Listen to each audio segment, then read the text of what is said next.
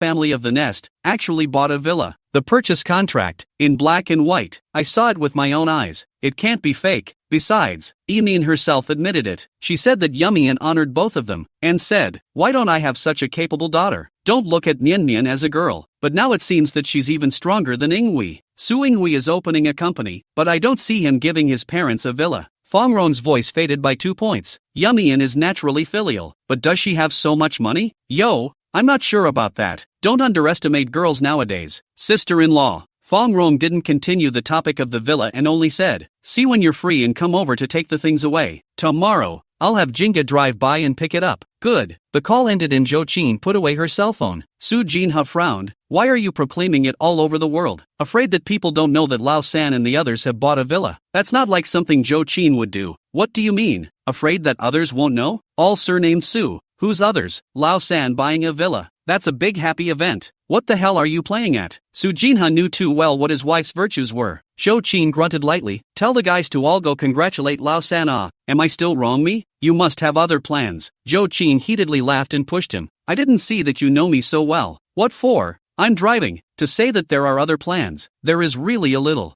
I'll ask Lao San or Emin myself, and they definitely won't say how this money came about." "Then let someone else ask." She didn't believe that they could carry it. Even if you can't ask, it's okay to annoy them. Besides, you can't be envious and jealous all by yourself. Of course you have to pull everyone together to make it lively enough. Su Jinha was unimpressed. Xiaoqing doesn't like to get together. Sister-in-law even doesn't care about anything. "I'm afraid you're playing this wishful thinking wrong." Zhou Qin bristled. "That only shows that you don't know your sister-in-law and your own sister at all. Su Xiaoqing, this person is not love to join in the fun, only seek to guard their own front of this acre of land. Maybe because the divorce gave her too much blow. Usually love to women's self-reliance. Have an independent personality. The reversal of the chicken soup on the mouth. Not only do they motivate themselves, but they also love to spur others on. The most disliked those dependent on the man to live. The big money as a mistress of the young girls." As for Fangrong, the corner of Zhou Qin's mouth hooked up a disdainful smile. "When it is fine to be a living Buddha, once the sensitive nerves are touched, the dog that does not bark will also rush up to bite. Just wait and see. The oldest family has their hands full next." "Greenie, what brings you here? What a rare guest. Come and quickly dash." The very next day after Zhou Qin's phone call, when Su Jinxing and Emin were packing at home, Su Xiaoqing came to the door. No wonder Su Jinxing accident. His sister high vision, high requirements, personality is also relatively cold and arrogant. In addition to the big brother side of the New Year's holidays to eat a meal, usually rarely with his family and the second family to go. Su Xiaoqing changed her slippers, raised her eyes and surveyed the living room, saw several large packed cardboard boxes in the corner, and did not move to take a seat on the sofa. "Third brother, third sister-in-law, you guys are doing a big cleanup?" Emin smiled. "No, packing some sheets and covers, and clothes." "All packed?" Her gaze fell on the cardboard boxes. "Pretty much. Is this your plan to move?" "Right. Move where?" Su Jinxing and Emin looked at each other and both felt that there was no need to hide it. Besides, you can't hide it. Sooner or later, you have to know. Su Jinxing, it's that new development nearby called Lakeside Pearl. Buying a high-rise? No. Su Jinxing shook his head. It's a villa. Su Xiaoqing's face surfaced with just the right amount of surprise, looking as if she had just learned of the news. "Third brother, where did you get so much money? The cheapest lakeside villas all cost $3 to $4 million.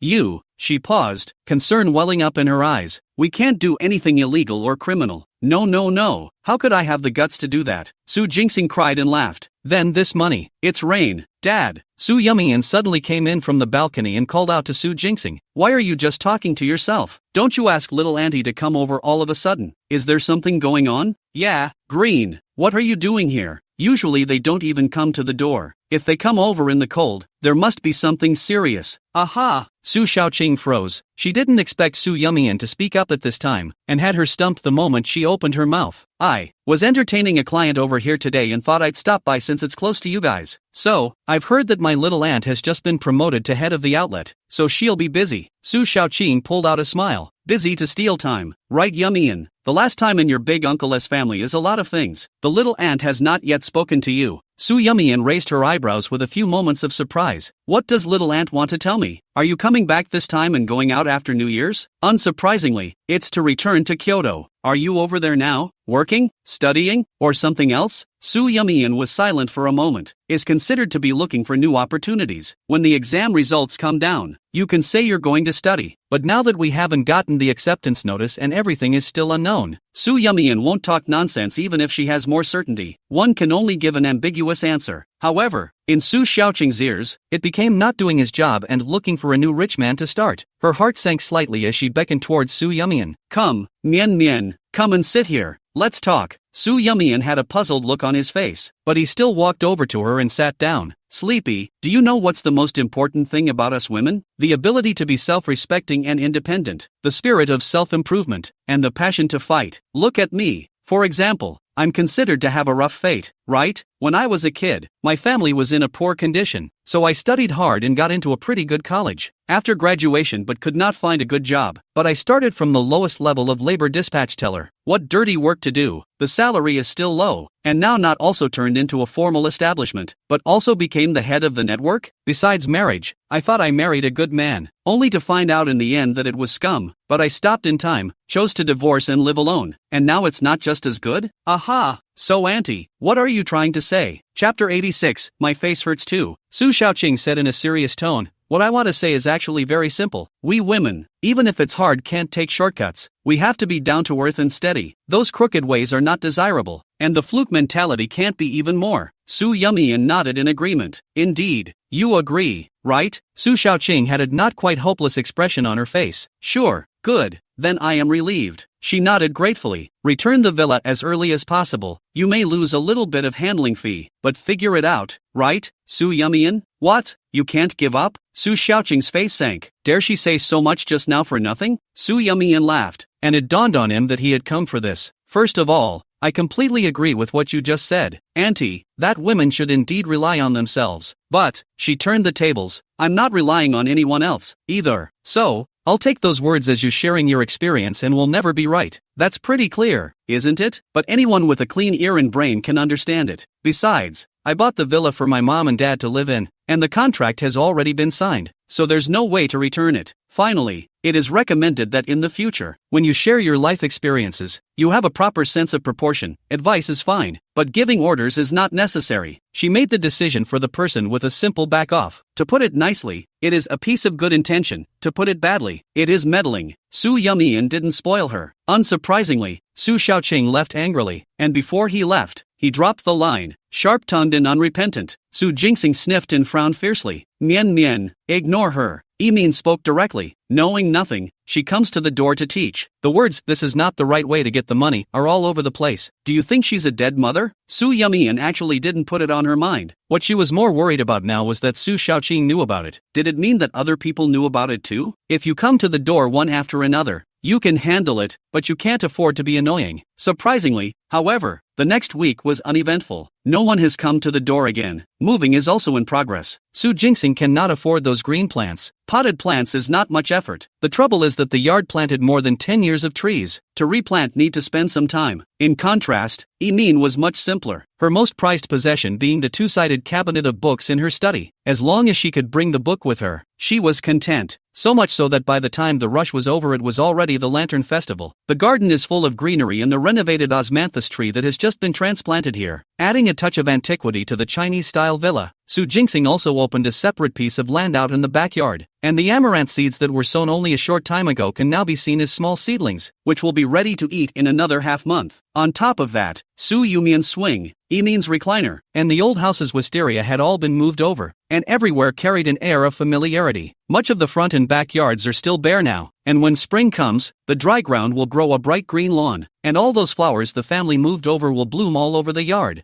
Thinking of this, Su Yumian felt that the physical bit of hard work was nothing. During the move, a funny thing happened. Lu Chuanxiu next door saw their family of 3 move in and out every day. Thought Su Jingxing finally cannot stand to move out. That way, not only would she get all the open space between the two homes, but maybe even a piece of their side of the yard. Growing vegetables, raising chickens, fish and whatnot. That's enough food for the whole family. Yo! Moving? Lu Chuanxiu stood at the entrance to the courtyard, holding her arms and smiling. Su Jingxing didn't have time to pay attention to her, humming and puffing as he plowed the soil. Emin heard her voice from inside the house, and the foot that had originally stepped outside instantly retracted. Out of sight, out of mind. Lu Chuanxiu bristled. What's the point of being smug? Still not swept away by me. Sister-in-law Lu, going to buy groceries? Lu Chuanxiu went to the market on the way back, ran into usually good relations with the old sister. Yes, bought some eggs. Going at this time of the day is half as cheap as going to the market in the morning. Lu Chuanxiu raised her eyebrows proudly. Not that she was bragging. There was no one in the entire faculty community who could manipulate arrangements better than she could. Then I'll get it this time next time too. By the way, have you heard? The teacher next door to your house, Ms. Su, is moving out. Lu Chuanxiu nodded. I know. I don't know which neighborhood they rented. Can it be as convenient as ours? Thumbs down. Dozens of years old and still playing the backbone bit. If you can't stand it, just move away, so she doesn't have to climb up on the shelf every couple of months to cut those annoying flowers and vines. The older sister lowered her voice. Do you think it's because you had a fight earlier that they're moving out? Lu Chuanxiu raised her chin proudly. Then I don't know. If that's really the reason, it can only mean that some people have a small belly and can't afford to lose. Or you're good. Hey, in the future, that yard of theirs you also get it together to plant vegetables is good. Don't say I really think so. Lu Chuanxiu's eyes glowed. What are you talking about? Another neighbor hurried by. Don't go get your candy yet. It'll be gone in a minute. Lu Chuanxiu, what kind of candy? Teacher Su's family's candy. Ah, you are neighbors. I'm afraid you've already claimed it. I have to be quick. Otherwise there is no share for me. Wait a minute. What's Su Jingxing's family doing handing out candy? It's not a wedding. I can't believe you don't know. Mr. Su is moving to a new home. It's a big villa, giving out housewarming candies to the neighbors. Lu Chuanxiu's eyes widened violently and she cried out in disbelief. A villa? His new home is a villa? Rented? Then where can I bought a new villa. The one in the neighborhood. What's it called? Pearl? Pearl of the Lake? Yeah,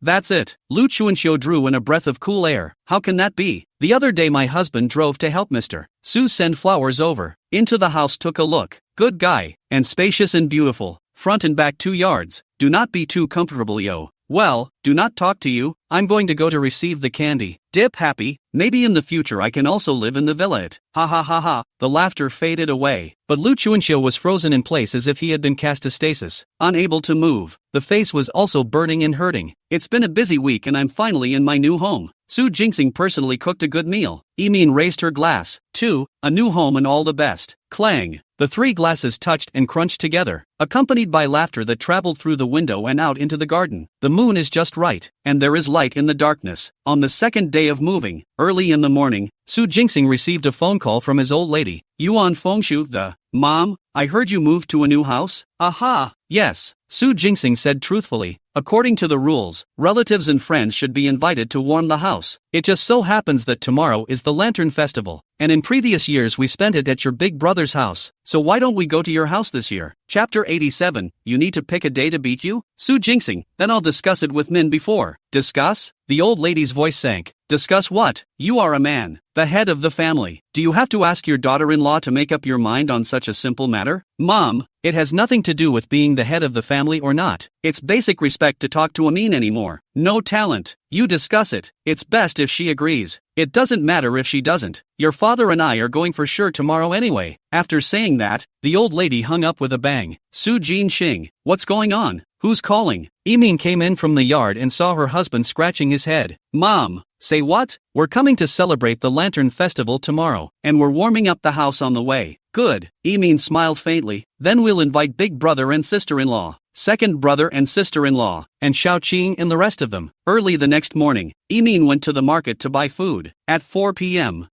everyone arrived. After Zhou Qin entered the door, she looked around, and the more she looked, the more sour her heart became. Although she had long known that the oldest family lived in a villa, and it was still a high-grade villa, the shock of seeing it with her own eyes still exceeded her expectations, so much so that the most talkative and pretentious of them all came in with a rare silence. It was only when Su Jinha bumped into her that Zhou Qin barely managed to squeeze out a sentence. Congratulations, Lao San, sibling. Su Qianqian followed along today. She looked at Emin. Little auntie, can I wander around for a visit? Sure. She wandered around the living room twice first, and when she rolled her eyes, she didn't see anyone. Su Jinqi was too busy to come today, but Feng Rong came. Not only did he come, but he also wrapped a thick red envelope and stuffed it into Emin, smilingly saying, "This villa looks really nice. Congratulations." Emin pushed back a bit, didn't push back, and could only accept it. Then thank you, sister-in-law. Family, What's the point of being so polite? The old man and the old lady came with Fong Rong, and when they entered the door, they sat on the main seat of the sofa, and then began to survey the interior of the villa. With that, the two of them exchanged glances, both seeing the shock and consternation in each other's eyes. This villa is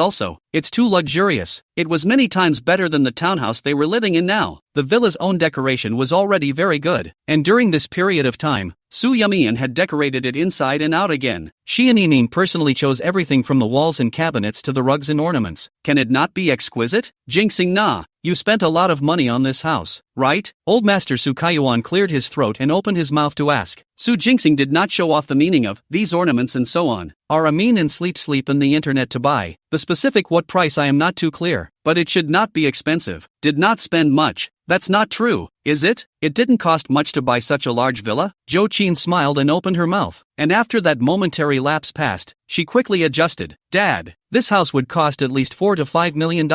Scary, right? Even if you give Jean He and I a few more decades, we won't be able to earn it. Su Shaoqing hadn't smiled or spoken since she entered. At this moment, she snorted coldly. Thanks to third brother having a good daughter, others naturally can't envy her. Yes, yes, yes, Zhou Qin immediately answered. Nian is beautiful. The key is filial piety and can earn money. Whose daughter has this skill? Anyway, our Qianqian can't learn it. She lamented a couple times, sounding like she meant no harm, but something about that tone just didn't sound right. Fong Rong's gaze flickered slightly. I still don't know what kind of work Sleepy does in Kyoto. It must not be ordinary, right? After all, ordinary people can't earn millions. Su Yumian frowned, and Yimin took her hand, signaling to hand it over to her. Sister-in-law and second sister-in-law are joking. After Nian graduated from university, although she didn't continue her studies, she didn't stay idle either. She changed a few jobs in between and saved a little bit of money. Su Shaoqing sneered. It's good that it's really your own savings. I'm afraid that the girls won't do their job and go astray. Yimin's expression remained unchanged. Thank you for Shaoqing's concern, but children are older and have their own plans. And those of us who are parents and elders, it's good to support them. Zhou Qin raised her eyebrows. Planning? Listening to what sister-in-law means. Does Nian have any plans? Going back to Kyoto to find a job? Or are you looking for a new target? Next time you go home for the new year, do you have to hold a few $1 million back again? When she said the word goal, she deliberately stretched her tone. Don't be too obvious with your hints. Yimin's face sank suddenly and she was about to speak when Su Yumian's cell phone rang. Mom, I'm going to take this. Well, go ahead. Yimin took a deep breath and endured the word. Vivi, what's wrong? Something wrong? Xiao Yui's voice penetrated with urgency. The results of the examination can be checked. You quickly check your score. Did you pass the exam? Su Yumian counted the time. It was really today. She was so busy she forgot. Okay, I'll check right away. After saying that, he hung up, put away his cell phone and ran upstairs. Returning to her bedroom, opening her laptop, Su Yumian entered the inquiry page, quickly typing in her pass and password. Just as she was about to hit the enter key, Su Yumian, are all these bags of yours real? Suddenly, a voice came from the check room inside. Su Yumian was startled, only to see Su Qianqian walking out from inside with a Chanel, and carrying a LV Old Flower Classic on her back. Who let you in? Su Qianqian froze. Little auntie said I can just stroll around. Just hanging out doesn't mean it's okay to go through people's stuff. Su Yumian, what do you mean? It's just 2 bags. Can't you even take a look at them? Are they that valuable? Su Yumian's face cooled down. Teachers have taught since I was a kid. Don't take other people's things. So what if I take it? Can't I take it? Can't. Che,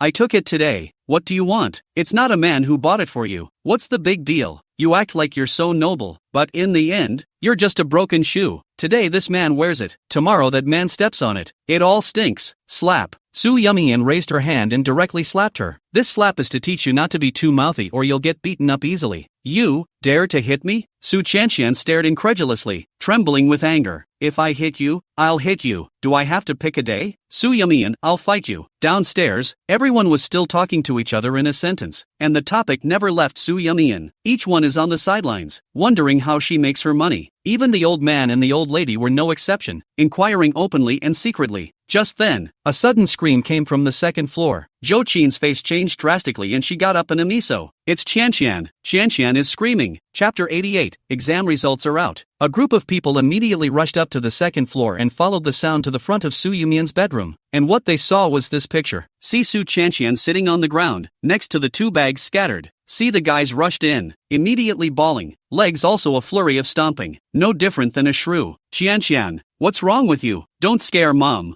Zhou Qin rushed over and squatted beside her. Come on, let's get up first. I don't. If Su Yumian doesn't apologize to me today, I definitely won't get up. Su Yumian sneered. Fine, then you can sit on the ground. Lying down is fine. You, Zhou Qin's eyes tightened. Apologize for what? You tell Mom. What happened? Mom, Su Yumian, she hit me dash. What? Zhou Qin's eyes glared, turning her head to look at Su Yumian. How could you hit someone? Second auntie, I'm really sorry. I went back to my bedroom and heard a commotion in the check room, and thought it was a burglar. So, however, I also want to ask why Sister Chanshan appeared in my room and made that rummaging sound. With that, she swept her gaze over the 2 bags on the floor. Zhou Qin's face changed several times. This way your Qian sister should be curious, so she moved your things, but you should not hit people I didn't know it was Sister Chanshan when I hit her. I thought a thief had come in. After all, which normal person would run to someone else's home to rummage through the cabinets? Zhou Qin viciously gouged out her daughter. Su Chanshan didn't dare to meet her eyes and pursed her lips sheepishly. Yimin smiled and rounded off. It's all a misunderstanding. Just explain it clearly. Then, we go down to the living room, prepare to eat? At that moment a cell phone rang. Su Jingxing was close by. Su Yumian,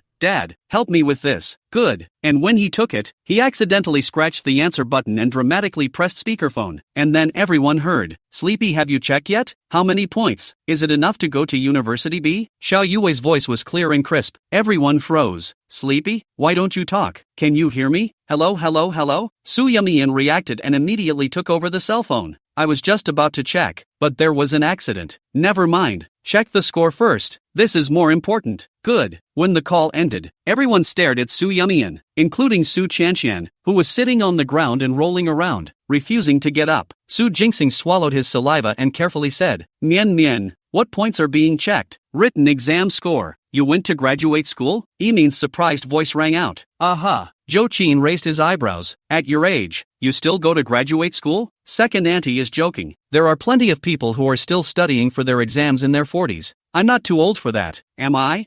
What's with the sudden thought of grad school? Oh, the test is for fun. Zhou Qin, is it today's results? Fong Rong smiled. Her eyes fell on the laptop not far away. It looks like Mian is ready to come up to check her grades. And it turns out that Shanshan is also in the misunderstanding. Explain it clearly is good. They are all sisters of their own families. Qianshan, you get up. Su Qianshan's eyes rolled, and then make a mess of it. He seemed to be in no position to take advantage of it, and after 2 seconds of hesitation, he decisively went down the slope and stood up. But, since we're checking the results, why don't we let everyone else take a look as well? Sister is so good, it must be 10 out of 10. Is it that easy to take the test? Thousands of people crossing the bridge, and I just heard on the other side of the phone that they're still taking the U of B exam? Su Yumian really thought she was the same Su Yumian in the beginning? You want to get back into books after being out of college for so long? Dreaming. When the scores come out later, there will be time for her to lose face. Fong Rong, hearing Chanshan say that, I'm a bit curious too. Su Shaoqing hooked her lips. Yes, everyone is so curious. Sleep, you check it out? Let us all take a look. There is no need to have such a big psychological burden. No matter how high or low the score is, it doesn't matter if you pass or fail the exam. Yimin looked at her daughter and subconsciously wanted to refuse. Su Yumian, however, smiled and spoke. Good. A group of people gathered in front of the computer. Su Yumian had already entered the pass number and password before, and now only needed to gently hit the enter key to see the score. Dad, you do it. Su Jinxing, me? Well, didn't you help me check my college entrance exam scores back then? Good. Su Jinxing rubbed his hands together, took a deep breath, and hit enter. The page jumps, gets stuck and shows loading. The crowd held its breath. 1 second, 2 seconds, out. It's coming out. Total score, 412. Zhou Qin tugged at Su Chanshan, who was in a frozen state, and asked in a low voice, how much is the total score? More than 400 doesn't seem too high. Su Chanshan moved her lips, but she couldn't make a sound. Why don't you say something? Fong Rong quickly put away the consternation under her eyes and smiled faintly. Sibling, the total score is 500. Sleepy with this score. The ranking should be in the top 3. First is also very likely. Zhou Qin listened to it and stared wide-eyed in hindsight. It means, she got into graduate school at B University? Su Shaoqing's face was expressionless. Strictly speaking, there are 2 rounds of written exams and interviews for the exams, and there are still a lot of variables just by looking at the results of the written exams. Zhou Qin breathed a light sigh of relief. She said, Su Yumian how can easily get into B University, but also the top 3 at Fong Rong smiled and picked up, but the written test results accounted for the proportion of the total score is quite large. The interview brush people will not be too much. Sleep is considered to be. Half a foot has stepped into the be big. Congratulations, Lao San. Younger siblings. Su Jingxing is still confused. 6 years did not go home. Daughter not only came back, sent them a set of villas, but also got into graduate school? Back then, the knot between father and daughter was here. Su Jingxing felt that she should not waste her talent, and studying for a degree or a doctorate is a planned path of necessity. But Su Yumian gave up her master's degree for the sake of a man, which was not a big blow for an old father who had painstakingly nurtured his daughter for more than 20 years. Now it all comes full circle. Thank you, sister-in-law. Fong Rong, now Mian Mian will be the most highly educated junior in our old Su family. That's great. Su Qianqian's face sank. Zhou Qin also tightened her mouth. Su Xiaoqing, that's something sister-in-law should wait until she gets the acceptance letter. The meal was silent as never before. Seating crowd of different minds. Finished eating, also do not want to stay. Back and forth feet followed closely behind to leave. The 20th day of the first month. Yimin's birthday. The days of rain and snow cleared. The grass sprouted a little new shoots, and even the whole yard has a little more vitality. Yimin doesn't like sweets, so she didn't order a cake. Su Yumian bought flour from the market and personally made a bowl of longevity noodles for her. The gift was picked out long ago, a set of original books that are out of print. It took her a long time to find it on a cold book site abroad, and it took half a month just to send it over. Chapter 89, full of academic aggression. She was also worried for a moment that she would miss Yimin's birthday, but luckily the book arrived on time the day before her birthday. Yimin held it lovingly. How did you know I'd been looking for this original set of books? You've hung on your lips and read it for I don't know how many times. Su Yumian raised an eyebrow. It's just hard for me not to know. Yimin, who let you stay away from home for so long? But thank you, my baby, I love this gift. She hooked up the corner of her mouth and intimately gave Su Yumian a hug, her eyes as gentle as water, her hand stroking her hair one after another. I remember you used to have long hair. Why did you cut it short? Su Yumian relied on her. Doesn't it look good when it's cut short? Good looking. My daughter looks good anyway. Yimin justified. Su Yumian pursed her lips and smiled, leaning against her a little tighter. You've passed the written exam. You'll be retesting soon, right? Yimin said. Shouldn't you go back to Kyoto? Su Yumian paused and let out a soft hum. Yimin laughed softly. I've known for a long time that Linsher can't keep you. When a child gets big, he always has to fly. Go do what you want to do. Su Yumian's eyelashes lightly trembled as she gently opened her mouth. This time, I won't let you guys down again. In the kitchen, Su Jingxing was holding a spatula, watching mother and daughter leaning in and whispering, yelling, what state secrets are you talking about? Quickly wash your hands for dinner. Coming. The next day, Su Yumian took the high-speed train back to Kyoto. I hadn't been back for most of the month, and the house was cold and dusty. Putting down her luggage, she first went to take a look at the fish in the tank, making sure that Little Red and Little Black were still alive. She nodded in relief and sprinkled them with a little fish feed in a good mood. And look at the little succulent on the balcony. It hasn't been watered in so long and it's still growing. Turning on the underfloor heating, she started by cleaning the house inside and out, getting new sheet covers and removing the sofa cover and replacing it with a plush pink one. It's so soft to the touch. It's unbelievably comfortable. It was almost 6 o'clock when I finished packing. She was too lazy to go out and buy food, so she just ordered delivery from the nearby fresh food supermarket and started cooking slowly under the warm yellow blazing light. It was getting late and the streetlights came on one by one. Xiao Wenbai, who had been busy all day in the laboratory, walked to the entrance of the unit building, suddenly stumbled on his feet, and seemed to raise his head with some awareness. Only on the 7th floor, the windows that had been dark for most of the month were surprisingly lit up. He couldn't help but quicken his pace. In the stairwell, the man's faint gasp had not yet subsided when the door across the hall suddenly opened from the inside, pouring out light that grew whiter and whiter with the crack. Naturally, the people inside also discovered Xiao Wenbai, and their originally stunned eyes became crystal clear. Su Yumian arched her eyebrows. Good evening, Professor Xiao. Her smile seemed like it had magic power, and Xiao Wenbai couldn't help but tickle the corners of his mouth. Good evening, when did you arrive home? Today. Speaking here, Su Yumian paused for a moment, a little curious as to how he knew. Xiao Wenbai,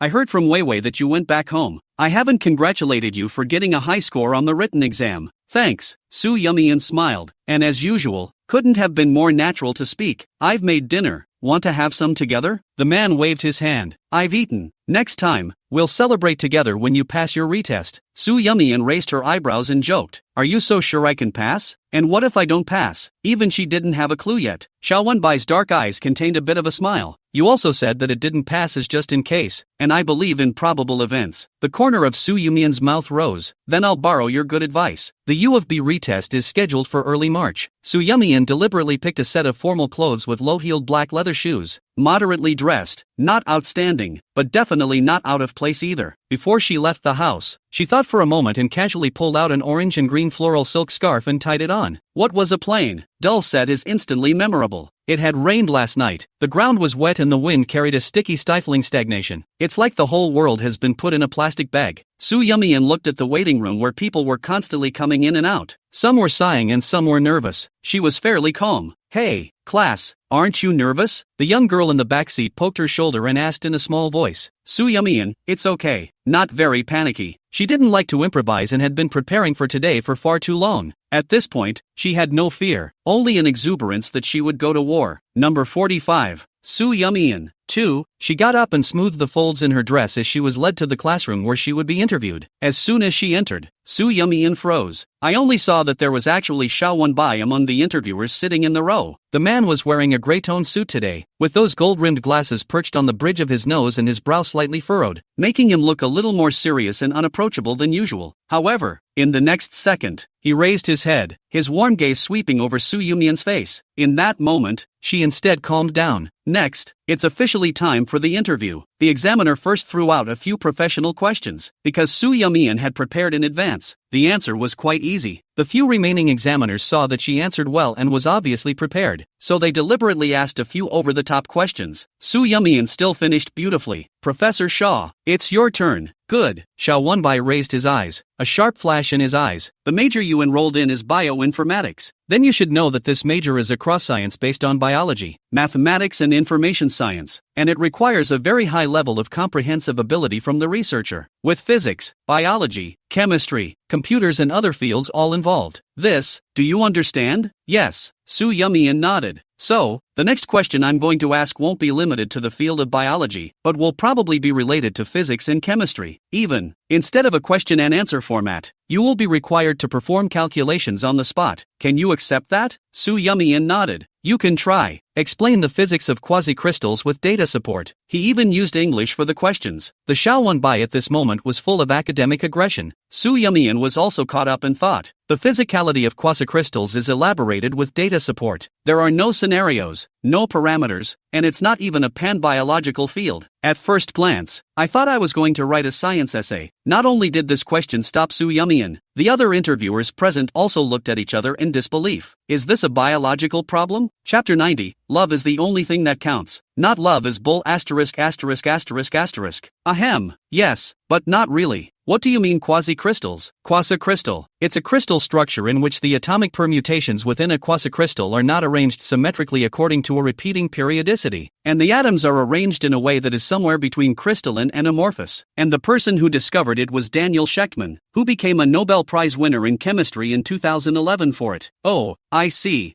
Wait a minute, what Nobel Prize did you say? A chemistry award. Aren't we facing a biology grad student today? Why are you asking about physics and chemistry? Professor Shaw has just warned that his next question is not limited to biology. Hiss, seriously, this question is still too hard for undergraduates. She answered the first few questions quite well. It's just that she was a little bit unlucky to be targeted by Xiao Wenbai. Is it difficult? Xiao Wenbai spoke faintly. Of course, you can also give up answering. Su Yumian raised her eyes and looked straight at him. Is there a whiteboard and markers? This question focuses on, with data support, backed by data. Examine cross-disciplinary competencies. There. Xiao Wenbai raised his hand, signaling the staff to prepare. Soon the whiteboard was in place and the pen was handed to her. Su Yumian turned around and wrote down a chemical formula. The chemical formula is then used as an entry point to analyze the atomic configuration of the quasicrystals. Two of the important principles are the icosahedron principle and the golden median principle. These two principles act to obtain the simplest model of the quasicrystal structure, and this model explains all the details of the high-resolution map of the LMN quasicrystal. Above is the knowledge in the field of chemistry. She then proceeded to derive formulas for quasicrystals in terms of fractal geometry, pattern sequences, correlation measures, and correlation dimensions. In this context, the discussion on pattern sequences is further subdivided under second, third and kth order respectively. above. It falls under the domain of mathematics. Looking at the whiteboard in front of him that was densely written with English and numbers, Soo Yumien immediately switched to the next one. At this point, the question really starts to get to the core step, which is physical elaboration. Soo Yumien divided it into two main parts, namely theoretical physics and applied physics. The former consists mainly of 3 major theorems, 7 major formulas, and 16 derived syllogisms. Not only did she write it all out, but she also set up her own scenarios to verify its authenticity by bringing in specific numbers. And when she encountered a situation where she couldn't bring them in, she simply went ahead and proved it. See the mountain and turn it over. If you can't turn it over, then hit the hole. Simple and rough, but quite effective. As for the applied physics part, that's a lot more. Effective deformation and heat treatment process on the properties of 00Cr12 and I9MO4Cu2 martensitic stainless steel. Organizational properties of quasicrystalline reinforced MgZ and Re alloys. Diffraction properties of one-dimensional Fibonacci-type quasicrystals. Deep subcooling of Al72 and I12Co16 alloy and solidification behavior of decahedral quasicrystals, etc. Soo Yumien wrote them down one by one, and soon, the second whiteboard was also finished. Xiao Wenbai signaled the staff to continue preparing the third whiteboard. Finally, Soo Yumien ended with 3 conclusive derivation formulas, leaving behind digital models that could be brought in for verification. A perfect end. She put down her pen and looked at Xiao Wenbai. This is my answer. It was a while before a small smile spread across the man's serious face. Thank you for your answer.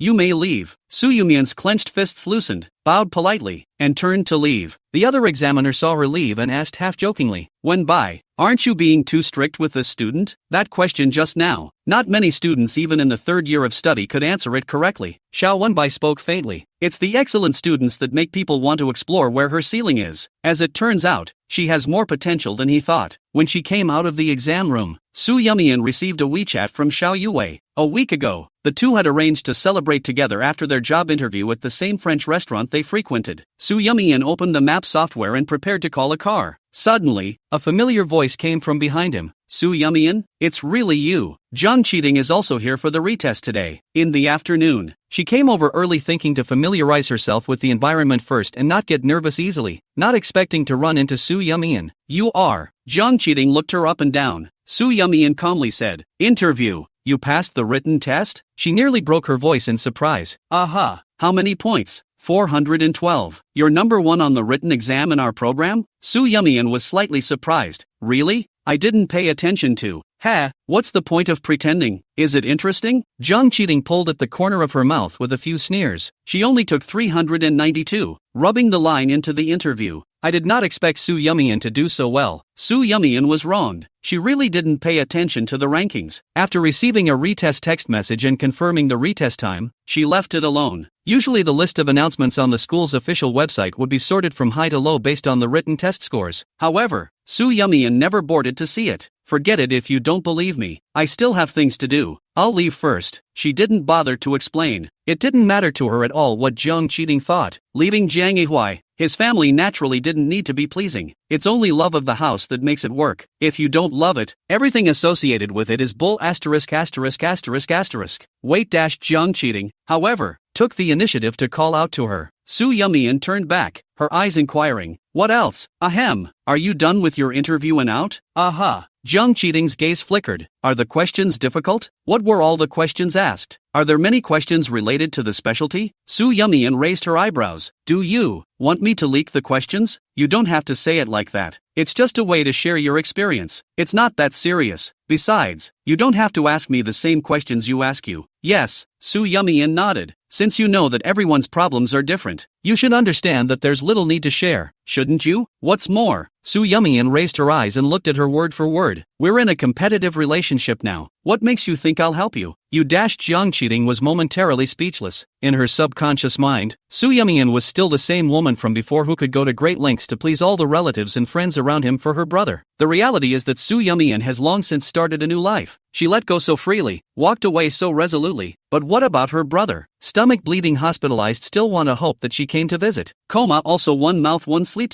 shout. The last few months is more silent. Depressed mood. Soo Yumian was also a bit too ruthless. Jiang Cheating coldly surveyed her. Simple formal dress ordinary cannot be ordinary, but wearing in her body just look very refined. Especially those eyes. The light flowing, bright and cunning. It's amazing how well she's doing away from her brother. Chapter 91, Jiang Yihuai, she, examined? Breaking up with my brother will be the worst decision you've ever made in your life. You're nothing without him. Jiang Cheating coldly hooked her lips. Don't be too complacent. The first in the written test is not necessarily successful in landing. We'll see. With that, he straightened his spine and strutted away. Soo Yumian's expression remained unchanged, calmly retracting her gaze and continuing to take a taxi. Xiao Yui's lungs were about to explode when she heard it. Why don't you hit her hard in the face? To actually let her go without saying a word? No, the more I think about it, the more angry I get. Is this dead girl Jiang Cheating still in University B right now? I'll immediately kill over to help you teach her a lesson. Soo Yumian lost her smile. Calm down. It's just a few painless provocations. I don't know how many times I've heard these words. With that, she slowly cut the steak and brought it to her mouth with her fork. Just the right amount of tenderness. Creamy and juicy in one bite. Delicious as always. Xiao Yue then wondered, are you a ninja turtle? So tolerant? Soo Yumian snorted out a laugh. And a moment later, she put down her knife and fork and wiped her mouth with a paper napkin before saying, have you ever heard of a segment? What paragraph? The best slap in the face isn't really a slap landing on the other person's face or a moment of verbal bravado. It's dash. What she cares about. You disdain everything she wants. You get too easily. Jiang Cheating looks at nothing but her parents and relatives, and nothing but the results of the examination. I'm going to pass this retest. I'm sure I'll pass. It's not so sure she'll pass. Someone who thinks about using family connections to maneuver around and attempt to buy off teachers with gifts before they even take the test loses on the first step. Xiao Yue came to a realization, then silently gave a thumbs up. It's still you. They are all in the same circle. What level Jiang Cheating is at? How many kilograms? Xiao Yue knows it well. It did take a bit of luck for her to pass the test in this situation. Perhaps the god of luck really have some favor. Review results down. Soo Yumian written interview double first. Successfully admitted to the University of B. Jiang Cheating scored 4th overall and just missed the cut. Only 1 point away from 3rd place. Jiang family villa. Clunk! The sound of crisp slamming came from upstairs. After knowing the results, Jiang Cheating locked herself in her room and dropped everything she could. Even a few of her favorite bags were not spared. And from time to time came screams and hisses, crying and laughing like a madman. The maids were all cautious, lest they might become a punching bag if they were not careful. Jiang Yihuai pushed the door in and looked at the mess all over the floor. Barely having a place to put his feet, the veins at the corners of his forehead jumped. It's been a morning. Have you made enough noise? Isn't it just that you didn't pass the exam? Can't you just take it again next year?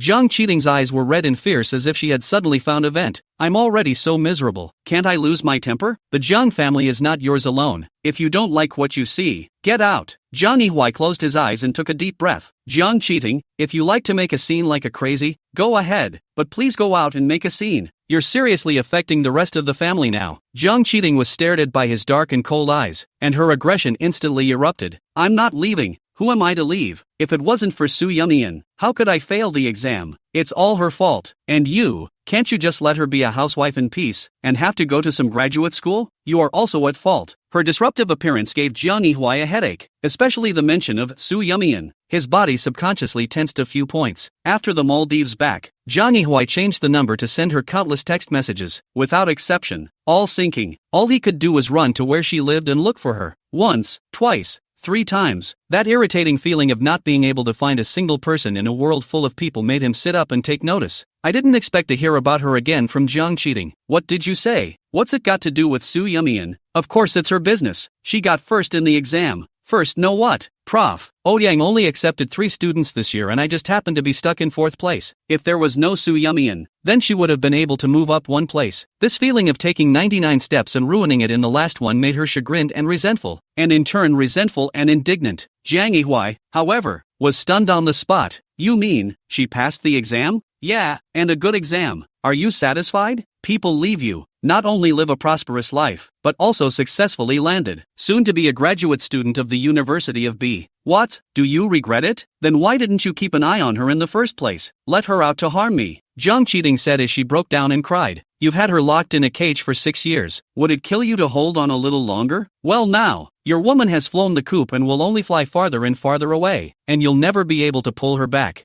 Shut up. Zhang Yihui was like an enraged beast, his gloomy gaze falling on her face. The fact that you didn't do well on the exam only means that you're incapable. You can't blame anyone. I don't want to hear these words a second time, or else dash. The room suddenly quieted down. Zhang Qiting was startled by the look in his eyes. It was only when Xu Yuqin came in that the deadlock was broken. She swept her gaze over the debris that littered the floor and frowned slightly, then looked at her daughter's cowering appearance and felt a few moments of dissatisfaction in her heart. The conversation between the siblings just now, she heard it clearly outside. I didn't expect Su Yumian to really get into graduate school. In the library to see her that time. Xu Yuqin only thinks she pretending, want to please their own. Did not think Su Yumian is really want to graduate school, and also really let her to get into the exam. U of B, first place. Thinking of this, Xu Yuqin couldn't help but skim her lips. So what? No matter how well read and educated you are, you will never want to enter their Zhang family's door. Your brother is right. If you didn't pass the exam, then continue to take the exam. What's the use of you throwing a tantrum at home? Can't you still make Su Yumian fail the exam? Why did I give birth to such a stupid daughter like you? Zhang Qiting clenched her fists,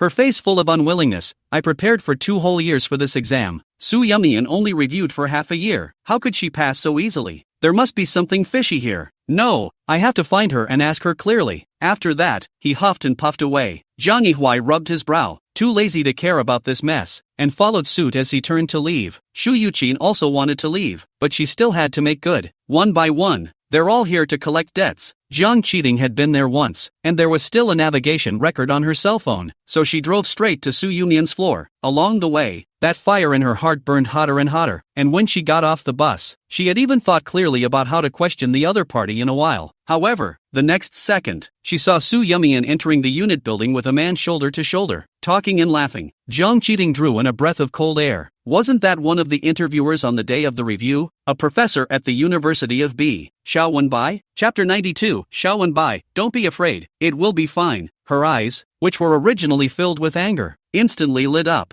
Yeah, so it is. No wonder the interview came in first. Zhang Qiting immediately took out her cell phone and took several shots at the back of the two. After taking the picture, she looked down at the person in the photo. Xiao Wenbai was slightly half a step behind Su Yumian, his tall body enveloping the woman's slender shadow. From this angle, it looks as if the man is intentionally holding the woman half in his arms. The trip really wasn't wasted. Zhang Qiting's eyes narrowed slightly. Don't blame her for being ruthless. It was Su Yumian who didn't know any better and had to grab it from her. She returned to the car and couldn't wait to take out her computer and open the official website of the University of B. Soon enough, a report email address was found on the homepage. She uploaded the photo and edited a paragraph of righteousness. In order that the school spirit of the University of B will not be polluted and the atmosphere will not be corrupted, and even more so that it will not be a bad example for the students, I implore the university to reconsider Su Yumian's admission qualifications. Finally, click send anonymously and the email is sent. Not only that, but she posted the same thread on the U of B posting board. One is the much talked about first place in this examination. One is the famous genius professor of B University, and it happens to be at the sensitive point where the re-examination has just ended. This thread was directly rushed to the top of the popularity within a few minutes after it was sent out. It's even spreading out across the web at an alarming rate. Before the academic dodgy, after the examination praise see, no wonder so many candidates fell through the list. The original is a small step forward wife to brush the academic qualifications. If it's like this in the B metropolis, what about other colleges and universities? We can only say that the power of the school valves is far greater than we can imagine, and the darkness of it is not for us assholes to see. When the college entrance exams in graduate schools are no longer fair, then there will be no more noble children in the Cold family. There's a picture and the truth. How long will Big B have to pretend to be blind? Strongly request the University of B to cancel Su Yumian's qualification for graduate school admission and dismiss a professor for misbehavior. Brush up and top off the heat. If I stand idly by today, no one will be there for me when disaster strikes. +1 please give a response from the University of B. Let's make her famous and see which university dares to admit her. Let's make her famous and see which university dares to admit her. Xiao Yuwei was at home brushing the short video and was pushed by the big data to the news of Su Yumian and Xiao Wenbai. She instantly sat up from the couch in shock. The more you brush, the more stony your expression becomes. This is bad. Clicking through the comments, unsurprisingly, has long since blown up with curses. She hurriedly exited the software and called Su Yumian. Over there, Su Yumian was still reading. The retest was passed, and she could finally focus on preparing for the selection of the lab team members. The task was heavy, and she made herself a simple schedule that quantified exactly what needed to be accomplished each day. She didn't even take her eyes off the paper material when she picked up the phone and answered it absent-mindedly. Xiao Yue heard that this silly girl is still mostly in the dark, anxious to open the mouth. You and my brother home with the photos do not know which bastard secretly photographed put online, and now has been on the microblogging hot search, and the heat has been rising. Su Yumian's hand holding the pen froze, and immediately clicked into the link Xiao Yue sent over. The photo was taken in a blurry way, as if to create an ambiguous atmosphere on purpose. The comments section is full of takers and spammers. The higher the building gets, the harder the words get. Her hand trembled slightly, and she almost lost her grip on the phone. Sleep, Su Yumian, can you hear me? On the other end of the phone, Xiao Yue couldn't wait for a long time for her response, and worriedly increased the volume of her voice. Those words arranged and combined together. Su Yumian looked at it for a long time before reacting and said hoarsely, I'm fine. Keyboard warriors talk without a brain. Listen to the wind. Don't look. Don't think. No one knows better than me how hard it was for you to get to where you are today.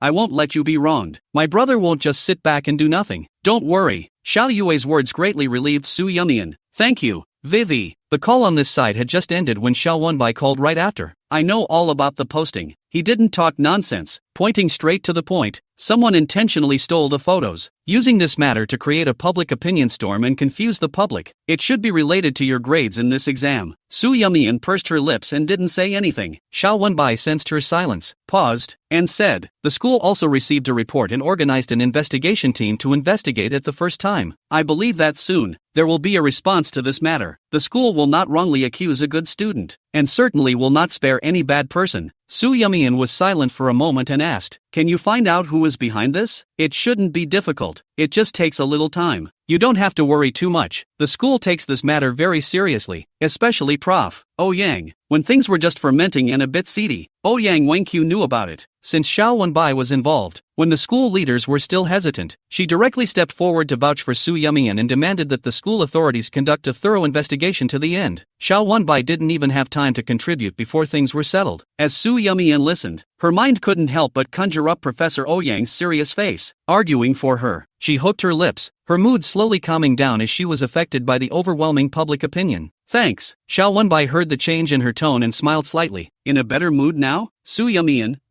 thanks. Xiao Wenbai breathed a light sigh of relief. Before hanging up the phone, he said, excellent people, it is easy to attract others' jealousy, inviting right and wrong, but the fault is never excellent itself, but those who use despicable means of the villain. So don't be afraid, the truth always comes out. Su Yumian's ears were hot. Good. The next day, the hot search changed words. Yesterday's post was unsurprisingly squeezed out and replaced by a live video of Su Yumian's retest. In the video, she is logical and clear, narrating her story, and facing the questions of various interviewers with ease and without hesitation. Professional questions cut right to the chase and every word that comes out of your mouth is not redundant. There wasn't even any stuttering in between. Holy, is this really not pre-recorded? How can someone be so good at this? It's the same Chinese. How come I don't recognize it when it comes out of her mouth? I testify, this is absolutely not recorded in advance. WeBe University examination interviews are very strict. From beginning to end we'll record the screen. I study this year. When the examination 3 times, face 2 times before landing. Every year is the standard process. It is impossible to favoritism. No, is my brain not working enough? The young lady in the video has gone into enough detail, but I still didn't get it because my attention was all over her face. Ha ha ha ha ha. Finally, someone noticed her face. Oh my god, do all school teachers look this good? Me too. She's really beautiful. She goes well with Prof. Xiao. Ahem.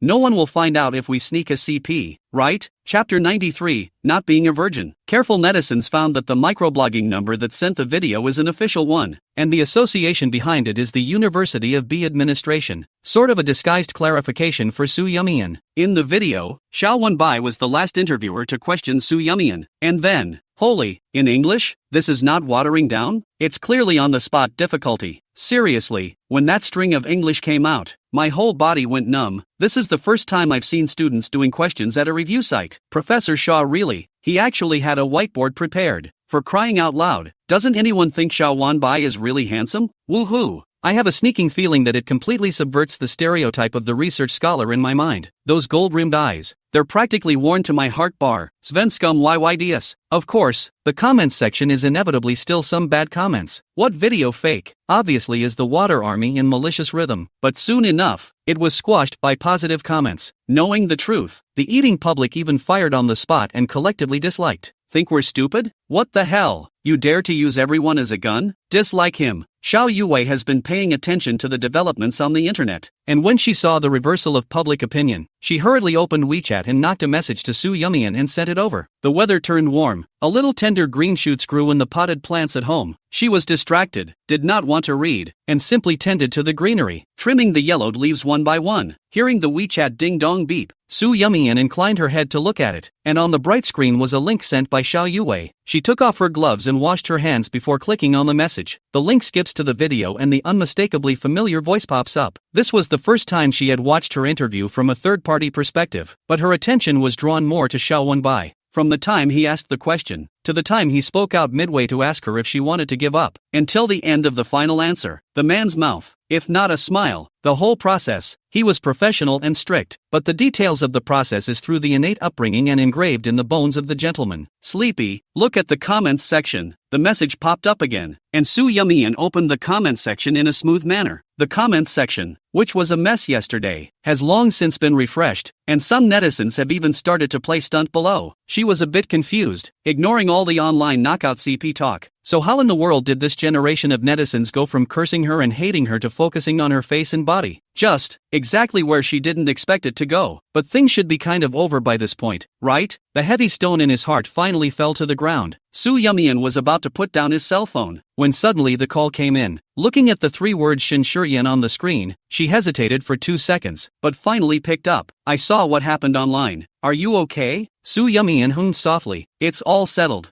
I know. The U of B administration was surprisingly forceful. Even he didn't have time to make any moves before the matter was resolved. What did Xiaoshen want to see me about? On the other end, Shinshurian smiled bitterly. We're so familiar. Can't you change your name? Such as Feast, Brother Feast, or Shen Shurian? Anything. Xiaoshen is joking. He sighed. One day, I will make you call me Feast willingly. Su Yumian, oh, let's talk about it later then. If Xiaoshen doesn't have anything else, I'll hang up first. Wait, I didn't really call here today to make small talk. The tone on the other end was solemn. The Maldives matter has been cleared up. Su Yumian subconsciously sat up straight. You said, got a minute? Have dinner together. There's something for you. Su Yumian frowned slightly and looked at her watch, making an appointment to meet at 3 o'clock in the afternoon the next day. The next day, the restaurant. This document, which my legal team got, is the first thing you'll see. Just after sitting down, Shinshurian opened the door, took out a cowhide file bag and pushed it in front of her. This transnational prosecution has been moving forward since last year, during which time the hotel was forced to provide all surveillance. Add to that the chance to learn of an eyewitness, follow the clues, and work your way down to the truth. Shinshurian was the first to know, and he had absolute trust in his team, and was not at all surprised to learn the results, because it's pretty much what he suspected in the first place. Fingers tapping regularly on the desktop, the man's deep gaze fell on Su Yumian and said somewhat playfully, the victim is you. How these things are to be handled is up to you. Su Yumian's fingers curled up slightly. Looking at the file bag that was pushed toward her, she picked it up and opened. The documents recorded in detail the whole process of how Shirmushi had bribed the diving instructor to replace the oxygen tank at that time, and how the gift box had been put into the poisonous snake. In addition, there are photos and videos. The evidence is very complete. Even if you want to deny it, there is no place to argue. Being hurt 3 times, even almost losing her life. She should feel angry when she saw the culprit, but she didn't know why. Su Yumian's heart only had a kind of calmness when the dust settled. It was as if he had guessed the outcome. Halfway through the day, she lifted her head, one word at a time. You say this document is at my disposal? Yes. Okay, then call the police. A hint of amusement flashed in Shinshurian's eyes as he hooked the corner of his mouth. Not going to tell Jiang Yihui? Why should I tell him? I've had nothing to do with him for a long time now, and I called the police because what Shirmushi did to me has touched the bottom of the law. I'm not doing this to win anyone back, to get anyone's attention, but to defend my right to life. Did her parents give birth to her, grow her up in the palm of their hands, take the trouble to teach her and care for her, just to be pitted and victimized? Whether it was for herself or for others, Su Yumian could not be a saintly mother. As for Jiang Yihui, he's neither a cop nor a judge, so what does it matter if he knows? Shinshurian, then you have to be psychologically prepared. Maybe the result is not as optimistic as you think. When she came out of the restaurant, Soo Yumian went to the police station with the evidence to report the case. Accompanied by Shun Shurian, the police quickly opened a case. However, some experienced police officers can see at a glance that there is no way to take evidence in this kind of case that happened in a foreign country, and the photos and videos are rather blurred, so it is likely that in the end, it is just a walk in the park. He reminded him twice, but Soo Yumian still insisted, and they followed the usual practice of finding Shirmushi. At that time, Shirmushi was participating in a large-scale activity organized by the school. She walked on stage as the host, enjoying the astonishment and envy cast from all sides, and was raising the microphone to prepare to read her speech. This time, the police came. Chapter 94. Jiang Yihui mentioned breaking up. Shirmushi was taken away in full view of everyone. She was flustered, and the first thing that came to her mind was whether or not the things she had done abroad had been discovered. But looking around at the surprised and questioning gazes, she smiled and said calmly, "I guess there's been a mistake somewhere. I'll go see what's going on." The three roommates looked at each other in disbelief, and in the end they could only watch as she was taken away. What the hell? I'm a little confused. Something's not going to happen, is it? So what now? Should we notify her parents? Do you have her parents' number? The roommate shook his head. Suddenly, she remembered that once Jiang Yihui sent Shirmushi back to her dormitory and happened to bump into her, so she gave them a business card, which should have a phone number on it. Thinking of this, she rushed back to her dormitory, fished out her business card, and called against the phone number on it. Jiang Yihui had just finished the meeting and was about to leave work when his personal cell phone rang. He had 2 cell phones, and only a few people knew the numbers for his private calls, so he picked up the number on the caller ID even though it was unfamiliar. "Are you Jiang Yihui? I'm Cece's roommate, and just now a police officer came to the school and took her away. I'm worried that something is wrong. Can you go to the police station?" Jiang Yihui frowned, listening to the other party's fast and furious voice, and only faintly said, "Got it. I'll fix it." He picked up his jacket and went downstairs. The driver pulled open the car door. Jiang Yihui bent down and sat in, and ordered, "Go to the police station." How can you be taken away by the police for no reason? There must be a reason for the police to arrest someone. Jiang Yihui rubbed his cell phone. His dark eyes flashed slightly with coldness as he found his assistant's number. Shirmushi was taken to the police station. "Help me find out what's going on." In the police station, as expected by the old policeman, things happened in foreign countries. There is no way to pursue responsibility. At most, it is a verbal unpleasant lesson, 2 sentences, and then let the person go. Shirmushi's heart was beating hard when she was brought in, until she heard the police say she could go, and that breath was unloaded. Just as he walked out of the police station, he saw the Cayenne parked in front of the door. The front of the car leaned against a slender figure, the man holding a cell phone, half-converged eyes, unconsciously flipping and playing. "Not Jiang Yihui, who is it? Pa, you came to get me." Shirmushi had no time to be surprised, but she was frozen by the coldness in the man's eyes. The corners of her mouth were still maintaining an upward curve, and she just violently froze. Uncomfortable, like a clown. Jiang Yihui slowly straightened up and took a step towards her. "Did you mess up the Maldives?" She was a bit scared and subconsciously tried to grab Jiang Yihui's hand. "Bao, it's not like that. Listen to my explanation." Jiang Yihui coldly shook off her hand, sneers written all over his grim eyes. "The obvious truth. What else do you want to explain?" He had just arrived at the police station when his assistant called and listened to the whole thing in the car with a black face before realizing that those things in the Maldives were no accident at all. Shirmushi is the one who started it all, and he was kept in the dark like a fool. Even though Shun Shurian had reminded him again and again, he believed in her goodness, so he never doubted it. But what happened? He was slapped in the face. Shirmushi met the man's icy cold eyes, and her heart went half cold, but she still bit the bullet and refused to let go. "Bao, I did all this because I love you. I just want to be with you.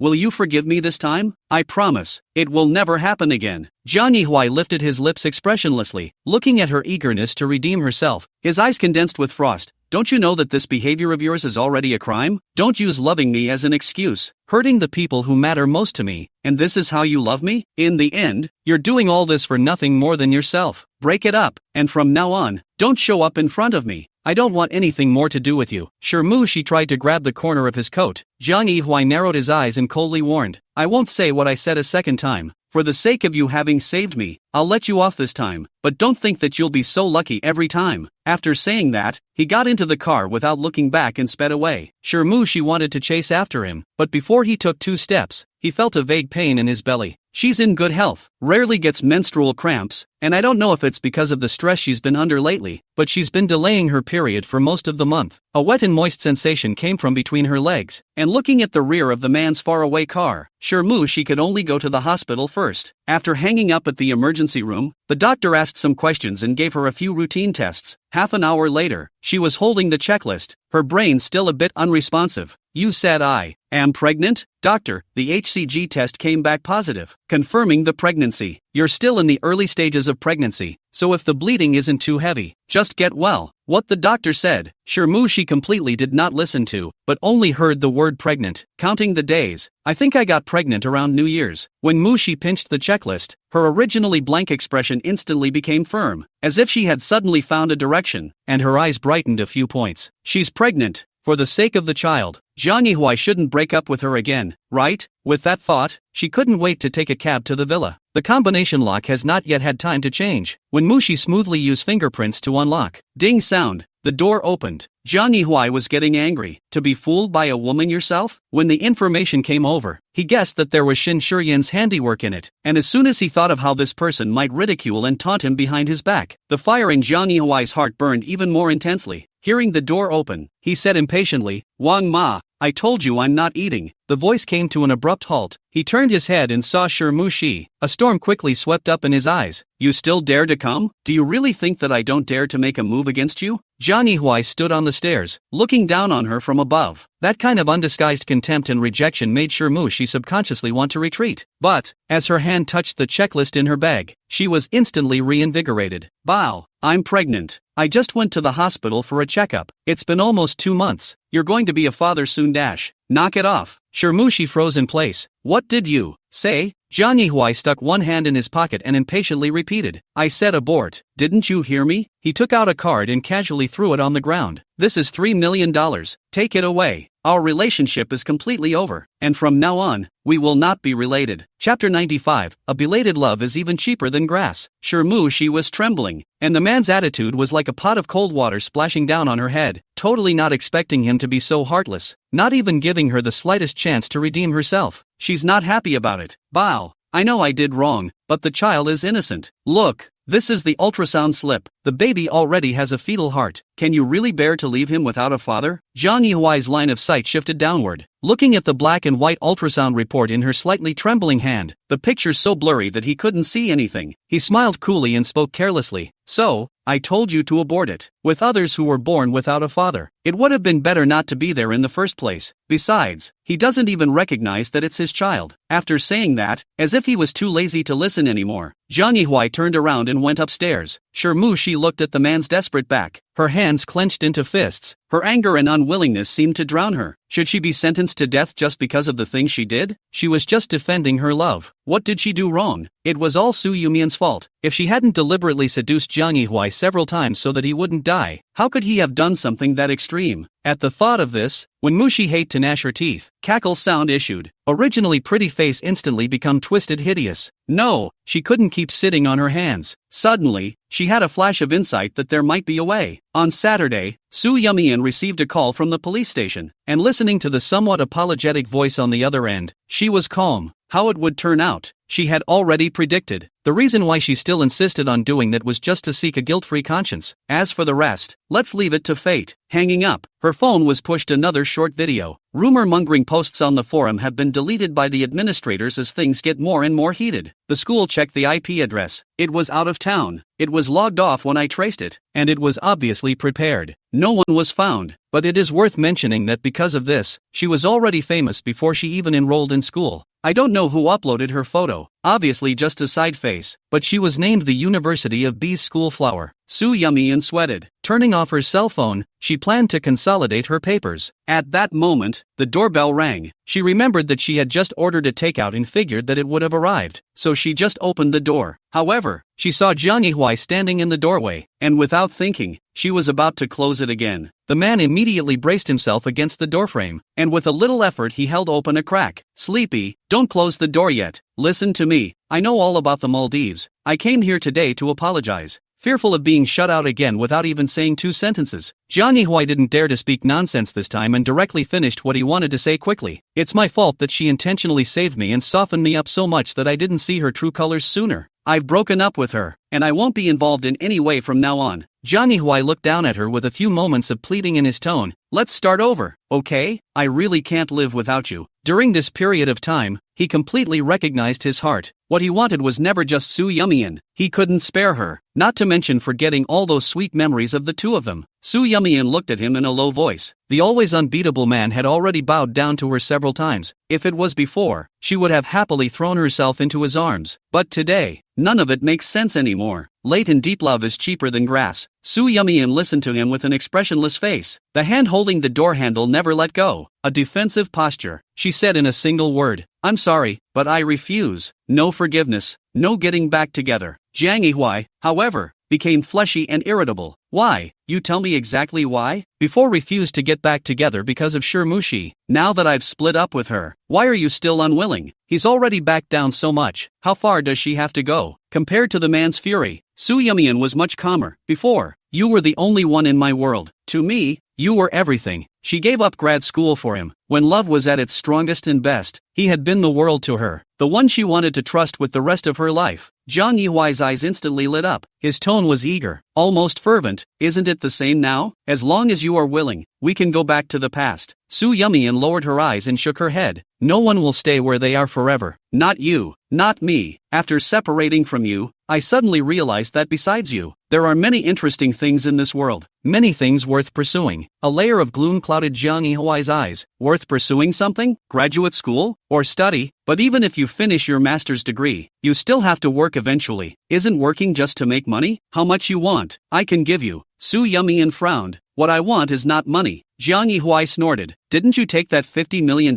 check? Now you're saying you don't want the money? Do you think I'll believe it? Or maybe, you approached me from the beginning just for the money? Enraged to the core, the man started mouthing off again. Seeing that he was getting more and more outrageous, Su Yumian no longer cared and pushed the hand holding the door handle forward, about to close the door. Her movements were so fast and furious that Jiang Yihua didn't have time to react and was forced to take 2 steps back. Do you think graduate school is that easy? Those academic courses, experimental operations? Once upon a time you were indeed fluent and good enough, but after so many years, do you think you're still the same Su Yumian you were at the beginning? Before he could finish his sentence, the door slammed shut. It was so loud that it echoed down the hallway. Jiang Yihua was shaken, and in his anger, he secretly vowed in his heart that he would make her regret it. Early April, spring is in the air. The branches are budding and the wind is no longer bitter. Su Yumian visited Prof. Yang. It was the first time she had met with the little old lady since the year. After the start of the year, the weather is getting warmer every day, and Yang Wenqiu's body is slowly recovering. She was back on the research front, so busy that she didn't even have time to go home for dinner. This is not to see Su Yumian directly stuffed a pile of information to her. Are her laboratory first-hand data and related papers literature? Su Yumian skimmed through it. Some of the papers are so old and so cold in content that it's hard to find the full version online. I don't know how much effort it took to be able to collect all of these. As soon as Su Yumian deflated her mouth, Yang Wenqiu knew what she was thinking. All of this information was picked up from your senior brothers and sisters. I'm just a reacher. It's all about them. I can't find so many good things in my old bones. Chapter 96, Xiao Yue's car accident? You take it back and read it. You're going to be officially enrolled in school in September. Have a general understanding of the research direction before then, so that when you join the lab team, you won't be in the dark. Su Yumian glanced at the information in her hand and nodded. Don't worry, I will definitely eat through it as soon as possible, and will never hold you back. Yang Wenqiu couldn't help but lose his smile as he watched her swearing. Do I still not believe you? I watched the video of your interview, and after all these years, I had concerns that you wouldn't be able to adapt to the current pace of research. She patted Su Yumian's shoulder. But after watching the video, I realized that you didn't drop any of those things before. And Xiao Wenbai gave her a surprise with that question. It was no exaggeration to say that even the students of the 3rd year of study would not necessarily answer better than Su Yumian. Good or bad, it's not so much whether the answer itself is correct or not, but the thoughtfulness and logical ability she demonstrates in answering it. You're my student. No one knows your talent and excellence better than I do. And you've got it, you know? After chatting for a short while, Prof. Yang was called away by a phone call. Su Yumian went home with the pile of information. Remembering the teacher's words could not help but be a little out of focus. Along the way, she hasn't always been firm in her convictions, and has been scared and hesitant, worried that she wouldn't do well and screw things up, especially when she knew that Prof. Yang had been focusing on a certain topic of research all these years but was slow to produce results. Her joining would be meaningless if she could not bring something new. Opening the papers, Su Yumian found that the order of the yardage of these materials was actually based on the year and month. The further down you go, the older it gets. Some, even going back to the 1940s, when biology was just becoming a discipline on its own. Once upon a time, she was learning about the development of biology from the perspective of a reader, like a book, and seeing as much as she could. She was ultimately just a spectator. Now, looking at it again from the point of view of the creators and practitioners, it is as if we are stepping in the footsteps of those who have gone before us and participating together. These are two completely different experiences. Su Yumian looked mesmerized. Suddenly, her cell phone rang and she picked it up and put it to her ear. Is Xiao Yue's family? My side is the First People's Hospital of Kyoto. She's been in a car accident, so hurry up and come here. Su Yumian's hand trembled and her heartbeat almost paused. Hanging up the phone, she grabbed her bag in a panic, and thought that hospitalization would definitely cost money, and just in case, she took out a few cards she usually saved on, took her cell phone with her, grabbed her jacket, and ran out the door. Well, as luck would have it, a cab drove by before the phone app was even open. Master, please go to the First People's Hospital. The driver, an old uncle, looked at her with a hint of understanding in his gaze. Girl, sit tight, my car is fast and stable, and will definitely deliver you safely. Su Yumian moved the corner of her mouth. Thank you. Along the way, she envisioned countless horrifying images in her head and didn't know what to do, so she could only call Xiao Yue once again. Unsurprisingly, the phone was turned off there. Uncle driving, liked to turn on the radio to listen to the news. The music prelude passed, the female host's voice rang. It is now 1:30 p.m.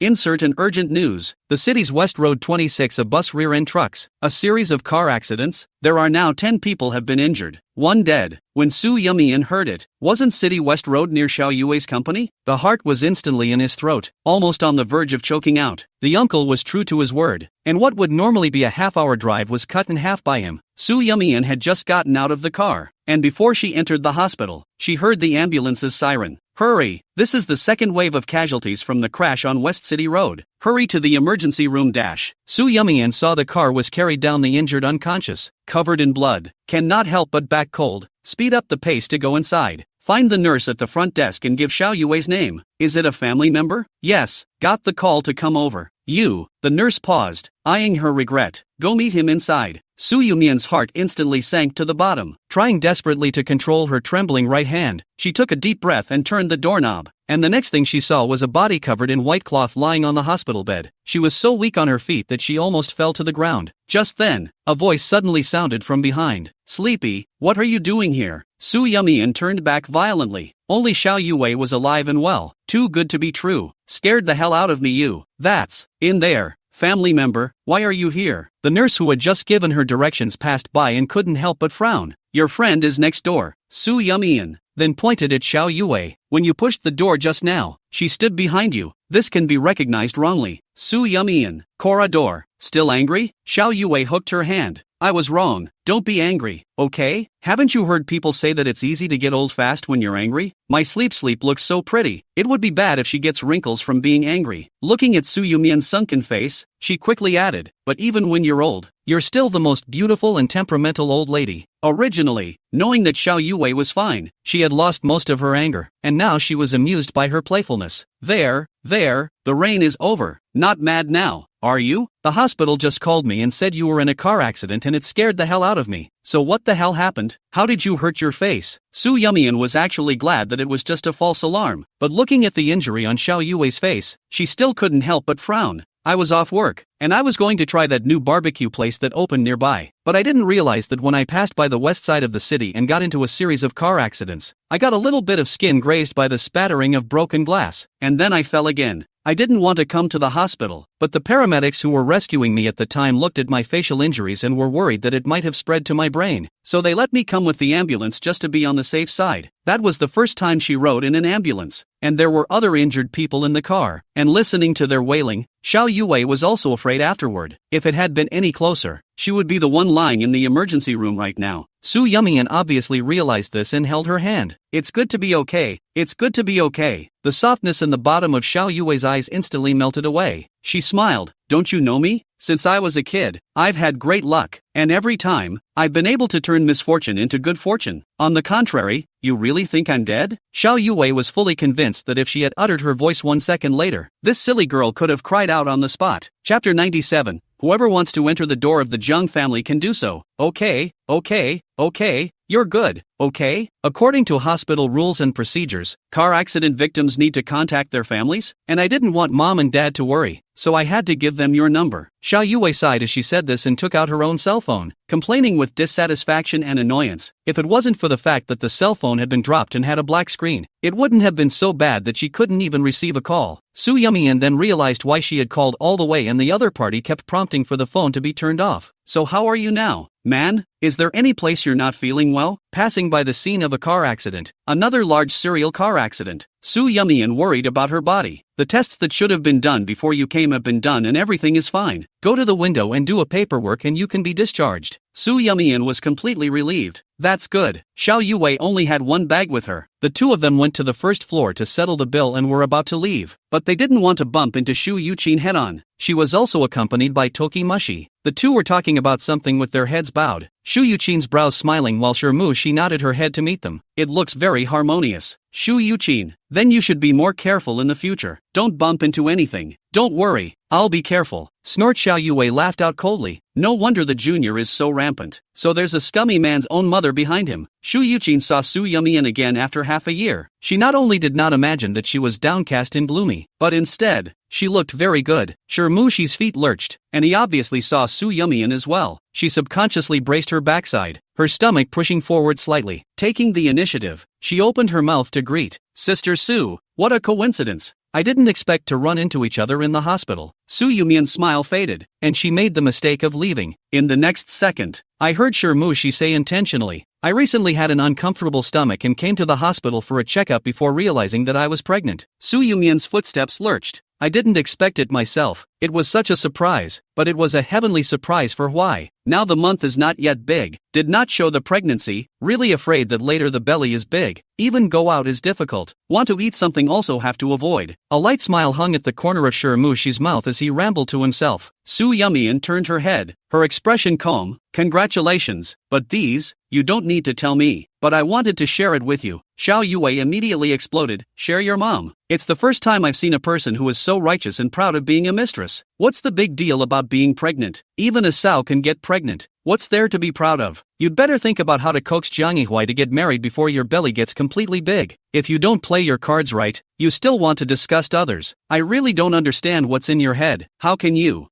talk like this? Mushi bit her lower lip tightly, with an appearance of having been wronged by the heavens, and tears were swirling in her eyes, as if she could cry out in the next second. Seeing this, Shu Yuqin immediately shielded her behind. Miss Xiao, speak politely. Xiao Yue hooked her lips in a fake smile. I'm sorry, I'm a person who can't be polite to some skinless and shameless goods. You, Shu Yuqin felt connoted to, but do not dare to refute. A rebuttal is tantamount to the seat, admitting that they are shameless goods. Therefore, one could only stare at Xiao Yue with dry eyes and dead eyes. If her eyes could be turned into knives, she would have been stabbed into a sieve at this moment. Ms. Xiao, you may have a misunderstanding of me. Mushi timidly raised her eyes and looked at Xiao Yue pitifully. Unfortunately, the latter didn't eat her. Misunderstand what? That you have skin and face? No shame? Shu Yuqin angrily rebuked. Xiao Yue, don't go too far. At least I'm considered your elder. Yo, you can't say no. So you're using seniority to pressure people. Ha, it's a pity that I'm a person who was never coerced by others. There are even more excessive. Do you want to try? Shu Yuqin. Well Vivi, there's no point in talking too much. There's no need to choke them. Su Yumian is too lazy to do these verbal fights. Even if the fight won, what can be done? Her light tone and calm eyes, like a fuse, instantly made Shu Yuqin explode. You have an inferiority complex, don't you? She laughed coldly. After following our family Yi Huai for so many years, There's no movement. How long has it been since Cece got pregnant? An old hen that can't lay eggs can only fool the young and uneducated Yi at the time. Want me to agree to let you into the Jung family store? Dream on. No wonder Shu Yuqin would break her defense, because from beginning to end, Su Yumian had never given her a proper look, and this kind of ignorance made her feel offended. Once upon a time, only their own take Su Yumian as heir. The other side can only tolerate the share. Now the two roles are reversed. The initiative actually to the hands of Su Yumian. How could Shu Yuqin accept this? It felt as if the dog that used to grovel and prostrate itself at her feet suddenly jumped up on the dinner table one day and barked at her, not to mention biting her. Su Yumian smiled faintly. I'm sorry, I really don't have this kind of dream. Whoever loves to enter the Jung family store, and whoever wants your son, it has nothing to do with me. You. Shu Yuqin was so angry that her face turned green. At this time, Shirmushi suddenly grabbed her hand with so much force that Su Yumian was not able to shake it off at first. I only heard her speak with affection. Sister Su, thank you for your blessing. Why and I still have a child. The three of us will be fine as a family. Su Yumian's smile remained unchanged. Good luck then. Thanks. Xiao Yue rolled her eyes, pulled Su Yumian on and walked away, spitting as she went. She thinks she's acting in a drama? Also Sister Su, shady. One person can act out a legend of Jinhuan. It's a pity not to run the dragon set. Do you think Jiang Yuai's eyes are lame? How can he eat such coarse food when delicacies are in front of him? Isn't he afraid of a spicy throat? Su Yumian. And Jiang Yuai's mom. Does the Jiang family have some throne to inherit? The Qing dynasty has been dead for hundreds of years. Do you really think that the Jiang family is some kind of heavenly paradise that everyone wants to enter? Even if it's a heavenly paradise, with her in it, it's still dirty as a sewer. And what an old hen who can't lay eggs. Has she watched too many evil mother-in-law skits and automatically brought it on? This pass output Xiao Yue cannot hide. Not only that, but also intentionally long tone, afraid that some people did not hear. Sure enough, Shirmushi's face was ugly. Shu Yuqin's expression twisted. It's reversed. It's really against the law. The young people passing by looked at her with a strange expression. This aunt is afraid that she didn't pass through the ancient mother-in-law and daughter-in-law drama, right? Chapter 98. This is too ugly. The more he thought about it, the more angry he became, the more unwilling he became. Shu Yuqin even chased after him. It was important to know that this kind of behavior, which she had always disdained, was only pestered by dogs in a hurry. And at this point, it's clear that she's not much different. It seems to be really pissed off, sharp-tongued and uncaring. No wonder the old saying goes that things come in groups and people come in groups. One or two of them are so unqualified. Xiao Yue was happy to hear. Scolding her can be, but connotation Su Yumian not able. Just shut up you, old hag. What? Am I wrong? She's been with my son for 6 years and hasn't moved at all. Isn't it obvious that it's a dry land? It's really funny. You reacted so much. You're a thief, aren't you? Ha! Xiao Yue laughed coldly. You haven't gotten pregnant in 6 years. How do you know it's not something wrong with your son's body? He has been in the hospital twice in 3 days, and he smokes and drinks a lot. You'd better hurry to let your precious son go to the hospital for a checkup. In case there's really something wrong with him, then it's a big deal. Speaking here, Xiao Yue's gaze fell on Shirmushi's stomach. The latter's face changed, panicked and defended. I've only ever had one boyfriend, and that's Brother Huai. I would never do anything to wrong him. Involving her baby son Jiang Huai, Shu Yuqin instantly became agitated. If you dare to talk nonsense, I'll tear your mouth dash. How could Xiao Yue be afraid of her? Instantly, he rolled up his sleeves. Go ahead, see who ends up tearing up whose mouth. Seeing that the two were about to make a move, Su Yumian hurriedly pacified Xiao Yue. Shirmushi was dumbfounded and didn't know how things suddenly became like this all of a sudden. She stood aside, watching Shu Yuqin and Xiao Yue start to push and shove, and when Su Yumian leaned over, she suddenly let out an ouch. The whole thing slid down toward the floor. My stomach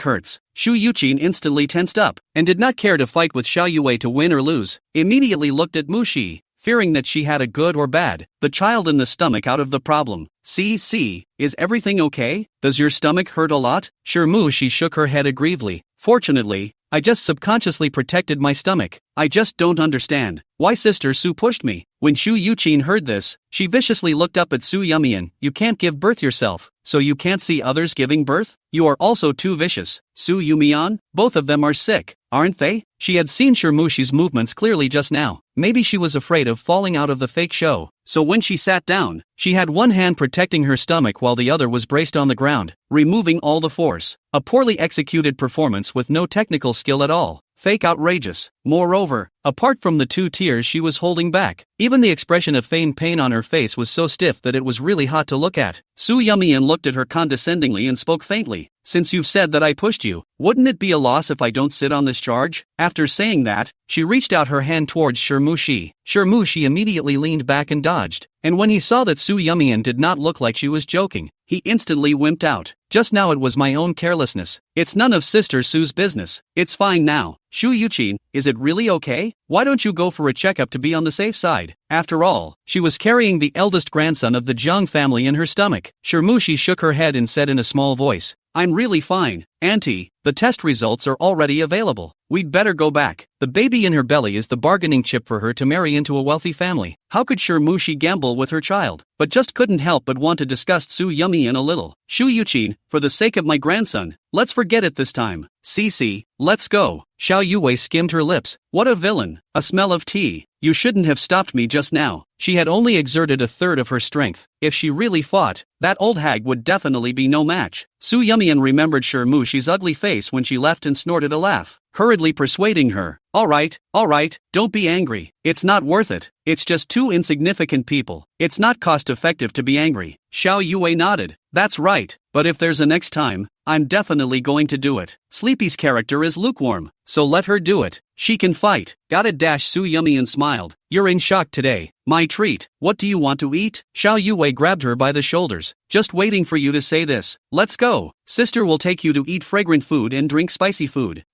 Shouldn't I be saying that? It doesn't matter who says it. It means what it means. Car. Shu Yuqin held the report card. Remembering that the doctor said that Shirmushi's pregnancy looked good, she smiled from ear to ear. Shirmushi saw her expression and settled in his heart. She was meeting Shu Yuqin for the first time today. When she was with Jiang Yihui, he kept quiet about his family, and she only knew that he came from a wealthy family and had a younger sister. Ever since the man unilaterally proposed to break up, Shirmushi had tried to contact him in every way possible, but without exception, they all disappeared without a trace. Jiang Yihui's attitude was so resolute that Shirmushi was completely flustered. After some inquiries, I got Shu Yuqin's cell phone number, called it, and directly said that I was pregnant. For now, it seems that Shu Yuqin should still be satisfied with herself and the child in her womb. Thinking about making a good impression on her future mother-in-law before she arrived, she took a deep breath and pulled out the wrapped gift box. With a sweet smile, she looked very well behaved. Auntie, first time meeting, this is my gift to you. It's not anything expensive, but it represents my heart. I hope you'll like it. Shu Yuqin thought to herself. She still knows how to prepare a gift. She looks much more knowledgeable than Su Yumian. You prepared it yourself? That's really thoughtful. When she opened it, she couldn't get the words out of her mouth. A beautifully packaged blue gift box with just a scarf inside? And the hand-knit kind? The stitching isn't great either. You could even say it's bad. You didn't knit this yourself, did you? Shirmushi, that's what I knitted. Do you like it? She couldn't really say like. Shu Yuqin covered the lid and barely managed to maintain a smile. Her heart was disgusted. This is too ugly. In the past, Su Yumian on New Year's holidays and so on, to her here to send no less than Hermes silk scarf. Although it is not expensive, but at least the taste online, there has never been such ugly things. And as far as she knew, her son's secondary card had been given to this woman, and she wasn't short of money, so she was actually fooling herself with this kind of crap? Auntie, do you not like it? Shirmushi was careful. I've always felt that the heart is more sincere when you make it yourself. She was also meeting her parents for the first time and thought that nothing she could buy would be as good as what she had made herself, which is why she knitted such a scarf. But by the look on my future mother-in-law's face, it doesn't seem like she likes it very much. Shu Yuqin thought of her still pregnant with her precious grandchildren, can only pinch the nose and boasted, "Where? You're right, their own weaving heart is more sufficient." I see. Also happy. Shirmushi was finally relieved. If you like it, I'll knit you one every year in the future. Shu Yuqin, it's not necessary, really. One was enough for her to be disgusted anymore, and she was afraid she wouldn't be able to pretend. Chapter 99, Marrying in? It's a fool's errand. After sending Shirmushi to the school entrance, Shu Yuqin gave a few more instructions for her to be safe and watch out for her stomach before instructing the driver. Go back. Yes, ma'am. Shu Yuqin sat in the back row and couldn't help but skim her lips as she looked at the ugly as hell scarf in her hand. The more he looked at it, the more he simply threw the thing under the seat and darted back his hand as if he had gotten his hands on something disgusting. Thinking of Shi's appearance, Shu Yuqin cannot help but sigh. Looks average, behavior and demeanor is not generous enough. To put it nicely, called small family. To put it badly, is small family. Her afterglow swept over the scarf again. Rose red, tacky and old-fashioned. And no amount of packaging can change the poor quality of the color itself. I have to admit, there are limitations to what comes out of a small home after all. Think about those gifts Su Yumian used to send. What silk scarves, jewelry, bags, all exquisite, and are very suitable for her. A look is to pick the heart. Thinking of this, Shu Yuqin secretly yuck in her heart. What's with the thought of that obscure thing? Ma'am, it's here. Shu Yuqin had just entered her home when Zhang Qiting greeted her, looking at the beautifully packaged box in her hand, thinking it was something good. I did not expect to unwrap it, but it was a rose-red scarf. The key bar, the scarf stitches are uneven, not to say good-looking, even the basic aesthetic it did not do. Mom, where did this ugly thing come from? What age is it? And don't tell me you're going to surround yourself with this? Zhang Qiting twisted the thing that looked just out of place in their family's painting style with her index and middle fingers. To be honest, it was the first time she had seen such an ugly scarf. Almost sickened. What's with the rose color? The family dog would probably be shocked to see it. Shu Yuqin said in a bad mood. It's not that your brother's girlfriend sent it, saying that what he weaves is more thoughtful. I think she just can't afford to spend money, and used this kind of ghost to perfume me. If it weren't for the fact that she's carrying my grandson in her belly, how could I possibly accept something as ugly as this? Everything she wears is brand name, from clothes and bags to diamonds on earrings. Most of them are custom made, or even designer. So how can such a crude scarf be worthy of her status? What? Zhang Qiting's eyes widened violently. You said, she's pregnant with my brother's child? Zhang Qiting is really unexpected. Su Yumian so many years are not pregnant. This time Mushi Ware, so soon pregnant, but also really, can't wait to marry into the family. Shu Yuqin, I just found out today too. If she hadn't called me, I'd still be in the dark. Zhang Qiting raised her eyebrows. Mom, you mean, she called you? My brother didn't tell you? Shu Yuqin nodded. What's wrong?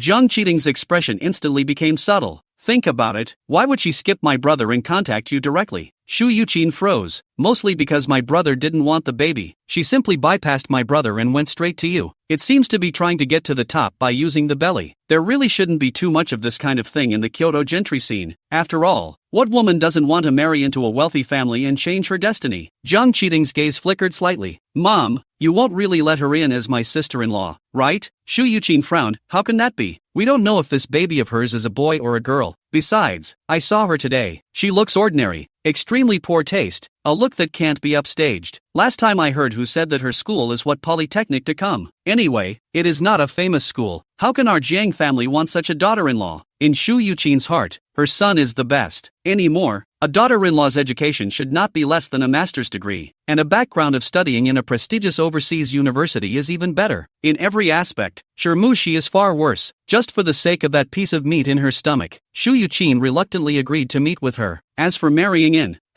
fool's errand. Zhang Qiting shrugged her shoulders after hearing this, seemingly not surprised by Shu Yuqin's intentions. Then he threw the scarf in his hand into the trash, wiping his hands with a wet paper towel in the process, afraid that he would get that kind of poor air on him. It better be like this. Mushi is nothing, and still wants to be my sister-in-law. She is even worse than Su Yumian, empty of the name of a school flower, in addition to a face that can barely be seen. To what nothing? I do not know how her brother looked at her. It's so blind, annoying. I don't want to hear about it. Don't tell me about this with my brother. I'm going out. Zhang Qiting brought some gifts, and imported fruits, and was ready to go out. She wanted to meet Prof. Ouyang and fight for herself one more time. If Prof. Ouyang agreed to expand the enrollment, then there was still hope for her. Shu Yuqin watched her daughter go out in a flurry. It's cold and slippery. Drive safe.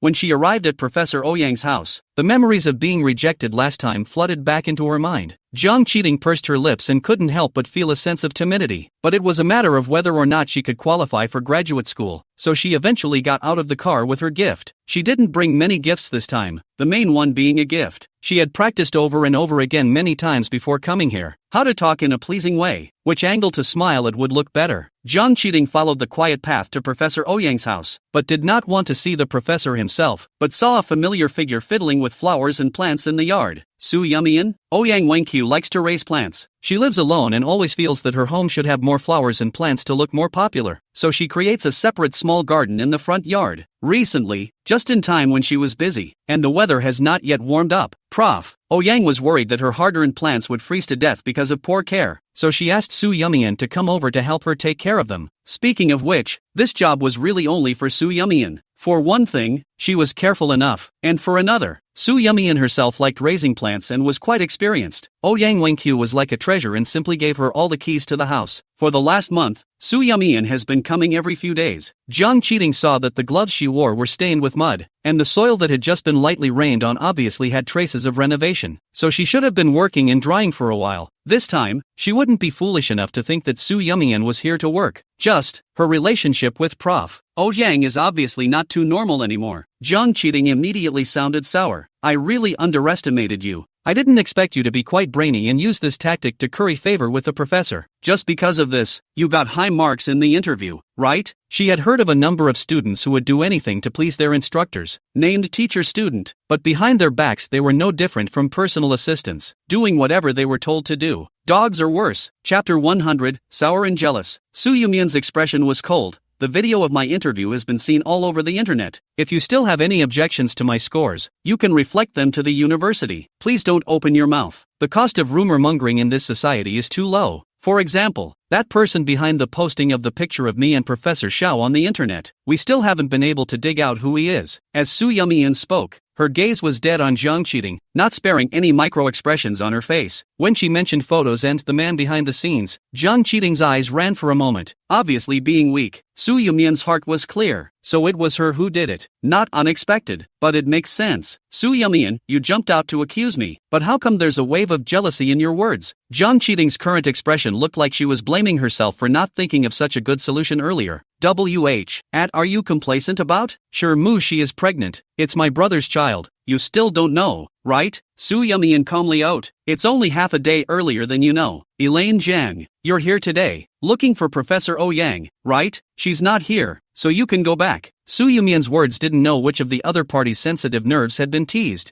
Jiang Cheating was like a cat that had its tail stepped on, instantly blowing up. Who are you? Professor Ouyang isn't here. It's not your turn to kick me out. I have to go in today. What can you do? She can't do anything, so I, the master, should be able to, right? Behind him, Professor Ouyang pushed up his glasses, his face full of frost. Jiang Cheating's face stiffened, and she didn't know when Ouyang Wenkyu came, and whether he heard the words she just said. Professor Ouyang, I remember you. Sharp eyes under the lenses surveyed her. Last time, you came to see me, too. Jiang Cheating didn't think that the professor still remembered herself. However, before she could rejoice, she heard Ouyang Wenkyu speak sternly. Is it because what I said last time wasn't clear enough? I'm a teacher, and I want all my students to get good grades on their own merits, not just delve into how to get in through the back door. Ouyang Wenkyu has seen a lot of such children. She is strict in nature, especially in academics, but also cannot tolerate a grain of sand. For someone like Jiang Cheating, who was so blatantly making small moves under her nose, it was the last of her patience to be able to stand here and admonish her in a nice voice. Take your things and leave on your own, and in the future, I don't want a third time of this kind of thing. Jiang Cheating walked out of the courtyard, frustrated at being rejected twice in a row, but more than that, she was chagrined and indignant. Ouyang Wenkyu spoke harshly to her, but was kind to Su Yumian. On what grounds? Where are you inferior to Su? Just when she was furious, a gentle voice suddenly rang in her ears. You're the student interviewing for this exam, aren't you? Jiang Cheating looked up, only to see a smiling old lady, wearing a dark green cheongsam, with a head full of silver hair combed meticulously, elegant and calm. The people who lived in this area were all teachers and professors, and the old lady in front of her was likewise a professor at the University of B. And like Ouyang Wenkyu, she also taught at the College of Life Sciences. Are you, Mr. Su? Jiang Yiting was surprised and then felt a sense of joy. She had swiped some information about Ms. Su Sujin Su on a certain audio video, and although her achievements in the field of academic research were not as good as Ouyang Wenkyu's, she had actually made some relatively bright achievements over the years. The momentum is strong. What's more, Ouyang Wenkyu treats his students extremely harshly and does not tolerate the slightest mistake, while Prof. Su is gentle and treats his students like a spring breeze. To be recognized by such a teacher, Jiang Cheating's heart plummeted with joy. feeling as if she wasn't so worthless. I happened to be sitting in on your last interview, so I remember you. I heard that you fell fourth. It was only close to third place. Su Sujin smiled kindly. I happen to have one graduate student spot left on my side. Do you want to be my student? Chapter 101, Older Graduate Students. Jiang Cheating was overjoyed. Really? Is it okay? Sure, I do. I've admired you for a long time, and it's always been my wish to be your graduate student. She seemed to have forgotten that she had just come out of Ouyang Wenqiu's house. So let's just say your name is. Jiang Cheating smartly picked up. Mr. Su, my name is Jiang Cheating. I'm a student of the biology department of University B. From this school, that foundation is still good. Su Sujin smiled faintly and nodded in satisfaction. That's right, Cheating. Remember to come to Area C to look for me when you report on the day of the start of the school year. I'll take you to meet your senior brothers and sisters. Introducing a brother or sister? Jiang Cheating remembered that Professor Su had an experimental program in his hands, and she was excited that if she had the chance, could she join the experimental group as well? You know, the experimental groups at the University of B are all at a number 1 level, and Su Yumian doesn't even necessarily get in, right? Thinking of this,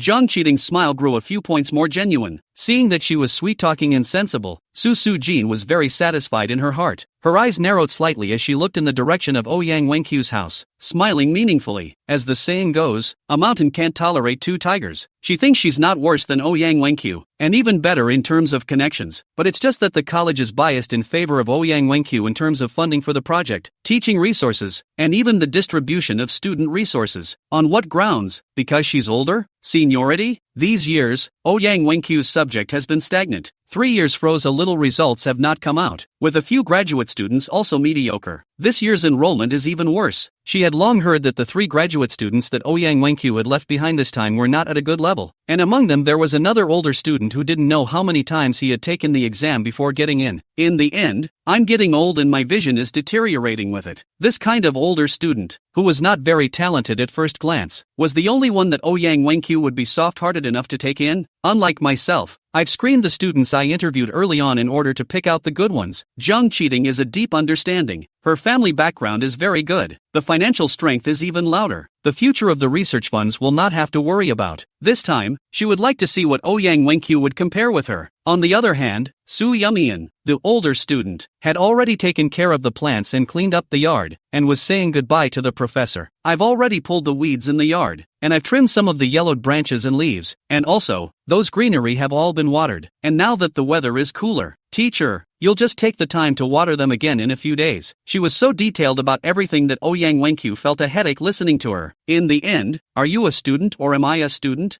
I'm not a kid anymore. I remember all these things. Su Yumian washed his hands, changed into a down jacket. Holding Ouyang Wenqiu slowly walked from the yard to the gate. I just can't help but say a few more words. Who let you always forget to water? By the way, just pick down the cabbage I have washed. To you put the kitchen, and so later Aunt Over can directly fried eat. Ouyang Wenqiu had a helpless look on his face, but he didn't interrupt again, but patiently listened to her finish her explanation. It's not, is it? It's getting dark. Why didn't I realize you were getting naggy now? Su Yumian deflated her mouth, and as she spoke, she regathered the shawl she had just spread out for her. Alright, I'll stop nagging. This time it's really time to go back. I'll come back to visit you some other day. Well, go on. Be careful on your way, and remember to send a message when you get home. She watched the girl's back leave with a smile, until it could no longer be seen. Ouyang Wenqiu's originally straight spine slowly rickied down, and the smile on his face disappeared. Chapter 102. Do you have a disciple to inherit the mantle? She had just received word that 70% of the college's graduate funding this year had been allocated to Su Sujin's subject group, and it was her turn to get the rest. After miscellaneous expenses, less than 20% may be paid out to her and at her disposal. Over the years, since there have been no new developments in the experiments, it is natural to produce no papers. Without a thesis, there is no scholarship. Gradually, their funding for the project was less and less, and their own health was failing, and none of the students could carry the banner and support the portal. Thinking of this, Ouyang Wenqiu couldn't help but let out another long sigh. Just then, Su Sujin, whose family lived across the street, came over with a smile. Prof. Ouyang, good afternoon. Just back from the lab? I heard that your research group has made a new discovery recently. Is it true? Ouyang Wenqiu didn't say anything. Oh, then it seems to be false. You say you are running to the lab day after day. You look hardworking, but how come there is no actual output? I can hear, this year to your group's subject funding in less. Alas, this kind of no money suffering, I used to eat, then can envy you.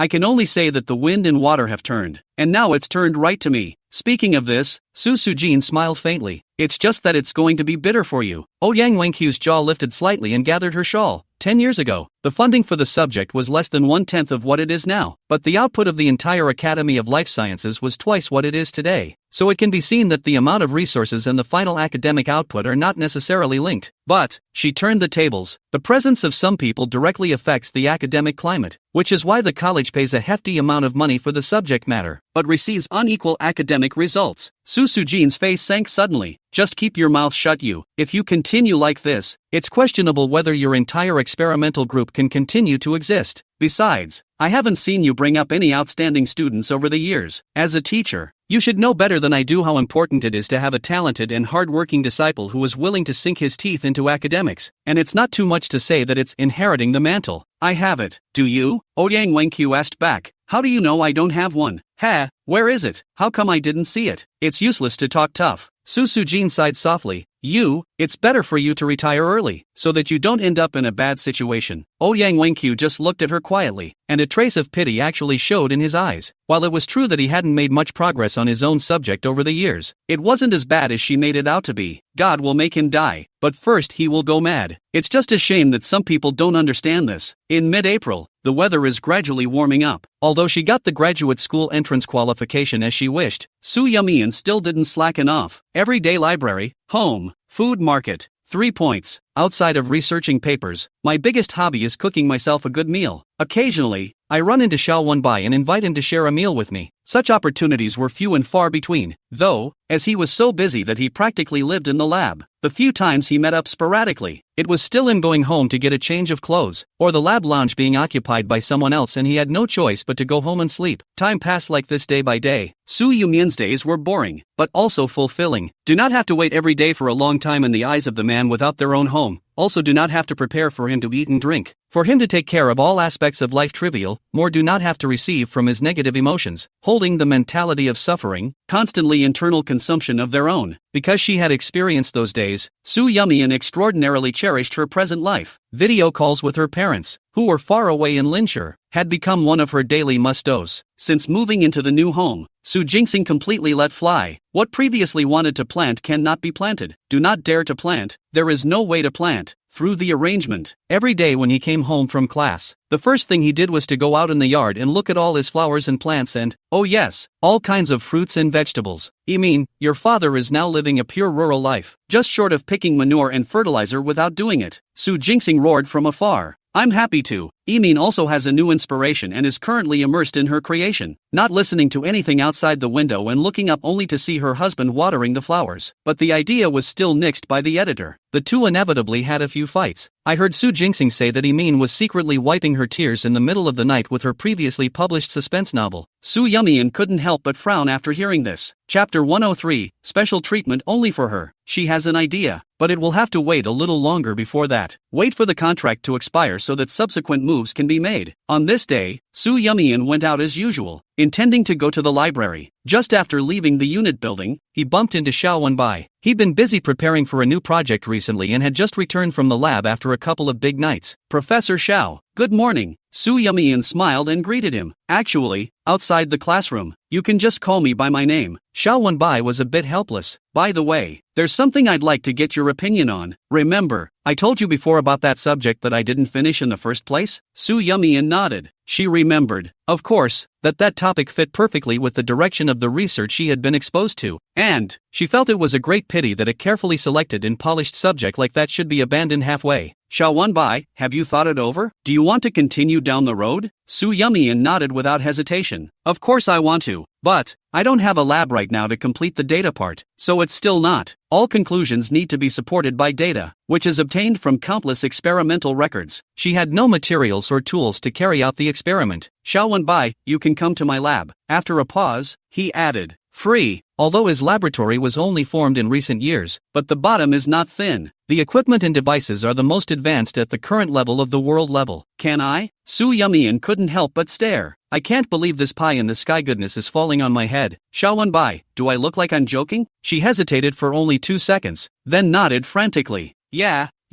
Thanks. Xiao Wenbai hooked up the corner of his mouth, and a smile flashed in his eyes. The labs are on the 8th floor of the Qinshu building. The number of laboratories at U of B is limited, and naturally the number of places given to individual subject groups is also limited. However, Xiao Wenbai's laboratory is special in that it works directly with enterprises, and the funding does not need to be approved by the college, but is paid for by the enterprises concerned. In other words, U of B is only responsible for providing the venue, and in return, all of Xiao Wenbai's academic outputs are listed under the university's name. The school reports this as an academic achievement to the Ministry of Education, which will have a direct impact on the overall ranking of the school for the coming year. Because of its financial independence and its stranglehold on the university's academic lifeblood, Xiao Wenbai's lab occupies an exclusive floor, and is one of the best in the university in terms of cleanliness and environment, as well as infrastructure such as air conditioning and heating. How many subject groups wanted to ask him to borrow the laboratory? Xiao Wenbai did not let go. There were even professors who were not short of money and wanted to share, but he refused and was adamant about it. Now it was taking the initiative to invite Su Yumian to join, and offering it for free. Su Yumian had no idea what special treatment she was enjoying. All she knew was that, Prof. Shaw is such a great guy. On the first day of going to the lab, at 8 o'clock, Su Yumian arrived at the door on time. Xiao Wenbai personally came out to pick her up. Morning. Su Yumian smiled faintly. It seems like you're even earlier. He's been sleeping in the lab for the last couple days. There is a special lounge with a shower. So, at this time, Xiao Wenbai's shirt neat face, although with a few tired, but the eyes have God, and is not imagined to stay a few big night bearded, unkempt image of the researchers. I brought you breakfast. There were Xiao Wenbai's favorite crab buns, and soy milk. People provided her with a lab for free, and even took the time to come out and pick her up. Just bringing a breakfast. Su Yumian felt that this return gift was too light, not quite holding up, but it's good to have the thought. Xiao Wenbai wasn't someone who cared about such minutiae. Sure enough, he smiled and took it. Thanks. At 8:20, Xiao Wenbai took Su Yumian to change into a lab coat and entered her fingerprints and iris information for her. After that she can just come back and recognize and unlock it without any obstruction. The closed metal doors opened to both sides, and Su Yumian followed behind him, surveying the surroundings with some curiosity. Xiao Wenbai, the lab can be used at any time. You don't need to clock in every day. You just need to come over when you're free. Su Yumian was now paying attention to the latest research results in related fields, in addition to eating up the pile of thesis materials given to her by Prof. Yang. Now that I have another formal dissertation topic to complete, I can say that I am busy as hell. Xiao Wenbai was aware of this. However, with her ability to reasonably plan her time and actively execute the implementation, it was absolutely no problem. Next, he gave Su Yumian the relevant precautions in the lab. The role of each laboratory is different, and the precautions are also different. Su Yumian listened attentively, and even took down the important points with notes. Currently the lab is only being used by a subject group led by me. Besides me, there are 4 other group members, and I'll introduce you to them sometime. The words were not finished when a man wearing glasses, in his early to mid-40s, came out of the pantry on the other side of the room. Tall and brutally muscular, he looks like a strong black bear at first glance, but in his hand was a thermos, a few goji berries floating on it, the mouth of the cup still steaming. Ha, old Xiao, we have a newcomer in our group? The man's slightly measuring gaze fell on Su Yumian, but did not make anyone feel uncomfortable. Instead, even curiosity carries restraint, polite and with a sense of proportion. Xiao Wenbai, by way of introduction, this is Qian Shuyang, my colleague and one of the panelists, who teaches basic physics at the University of B. Hello. The man smiled and extended his hand, his straight face instantly turning into an honest one, almost writing the words "I'm an honest man" on his forehead. Su Yumian was surprised for 2 seconds, then smiled and shook back. Good day, Professor Qian. My name is Su Yumian. I'm Professor Xiao's. Aha, friends. Qian Shuyang raised his eyebrows, his gaze sweeping over Xiao Wenbai and finally returning to Su Yumian's face. He hasn't seen Lao Xiao bring his friends to visit the lab. Little girl, don't be so nervous. Don't need a mouth a professor. Call me old money on the line. We are not in school. Don't pay attention to these honorifics. Our friends, ha ha. Although she said so, Su Yumian still called out Mr. Qian in a regular manner. At 9 o'clock, the other 3 panelists arrived. The first one to come was called Zhaozhen, looking very casual in a simple sweater with jeans and a pair of sneakers on his feet. Su Yumian thought she was about the same age as herself, but during the conversation she learned that she was 38 this year and her son was in elementary school. She stayed at the University of B after her doctoral graduation, doing applied physics research at the postdoctoral station before, and then received an olive branch from Xiao Wenbai and decisively joined his research group. Usually home, school, lab,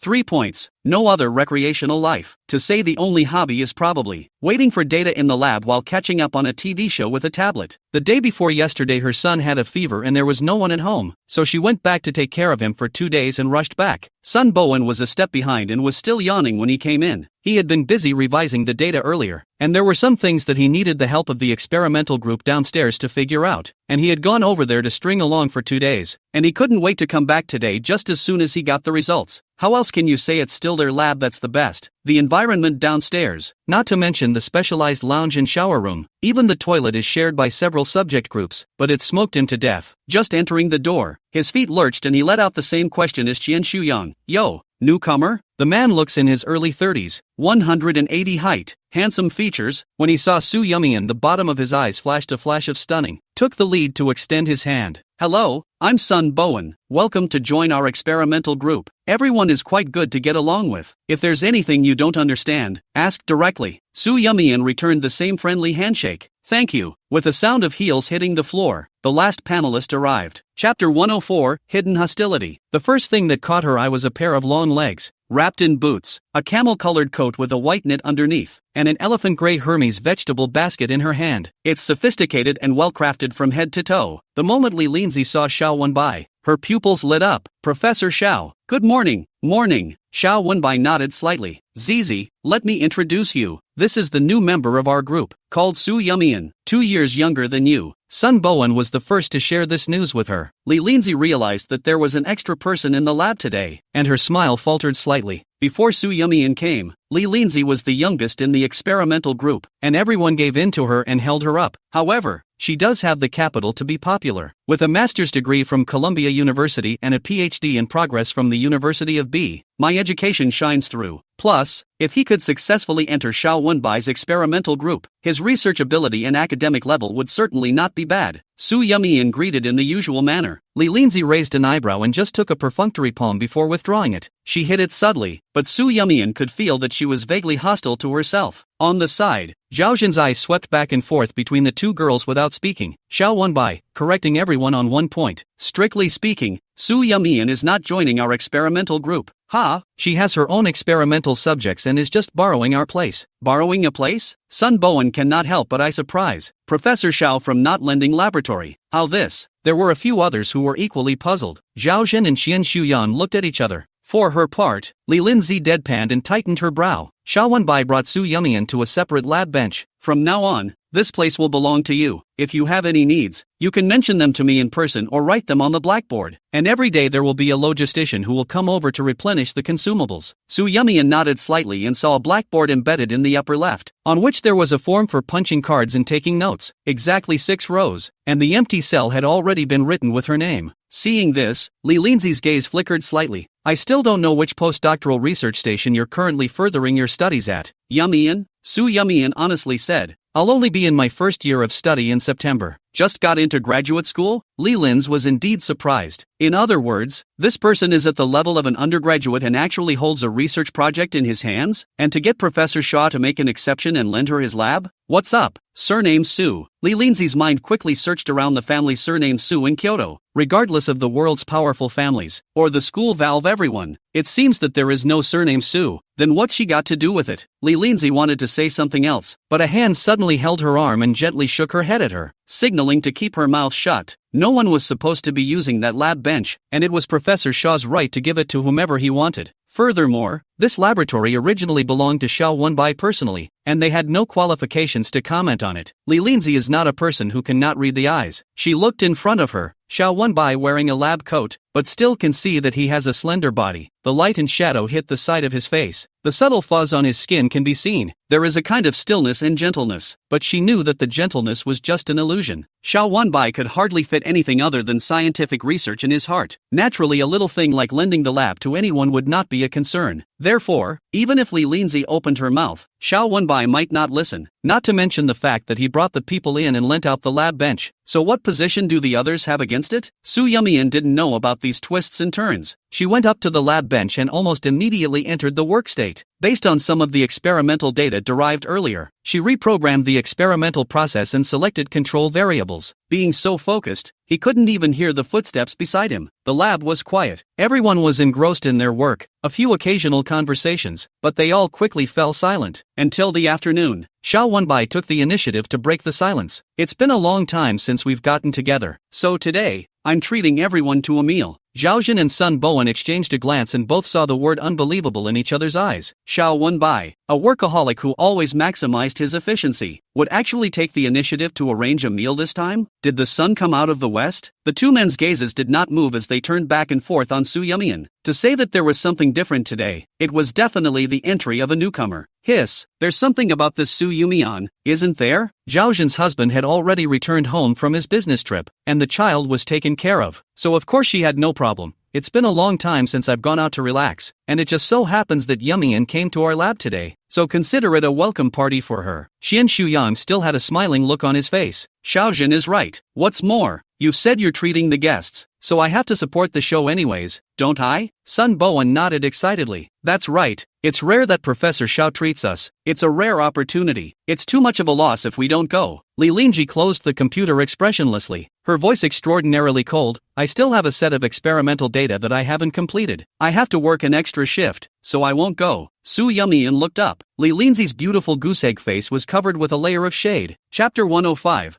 Why is the cow getting bigger and bigger? The rejection of her didn't even bother to hide it. A few people didn't expect her to be so unenthusiastic, and the atmosphere froze for a moment. A hidden line of sight drifted over. Sun Bowen hardened his head and came out to round off the scene, said to Li Linzi, Ancestor, your group of experimental data I have long helped you predicted. The latest will be tomorrow morning before the results. Rare we all have time, eat a meal together to relax how good. Besides, who doesn't know that Professor Xiao is usually so busy that he doesn't touch the ground, and today he's treating us, so you can't not give this face, right? Li Linzi is still a little squirming, heard his last words, biting his lip and slightly raised his eyes. The man's handsome face indifferent. His shirt is worn meticulously, as if away from the mortal world of the gods, but also that attracts the portrait. In the end, Li Linzi went along with the steps. Alright then, I don't want to spoil everyone's fun either. Sun Bowen was relieved and vaguely lost. This big lady is really hard to coax, and only Prof. Xiao can make her change her mind. A few people changed into civilian clothes and went to the restaurant. The place was booked long ago, a private restaurant with spicy flavors and top ratings on mobile apps. Zhaojin was a native of Sichuan province and couldn't be happier with the location of today's gathering. Sun Bowen has always been the most lively. There are fewer young girls in the lab, so he greeted Su Yumian as if she were his sister. Yumian, feel free to order what you want to eat. Don't be polite. Our Professor Xiao always treats people generously and casually. Don't be formal. Zhaojin also smiled and nodded, half-jokingly saying, normally, 5 out of 10 of Xiao Sun's words can't be trusted, but today he's telling the big truth. Sun Bowen, Sister Zhao, can't you give me some face? Well said. Don't say it next time. He was deliberately weird and the atmosphere came alive. Su Yumian had a good impression of Sun Bowen and couldn't help but curl the corners of her mouth at this time. The only one who didn't open her mouth the whole time was Li Linzi, cold with a beautiful face, like who owed her $8 million.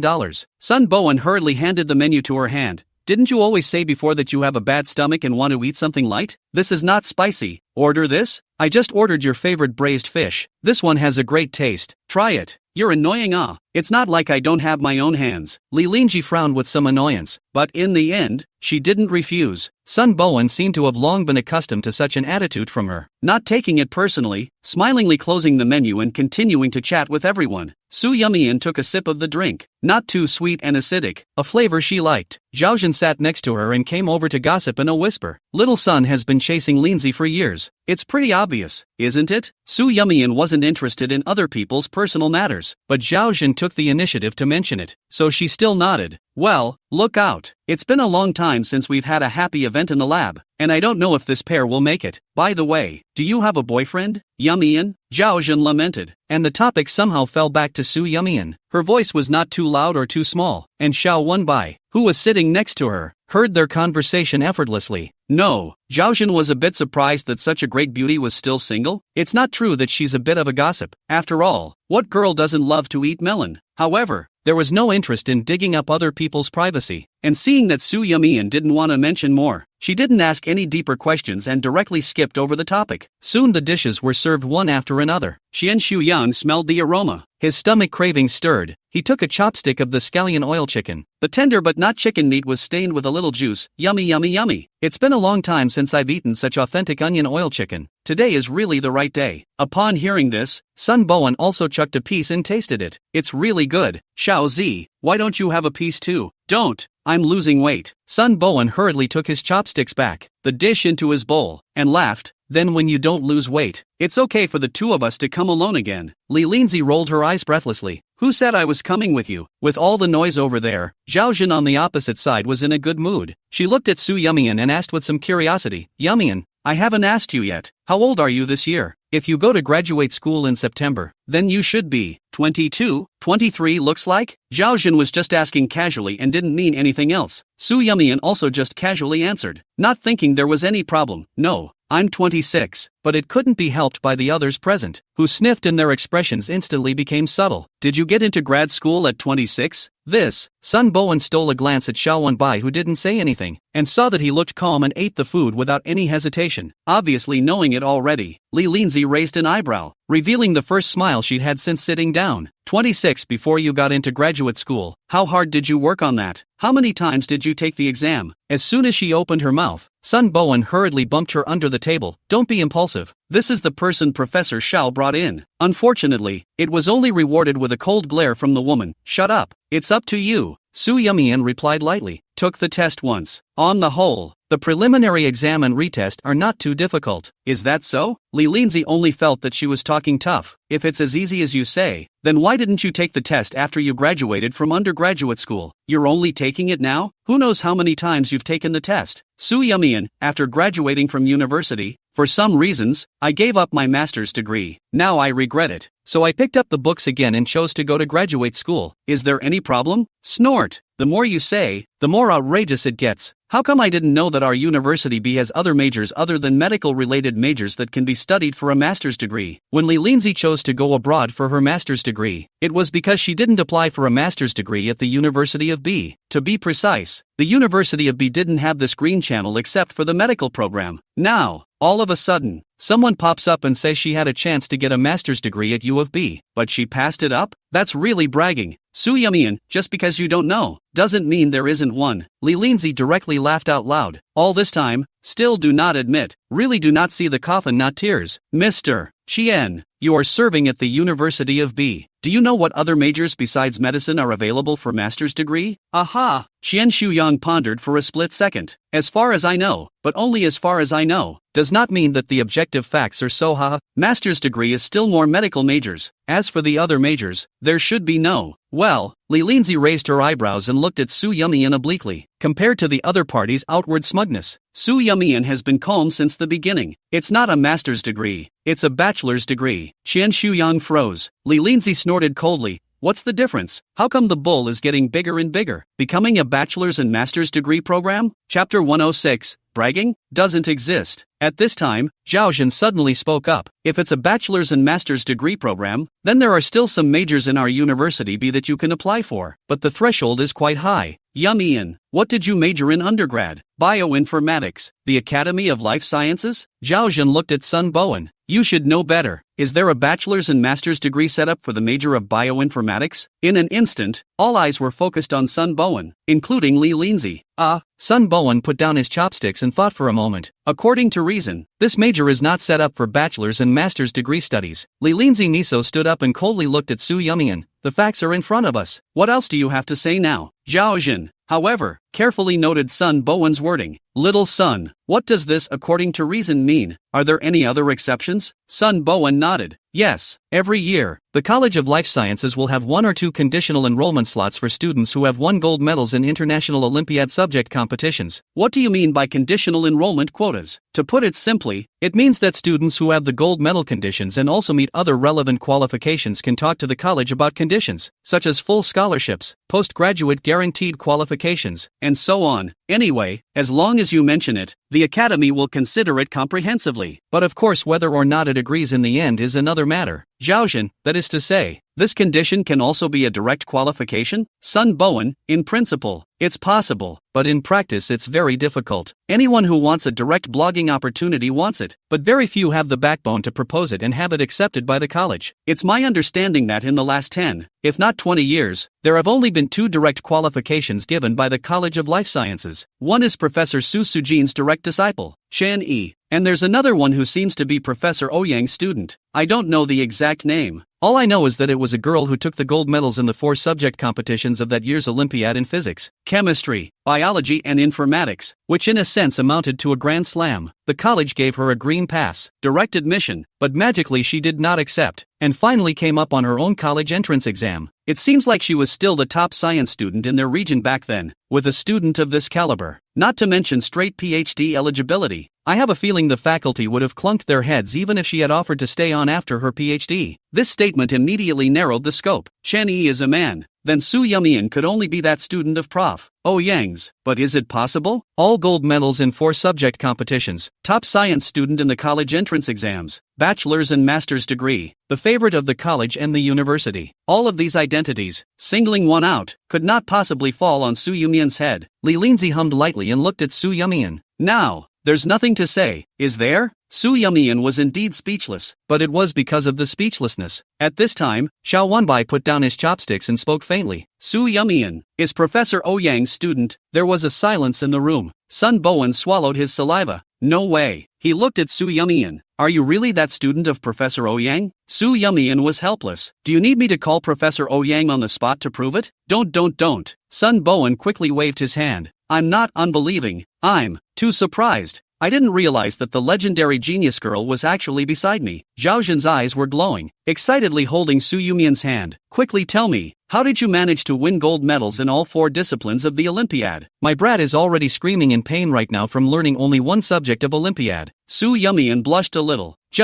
I don't know how I got it. Anyway, just do the questions. Do a lot of questions, and then get them all right. Zhaozhen, Versailles, to Versailles. Xian Shuyang did not expect to eat a meal, but also ate a big surprise. So you are Mr. Ouyang's mouth, that often feels sorry female students. I did not expect that you this year's graduate school mentor selected? Su Yumian, Professor Ouyang. Xian Shuyang clapped his hands. Now the old lady mustn't be overjoyed? Only Li Lingji still maintained a standing motion. The questioning and complacency on her face instantly turned into embarrassment and embarrassment. Frozen in place, standing not, sitting not. Thanks to Sun Bowen who spoke up in time and handed her a step. Zizi, you sit down first. I'll help you clip what you want to eat. The vegetarian dishes are all put on my side. It's not good to pick at your place. Thanks. Only then did Li Lin sit down. Sun Bowen looked at Su Yumian again with apologetic eyes. I'm sorry Yumian. Zizi's character is like this. She likes to be more serious, but she doesn't have a bad heart. When you guys get along for a long time in the future, you'll know. No bad intentions? Su Yumian raised her eyebrows slightly. Let's hope so. Sun Bowen, I'm officially sorry for her. Don't take it to heart. Who asked you to apologize for me? Take matters into your own hands. Li Linzi was so angry that she stomped on him hard under the dining table. Sun Bowen almost screamed out, but finally held back. Only his face was red. Zhaozhen gave him a sympathetic look. Su Yumian spoke faintly. I won't put it in my heart. Sun Bowen nodded. That's good. That said, I'm curious, why did you give up your guaranteed admission back then and choose to take the college entrance exam? Didn't you still end up studying at University B? Since the different paths lead to the same place, why didn't you choose the easy one? Su Yumian, maybe, after 3 years of high school, you want to try how good your test-taking ability really is? That's it? Does need any other reason? Sun Bowen, come on, it's a test for fun. A big mess was made, but now the misunderstanding is solved and the atmosphere is gradually harmonized. We all ate and talked and laughed. Xian Shuyang even saw that the corners of Xiao Wenbai's mouth rose. It was then that he realized that old Xiao did not care, but had already known that Su Yumian could handle it alone. Li Linzi had no appetite, and when she saw that everyone was chatting with Su Yumian, she secretly tightened the corners of her mouth. He was about to say something, but was clapped by Zhaozhen without a trace. Well, do not talk about unhappy things. Do not let down the little son some intentions.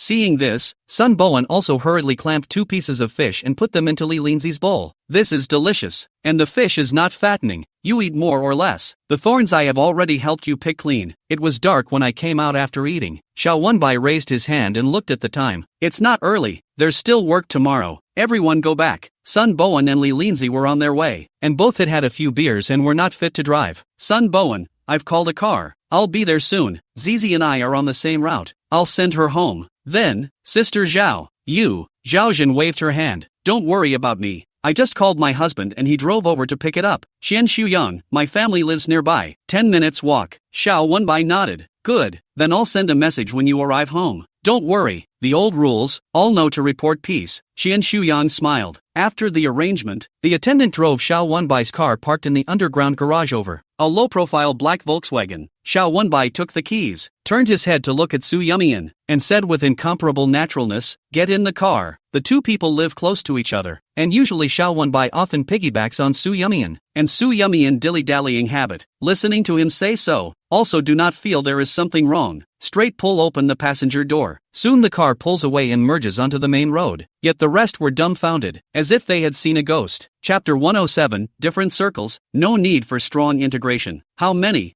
meanings? The familiar tone was as if the two had traveled together countless times. There's even the possibility of cohabitation. Zhaojin looked at the disappearing car's ass and slowly withdrew his sight, then pinched Sun Bowen's hand. Little son, did I see it right? Sun Bowen grimaced in pain. Sister Zhao, can you pinch yourself next time? How come he's the one who gets hurt every time? Zhaojin rationalized. You're young, your recovery ability is strong, it's okay to pinch it. Sun Bowen, I would really appreciate it. Qian Shuyang cheerfully, without saying much, carrying his hands, strolling home. Li Linzi's face cannot be described with the word ugly. Did not wait for Sun Bowen to get into the car and leave first. Sun Bowen lowered his eyes, using this to hide the disappointment that surfaced under his eyes. It doesn't matter. I got used to it a long time ago anyway. He consoled himself with the thought that what goes around comes around, and one day, she'll see that he's good. And Xiao Wenbai and Su Yumian were oblivious to the crowd's reaction. When they reached the neighborhood, the two went up the stairs one after the other, sensor-like with the sound of footsteps layer by layer on and off. Su Yumian looked at the man's upright back. The light hit the two men. The shadow was stretched, overlapping and overlapping. There is a kind of illusion of having known each other for a long time. Thank you for today. Her voice wasn't loud, but it still carried a slight echo in the quiet hallway. Xiao Wenbai seemed to be in a good mood today. She couldn't see his expression, but she was able to hear his relaxed voice. Is it because I sent you home, or because I invited you to dinner? Su Yumian, both. I thank you both for inviting me to dinner, for driving me home, and for being willing to lend me the lab. Also, at the dinner table, his sentenced Su Yumian is Professor Ouyang's student. On the 7th floor, Xiao Wenbai stopped in his tracks. Looking back, he watched as she stepped up the last step with some slight gasps, and then, one step at a time, came up to him and stood shoulder to shoulder with him.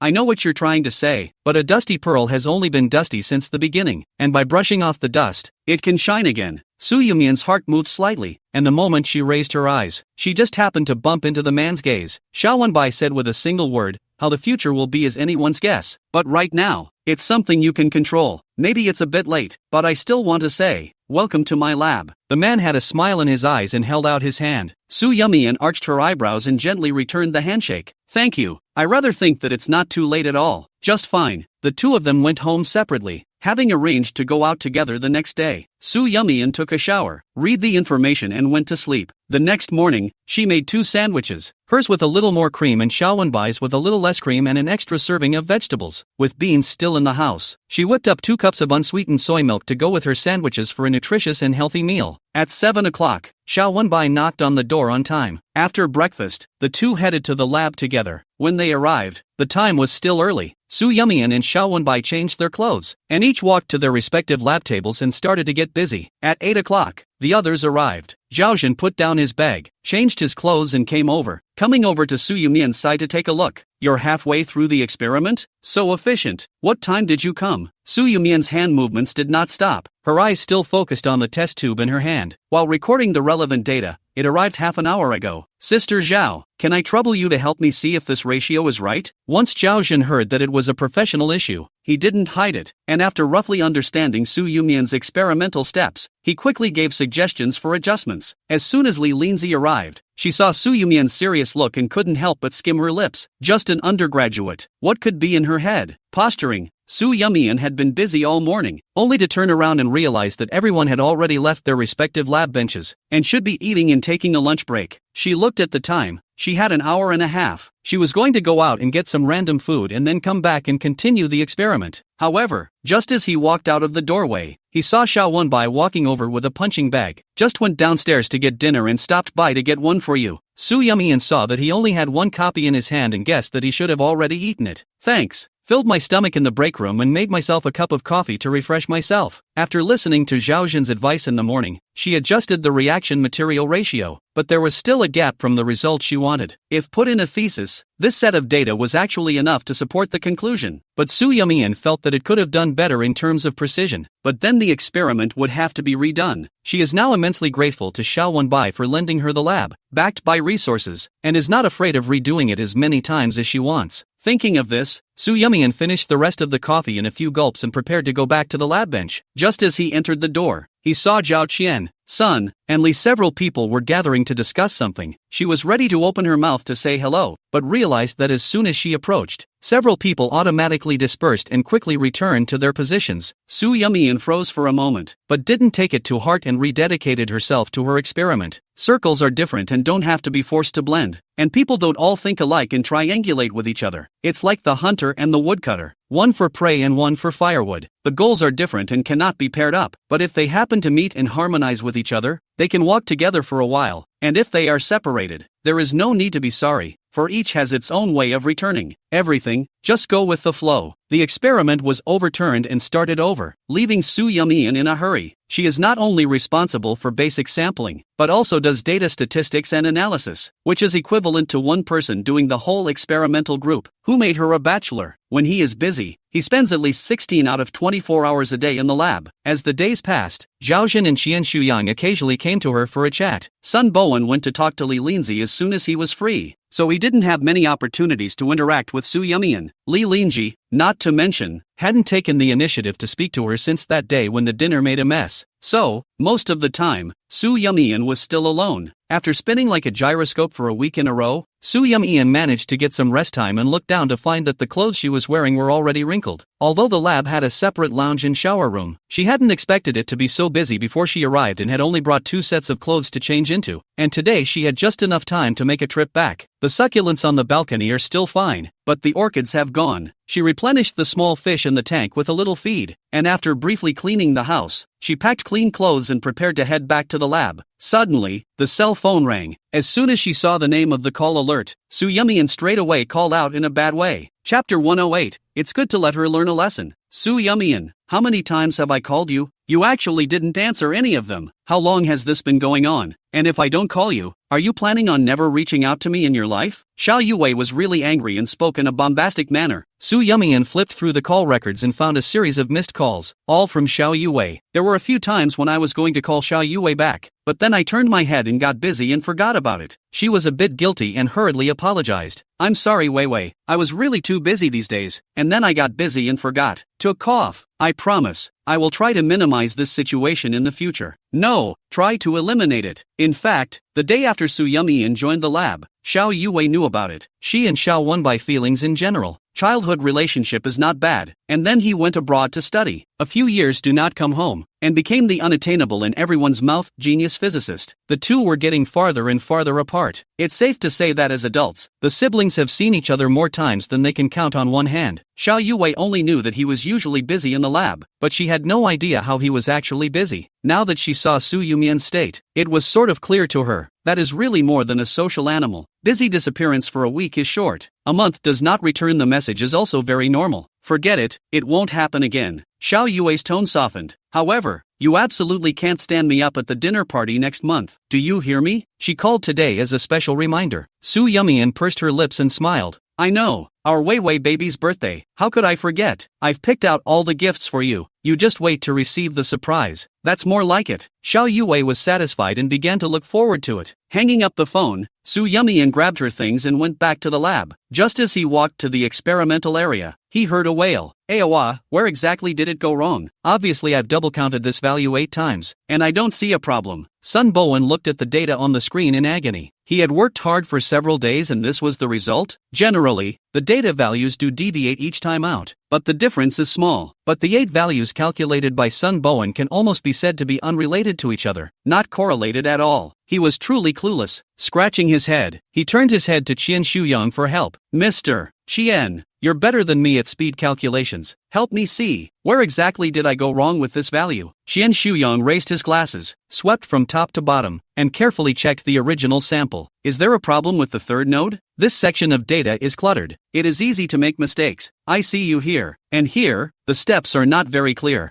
How about, you recalculate again? Sun Bowen howled louder. I've counted 8 times. What if I'm afraid to count the 9th answer? Zhao Zhen read it and had a different opinion. I think the third node is fine. Xiao Sun just saved a few steps. And since this formula brought in is on the complicated side, simplification is necessary. Xiao Zi, what do you think? Sun Bowen's data requires extremely complex formulas to bring into the calculation. And Li Linzi's undergraduate major just happens to be data computation. She sifted through a set of raw data and looked at it for a moment, then took a pen and circled the same points on a few of the data Sun Bowen had come up with, and after recalculating, came up with a new answer. Let's see. Guys, did I do the math right? Zhao Zhen looked at it carefully and nodded. It should be fine. It was Qian Shuyang who was experienced and could tell at a glance that something was wrong. These two places, they still don't match up. Both figures in row 7 are miscalculated. Instead of 50 and 71, it should be 50, 2 and 70, 88. Su Yumian saw that long version of the data as he passed by, and at a glance, he could see that the only 2 values on the 7th node were both wrong. Normally, Zhao Qian, Sun, Li and the others had been keeping a not too far distance from Su Yumian in the lab. To say it's repulsive, not so much, but to say it's a great relationship, it's certainly not. Even if they were as friendly as Zhao Zhen and as tolerant as Chen Shuyang, that natural distance between them and Su Yumian wouldn't dissipate just because of a few more words and a few more meals. That's an objective disconnect brought about by education, status, age, and time spent together. They definitely treated Sun Bowen and Li Linzi differently than they did Su Yumian. At this moment, hearing her words, the 4 of them looked at each other, all seeing skepticism in each other's eyes. Li Linzi skimmed her mouth even more fiercely. Qian Shuyang was the most experienced among them, and also had the strongest speed calculating ability. Even he couldn't see the problem. Su Yumian could see that something was wrong at a glance. Playing around?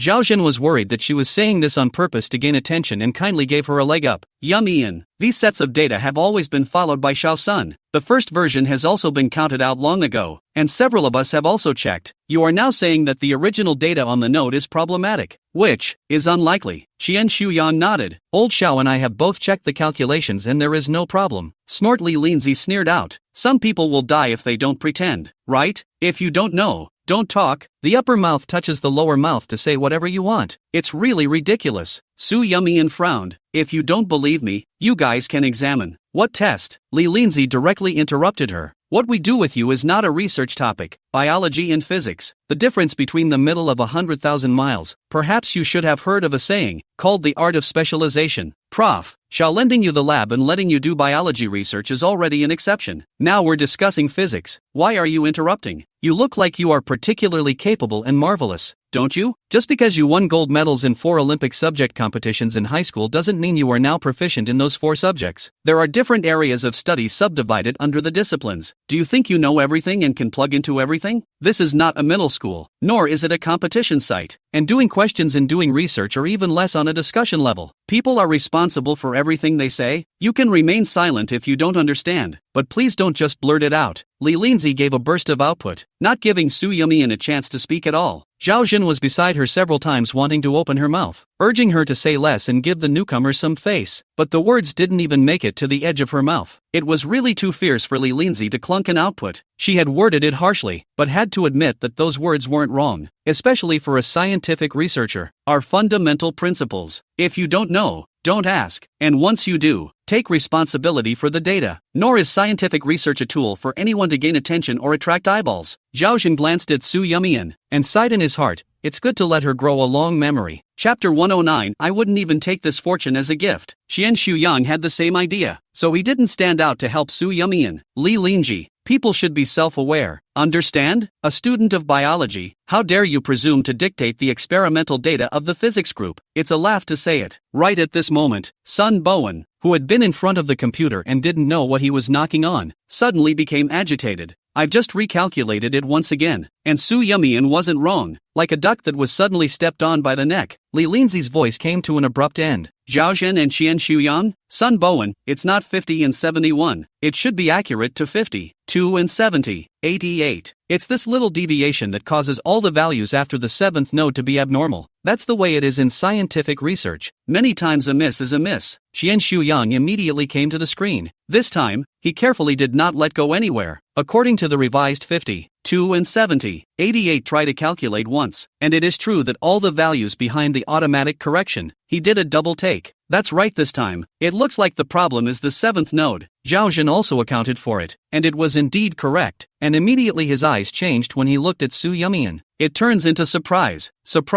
dismay, and so much sorry. Just now, herself didn't stand up for her. Sun Bowen's address became, Yumian, thanks to you this time. This data has been stuck with me for 3 days, and if you hadn't found the mistake in time, our whole team would still not know how much time we have to spend on it and how much useless work we have to do. Su Yumian was calm, including when Li Linzi spoke against her just now. Her expression hadn't changed. It was just luck that I stumbled upon it, even if it wasn't me. With Mr. Xian's speed calculations, he would have quickly realized something was wrong. Her words weren't exactly modest, because she knew that Zhao Jun and Sun Bowen seemed to be big-headed, but in reality, they had delicate minds. Li Lin's is also not to be underestimated. Without her, it was only a matter of time before they figured it out. The way Zhao Jun looked at her changed once again. He couldn't tell if it was admiration or guilt. It was complicated anyway. She admitted that Su Yumian had been here for almost half a month, and while everyone kept their mouths shut, they still had reservations in their hearts. She graduated from undergraduate school, and although she went to graduate school, she hasn't started it yet, which means that she's still at the undergraduate level of competence. It is important to realize that knowledge is also graded, especially for a group of subjects in a top laboratory like them. Taking the top projects, using the top resources, and doing research work that benefits society and even all mankind. Even the most modest person will carry a sense of superiority. This sense of superiority was given to them by the nature of their work and their personal abilities, and even if they were willing to lower their posture and take the initiative to communicate and discuss with Su Yumian, they simply did not know what they could say, because, in all likelihood, she won't understand, and it's a waste of time to talk about it. So, simply leave it at that. Plus, she comes from a mysterious background, and there is no telling what the relationship is between her and Prof. Xiao. Under various factors, it led to them all not being too willing to have too many interactions with Su Yumian. In attitude, even contempt. It wasn't until today that Zhao Jun realized that he had underestimated this young girl. When things came to this point, it was Li Linzi who was most embarrassed. How righteous and indignant she had just spoken, and how much her face hurt now. Before she said those words, she did not even think about the possibility that Su Yumian is right. How can an undergraduate student, or a biology-related major, correct errors on a physics topic? It's like, vegetable grower tells hog farmer this is how your feed should be rationed. No one else could possibly believe that. Su Yumian looked at Li Linji, who froze in place and spoke lightly. Thank you for your teaching just now. I certainly know that research work should be rigorous, truth-seeking and pragmatic, which is the most basic quality of scientific researchers, but I feel that at the same time, I should also have the breadth of mind to listen to other people's opinions and adopt reasonable suggestions. What do you say? Like in this case today, no matter who proposed the amendment and what the opinion is, it should be verified before judging what is right or wrong, rather than drawing conclusions based on personal feelings alone. Su Yumian's tone was calm, as if she was just stating objective facts, but when it fell on Li Linzi's ears, every word was as sharp as a needle's point, piercing her blood. Not a lesson, better than a lesson. Her face, in an instant, rolled up like it was on fire. Another busy day. Su Yumian dragged her tired body back home, threw herself on the sofa, hugged her pillow and squinted. Under the same night, some people are busy and do not sleep enough, and some people are soaking in the lights and drinks to get high. The noisy and blazing drums, the brilliant and dazzling lights, the sexy young bodies swaying on the dance floor. Guijo was also infected by this surge of enthusiasm, his body unconsciously swinging. The goblet was still cupped in his hand, the red wine shaking and washing away as he moved. From time to time, his eyes strayed to the young bodies on the dance floor, as if he were a panther picking out his prey. What are you looking at? Wasn't it you who said you wanted to play cards? What? Losing more than you can handle? You're not happy? Shengzhou came over with the wine and saw that he actually hid here alone to dance, and lazily teased. Guijo raised an eyebrow. What are you talking about? Your brother. I haven't been afraid of losing so far. I got lucky tonight. Several of the chicks in there are my type. Isn't that more fun than playing cards? As he spoke, a hot girl on the dance floor wearing a small black halter winked at him, and Guijo returned a flying kiss back with enthusiasm. Changzhou has always had a fixed female companion, and was completely unable to understand this kind of racy encounter. I advise you to keep it in check. Don't play with the disease. Don't worry, I have a measure. Guijo took a sip of wine and nuzzled. The one inside is still in a bad mood? Changzhou sighed and shrugged. No, if it were me, I'd be under a lot of pressure. I think it's quite good. My mom is just urging me to have a grandchild. How nice that he has a ready-made one here. Guijo bloated a bit. Changzhou gave him a parting glance. Don't let brother Jiang hear this, or else the child will be thrown in front of you for you to raise. Oh, and incidentally get rid of the child's mother. When Guijo heard this, his face changed dramatically. But don't. I don't even want this blessing sent to me. He didn't want to get stuck with a fishing girl. Play is play, but there are plenty of women. If you're tired of this one, you can switch to the next one, as long as the pond is big and fat enough. What kind of fish do you want? But playing human life, that is still bad enough. What normal man wants to be blackmailed by a woman over his stomach? If this had happened to him, his father would have broken his legs long ago. So Guijo played, but the measures that should be done are not the same. That's a point of separation he still has. Changzhou still wanted to say something. Jiang Yihui pushed the door out from the inner private room, carrying a coat and jacket in his hand, looking like he was planning to leave. Chang Zi, find someone to take me back. Chapter 110. I've come to my senses. The man's face was full of suppressed annoyance and impatience. He looked at the time, but it was only 9 o'clock, and there were already 4 or 5 phone calls from home. 3 of which were from his mom, and the remaining one was from Shirmushi. I guess I knew he wouldn't answer, and I didn't continue after one call, which seemed pretty measured. But even so, he was annoyed, especially when he thought of the recent addition of an outsider to the villa. Shengzhou looked at the time. Isn't it still early? Not playing so soon?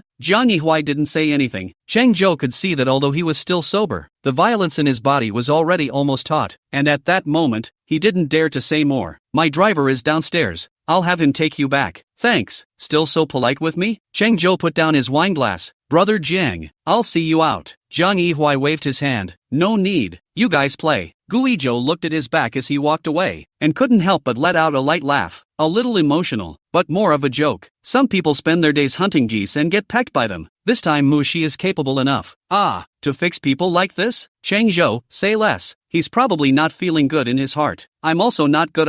Lost the watermelon to pick up sesame. The result was also sesame stuffed teeth. I can hear that Su Yumian got into the graduate school of the University of B. People are now cut off from love to concentrate on learning it. We also bet on how long Su Yumian would make a scene this time. But who knows that she's not making a scene at all. But she's determined to split up and live her own life. TSK. Guijo has watched Jiang Yihui and Su Yumian bicker and split up over the years, but never thought that they would really break up. After all, Su Yumian is so tolerant. 6 years have come and gone, and ultimately, she must be running towards marriage, not stopping until she achieves her goal. To be honest, Guijo didn't quite look up to a woman like Su Yumian. Spineless, just like a dog. Jiang Yihui casually called a couple of times and came back with his ass, but now it seems that the dog is not a dog, but a wolf in disguise. In one fell swoop, he took 2 men and turned good brothers against each other, and now he is a king without a king, completely cut off. Don't say. Su Yumian is quite capable. Guijo, call Shinshurian to come over. Just say that Jiang Yihui has left. Changzhou shook his head. If you want to fight, you fight yourself. In case Jiang suddenly comes back and these two collide, shall we not have a volcanic eruption plus a tsunami and earthquake? Anyway, I don't have the guts. Look at you. Guijo pulled out his cell phone on the spot and dialed over. Hey, Feast, come out and play. On the other end, the man's voice was low. No, Jiang Yihui just left. Don't worry, can't touch it. Not because of him. Guizhou was puzzled. Then because of what? Shen Shiyan, don't go to bars, don't come home late, don't drink for non-essential entertainment. Basic male ethics, understand? Guizhou, what's wrong with her? And male virtue?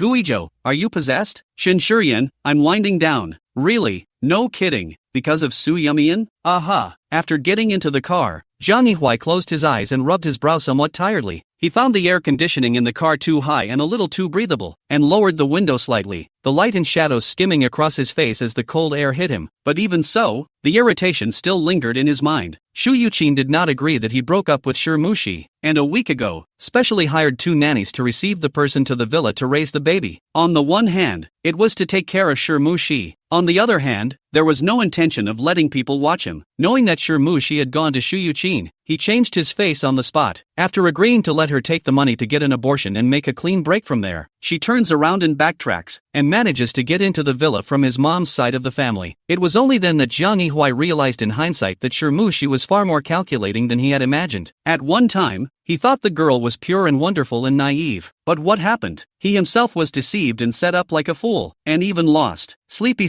because of her. If it wasn't for her, how could things have developed to this point between herself and Su Yumian? Thinking of this, Zhang Yihui's heart loathed even more, not wanting to step into any place with her in it at all. He had slept at the company for a few days in a row, and she didn't dare to call in herself, so she went through Shu Yuqin and kept urging him to go back. Zhang Yihui could only make a trip back to the villa in order to deal with his own mother. But beyond that, rest in peace. Back at the villa, it was already 8 o'clock in the evening. When he opened the door, he saw Shirmushi standing in the doorway, reaching out to try to take his clothes. Zhang Yihui dodged to the side and directly crossed over her, heading towards the living room. Shirmushi's hands froze in midair, biting her lip in some aggravation. She wore a light-colored, loose-knit dress today, and her long hair fell over her chest, making her look warm and inviting. Zhang Yihui, however, directly ignored it and walked towards Shu Yuqin. You asked me to come back, and I've already come back. With that, he turned and prepared to go upstairs. Stand still. Zhang Yihui's feet lurched, his tone flat. I'm tired and need to rest. Shu Yuqin frowned, a little dissatisfied with his unnecessary attitude. Come with me, I have something to say to you. She had a strong attitude, and Zhang Yihui frowned, but eventually followed her. The two came to the study. Zhang Yihui sat down and poured himself a glass of water first, drinking it slowly, oblivious to Shu Yuqin's ugly face. The baby is yours. Can't you be bothered? Shu Yuqin blankly glanced at him. Her own son, what character she knows. Perfect skin is only the appearance of confusing people. In fact, the bone's cold to the extreme. Love desires life, evil desires death. When did I ever say I wanted this child? Didn't you force it on me? His eyebrows peaked upwards, his eyes held obvious loathing, and his tone was nasty. Shu Yuqin understood his unwillingness and depression, but for her to give up her grandson, that was also absolutely impossible. No matter what you think, this child in Shirmushi's stomach is the Zhang family's seed. It's just that I didn't know, but now that I know, I must give birth to it peacefully. Zhang Yihui's face flinched slightly and he recoiled from the bottom of his heart. What about after she's born? You're not still planning to let me marry her, are you? All I care about is the child. As for getting married or not, whatever you want, Shu Yuqin said faintly. Zhang Yihui pondered for a moment. If you want me to agree, it's not impossible, but I have a condition. On what terms? After the child is born, Shirmushi must get as far away as possible. And, you can't stop me from being with Su Yumian in the future. Shu Yuqin was a bit speechless at her son's persistence, but still agreed. She was equally dissatisfied with Su Yumian, but she was also better than Shirmushi. At least her undergraduate degree was from B University, and she was now enrolled in graduate school. The aesthetic is online and generous. As for Shirmushi, is a flower shelf. General education, general culture, temperament is even more reluctant. Aesthetic is still poor. Zhang Yihui came out of the study, and his entire body was much more relaxed. He picked up his jacket, ignoring the woman's pathetic retention, and strutted out the door. At this moment, he couldn't wait to see Su Yumian, tell her that all those obstacles that stood between the two of them have been cleared away, and that in the future, they will be left with a straight path. Chapter 111, I Don't Love You Anymore. Su Yumian was awakened by a knock on the door. She sat up sharply, certain that someone was knocking on her door. Who? She snapped warily through the door. Tonight Xiao Wanbai stayed in the laboratory to work overtime. If she really encountered thugs, she didn't even have someone to take care of her. There was a momentary pause in the knocking, but the person outside did not return the call. Seeing that Su Yumian still didn't open, he continued to knock again. I'm not going to open the door for you until you say something. Sleep, sleep.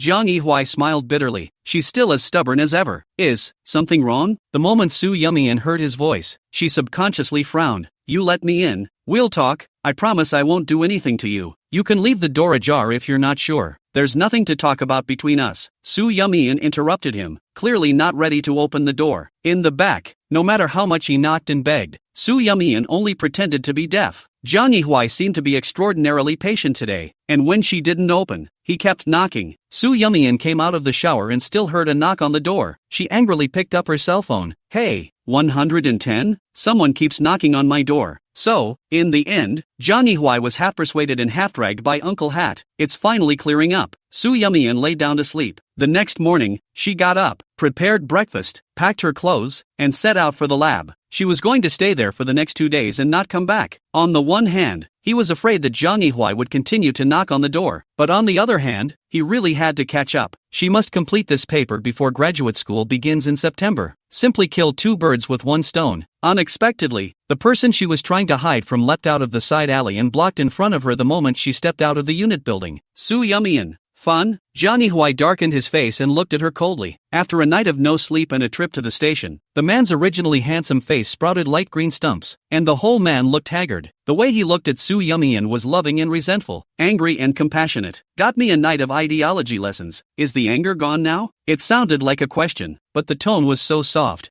enough to give the illusion that he was being pampered. Su Yumian looked at him, no half waves under her calm eyes. First of all, I'm not playing. You did disturb me. Secondly, you are being educated because you disturbed the people in the middle of the night. You deserve it. Why don't you open the door? Su Yumian, I never opened the door to strangers. These 3 words stimulated the man's sensitive nerves. Jiang Yihui, what do you mean stranger? You don't know me, or I don't know you? Then what does the past 6 years count as? You said yourself that it was the past. Now that it's in the past, don't let it affect the present. Jiang Yihui, do you hate me that much? Hate it enough to deny everything that has gone before? No. Su Yumian shook her head and looked into his eyes. Word for word, hate is based on love, and there is love to hate. But I don't love you anymore. Just broke up that time. Su Yumian's surface how calm. The heart is also hate. Hated him for his easy betrayal. I blame him for his ruthlessness in saying he'll break up, lamenting the lost and irretrievable 6-year relationship between the two. But when she survived the most difficult time, slowly healing the wounds in her heart, and now look back and think of the past, only to feel that the lightboat has already crossed 10,000 mountains. Su Yumian, I've already put it down. You also accept the reality earlier, and get down to living your own life. Put it down? Who are you to put it down? How can you put it down? Jiang Yihui suddenly became agitated. In the face of such a disruptive him, Su Yumian, however, only felt amused. Obviously he let go of her first, and just when she accepted the reality and was about to step out of the shadows, he suddenly turned around and tried to drag her back to the past? Isn't that funny enough? Jiang Yihui, don't pester me again. Don't force me to hate you. Her firmness and determination were like a knife that pierced through all his confidence and undercurrent. Sleepy, don't do this, okay? Su Yumian, however, just looked at him without waves. I've resolved all the obstacles between us, and my mom has agreed, so as long as you nod your head, we can go to the Civil Affairs Bureau and register right away. Su Yumian,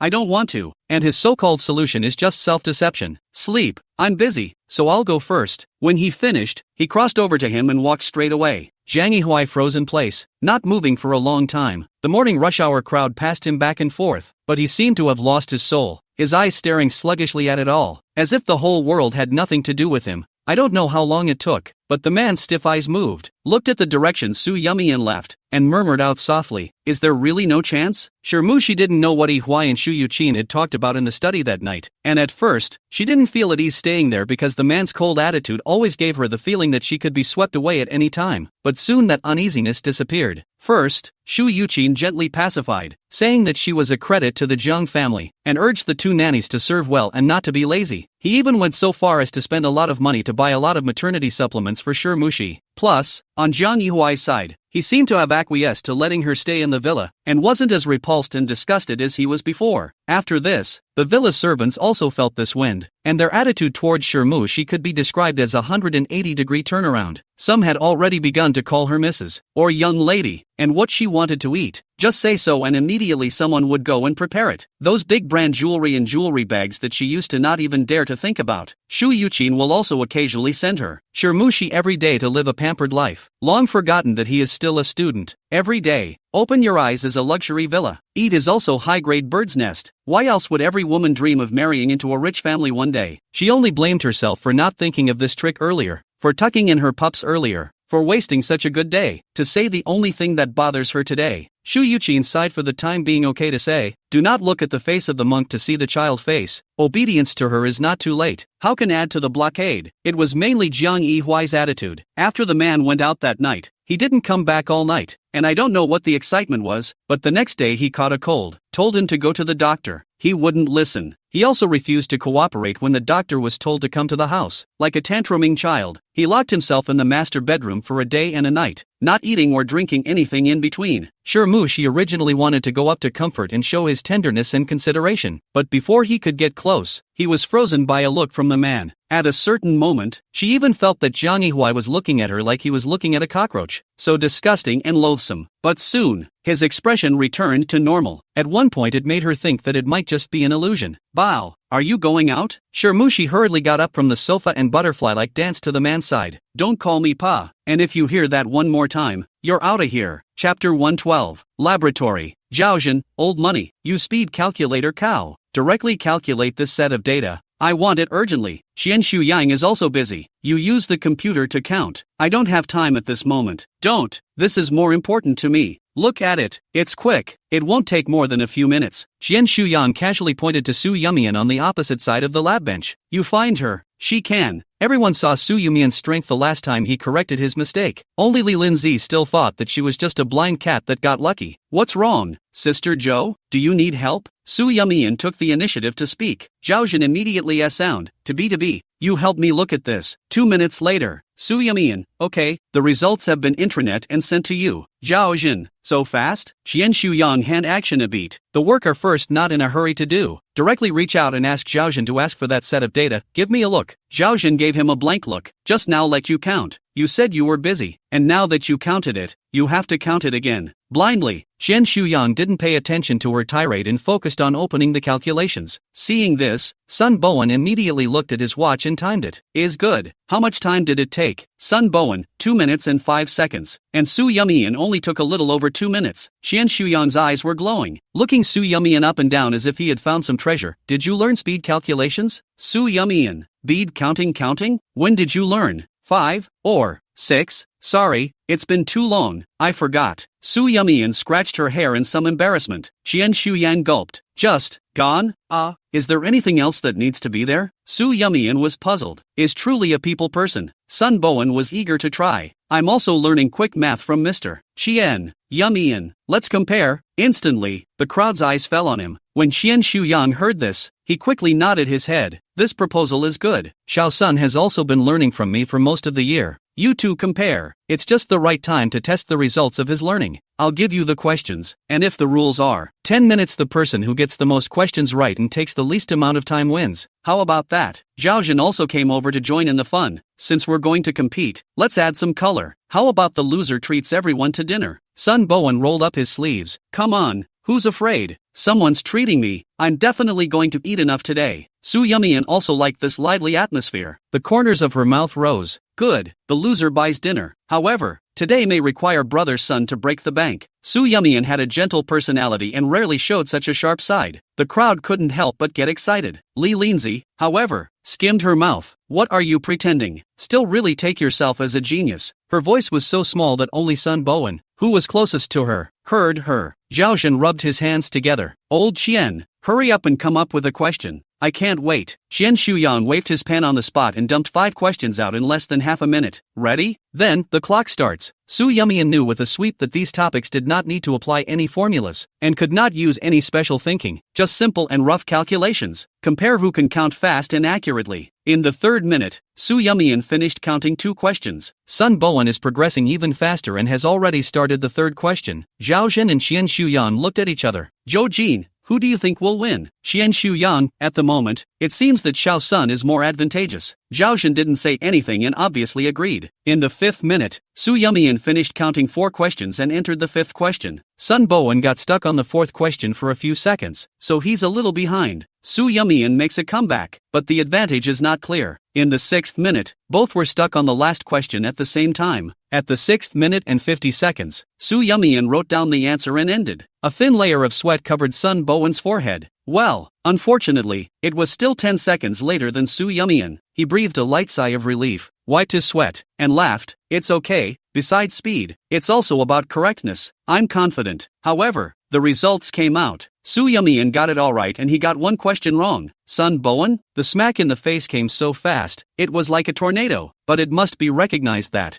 Yumian, your speed math is too strong. Did you really just learn it as a child? Xian Shuyan looked in his eyes and couldn't help but secretly nod his head. In addition to Su Yumian's strong ability, the most important thing is that she is also stable enough in her mindset, and she remains calm at critical moments. On this point alone, Sun Bowen is bound to lose. Zhao Zhen smiled and teased. Little son, convinced now? Sun Bowen responded in a loud voice. Convinced, convinced, strength is king. Unconvinced, Xian Shuyan, even if he was a senior in the lab and a strong speed calculator. But Su Yumian, an undergraduate student, he would actually lose to her? This is something Sun Bowen never expected. Zhao Zhen comfortingly patted him on the shoulder. Victory and defeat are commonplace. Next time we will fight again, that's it. But the meal can't be delayed until next time, ha. The second half of the sentence is the point. Sun Bowen, keep your word, tonight is on me. But Yumian, how did you calculate the last question? It was too fast. He thought his method was fast enough, but he didn't realize there was a faster one. Su Yumian didn't hide anything, and generously shared, telling him his algorithm. Sun Bowen suddenly realized, can actually be like this? Why can't I? Catching a rat is a good cat. Learned. Xian Shuyan once again soulfully asked, is it true that you have not systematically learned speed math? Su Yumian bumped into his measuring gaze and shook her head. No, when she was a child, she realized that she was better at mental arithmetic than others, and that she could blurt out answers that took her classmates 5 minutes to calculate. I've got a set of quick math notes in my hand, summarized by myself. Interested? Zhao Zhen, old Qian, aren't you the most precious to your set of notes? You don't give them to anyone who asks. Why are you so generous all of a sudden? Xian Shuyan waved his hand calmly. A good saddle goes with a good horse, and good things should naturally be given to those who deserve them, right? Su Yumian was a bit flattered. Is this good? Xian Shuyan, just say yes or no. Su Yumian, yes. 1 more second of hesitation is a sign of disrespect to knowledge. White. Sun Bowen, who never heard of any more notes? I'm not worthy? It's just a mistake to pay for it after all.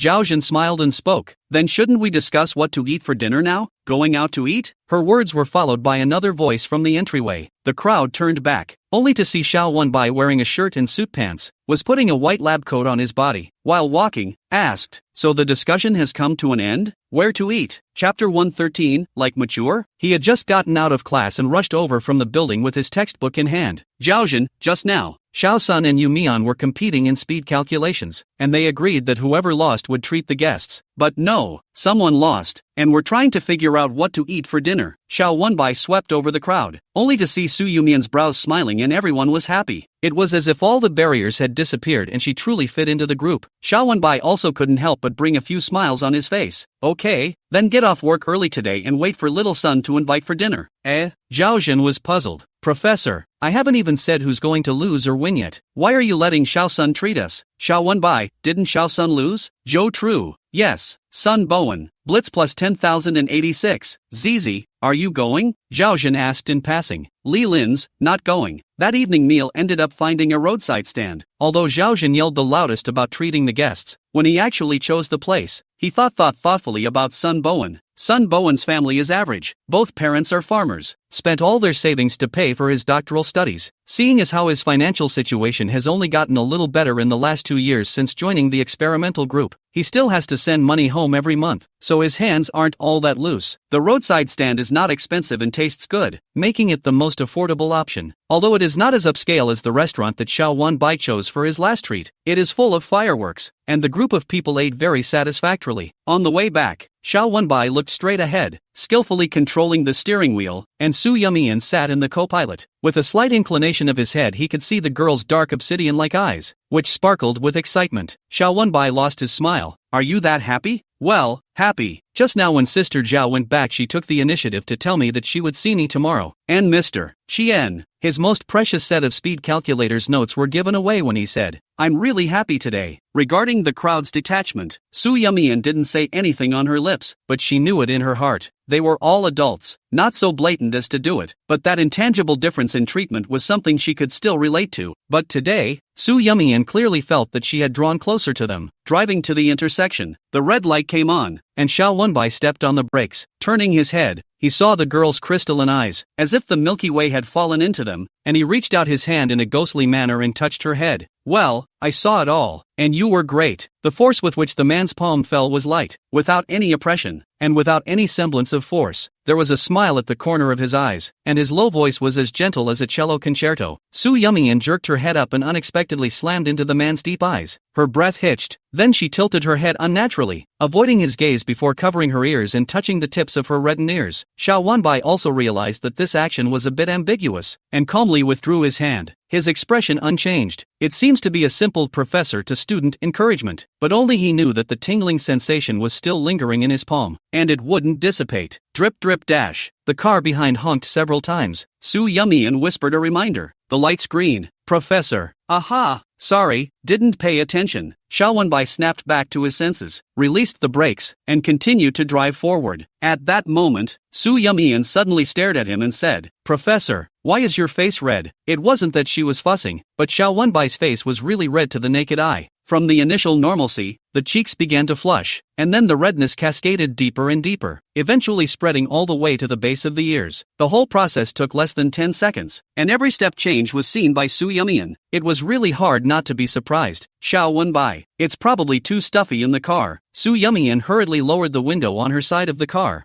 "Better?" "Aha." After Xiao Wenbai delivered the person, he remembered that an experiment started in the middle of the day hadn't yielded any results yet, and turned back to the lab. Su Yumian lay on the sofa. After that excitement had passed, her bones were all soft, and she couldn't wait to become one with the sofa. Closing his eyes, the image from the car earlier flashed through his mind unexpectedly. The details seemed to be magnified tenfold, and she remembered that Xiao Wenbai's bony hand, when it landed on her head, the gentle force gave her the illusion of being cared for and encouraged. Maybe it's not an illusion? He was really encouraging her. But also, that's about it. Su Yumian was lying on the sofa, gently raising her eyes to see the ceiling. The previous tenant had tossed the place around, both with smoke yellowing and splattered on mud spots, even if Su Yumian had done the treatment. But whether it was wallpaper, or using lamps as a cover, those bad traces still existed objectively and could not be erased. At first glance, it may not be easy to spot, but once you get close enough to take a closer look, or turn the lights up to maximum, all the ugliness is gone. It's better to keep your distance from the start rather than letting someone find out the bad side and be disliked and disgusted. It's not easy to see too well without getting too close. Thinking about this point, Su Yumian breathed a long sigh of relief as she raised her hand to touch her chest. Good, the beating rate has returned to normal. She got up and headed for the bathroom. Take a shower and get some sleep. We'll talk about anything tomorrow. If you don't want to talk about it tomorrow, there's the day after that. And if you don't want to the day after that, there's the day after that. And then one day pushes another day, and every day repeats itself. Well, that's nice. Another busy week has passed. On Sundays, Su Yumian rests. Last time she did not return Xiao Yui's phone call. She was quite upset. Catching Xiao Yui also on vacation, they made an appointment to watch a movie together. Just in time for the end of the spring festival, Su Yumian chose the one with the best reputation. Sitting down to take a look, all the familiar faces in the comedy world. People like Su Yumian who don't pay much attention to the entertainment industry can also call out the names of the main actors. Xiao Yui has recently become obsessed with a young starlet's face, and coincidentally he's guest starring in it, and she hears that it's a pretty handsome murderer, which she's really looking forward to. Su Yumian bought a bucket of popcorn and 2 cups of Coke, and the two of them ate and laughed. The movie was pretty good and had plenty of laughs. The only thing that disappointed Xiao Yui was that the handsome murderer she had been looking forward to for so long turned out to be gone after only 2 seconds. Said cameo was really just a cameo. Ha! The camera sweeps and whooshes by, Su Yumian, it's only 2 seconds, but it's still pretty cool. When Xiao Yue heard this, she became energized. Aren't you not a star chaser? It's hard to believe that this little star actually caught your eye. I swiped 200,000 gifts for him and added his WeChat. Do you want it? I'll push it to you. No. Too young for my liking. Su Yumian looked at her, squeezing her eyebrows, so she casually dealt with it. Xiao Yue smelled something. Too young for your liking? So, what kind do you like? Not young? Mature? Su Yumian was stunned and pushed away Xiao Yue's face that was getting closer and closer. No. Chapter 114. Tangling with some of my buddies. After saying that, as if he was afraid that she would continue to pursue, he hurriedly changed the topic. I'm hungry. Didn't I book a restaurant? Let's go eat. There is a Chaos-Han hot pot in the 3rd ring, and every weekend, the seats are full. And Xiao Yue almost didn't get a seat even though she booked 2 days in advance. The hot pot restaurant is near the slaughterhouse, and the beef sold in the store is shipped directly from the market. Fresh and clean. Used to eating heavy Sichuan hot pot, occasionally a little light. Su Yumian quite like. Especially this restaurant's soup base is simmered with beef bones, gurgling and bubbling, and even before the meat is put down, you can already smell the fresh aroma. As soon as Xiao Yue sat down, she pointed at the menu. This,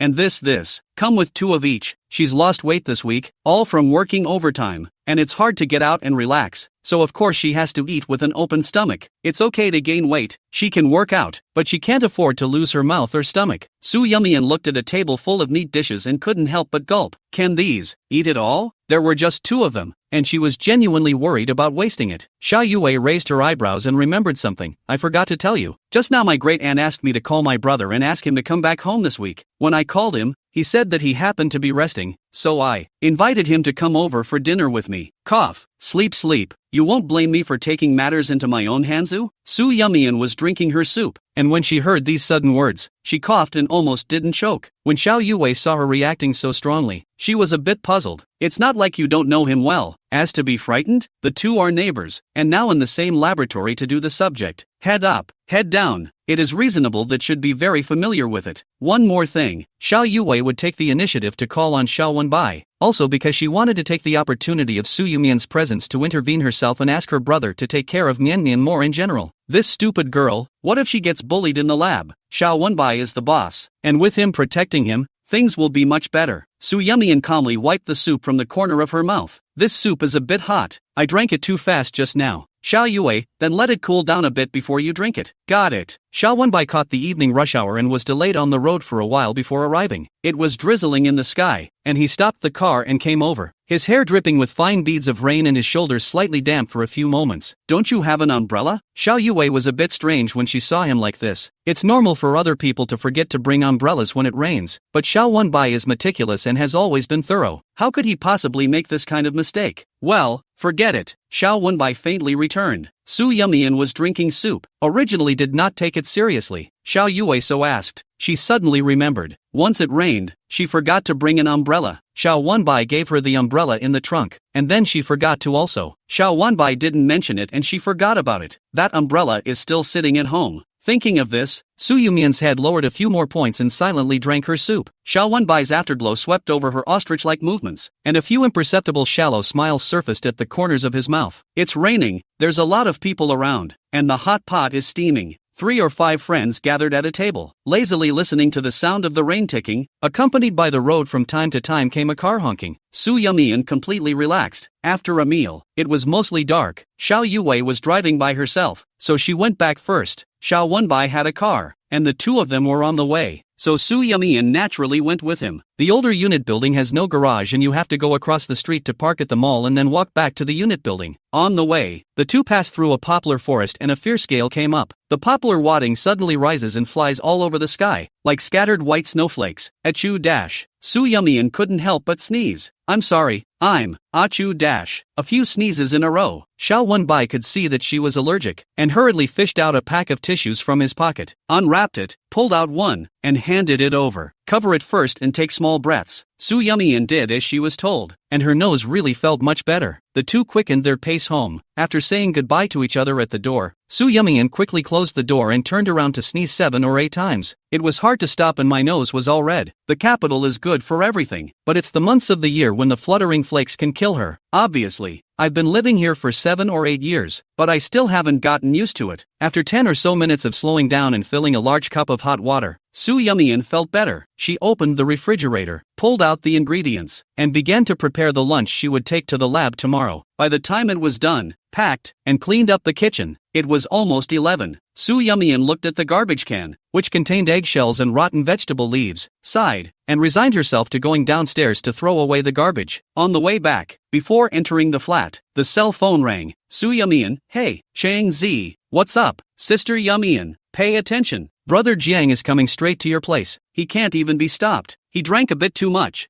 I'm afraid he'll be impulsive. Su Yumian vigilantly swept the surrounding area. A good word was just about to come out, when suddenly a black shadow leaped out. Ah, sleep. The man smelled of alcohol. His cheeks flushed, and he looked at her with an infatuated and mesmerized look in his eyes. On the other end of the line, Sister Rain sleep? Sister Rain sleep? What's wrong? Why don't you say anything all of a sudden? Chang Zhou's anxious voice came. Jiang Yihui pinched Su Yumian's wrist, snatched the cell phone, and pressed off the call. First Shen Shurian, then Chang Zhou. Su Yumian, you said you didn't love me and refused to get back together, but then you turned around and got entangled with my buddies. What do you mean? You're drunk. Su Yumian inclined her head, her side face cold. I don't reason with drunks. I'm a drunk. You said I'm a drunkard? Jiang Yihui clasped her shoulders and shook them frantically, his voice dripping with despair. You clearly weren't like this before. You would only be distressed that I drank too much, my stomach was bad, and that the next day wouldn't be difficult. Why? Why did you change just like that? Why? Su Yumian pushed him away with one hand. Drunken men with weak arms and legs are not hard to break free. She took 2 steps back and pulled away. My heartache is only for those who care. I'm not now? Jiang Yihui murmured softly, lost in thought. Not for a long time. After saying that, Su Yumian turned around and ran upstairs, fearing that a second later, Jiang Yihui would catch up. This kind of one-sided pestering could no longer be considered pestering, but rather harassment. Su Yumian was tired from the beginning, but now only boredom remained. Seeing that she avoided herself with the plague like avoiding, the man who was originally stunned like being suddenly stimulated, pulled his leg to chase after her, and his hand fished out, originally wanted to fish the person into his arms, but did not expect to pull Su Yumian's hair. She screamed miserably. Chapter 115, In this life, I will lose Su Yumian forever. Jiang Yihui violently retracted his hand, like a child who had done something wrong. I'm sorry Mian. I didn't mean to. I don't know what's wrong with me. I just don't want you to run away from me so far away. Don't touch me. Su Yumian covered her head, tears falling from her eyes in pain. At this time, the tightly rushed Sheng Zhou finally arrived. Along with him came Shen Shurian. Is everything alright? Only to see the man cross over Jiang Yihui and walk over to Su Yumian's side, his tone dripping with anxiety. Shen Shurian was attending a business reception when he received Chang Zhou's call. Not surprisingly, a $60 million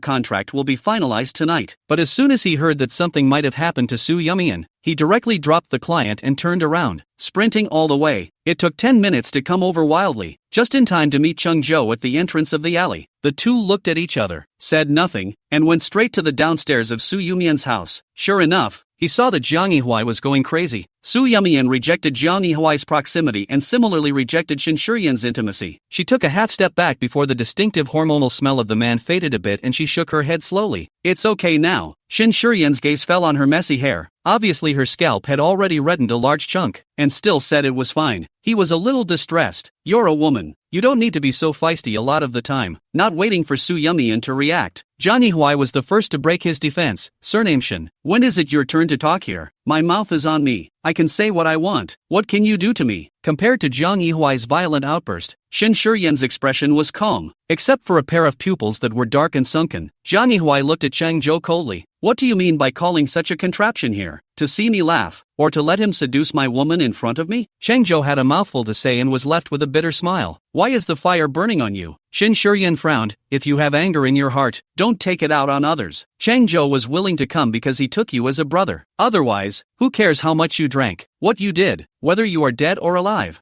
Ha, brother? Jiang Yihui laughed coldly. I also take you as a brother, but what you did is a human being's job. Don't forget, in terms of seniority, you have to call her Su Yumian's sister-in-law. Shen Shurian gasped and laughed. Jiang Yihui, I'll take it that you're drunk and having a fit. Su Yumian broke up with you a long time ago. Still sister-in-law? You're sick in the head. What's wrong with breaking up? Don't you know that a brother's wife can't be bullied? Rabbits still don't eat grass on the edge of the nest. You're up my nest. Shen Shurian, if I remember correctly, when in the nightclub, the breakup was mentioned by you, right? Jiang Yihui choked. Shen Shurian looked back at Su Yumian. You go up first. I'll handle it here. Su Yumian frowned. Shin Shuryan warmly soothed. Trust me. Chang Zhou also nodded gently towards her. Su Yumian turned around and went upstairs. She didn't want to care in the first place and couldn't care. It was best if someone could keep Jiang Yihuai down. Save the police. If it was only Shin Shuryan, she wasn't too worried. But Process Week is here too, so it shouldn't be a big deal. Jiang Yihuai's gaze had been chasing after her back, and several times he tried to raise his feet to go after her, but he was stopped by Shin Shuryan.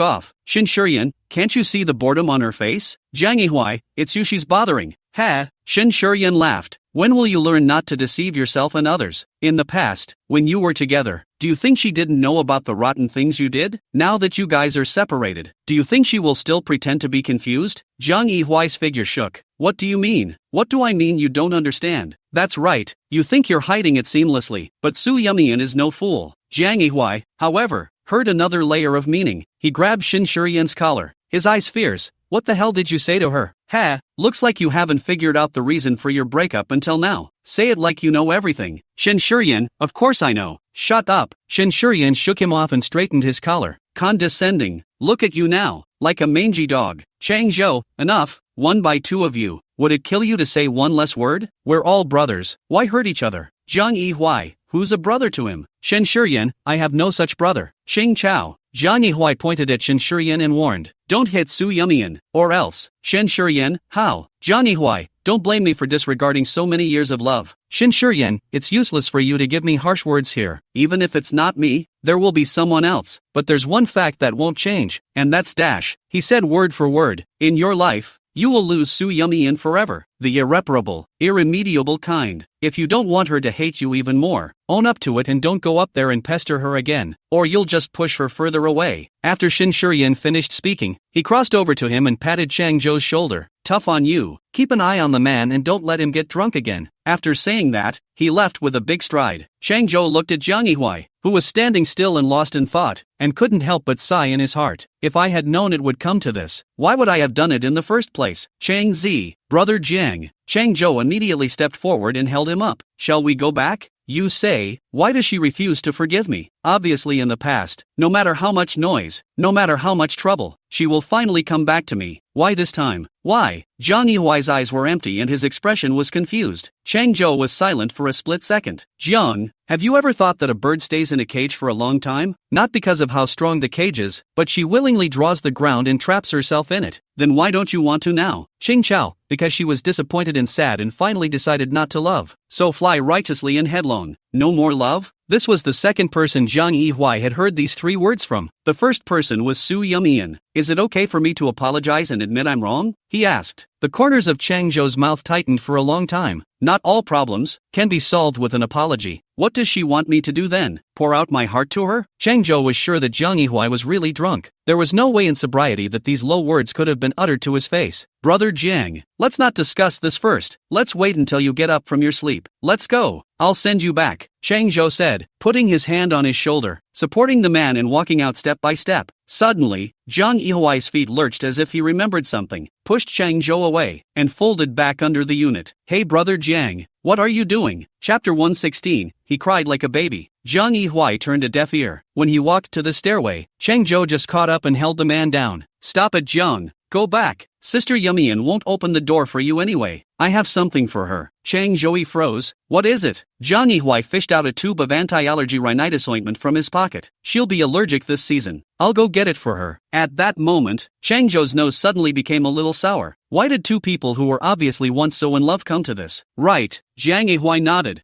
I'll deliver her medicine. This must be given to her. Must, said the man, his voice getting smaller and smaller. Then his eyes went black and his body slid down limply. Chang Zhou hurriedly carried the man and dragged him toward the car. But looking away from the SU parked at the end of the alley, he couldn't help but sigh deeply. It was 1 a.m. By the time the person was safely returned to the villa, the maid opened the door. Chang Zhou, quickly come and help. He's drunk. Make some sobering soup or something later. After the explanation, he drove off. Shermushi had already laid down and was sleeping soundly when she suddenly heard movement coming from downstairs. Although she didn't want to get up, for the sake of Jiang Yihuai and in order to successfully marry into a wealthy family, she still forced herself to endure her drowsiness, put on her jacket, and came downstairs. You go pour water. I'll help him. Shirmushi went forward and tried to take Zhang Yihui from the maid. But young lady, you don't seem to be very convenient right now. The maid was a little worried about her stomach. A grown man is not a lightweight. Shirmushi, however, waved her hand without a care in the world. I know my own body well, just do as I'm told. Then, well, the maid could only obediently hand Zhang Yihui over to her. Who knew that when Shirmushi took over, he almost didn't get crushed. The man was so drunk that his entire weight was on her shoulders. Wait.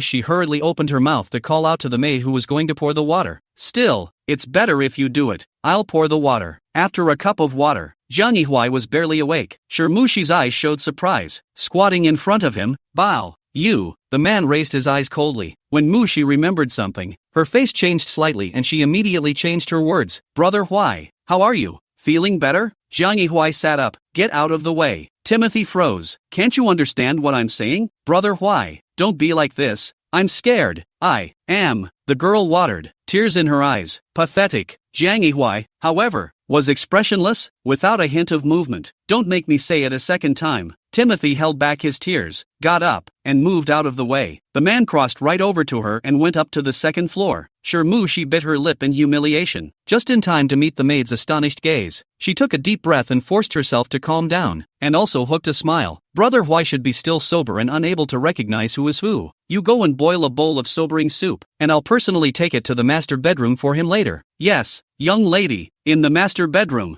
Zhang Yihui closed the door. His hands and feet were weak, and for a while he was unable to support himself. The look of Su Yumian's tears in pain as she was pulled by her hair flashed in his mind, and his heart ached a little. His hand went into his pants pocket, but he didn't feel the ointment. He instantly pulled out his entire body, and there was none. Rushed downstairs again, searched the living room, still nothing. In that moment, as if he had lost the most important thing in his life, he crouched behind the sofa and cried like a child. Sleep, I miss you so much. Come back, okay? All that answered him was the darkened living room and the cool wind that whistled relentlessly out the window. The next day Su Yumian got up early, washed, cooked, packed, and was ready to leave for the lab. As I closed the door, I noticed a paper bag hanging from the doorknob containing a tube of anti-allergy nasal ointment, and it's the same brand she's used to using. She looked around. Who sent it? Suddenly, her eyes landed on the opposite door, and Su Yumian looked at the ointment and studied the paper bag more closely. Just as she was about to knock on the door and ask if it was from Xiao Wenbai, the door violently pulled open from the inside. Xiao Wenbai walked out with a cold face, and when he saw her, his feet lurched. Su Yumian noticed that the man's face was not right and inquired, "What happened?" Xiao Wenbai squared his shoulders. "Go to the lab first, and we'll talk as we go." Good. Su Yumian also couldn't help but be cautious, and naturally forgot about the ointment. On the way, Xiao Wenbai received a phone call. The other end didn't know what had been said, and he blushed and his tone sank a few notches. "Okay, I got it. It's on its way now. Soon." Hanging up the phone, Xiao Wenbai didn't wait for Su Yumian to ask, and said first,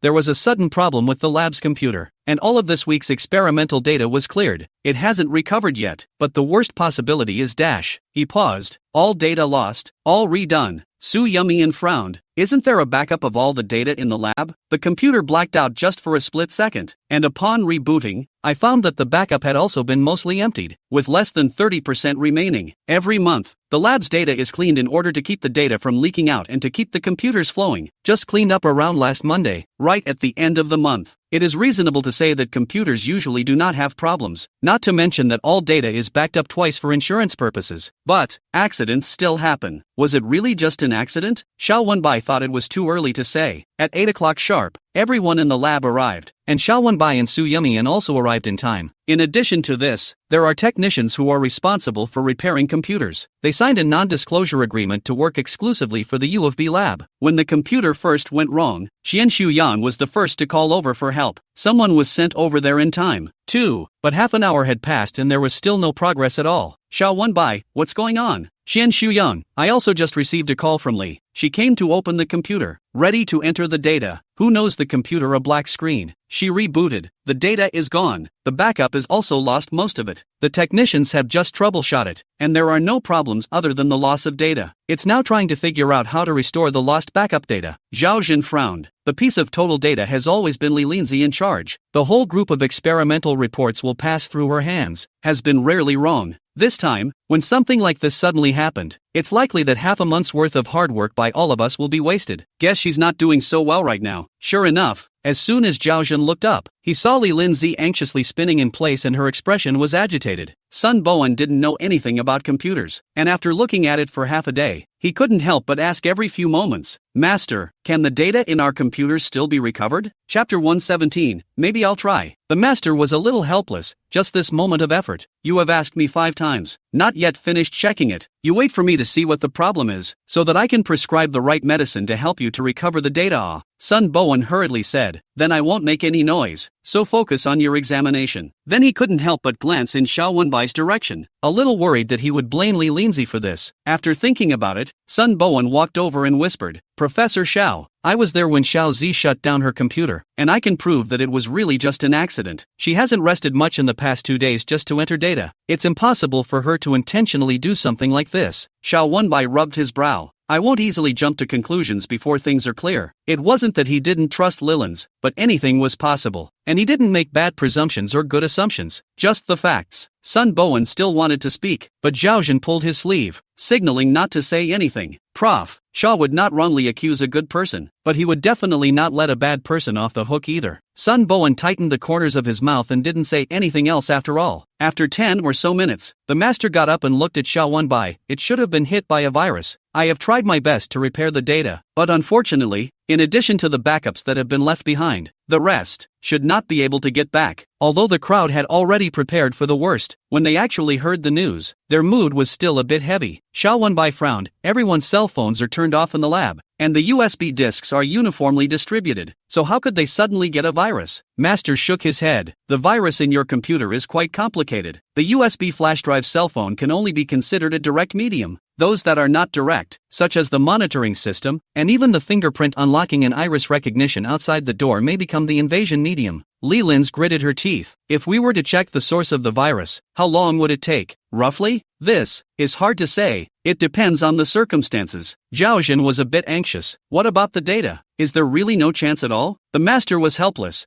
"Don't make it difficult for me. The virus invades the motherboard. Once the computer motherboard is damaged, no data can be retrieved." Zhao Zhen was unwilling. "Is there no other way?" The thought of the data that all of them had worked so hard for so many days to come up with just disappearing made her liver ache with anger. Li Linzi mumbled a bit, emotionally downcast. "I'm sorry, it's all my fault. I shouldn't have prepared just one piece of data to save time." Zhao Zhen pursed her lips and didn't say anything. Xian Shuyang sighed, and even Sun Bowen frowned, half speechless. Xiao Wenbai looked at the computer and remembered something. "The computer in the lab on Friday was connected to my personal work computer." The master's eyes lit up. "Any traces of transmitted data?" Xiao Wenbai nodded. "Yes, that's great. That way, following the path will enable you to find the file you transferred earlier." "I'll try." Half an hour later, 2/3 of the data had been recovered, and everyone breathed a sigh of relief. What about the remaining 1/3? Zhao Zhen felt that he was still greedy, but that was the effort of the entire group, so he couldn't let go of even the slightest chance. "If it's the data from the last 2 days, I have an idea." Su Yumian, who hadn't said anything, suddenly spoke up. "Zhao Zhen, what way?" "Su Yumian, when I uploaded the data yesterday, I looked at our lab computers using Elan, but the software that stores the information is a Sun terminal. Sun is one of the world's leading internet companies, covering a wide range of businesses, and some of the office software is developed by them. 6 months ago, they went live with a new feature." When Su Yumian said this, the computer repair master's eyes lit up. "You're talking about the AI recorder, right?" The crowd was at a loss. It's not their area of expertise, and they really aren't very well versed. "Xiao Wenbai, what you're talking about should be the AI intelligence that Sun added after the software update. But this function is not perfect. A large amount of data is uploaded to the cloud unclassified and cannot be searched by save time. The only thing that can be searched at the moment is keywords. In other words, not only do you have to know what part of the data was lost, but you also have to remember the specific data of the lost part. Not all of it, but at least 1/10 of it. This is the only way to conduct an accurate search. Otherwise it's a needle in a haystack." Sun Bowen, 1/10. "That's a lot. Equivalent to 3 whole sets of experimental data." This, Xian Shuyang paused, "may be difficult to realize. They do the experiment, record the data on the computer and just click save. Who uses their brain to memorize these things? Even if I wanted to, I couldn't remember so much." Li Linzi couldn't help but skim her mouth, saying it for nothing. "It's impossible for anyone to remember it," favoring some people who still want to say it. Claptrap. Ignoring her sarcasm, Su Yumian faintly said, "Maybe I can try." "You?"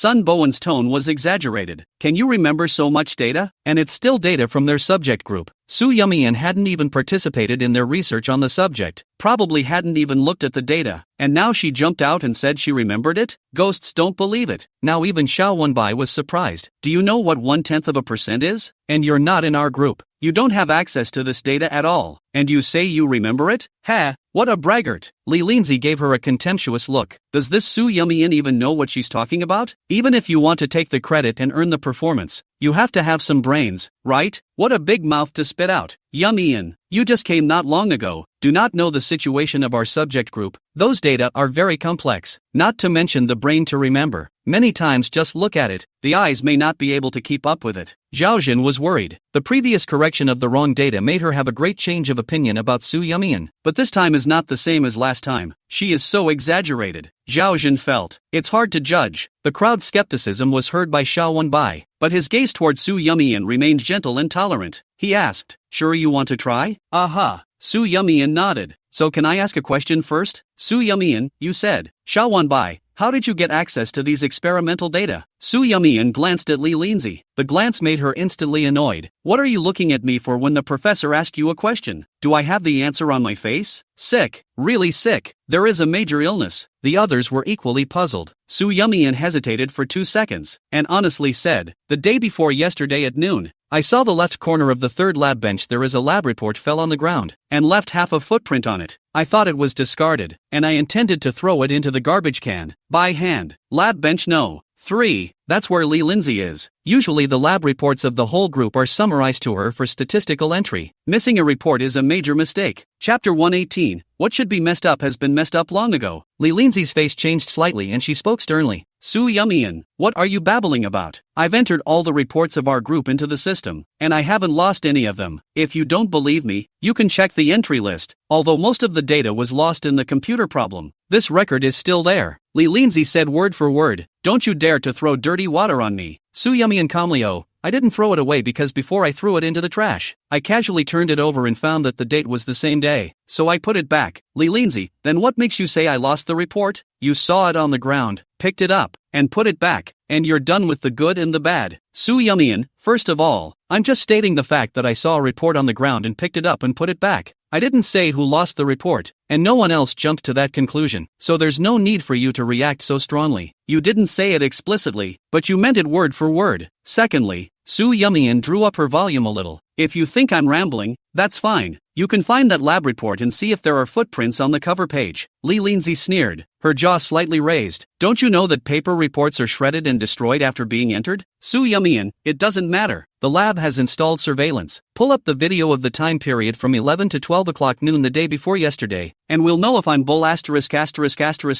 ting or not. That's when Li Linzi panicked. She did see a report with a footprint on the cover sitting on her desk the day before. At that time, she had just finished recording the data, and was glad to find the missing one in time, so she hurriedly made a supplementary entry. Sun Bowen knew that Soo Yumien wasn't telling lies as soon as he took a look at Li Linzi's expression. He hurriedly stood out to round off the situation. Not so much. We work together. Some issues do not have to fight for a win or lose, right or wrong. Besides, aren't we going to discuss how to retrieve that last part of the missing data? Let's just skip the matter of the report for now and get the most important issue of the moment out of the way, right? Ahem. That AI function that Rainsleep said just now requires a keyword search, right? And the keyword magnitude isn't small. It has to be 1/10. This. Sun Bowen couldn't say any more. Who remembers so much? Not a super brain. Xiao Wenbai, however, looked straight at Soo Yumien. You just said you read that report when you picked it up? Yes. Soo Yumien nodded. How much do you remember? All of it. The crowd gasped backward. Xiao Wenbai, however, was very calm. The data on this report can be used as keywords for AI cloud search. Is that what you mean? Right. Okay. Xiao Wenbai opened the computer. You say it, I'll memorize it. Soo Yumien, thickness, in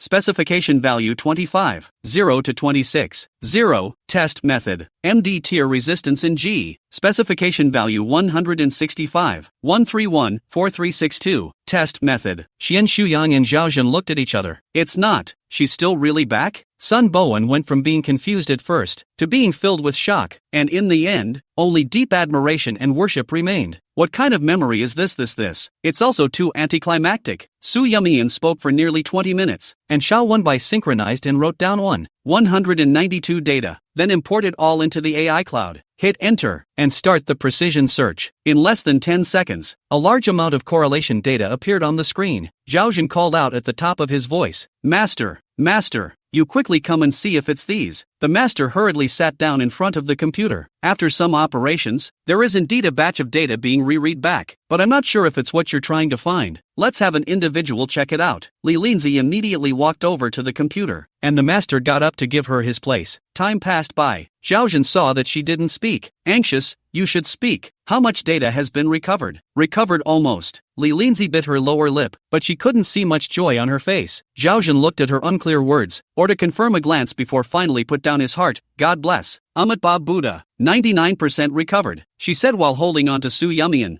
Thanks to you this time, or else we would have to cry to death. These data, at least we have to add half a month's worth of shifts to get it back out again. Worthy of being a student of University B? Your brain just spins fast. Even the master who repaired the computer slapped his thighs and praised without mincing words. Xian Shuyang also nodded, the appreciation and gratitude in his eyes almost overflowing. Yes.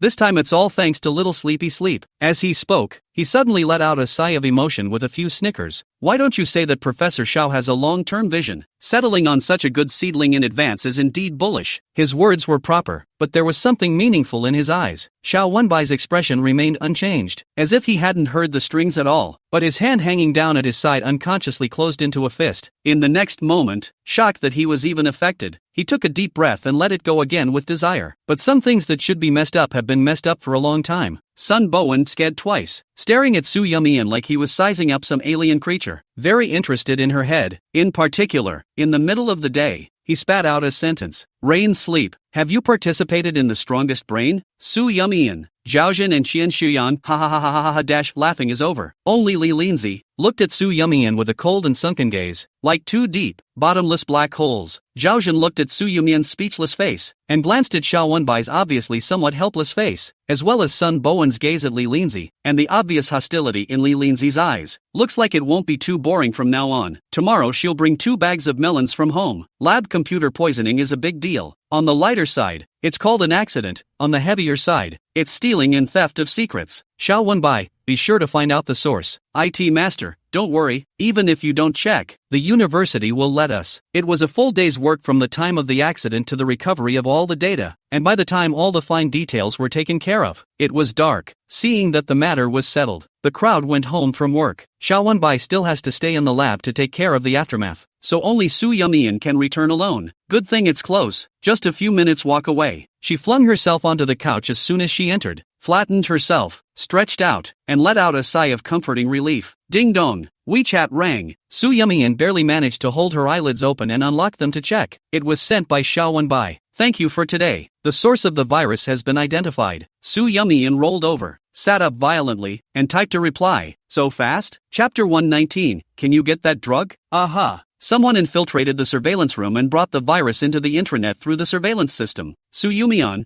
what kind of person is it? Xiao Wenbai, the other party is masked. Can't see his face, but we can be sure. It's someone from inside the University of B. Su Yumian pursed her lips. He must not be spared. This time it's a virus. Next time I don't know what it is. Xiao Wenbai held the cell phone and laughed in a low voice. The IT master beside him looked puzzled. What was so funny? It's weirdly scary when it comes out of the cold. Xiao Wenbai replied. Okay, I'll take your word for it. Su Yumian laughed, put down her cell phone, and got up to go to the bathroom to take a shower. The headache brought on by the hangover caused Zhang Yihui to draw in a breath of cold air. He sat up and looked out the window. It was dark. Slept all day and night by myself. The pain in his stomach began to linger again, and he skillfully rummaged through the stomach pills in his nightstand and tilted his head back over the already cold water and sent it into his stomach. The cold liquid passed through his esophagus and into his stomach, stinging him. Although you can take medicine, but medicine can't be eaten more. Is medicine 3 times poison, or dietary supplement is the best? Quickly get up, drink this bowl of cinnamon red dates yam soup. Too sweet? Then I'll put less dates in next time. Can you drink less tonight? Your stomach. I soup and water to raise most of the month it. This drink, and foregone. Why? Don't drink so much in the future, okay? I'm worried about your health. If you come back drunk like that again, I'm really going to get mad. Today it's turnip and lamb soup. You have to finish it, or why is it that every time I ask you to drink soup, you always come up with this? It's no use gagging me. Woo, why? I'm really angry. Kissing me won't help. Don't drink. Jiang Why? I don't like it when you're drunk. The porridge is in the pot. I'm tired. I'll go to bed first. Jiang Yihuai's mind kept floating back to the scenes where he had once spent time with Su Yumian. She's actually always been against him drinking. At first, she would be anxious, worried, and would whisper in his ear like a little old lady, but she would always serve a steaming bowl of stomach-boosting soup after every reading. When in a good mood, he enjoys the care and consideration, and delights in all the ways he succeeds in shutting her up. But occasionally when he was in a bad mood, when he encountered annoying things at work, and Su Yumian kept chattering in his ear, he would get annoyed. When they get annoyed, they can't control their tempers and the two often end up in a big fight. Then gradually, she is not so loved to read. Every time he came home after socializing, can see her sitting on the sofa waiting for the figure, and then a bowl of hot soup or hot porridge sent to his hands. Jiang Yihuai felt that she understood, and there was even a little bit of relief inside. What kind of man doesn't socialize? If you don't drink at a social gathering, do you drink a beverage? If you don't drink and someone else does, it's not the drink you lose, it's face. But in retrospect, where did Su Yumian understand? She was just disappointed and too lazy to say anything. Looking at the pile of empty boxes of stomach pills in the drawer, Jiang Yihuai hadn't drank Su Yumian's stomach-nourishing soup for I don't know how long. 1 day, 2 days, 3 months, 6 months. All he knew was that he missed her. So much that his heart ached and he went crazy. Suddenly, the door gently pushed open from outside, and she walked in with a tray. Seeing him awake, she smiled faintly. Brother Huai, you've slept all day. You're hungry, aren't you? I boiled millet porridge for you and prepared a few light appetizing side dishes. With that, she walked over to the bed and was about to set the tray down. Jiang Yihuai, who let you in? The woman stiffened in her movements. I'm just worried about you. Get out. Why? I told you to get lost. Didn't I hear you? She bit her lips in aggravation and trembled. The man's face, however, did not show a trace of pity, and no one is allowed to set foot in this room without my permission in the future. Do you hear me? Why? Timothy looked up, tearfully at him. This is the master bedroom. It should be our room. Why can't I go in?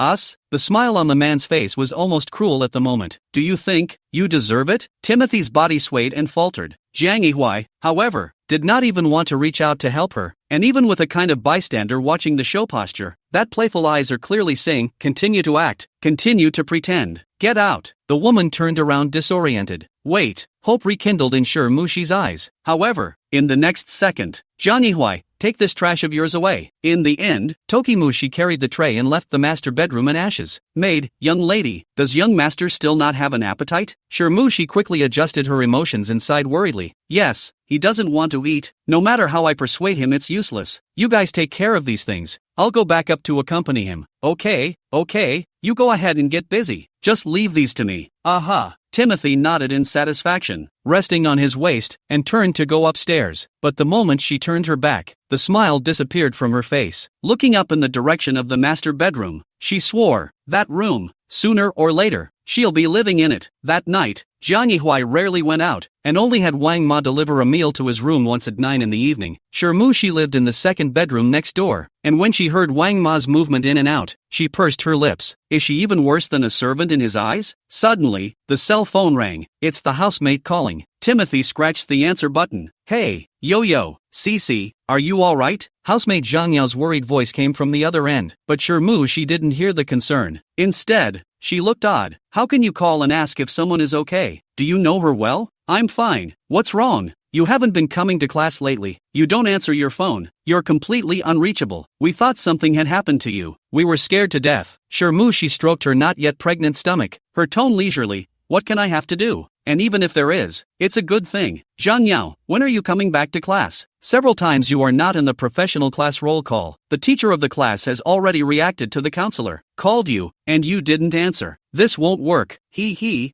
final grade depends on the usual points. You've missed too many classes and skipped too many. You'll fail by then. Mushi interrupted her with some impatience. I know, but I really have something particularly important lately. There's no way I can go to class, so you guys can just casually help me cope with it during roll call. How can this work? Besides, teachers don't take names anymore. They just assign poses on the app to take pictures and punch in. So there's nothing we can do if we want to help you. Sure, Mushi frowned. No, even if. Loss, I also sent you so expensive perfume last time. This little favor cannot help. When he finished, he simply hung up. A couple of the housemates looked at each other in disbelief. How did she get like this? After hanging up, Mushi thought about it and dialed another number. The other end picked up quickly, his voice cold. What is it? Can you? She bit her lip. Get that drug? Chapter 120. Professor Shaw at her house? What kind of medicine? It's that gets men interested. The person on the other end was silent for 2 seconds and suddenly snorted. You've been reduced to giving a man pills to keep him interested? Mushi was annoyed. You just say whether you can get it or not. The rest is none of your business. Wait. The other side dropped 2 words and took the lead in choking off. Mushi lay on the bed and looked at the ceiling. Rich people even have the roof so beautifully decorated.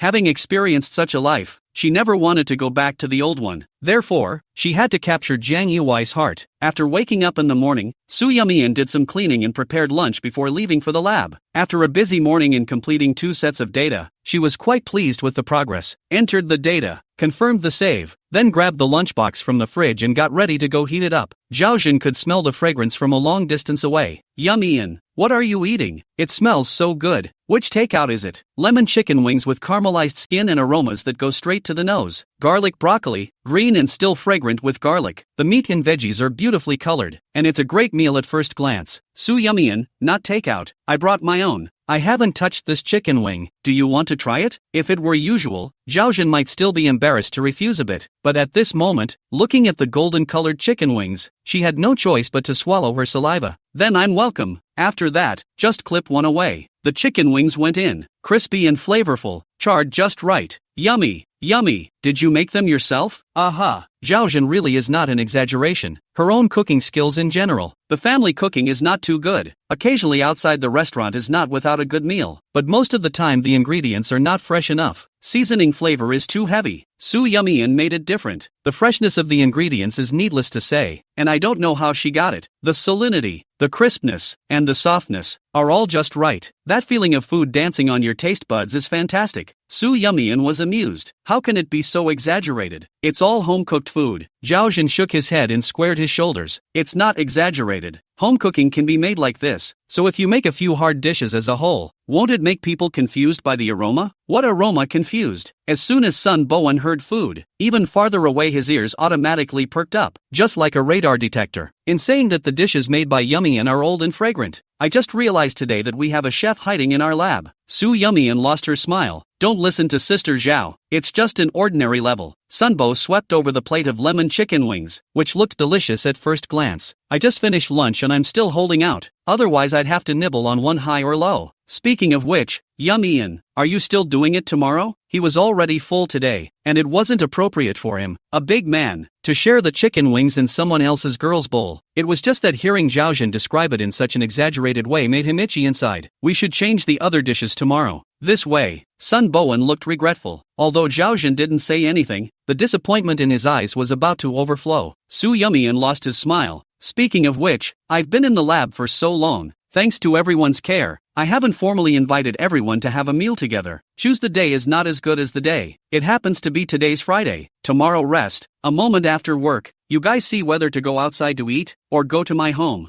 Go to your house. Go to your house. Zhaojin was afraid that she would back out. Then it's a deal. We'll leave at 6 and go over. Good. Su Yumian nodded. I'll send the address to the group. In a while I'll go grocery shopping first. You guys can come over after you're busy. Aha! Xian Shuyan, shouldn't we notify Lao Xiao? Zhaojin, you inform. Okay. Xian Shuyan took out his cell phone. I'll ask him if he's out of class. At 2 o'clock in the afternoon, Su Yumian shut down the computer, tidied up the lab table, and quietly left. Just as he went out the door, he bumped into Xiao Wenbai. Going grocery shopping? He asked. Su Yumian was slightly surprised. You know? Well, Old Money sent a message to let us know. Let's go. Xiao Wenbai, not going to the supermarket? Drive you. Not busy today? Xiao Wenbai, not really busy. It can be busy or not. It depends on the person. Okay, thanks then. She was still thinking about whether to take a taxi to go, but she didn't expect Xiao Wenbai to appear like timely rain, which saved her money. As it turns out, Su Yumian not only saves money, but also saves energy. All the bags, big and small, were carried by Xiao Wenbai the whole time. Su Yumian thought it was too much and wanted to take part of it. Instead,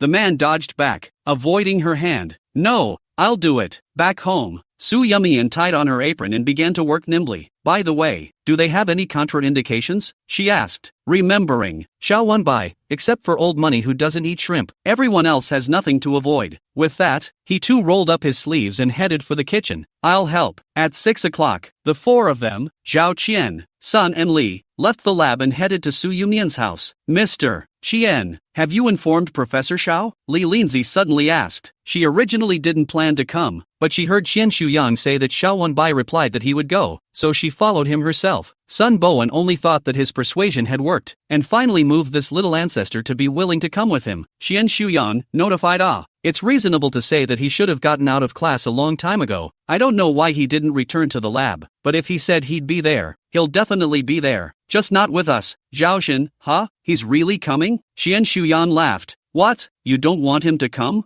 Zhaoshan lightly sked. Don't dig a hole for me. Just feel it. With him around, the guys are stressed and can't let go. How open do you want to let go? Qian Shuyang flirted. Wild horses off the reins. Easy to find the southeast and northwest. Lao Shao is there. Just right to cure you. Blah blah blah. You're the wild horse. Passing by the flower store, Zhaoshan saw jasmine blooming just in time and bought a bunch as a gift. Of course, Qian Shuyang and Sun Bowen were not empty-handed, and one person carried a basket of fruits, which were beautifully packaged and not cheap. To Su Yumian's surprise, Li Linzi actually prepared a small gift as well. Mixed my own perfume. Top notes of orange and a lighter aroma in the back. You should like it. Thanks. Su Yumian was a little surprised and accepted it with a smile. Zhaoshan realized that Xiao Wenbai was not there. Who Professor Xiao make a call? Why hasn't he come yet? The main thing is that it comes late and interferes with the start of the meal. The scent had already taken her soul, and waiting a minute longer was torture. Qian Shuyang took out his cell phone and was about to call, when he saw Xiao Wenbai coming out of the kitchen with his apron tied, serving soup with both hands and putting it on the table. That skillfulness doesn't look like it's the first time you've done it. Qian Shuyang? Crowd. Chapter 121, Xin Shiyin, is it convenient? Zhaoshan's tongue was a bit tied up and he couldn't speak for half a day. The others were equally shocked. Teach, Professor. Sun Bowen's measuring gaze balked between Xiao Wenbai and Su Yumian, like he had discovered some unimaginable secret. The corners of Li Linzi's mouth tightened and her gaze sank coldly. Old Xiao, what's your situation here? Qian Shuyang snapped back from his shock and directly opened his mouth to ask. Xiao Wenbai, help, didn't you see? You are helping to Xiao Su's home, but really good Qian Shuyang half-joked. Xiao Wenbai ohayed. A distant relative is better than a close neighbor. Indeed better than you who come to the door and wait for food. Close neighbors? What do you mean? Su Yumian explained. The professor lives next door. Our two families are door to door. It just so happened that I came out of the lab this afternoon and was about to go grocery shopping when I ran into Professor Xiao. He drove the car and gave me a ride to the supermarket. So that's how it is. Zhaoshan sighed in relief. Almost thought something was wrong with those two. Scaredy baby. Sun Bowen also patted his chest, just a little short of making a mess. Fortunately fortunate. Li Linzi's originally gloomy face instantly turned cloudy. Isn't it time to eat? Right. Zhaoshan nodded frantically. Su Yumian, everyone sit down and eat first. There are 2 more dishes. They'll be ready soon. A meal that was enjoyed by all. Zhaoshan was full of praise for Su Yumian's cooking skills, and Sun Bowen also buried his head and showed off furiously. Even Li Linz, who has been on a diet, ate most of a bowl of rice. She didn't want to, but there were 2 dishes that really went down too well. Blame it on Su Yumian. After eating and cleaning up, Su Yumian sent them downstairs. To be precise, it should be Su Yumian and Xiao Wenbai sending a few people downstairs together. Even though I knew the 2 were neighbors and lived in the same building, walking side by side like that really made it look like a couple was giving away a gift. Zhaoshan looked at him with a somewhat odd expression. Sun Bowen had been pestering Li Linzi, but he didn't pay so much attention to it. Zizi, it's dark. It's not safe for you to be alone. Shall I send you back? No, I'll drive. Oh, well then, take care on the road. In the car, Li Linzi didn't start the engine first, but flipped out a number and dialed. Are you still an agent? Yeah, I don't know how to do anything else but the agency. What's up, old classmate? Why do you suddenly care about me? Is there something wrong? Li Lindsay bit her lip. I want to rent an apartment near the University of B. It's best if it's a flat with no elevator and a few minutes walk to the library. A unit building? No elevator? Those two requests were heard over there. Are you sure you want to find this kind of house? Missy has come down to experience the hardships of life? Don't understand, but respect. Leland's, okay, if you want to meet all these requirements at the same time, then only those former steel mill dormitory buildings near the south gate of the University of B. Li Lindsay's eyes lit up. Yes, but I want to make it clear in advance, the alley building environment is poor. Not to mention what community management. The only benefit may be convenient transportation. That's okay, just help me find it. I'll pay whatever it takes. She, Su Yumian, was not the only one who could be neighbors with Xiao Wenbai. There is more than one near the water. Seeing off a few people, Su Yumian and Xiao Wenbai headed back. Suddenly, sleepy, she subconsciously turned around, only to see Shin Shurian standing across the road, smiling and waving at her. Xiao Wenbai held up the mirror frame, unable to see any expression fluctuation. In the next second, Shin Shurian crossed the road and walked towards Su Yumian. I was about to go up to look for you, but I didn't expect to bump into you. Something wrong? Yes. He nodded, his expression a little strained. Is it convenient for us to talk somewhere else? Su Yumian looked at Xiao Wenbai, and Shin Shurian also obediently dropped his gaze onto him. What a coincidence. Professor Xiao, hello again. Xiao Wenbai, not coincidentally, you came to look for Su Yumian. It's easy to see me. Shin Shurian gave a start, his eyes narrowing slightly. Xiao Wenbai met his gaze without flickering or avoiding it. Calm and collected. Half an hour. Is that enough? Su Yumian raised her wrist and looked at the time. Enough. Go sit in that milk tea store across the street. In this neighborhood, only the milk tea store and restaurant are the most popular, and it's not time for evening classes to end, so the students haven't come out in droves yet, so it's kinda quiet. Su Yumian sat down and opened the door. What is it? You say. Shin Shurian, when investigating those two sudden accidents in the Maldives before, the team of lawyers collected some evidence, but since they couldn't be sure that it was directly related to this case, they didn't include it in the investigation report. I was going through it recently and accidentally found something new that should interest you. What's new? Su Yumian wondered. Check this out. Shin Shurian handed over a copy of the investigation report, the places circled in red above. Look carefully. Su Yumian flipped it open with a puzzled face, and the further he looked down, the more grave his expression became. Shin Shurian, did you find it? Whether it's the oxygen cylinder leaking, or the poisonous snake suddenly leaping out of the gift box, based on the feasibility analysis on this, it's not something that Shirmushi alone could accomplish. Afterward, reviewing the time points shown by the surveillance, it does prove this. Su Yumian frowned.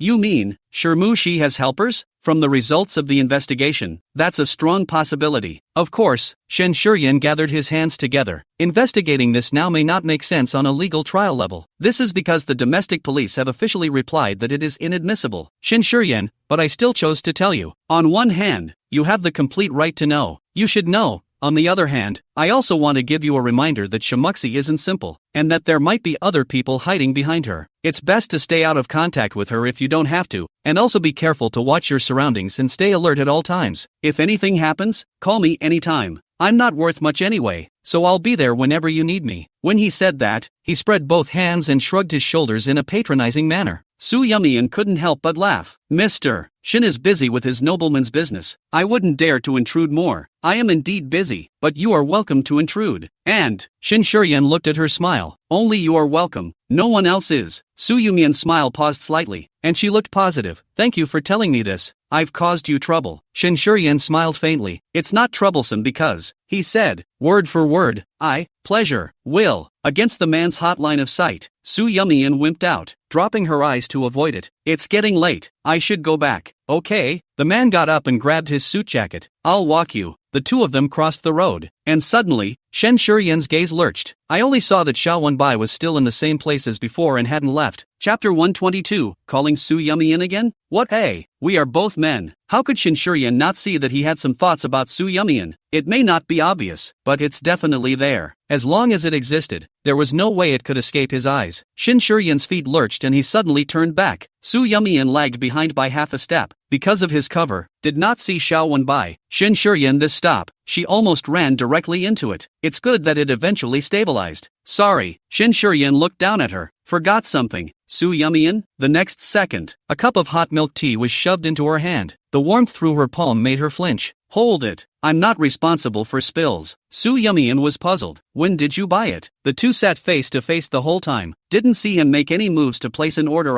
Shen Shuryan hooked his lips. Secret. Oh. Su Yumian nodded her head. Seeing that you are so skillful, I guess you haven't used this trick to coax girls a lot. Wrong. You're the only one this trick has ever coaxed. Su Yumian couldn't laugh anymore. She felt the two were too close and didn't move to take a half step back. Shen Shuryan put her escape small action in the eyes. Heart clear mirror. The more this time, the more can not force her to force too tight. What if it pisses off the white rabbit and, in the heat of the moment, jumps into someone else's arms? Well, go back. I won't walk you upstairs, and you shouldn't want me to. Su Yumian, bye. Aha. Shen Shuryan didn't stay long, watched her cross the street and drove away. Su Yumian was holding the milk tea, still thinking about how to deal with it, when she coldly looked up and saw Xiao Wenbai standing under the tree. She was shocked. Professor Xiao, you haven't gone up yet? Waiting for you. Saying that, he swept his eyes over the milk tea in Su Yumian's hand. You like to drink this? Don't drink it often. Feel fine with a glass now and then. Xiao Wenbai stared at the milk tea and suddenly spoke. I didn't drink it. Su Yumian, I wonder what it tastes like. Is it good? Su Yumian, why don't I give you this cup? Xiao Wenbai, okay, thanks. No, you're welcome. Shen Shuryan was in a good mood, his fingers tapping the beat on the steering wheel. Even waiting for a red light is a little more patient. Shang Zhou called and the car Bluetooth answered automatically. Instantly there was loud heavy metal music, and Shen Shuryan couldn't help but frown. Brother Feast, what have you been up to lately? The other end should have switched to a relatively quiet place, but the background sounds were still garbled. Shen Shuryan, work. Besides work? Chang Zhou's eyes twinkled and smiled. Any progress in your relationship? Shen Shuryan raised his eyebrows. Who are you inquiring for? Is Jiang Yihui next to you? If you want to know, let him ask himself. Chang Zhou looked helpless with a face of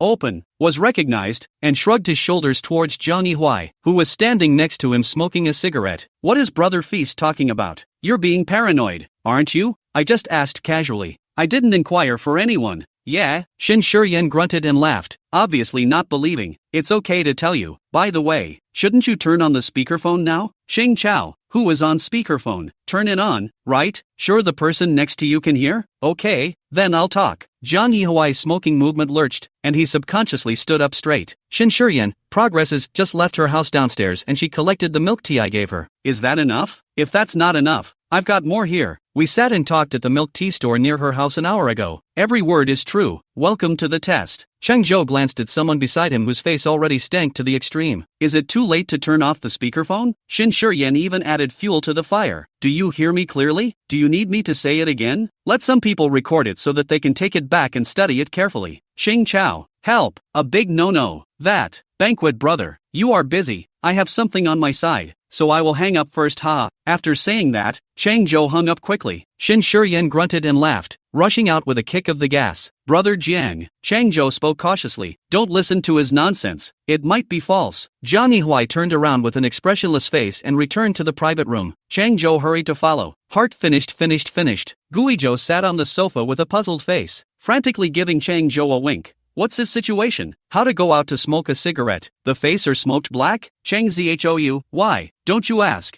Your heart is so tired. Jiang Yihui called the waiter. Open 2 bottles of whiskey. No one is allowed to leave until they finish drinking today. At 2 a.m.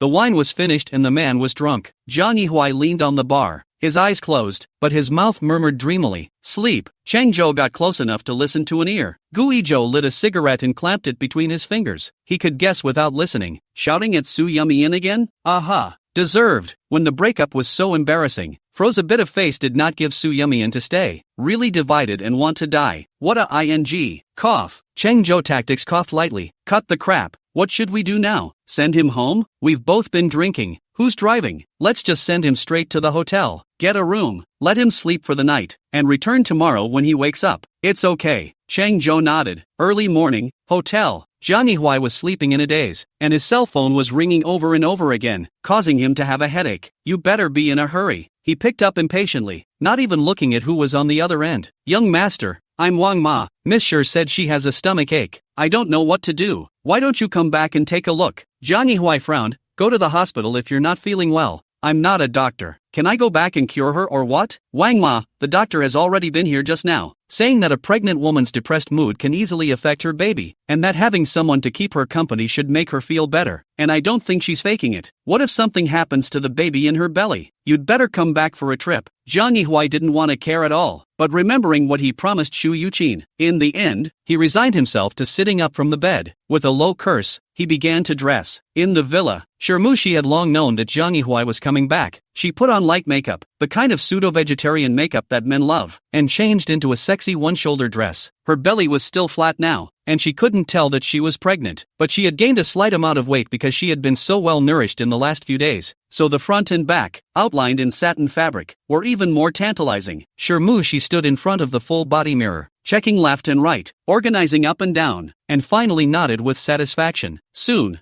Jiang Yihua arrived home. She held her waist and greeted her with a smile. "Brother Huai, you're back. I missed you so much." Chapter 123, Don't Pretend in Front of Me. Jiang Yihua looked her up and down, then snorted out a laugh. "Isn't it a stomachache? I see you're quite normal." Being swept by his sharp gaze, Shirmushi always had the feeling that her clumsy tricks were seen through by him. "I don't even have anyone to talk to when you're not home. It's so lonely." Jiang Yihua interrupted without understanding. "Loneliness, just go read books and do problems." "Anything? Aren't you a student? You don't have to go to class? Don't you still have to go to graduate school? You're so free." "I see Wang Ma is quite busy. Go help her." Shirmushi stammered and couldn't speak. Jiang Yihua's black eyes were icy cold. He didn't know how many of her little tricks he had seen. Low and clumsy. He turned to leave, but the soft body lunged from behind, hands locked around his waist. Jiang Yihua could feel the softness rubbing lightly on his back. "Brother Huai, don't go. I haven't seen you for a long time. I really miss you. Stay and accompany me, okay? Even if you hate me, please look at the child's sake." Jiang Yihua's jaw tightened, pawing away her hand almost instantly, disgust about to spill out of his eyes. "Stay away from me. Also, don't talk about the child.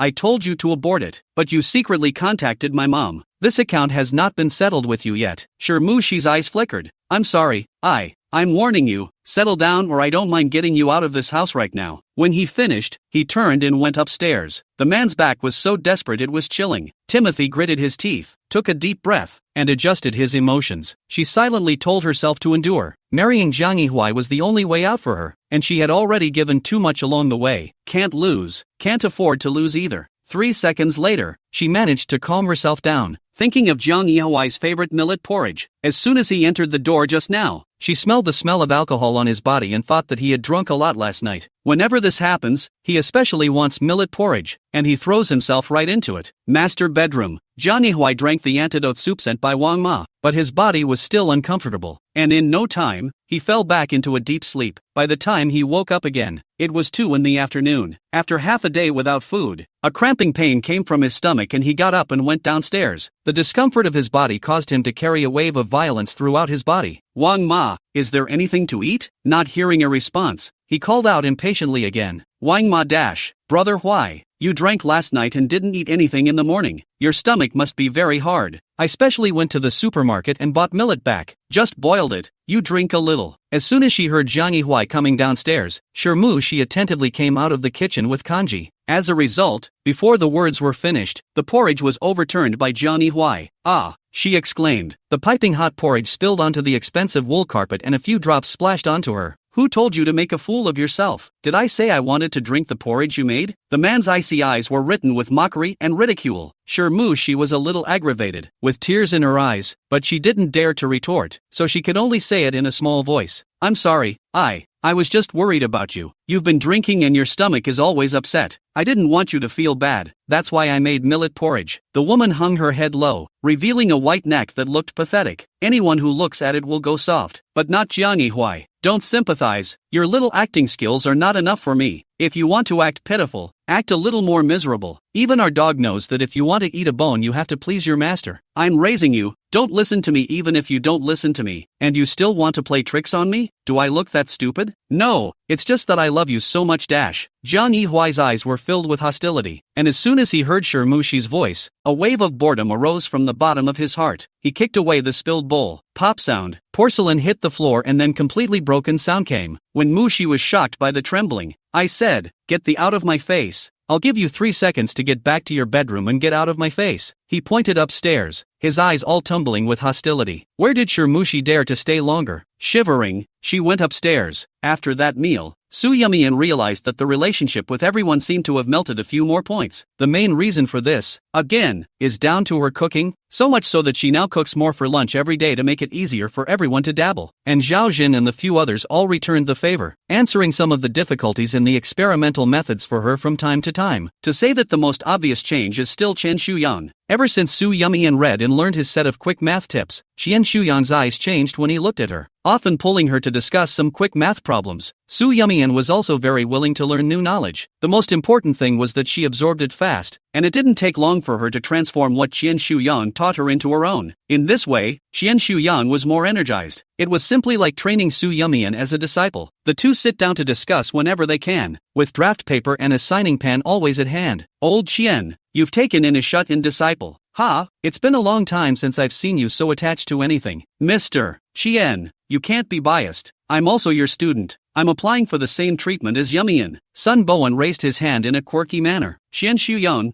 go. Write your lab report, don't talk. Several people laughed into a ball, and even Su Yumian gently hooked her lips. Even Xiao Wenbai didn't hear her when he called her. Yumian? Su Yumian? Ah, Professor Xiao, you called me? Yeah, come here for a second. Oh, good. The next day, Chen Shuyan couldn't smile. Zhaojin, old Chen, why do you look so sad? Did Boss Xiao say something about you? Boss Xiao is what they call Xiao Wenbai in private. Lab bosses are called bosses. Chen Shuyan bitter face, patted the piles of information in his hand. New awe, said I'm too idle. Just gave me a new topic. Let me do the opening preparation. I guess it will be even busier in the future. Don't even have time to discuss speed math problems with Zhao Yumian. It couldn't be helped. Su Yumian's brain moved fast and thought clearly. No teacher would dislike such a student. It's just that this will be a new subject in hand, and I still have to focus on my lab work. Zhao Jin patted his shoulder compassionately. I've heard about this subject. There's no one else but you who can do it. Go for it. He sighed. It would have to do. Turns out it's Saturday again, so I can finally get some rest. Su Yumian just arrived home and sat down not 2 minutes before she received a call from Xia Yue. Mian. I have a cousin who's getting married. My mom asked me to accompany her to pick out a gift, but I've recently picked up a new project, so I'm not available at all. You have a good eye. Why don't you accompany my mom to go shopping? When? Just tomorrow. Su Yumian, I don't have a problem, but what about Auntie's side? Is she willing? Xiao Yue, why? She can't wait. She said that my vision is different from hers, or your aesthetics are the same as hers, and she wants to drag you to our house to be her daughter. Do you think she's willing to do that? Good. Su Yumian agreed with a smile. Xiao Wenbai had another busy night today, and it was already dawn when he arrived home. With the recent change of season, he was probably coming back to rest because he had a cold and his head was too foggy to stay up. He took out his key and prepared to open the door, when suddenly the door on the opposite side of the room opened at the same time. Chapter 124. Every blow hits him in the heart. Su Yumian had obviously just woken up from a nap, wearing a bare pajamas, and the ends of her eyes were still a little red. She yawned, slowing down and reacting a little slower than usual. Did I wake you up? The old house has poor soundproofing, and footsteps in the hallway can often be heard with the door closed, so Xiao Wenbai thought that he had woken her up. Su Yumian rubbed her eyes and shook her head. I was ready to get up as well, and now it's 6:30. She had to accompany Bai Ning to go shopping in the afternoon, so she could only get up early to read her papers and find literature. When Xiao Wenbai saw that she still looked like she hadn't woken up, his voice couldn't help but soften a few points. Time is still early. You can sleep a little longer. Before his words fell, he met Su Yumian's measuring gaze, and he froze. Why are you looking at me like that? Su Yumian,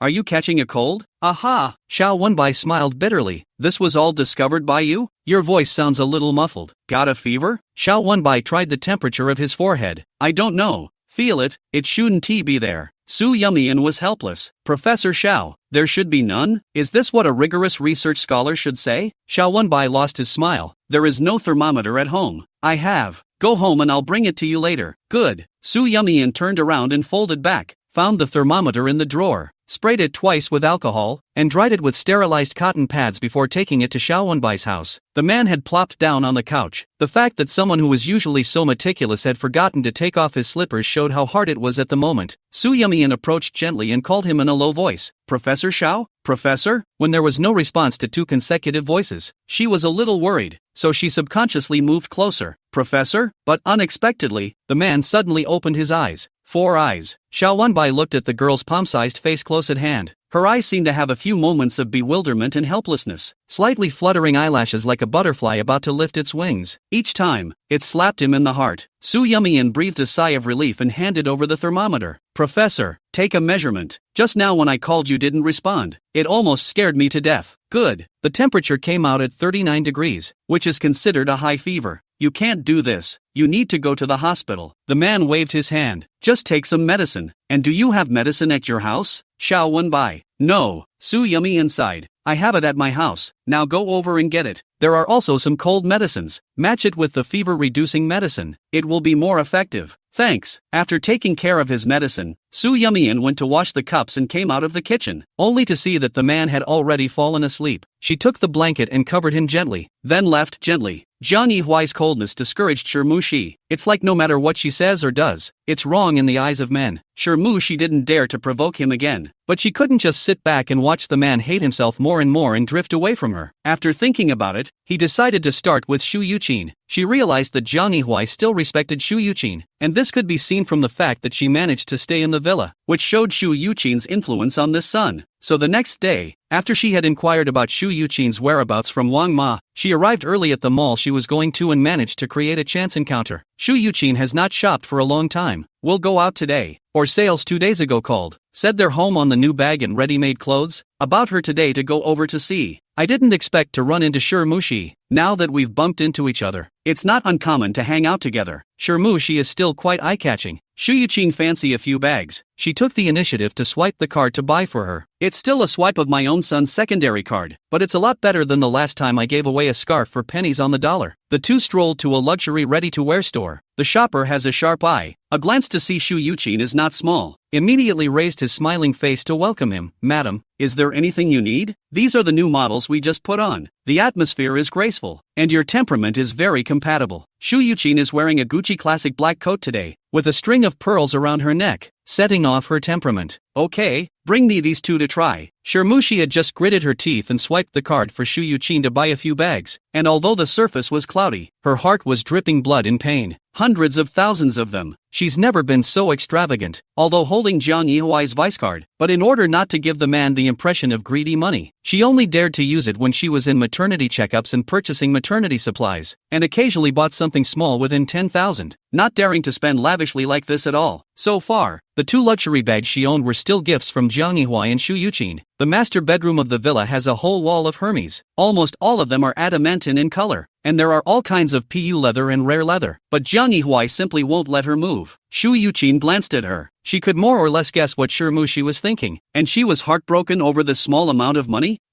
I can only say that children raised in ordinary families are stingy in everything they do and are not generous enough. She couldn't help but give birth to a few points of contempt in her heart. Not even spending money. If she had the guts to swipe her card to buy something for herself, Shu Yuqin would still respect her for daring to do something. Unfortunately, wanting it but not daring to admit it, obviously craving for it, but also pretending to be noble, and when it is established again, just as well. For the sake of her stomach, Shu Yuqin endured, pointing to the display area in front of her. See if there's anything you like. Pick 2 for yourself. She was secretly happy in her heart, but her mouth still had to politely push back. Shu Yuqin felt even more bored. Then do as you please. Shi? This isn't what she thought it would be. At this time, the shopper standing next to serve the 2 suddenly came to the door and said in surprise, Mrs. Xiao, you're here? We are just about to send our staff to send the new seasonal products to you to take your time to pick them out. Shu Yuqin's eyebrows jumped, and when she turned her head, she saw Bai Ning, a sky blue collar Cheongsam, with a small pearl shoulder, hand carrying a bamboo bag, looked sensible and elegant, as if the ancient paintings out of the big lady. Bai Ning came from a family of books, gentle and tranquil temperament, although already over 40 years old, but well maintained, looks but the appearance of the early 30s. The capital circle was just this big, and the Xiao family and the Zhang family still had cooperation, so she and Shu Yuqin often met on different occasions. But to say how well acquainted and how close they are is missing the point. Bai Ning has a high education, beautiful looks, coupled with the status of the Xiao family there. Wherever you go is the focus. Others naturally fell into the accompaniment. This includes Shu Yuqin. Bai Ning similarly dislikes Shu Yuqin. This person's background she knows, a small star, relying on her stomach to get to the top, married into the Zhang family, snobbish and acrimonious. Most importantly, she was not nice to Su Yumian. Su Yumian and Jiang Yihuai were together,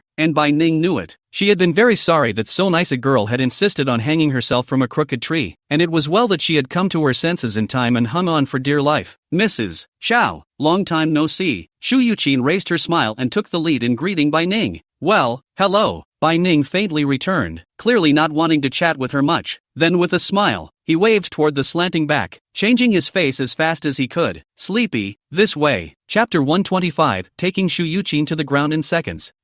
Coming. Su Yumian had just gone to the restroom, and when she came out, she saw Bai Ning standing in the store waving at her. Shu Yuqin froze. As his eyes followed Bai Ning, he saw a familiar face. Su, Rain, Sleep. Naturally, Tokimuki saw her as well. Su Yumian wore light makeup today, a camel-colored trench coat with brown suede boots, and her hair was casually pinned up with a scrunchie. The whole thing looks cozy and slouchy, with a unique sense of looseness. Auntie Bai. Su Yumian walked over to Bai Ning's side and held her in a natural movement. Been waiting long? Sorry. He even directly ignored Shu Yuqin and Shirmushi, and didn't even give them a proper look. Shu Yuqin remembered that she said split, but his own son cannot forget, but also think of rekindling the old friendship with her. It is angry. Shirmushi was particularly perceptive at this time, thoughtfully pouring a cup of tea and handing it over. Auntie, you're tired after shopping for so long, aren't you? Drink some water, quench your thirst. Shu Yuqin laughed out loud. Aya, our family Cece really understands things. Even if she's pretty, she's also so considerate. Unlike some people, who don't even have the most basic manners. Bai Ning heard that she was pointing a finger and smiled slightly. Mrs. Jiang, who is this? Her gaze fell on Shirmushi. Aren't you going to introduce them? Shu Yuqin froze. Shirmushi is carrying Yihuai's child in her stomach, yes, but she is now nameless and without a name. To put it nicely, called a girlfriend. To put it badly, is a mistress. How does that make her presentable? Moreover, she let her son's young mistress accompany her shopping. If this was to spread out from Bai Ning's mouth, then how could she still mix in the circle of wives in the future? You know that these ladies and wives open and shut their mouths as orthodox marriage. If they know that they helped their son to keep a mistress, but also made a bastard out. That. Shirmushi's eyes were expectant. What she cares most about is the title, which Jiang Yihuai refuses to give, but he has coaxed Shu Yuqin so well and spent a lot of money today, so he should be able to get her recognition, right? And yet the next second, Shu Yuqin, a friend's child, shopping with me. Timothy's smile froze. Bai Ning owed. So, I thought it was your future daughter-in-law. How can I? Shu Yuqin laughed dryly. My Yihuai hasn't gotten a girlfriend yet. Bai Ning didn't say much more to her and turned her head to Su Yumian. Mian, you have a good eye. Help me match a few sets, right? Good. It wasn't the first time Su Yumian had accompanied Bai Ning on a shopping trip, and was well aware of the styles she liked as well as those that suited her. Seeing Su Yumian went to choose clothes, Bai Ning suddenly sighed with emotion. Our family Yumian is well-behaved and knowledgeable. The key is good-looking and highly educated. I don't know which man in the future will cultivate 8 lifetimes of blessings in order to marry her. After saying that, she faintly swept past Mushi. Really think that these people in the circle are blind? The Zhang family's sons has long been rumored. Shu Yuqin wanted to cover up her shame, but she didn't let her have her way. Speaking of which, one cannot help but lament that girls still need to love themselves, and that unmarried pregnancies, even if they are beautiful, cannot hide the flaws in their moral character. Shu Yuqin's smile became forced, but there was no way to refute it. Shirmushi blushed. Her unmarried pregnancy is a real stain, not to mention the weakness of her education. Su Yumian at least undergraduate B university, and now went to graduate school. Their own a polytechnic with her simply cannot compare, but as she just swallowed her anger, Shirmushi couldn't swallow this breath in her heart. Seeing the shopper bring over clothes for Shu Yuqin, her eyes rolled and she raised a smile as she walked forward. Give it to me. The guide froze. Shu Yuqin looked toward her with the same suspicion. Shirmushi, auntie, why don't I help you match a few outfits too? Shu Yuqin glanced at Bai Ning. Humph, you're the only one who has helped matching clothes, right? I do too. Spelling this out, she smiled and nodded toward Shirmushi. Good, I believe in your vision. When she said this, she had completely forgotten how she had spat on Shirmushi's poor aesthetics last time. When Mushi immediately went to choose clothes, behind the two shoppers a moment to point to this, a moment to point to the piece. The momentum is end of a very full. Su Yumian was completely different. When she chooses clothes, she will first look at the color and style, and then touch the fabric, and finally make up her mind before letting the shopper take it down and put it together in sets. Auntie Bai, after turning around, these are the 2 sets. Right, you go change and try it on? Bai Ning immediately took the clothes, her eyes full of anticipation and excitement. It was really because she liked the aesthetics of Little Sleepy so much that she had stepped on her heart's chin with every matching set before. whispering a big truth. She preferred shopping with Su Yumian to her own daughter Sha Yue. Maybe that's the same frequency resonance? At this time, she came over. I'd chosen too. Shu Yuqin went to the fitting room. She was the first to change and come out. The set that she matched her with was a halter red swing skirt with a small perfumed blouse, and when she wore it, she looked quite a bit younger. Shu Yuqin took a look in the full body mirror and was quite satisfied. That's really nice. Sure, Mushi smiled modestly. It's auntie who takes good care of her body. Her figure is slimmer than even mine. Shu Yuqin was happy, but the next second, seeing Bai Ning walk out from the next fitting room, her smile froze at the corner of her mouth. Su Yumian chose a light green new Chinese cheongsam for Bai Ning, with a dark bamboo pattern that gave the simple satin fabric an instant texture, improved style, more close to the body, more and more set off Bai Ning tall and elegant, temperament gentle. Standing next to her, Shu Yuqin looked like a delicate little old lady, dressed in out-of-age clothes and forcibly pretending to be young. The highs and lows are immediately apparent. The next one look, Bai Ning is even more Shu Yuqin seconds to the dregs. She was originally full of confidence. Shu Yuqin is shorter and can't wear a lot of clothes, and in general it's still hard to match. She spun around a few times and bothered to pick out these two for quite some time before selecting them. Results: when Mushi picked is indeed in line with Shu Yuqin height of the yardage, but also to take care of her preferences, coupled with the big name brand fame here. The clothes version of the natural will not be too bad. The original she was able to pass the test, but the two bodies that Su Yumian chose for Bai Ning were just too prominent. Plus Bai Ning's own superior condition. As the saying goes, no comparison means no harm. Standing together with Shu Yuqin instantly set people off like maids. Obviously, they are all covered in luxury goods, but they just reek of kitsch. That contrast is even stronger when two people are facing each other. Bai Ning was both surprised and delighted to see herself in the mirror. Nian, this is the first time I've tried such a style, but I like it. How did you come up with it? She topped it off with a halter top made of silk and paired it with a pair of black silk wide-legged pants. The person was still the same, but the aura was instantly changed. Large round silver-colored earrings are very eye-catching and slightly exaggerated while being casual and lazy. If the last set was gentle and skillful, this one is generous and competent. Chapter 126, Tea Tasting. Su Yumian smiled. The cheongsam is still slightly formal in its design. I think a different relaxed style might be a surprise. Shu Yuqin's face was hard to see, but in front of so many people, it was not good to have an attack, and could only forcefully suppress the anger. She pursed her lips. She completely did not expect to be seconded so badly by Su Yumian. Bai Ning took the two men's expressions in his eyes, and the corner of his mouth hooked slightly. Some people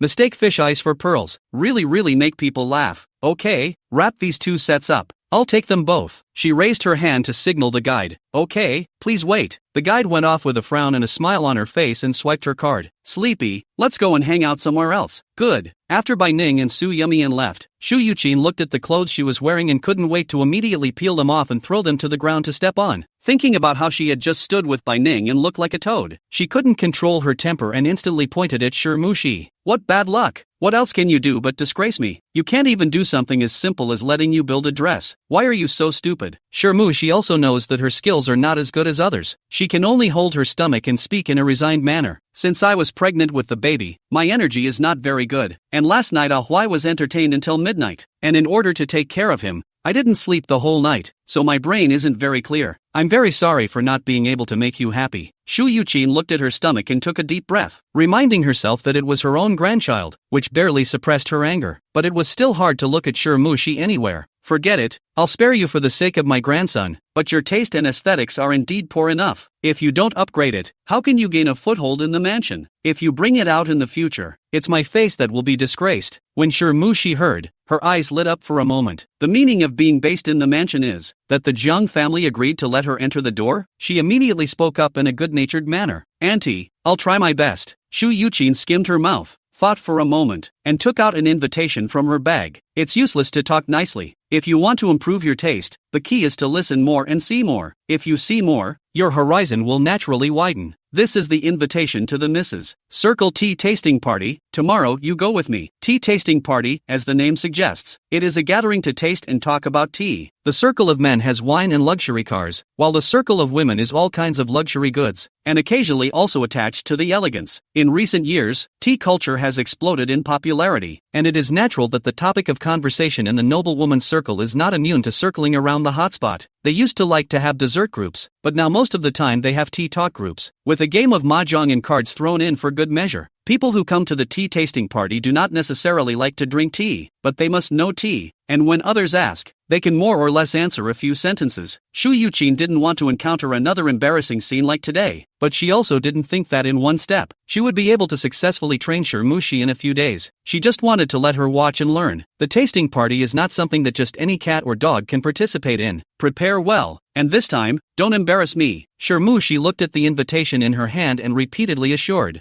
"Don't worry, I will do my homework in advance and promise not to disgrace you." "It better be." Walking out of the mall, Bai Ning laughed. "It's been hard on you today, Mian Mian, accompanying me to shop for so long." "No hard work, Auntie White. It was fun shopping with you." Su Yumian himself had gained a lot. "Oh yeah, there's something I might need to ask you for a favor." Shiranin had it. Please look on his face that was simply too cute. "What is it?" "Here's the thing, I've prepared a tea tasting party, which is where we all get together to drink tea, talk, and explore the art of tea. Originally scheduled to teach the teacher is the Qin Huayuan old tea master. The contract was signed, but last night the teacher suddenly fell ill, was sent to the hospital overnight, and is not yet out of danger. Tomorrow is the tea tasting party. The teacher master's current condition is definitely not able to participate. I can't find a suitable replacement for a while, remembering that Weiwei said that you seem to know about tea too, and you also brew it very well. So," Bai Ning paused and continued, "Auntie took the liberty of asking you to help teacher master as a substitute. Give the group a lecture on tea culture, and preferably show off your tea brewing skills again." She had taken the lead in organizing this party, and if she opened the skylight, she would probably be laughed at by everyone. Su Yumian's tea art she has never seen. The only information is to listen to Xiao Yuwei said. "Anyway, we'll talk about tea culture, we'll be able to bubble tea on the line." Bai Ning didn't expect Su Yumian to possess any master level. This way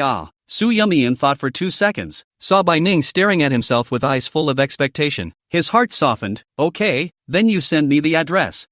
Thank you, Sleepy. You're really Auntie's savior." That night, Su Yumian asked Xiao Wenbai for a vacation. Xiao Wenbai inquired about the reason, and she didn't hold back, directly talking about the tea tasting party. "And incidentally, I asked for the address." Su Yumian shared it directly and sent it over. Xiao Wenbai took a look at the Bulgari Hotel, which is about 5 kilometers away from the laboratory, and asked about the end time, 5 p.m. "Evening rush hour is not good for getting a cab. I have an academic seminar around here tomorrow that ends about the same time as yours, so I can just stop by and pick you up." "Okay, then, please Professor." The next day, the tasting was as promised. All the dignified noble women in the circle basically came, mainly for the sake of Bai Ning's face, the second wife of the Xiao family, but also in the circle of the leading figure. The appeal is naturally extraordinary. They say it's a tea class, but for them, it's another kind of Vanity Fair, not yet officially started. Everyone gathered together in 2s and 3s, chatting about nothing more than gossip in the circle, or a luxury brand, what new products this season, whether or not to get the goods and so on. Bai Ning, as the leader of this party, was naturally busy. Mrs. Xiao, you're here too?" A certain Mrs. Surprise sounded. Bai Ning subconsciously looked toward the entry door, then raised a smile and greeted him. "Sister-in-law, you're here. Inside please." Zhang Shuyuan, the wife of the Xiao family's eldest house, Xiao Qifeng's wife, is also the Xiao family's veritable mistress today. Bai Ning's husband, Xiao Qidong, is Xiao Qifeng's own brother, so the two are sisters-in-law. But the relationship, it's subtle. Only after Zhang Shuyuan came in, she looked around and couldn't help but frown. "How did you choose this place?" Bai Ning knew that his sister-in-law was picky and explained with a smile. "There are hot springs in the back of the mountain here, and thinking that after drinking tea, he could go for a bubble, he booked it here." Zhang Shuyuan hummed softly. "You're good at attaching yourself to things." Chapter 127, The Shadow of Self-Deception. Bai Ning has long been accustomed to her way of speaking, but did not feel targeted, only smilingly said, "All day at home idle is also idle, about a bureau to pass the time. This is not the recent tea culture is on fire, only to set this theme. Sister-in-law usually seldom attends this kind of party. It's giving me face that she's willing to make the trip today. Please come inside quickly dash." Bai Ning spoke well and had a pleading attitude, so even Zhang Shuyuan, who usually didn't deal well with her, couldn't pick out any thorns. Not long after, Shu Yuqin also arrived with Shirmushi. The appearance of a new face on such an occasion instantly aroused the wives to ask questions. "Shin, who's this? Where's the little girl from? She's so young." Shu Yuqin had already thought of a good speech before she came, and immediately introduced everyone with a smile. this is my friend's daughter, called Shi, studying at Polytechnic University. Shi immediately smiled and greeted the wives and ladies present. Yeah, still a student. No wonder she's so young and buff. That's right, she's a Polytechnic University student. Not many girls get into Polytechnic University nowadays. Yeah, Polytechnic University. Science and engineering majors mainly. More suitable for boys. Of course, more competition. Relatively few girls enroll in science and engineering majors, which is naturally easier. What kind of compliment is that? It was a pity that everyone understood, but only Shu Yuqin and Shi didn't. The other wives exchanged glances with each other, smiling on their faces and saying nice things, but privately they were squeezing their eyebrows. Both saw the scorn in each other's eyes. The dress she's wearing is still a Celine model from 3 years ago, right? It's long outdated and I don't know where she pulled it from. It's so ugly. No, it's so tacky and corny without looking at the occasion. It is true that the kind of mother-in-law can train the kind of daughter-in-law. Do you really think they're stupid? Zhang's son knocked up a female college student and the story has been spreading like wildfire in the circle. And now Shu Yuqin dares to bring someone out in the open, saying something about a friend's daughter? It's just a cover for self-delusion, so they do not break it down. Just look at Shu Yuqin how to perform next. This is a handful of gossip resources. Don't want white don't. When you get home, you can talk about it with your aunts and uncles as an after-dinner joke. So why not? Shu Yuqin was oblivious to the crowd's thoughts of watching the show, and thought that everyone was genuinely complimentary. She also listened with some fluttering. It was the first time she had traveled through such a place of fame and fortune. It's such a great feeling. Yeah, isn't this Mrs. Xiao? Shu Yuqin smiles and walks over to Zhang Shuyu inside, taking her own seat. You're here today too? I heard that the Xiao family sisters-in-law do not get along. As the saying goes, the enemy of the enemy is a friend. Shu Yuqin smiled and got close to her. Yeah, this silk brocade horse-face dress of yours is really nice, and the color lifts the skin. Zhang Shuyuan glanced at her. Not salty, this is woof. Shu Yuqin, obviously people don't want to take care of it, but she acted like she couldn't see it. So it's a woof. It is said that an inch of woof, an inch of gold. It really needs to be so golden to set off your temperament. Shu Yuqin's eyes twinkled. I remember that Aining also has a horse-face dress like this? There seems to be more than one. Zhang Shuyuan raised an eyebrow and finally looked at her squarely. Are you the Zhang family? Oh, Mrs. Zhang you seem to be very interested in Bai Ning and I's horse-face dresses. Why don't we invite you to our Xiao family home someday? And by the way, go to our check room again to see how many such horse-face dresses we actually have? Shu Yuqin's smile faltered. How come the other person's reaction wasn't quite what she expected? Ha, just you? Still want to sow discord? Zhang Shuyuan snorted coldly and stood up, condescendingly sizing her up. If our sisters-in-law don't get along with each other, that's a matter for the Xiao family to deal with behind closed doors. And it's not your turn as an outsider to stir up trouble in front of me. When he finished, he simply walked away and moved to another seat. Shu Yuqin was put down, and was immediately a bit unable to hang on to her face. Bai Ning took this scene in, his dislike for Shu Yuqin almost spilling out of his eyes. It was true that his sister-in-law usually didn't get along with him, but that was only a difference in personality and handling of things. And although they occasionally bickered over different points of view, they were always family. What kind of reason is there to unite outsiders to speak ill of one's own family? Is Shu Yuqin out of her mind? Although Zhang Shuyuan moved to another position, it seemed that she didn't choose well because she could see Shi when she looked up, sitting timidly across from her. She didn't know where to put her hands and feet, and when she met her eyes, she put on a pitiful face. She hates these little white flowers. Bai Ning also a little bit of this tone, but still within the tolerable range. But Shi this. Zhang Shuyuan was afraid that she couldn't help but write her dislike on her face even if she took one more look. Never mind, she averted her gaze, choosing not to look. The eye is not seen as pure. At this time, Bai Ning walked up to her. Sister-in-law, the light is not good over here. Why don't I take you to sit over there? Zhang Shuyuan went to the place Bai Ning had arranged. Well, it's good to finally not see the odd couple of Shu Yuqin and Shi. She gave Shirin a haughty well-done look. Bai Ning lost his smile and was filled with helplessness. It can't be helped. Sister-in-law has this temper. Big brother spoils her. The whole family spoils her. She naturally has to indulge. Soon enough, people arrived and were seated, and the tea class began. A slender figure walked in from the side door, a magnolia-colored brocade cheongsam, knee-length, with a large magnolia flower embroidered on the satin surface with silver silk threads. A combination of bright flowers and dark patterns, matched with her fresh and elegant temperament. In that instant, it was as if the crowd smelled the breath of spring. Su Yumian wore light makeup today, and a plain hairpin pulled up her long hair and fixed it behind her head. The whole person looks elegant and generous, graceful and light, perfect for today's theme, tasting tea. Her step onto the stage was obviously light, but it made everyone's eyes follow it unconsciously, and then watch as she sat down slowly, smiled, and spoke. I don't know if you have ever seen a CCTV documentary about tea. It says, a leaf fell into the water, changed the flavor of the water, and since then there is tea. As we all know,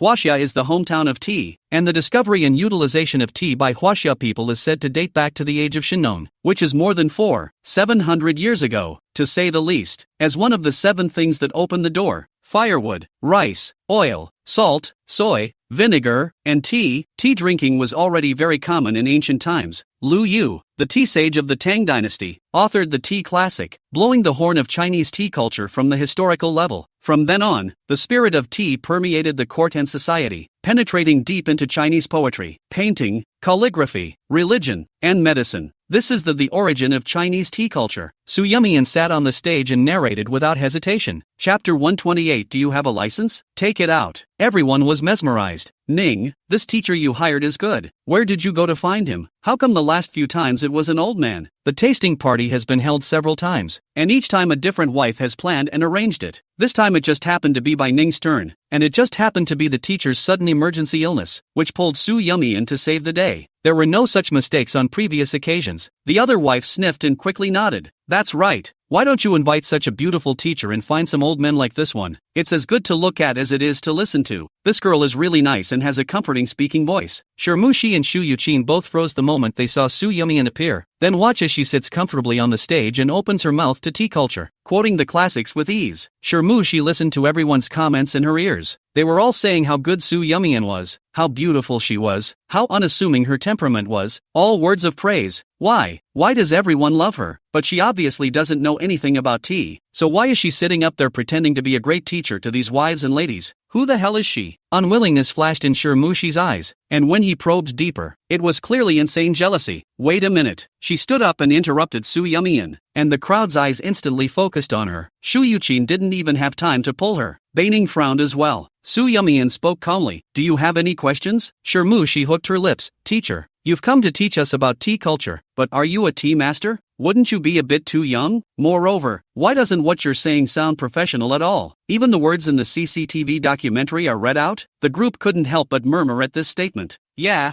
what's with the sudden change in teachers? People who have attended several tea tasting sessions know that the lecturer is an old man in his 60s, so why is there suddenly a young girl? Seeing this, Bai Ning got up and explained. It's like this. Master Chiu suddenly fell ill the day before yesterday, so I've hired a new teacher for all of you, and I promised that her tea skills are absolutely fine. Shirmushi raised an eyebrow. Then may I ask, what level of tea master is this teacher? You have to say that Shirmushi didn't do her homework, right? That doesn't seem to be the case. She looked up so much information last night and ruthlessly supplemented the relevant knowledge. Know that there are 5 levels of tea masters, which are junior, intermediate, senior, technician and senior technician. Each level has a corresponding certificate and is recognized and issued by the state. The full name is called the Professional Qualification Certificate of Tea Master. It is required to take an exam, and this exam is not easy. It requires a systematic study of tea knowledge and skills. Shirmushi's roommate took the junior tea master, but also special money to enroll in a cram class. The test twice before the test, so Shirmushi knows how difficult this certificate is to get, even if Su Yumian knows a little bit of knowledge. So what? She didn't believe that she still had a tea master certificate. Baining was a bit of a dilemma. On the one hand, he was tired of Shirmushi's eyeless demolition, and on the other hand, he had no idea what to do in his heart. She only knew that Su Yumian could make tea and knew some knowledge of tea culture, but wasn't sure if she was certified. Thinking of this, Bai Ning looked at Su Yumian with some concern. The latter, however, gave her a reassuring look. His eyes turned to Shirmushi, and he said word for word,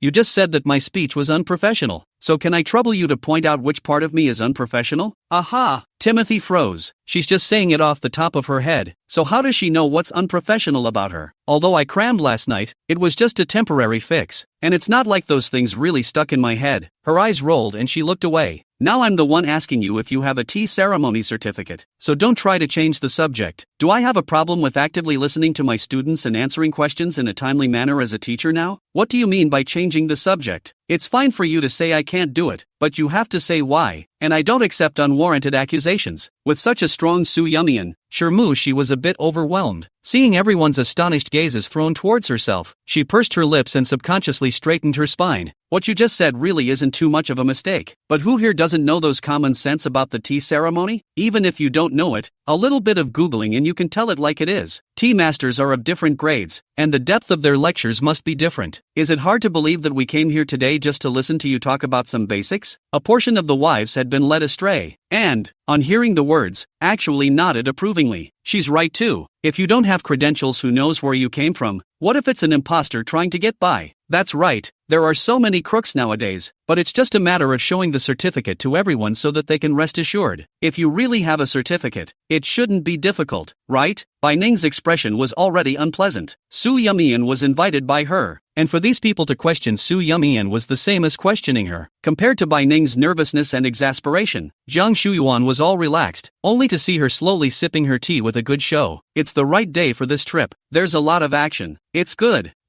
Although she had never met Su Yumian and didn't know the girl, her looks and temperament were not the ones that Jiang Shuyuan liked. How to say? It's the kind of person who presents himself as light as a chrysanthemum and non-competitive. But in fact, it's all about the end, not the ground. What elegance and calmness. Temperament is not vulgar. In her view are all pretense, like Shiranen for example. Then there's the likes of Su Yumian. Both stepped precisely into her minefield. Jiang Shuyuan even some gloating thought, today this little girl, if you cannot get that what certificate? I'm afraid it is not good to end. Su Yumian took the crowd's reaction in her eyes, and not only did she not panic, she was even able to spare a thought to pacify Bai Ning with her eyes. If I produce my tea ceremony certificate, how are you going to apologize for your baseless accusations and reckless rudeness? Sure, she sneered, if you really take it out, I'll do whatever you want me to apologize for. How about that? Good. Su Yumian was waiting for these words from the other party. She waved at Dr. T in the doorway, and the little girl, dressed in a customized Chinese dress, a set of flounced jackets, from the Pinnacle Tea Club, came over at once with a small, broken step. Su Yumian's bag and some of her regular supplies were given to her for safekeeping before she came in. The little girl was smart enough to offer to help her with her bag. Su Yumian smiled at her. Thank you. The little girl blushed and whispered a nonchalant comment. Before she came, Su Yumian thought that it might be useful, so she put the certificate in the bag compartment in advance. Different grades of certificates are also color-coded, only to see her in front of the crowd, slowly pulling open the bag chain. Chapter 129, A Poetry in the Belly. A red certificate was removed from her. On the top of the cover is printed the qualification certificate in Chinese and English in several big words. What is it if not a senior tea master? Is it okay now? Do you need me to hold it closer so you can see it clearly? Su Yumian raised her eyes and looked faintly at Shirmushi.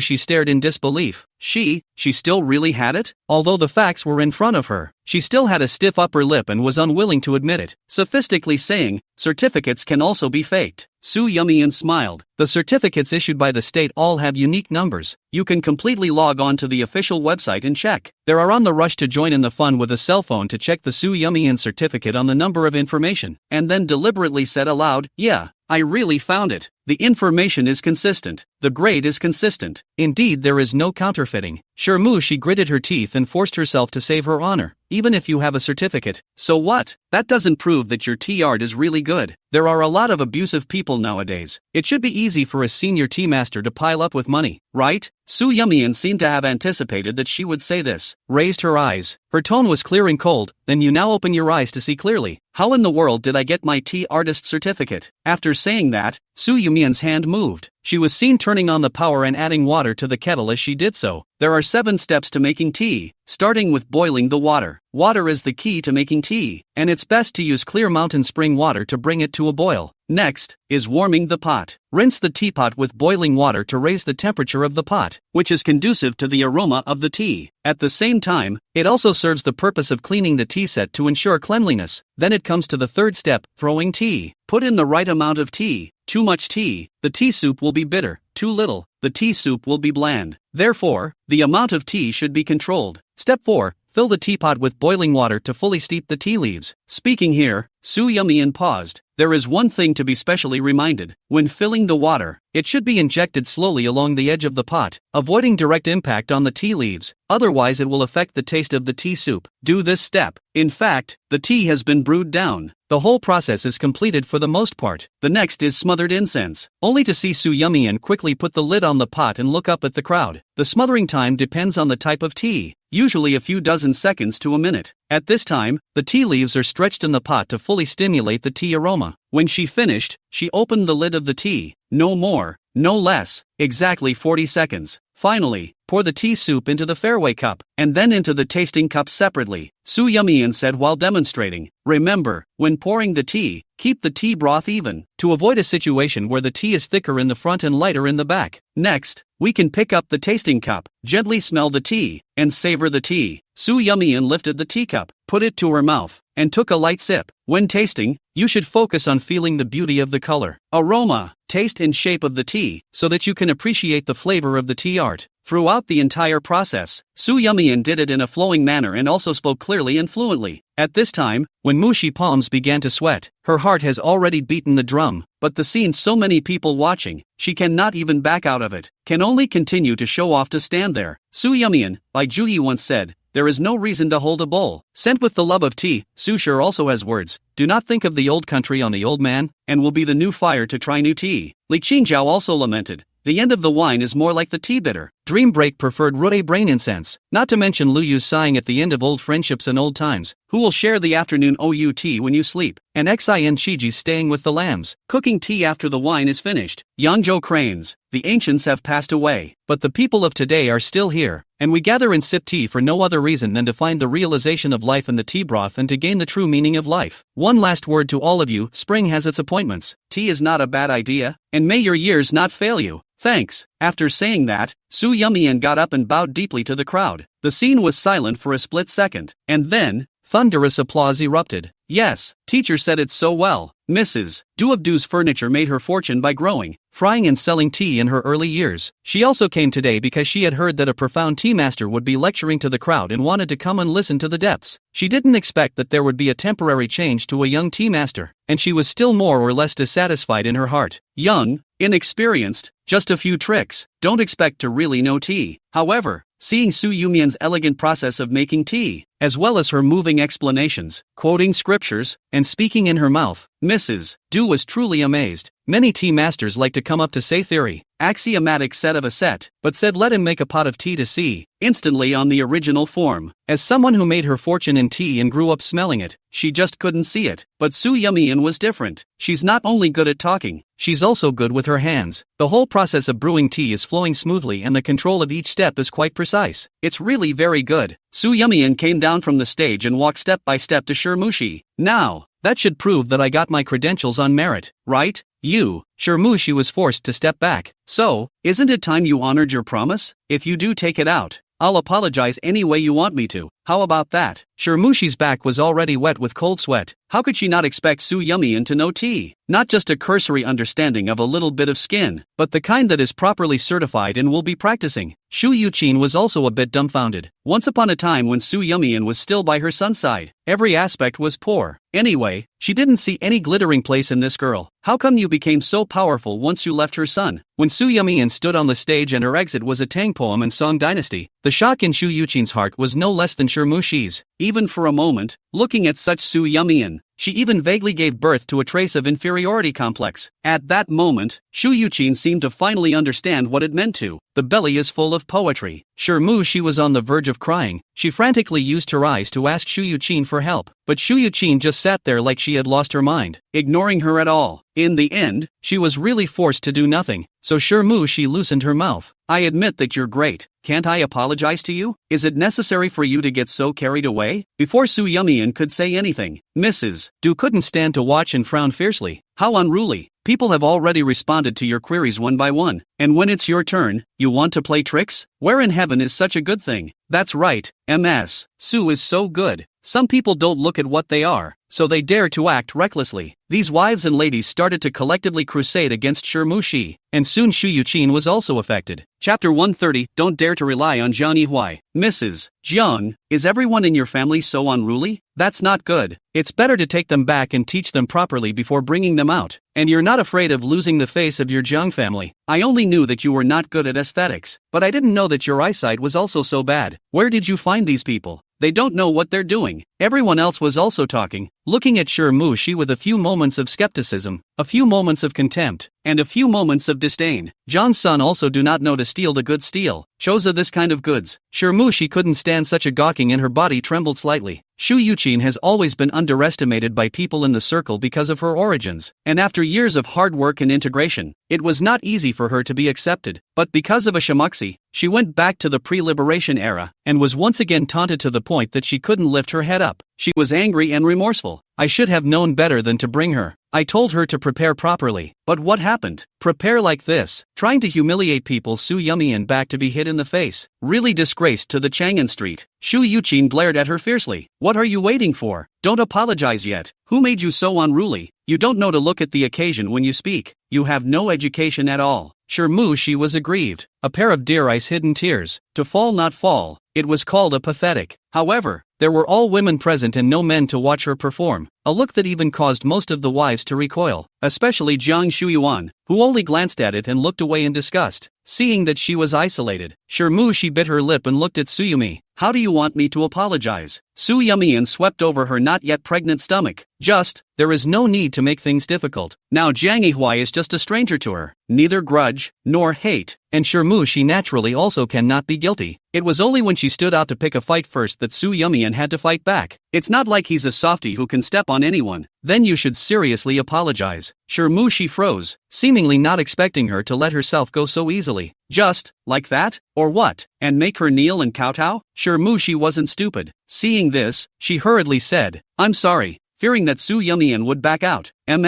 Su is not only good-looking, but also has a broad-mindedness and temperament that is very comparable to others. Yes, Su's character is too good. If you ask me, we shouldn't let her off so easily. We need to learn from our mistakes, so that we don't cause even more trouble in the future. Mrs. Jiang, don't you think so? What could Shu Yuqin say? How dare she say anything? One could only nod vigorously. Young lasses, reckless as they are, should be tempered. She was so angry that her teeth clenched and her cheeks stiffened. How could she not have imagined that this would be the way things would go? If I had known, I would have sat quietly, not spoken or ventured. Now for nothing, he had become a stepping stone for Su Yumian, stealing a chicken without being able to do anything about it. She's grudging and hateful gaze was too revealing, and it was hard for Suyumi to ignore it even if she wanted to. There are some people that if you spare her, she will not feel grateful, but rather add to her hatred. But so what? She had already anticipated such consequences before she made her decision, and Su Yumian didn't feel any regrets. Doing things, do not seek to be perfect, but seek to be blameless. Bai Ning walked over and held her affectionately. Mian, how come I've never heard you say you're still a senior tea master? When did you take the exam? Su Yumian was slightly embarrassed. What's there to say? 6 years with Jiang Yihuai. The first 2 years she was in college. The last 4 years she could only stay in the villa. 3 meals in 4 seasons, day after day, only around Jiang Yihuai. The man used the cage made of love to trap her to death. But stay in the cage of those years. Su Yumian is not nothing to do. In addition to taking care of Jiang Yihuai's food and living, she read books, studied on her own, and consciously cultivated various hobbies. As their relationship faded, Jiang Yihuai came home less and less often, and Su Yumian finally had some time to herself. She enrolled in a lot of classes and took a lot of certificates, filling almost all of her free time. Su Yumian always remembered what her father said to her when she was a child: learning is never ending. People, we should live to learn. And one more craft is one more path for the future. Perhaps subconsciously, she had never dared to take Jiang Yihuai as her dependents. After the lesson, Su Yumian can't leave yet, because she still has to guide these wives to get started. In the course of what she had just said, a number of people had already followed her steps to make tea. Mr. Su, how about you taste what I brewed? Try mine, too, and you better give a review. And me.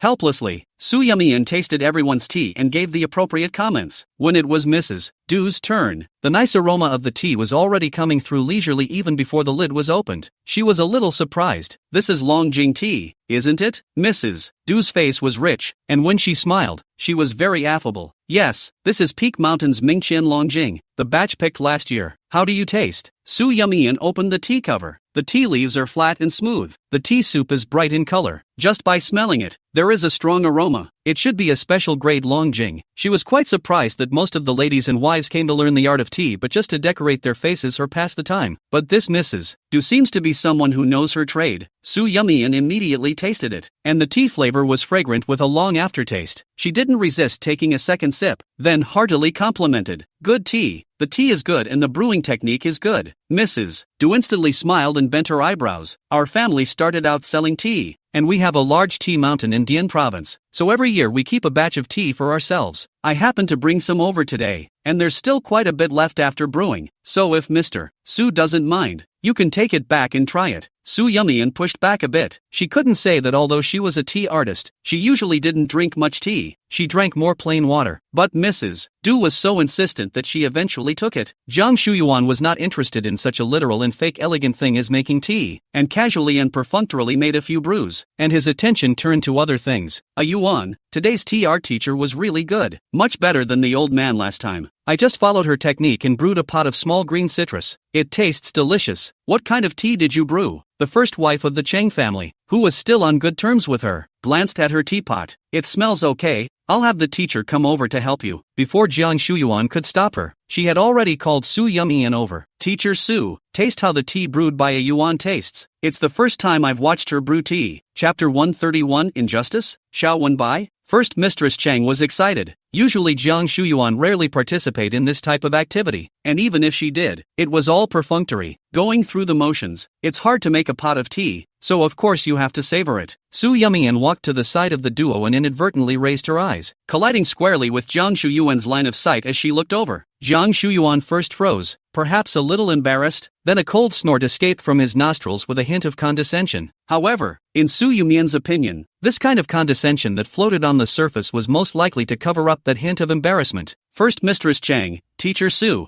how about you try this pot of tea? Su Yumian rinsed his mouth first, then tasted the tea. There was a pause, then an honest appraisal was given. Too much tea, too little water, the soup is too dark, the flavor is bitter, and there should be no warmer or not enough temperature, so the tea aroma does not emanate sufficiently. First Mistress Cheng burst out laughing. I told you that you saved the steps and the flavor that came out must be different, and you said it couldn't possibly be discovered. Didn't the other teacher, Mr. Su, discover it? Jiang Shuyuan's face darkened. Although what Su Yumian said was the truth and didn't wrong her, should she be so blunt? What's wrong with euphemisms? First Mistress Cheng laughed even more. I, for one, shouldn't have expected too much from you, Jiang Shuyuan. Su Yumian was completely unaware that she had offended someone. At this time, she had already turned around and went to the next location to taste another madam's tea. Shu Yuqin sat in her seat, seeing Su Yumian being surrounded by so many noble women and genuinely praising her. She was jealous and at the same time, her mood was also a little bit complicated. One dreams of being recognized by these wives of the world and ladies of the rich and powerful in the circle, and one has worked so hard for so many years to be able to sit with them and talk and chat. But what about Su Yumian? Did nothing but come to a tea class and got star-studded preferential treatment. On what grounds? The most exasperating thing is that Su Yumian doesn't seem to think that these recognitions and clusters are so precious. She calmly answers everyone's questions and pertinently gives the appropriate evaluations. Not pleasing, not flattering, and telling it like it is. Even some of the reviews aren't good, but the usually critical and mean ladies and wives were not even a little bit grumpy, and instead thanked her profusely. Shu Yuqin? This world had finally epileptically become what she didn't dare to imagine. Then look at the quail-like shrinking next to her. After apologizing, did not dare to speak when Mushi, the brewed tea is also a mess. She mood depressed a few more points. For the first time, he felt that Su Yumian was quite good as a daughter-in-law for himself. At least it was better than this quail who didn't know where to go. At 5 o'clock, the tea class ended. The crowd was satisfied to disperse. As soon as Shu Yuqin walked out of the hotel door, she pointed at Sher Mushi's head. Didn't I tell you to prepare properly? Is this the result of your preparation? Look at your unruly behavior. Afraid that people won't know that you're from a small family, right? I've never seen such a brainless person like you. Can't you use your stupid brain to think about how people can come unprepared? You're so stupid. Sher Mushi pursed her lips in aggravation, wanting to argue for herself, and just as she took 2 steps forward, Shu Yuqin hastily stepped back as if there was some kind of virus on her. Stay away from me. I have an aversion to stupidity. You'd better stay out of my face for a few days. I'm afraid I'll get nauseous. What bad luck.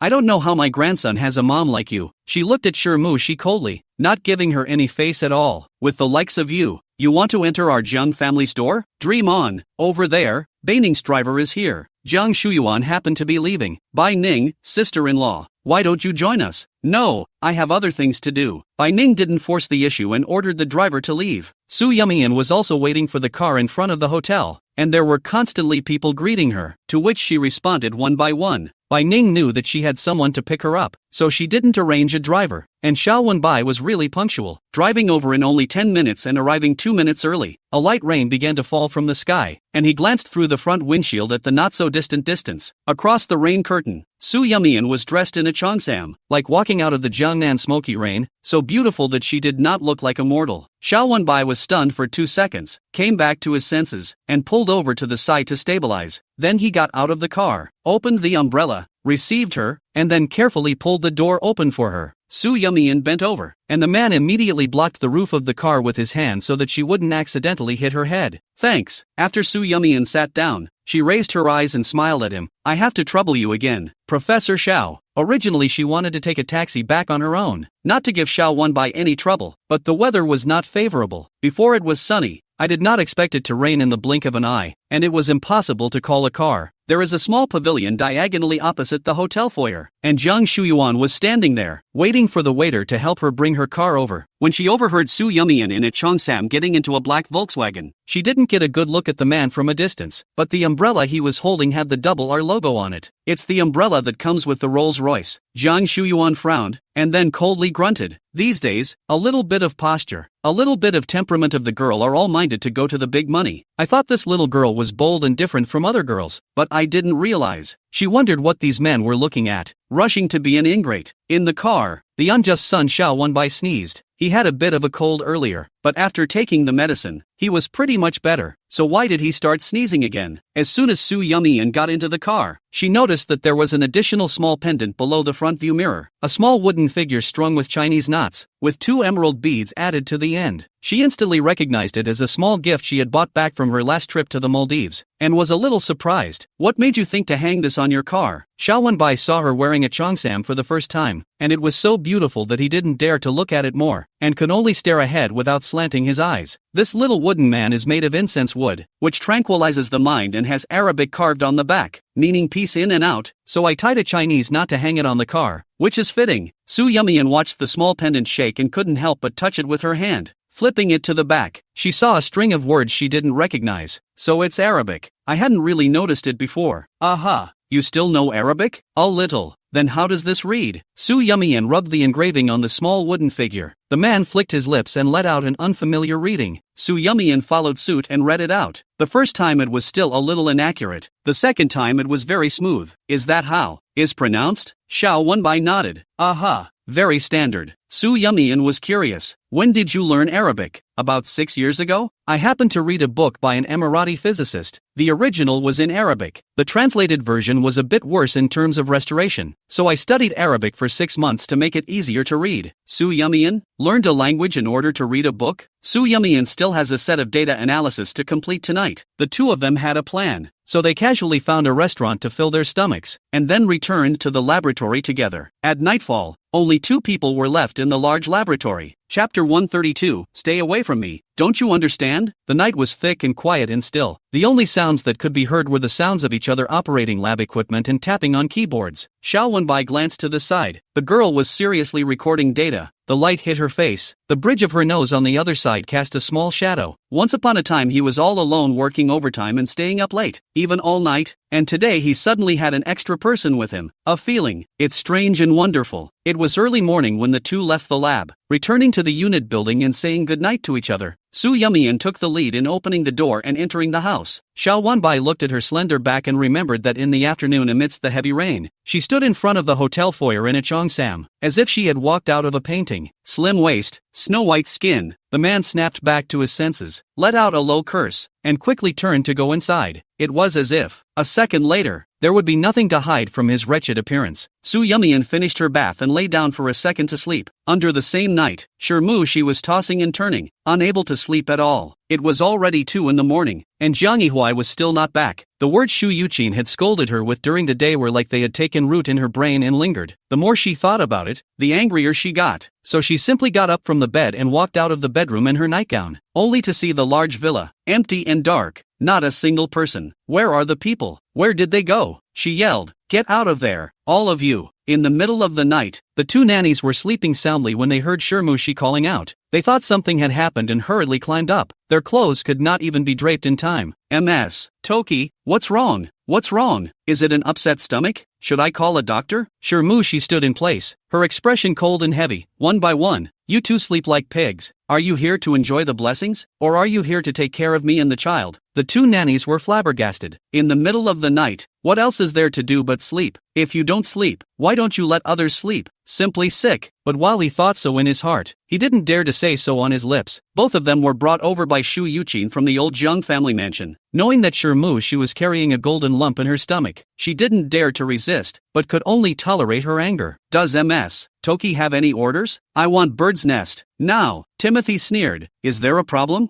No, I'm going to stew now. Shirmushi was satisfied for a few moments. She moved her waist, after sitting in class for so half a day today, and just tossing and turning for most of the night without sleeping. She was really a bit tired. She glanced at the other nanny standing next to her. You, come here and massage me. When the nanny saw Shirmushi pointing at herself, she didn't react for a moment. Is it for me? Shirmushi, is there a third person here besides you and me? What's the point of pretending? I'm tired today. Come over and help me press it. The nanny frowned. Miss Toki, you are pregnant now. You can't just massage. Ha, I take it you're too bothered to press it for me? Absolutely no such thing. I'm a professional maternity nurse practitioner with credentials, so I know what pregnant women can and can't do. When Mushi heard the word qualification certificate, like a cat that was stepped on the tail, instantly exploded. Let you press on the press. Nonsense so much. Still want to do it? I don't care if you're a professional or not, whether you have a license or not. If you don't listen to me, get out of here. The nanny wanted to keep arguing, but seeing how tough she was, she caved in. Just press it. It's not her business if it breaks anyway. The pregnant woman asked for it. Okay, please lie back. Shirmushi in the sofa lying down. This is right. Have to put down harsh words. You are willing to move. Typical of the toast to refuse to eat a penalty wine. To put it bluntly, it is cheap. The nanny moved, taking a deep breath as she held back. Have you not eaten at night? Is your strength so light? Can't you use some force? Nanny, okay.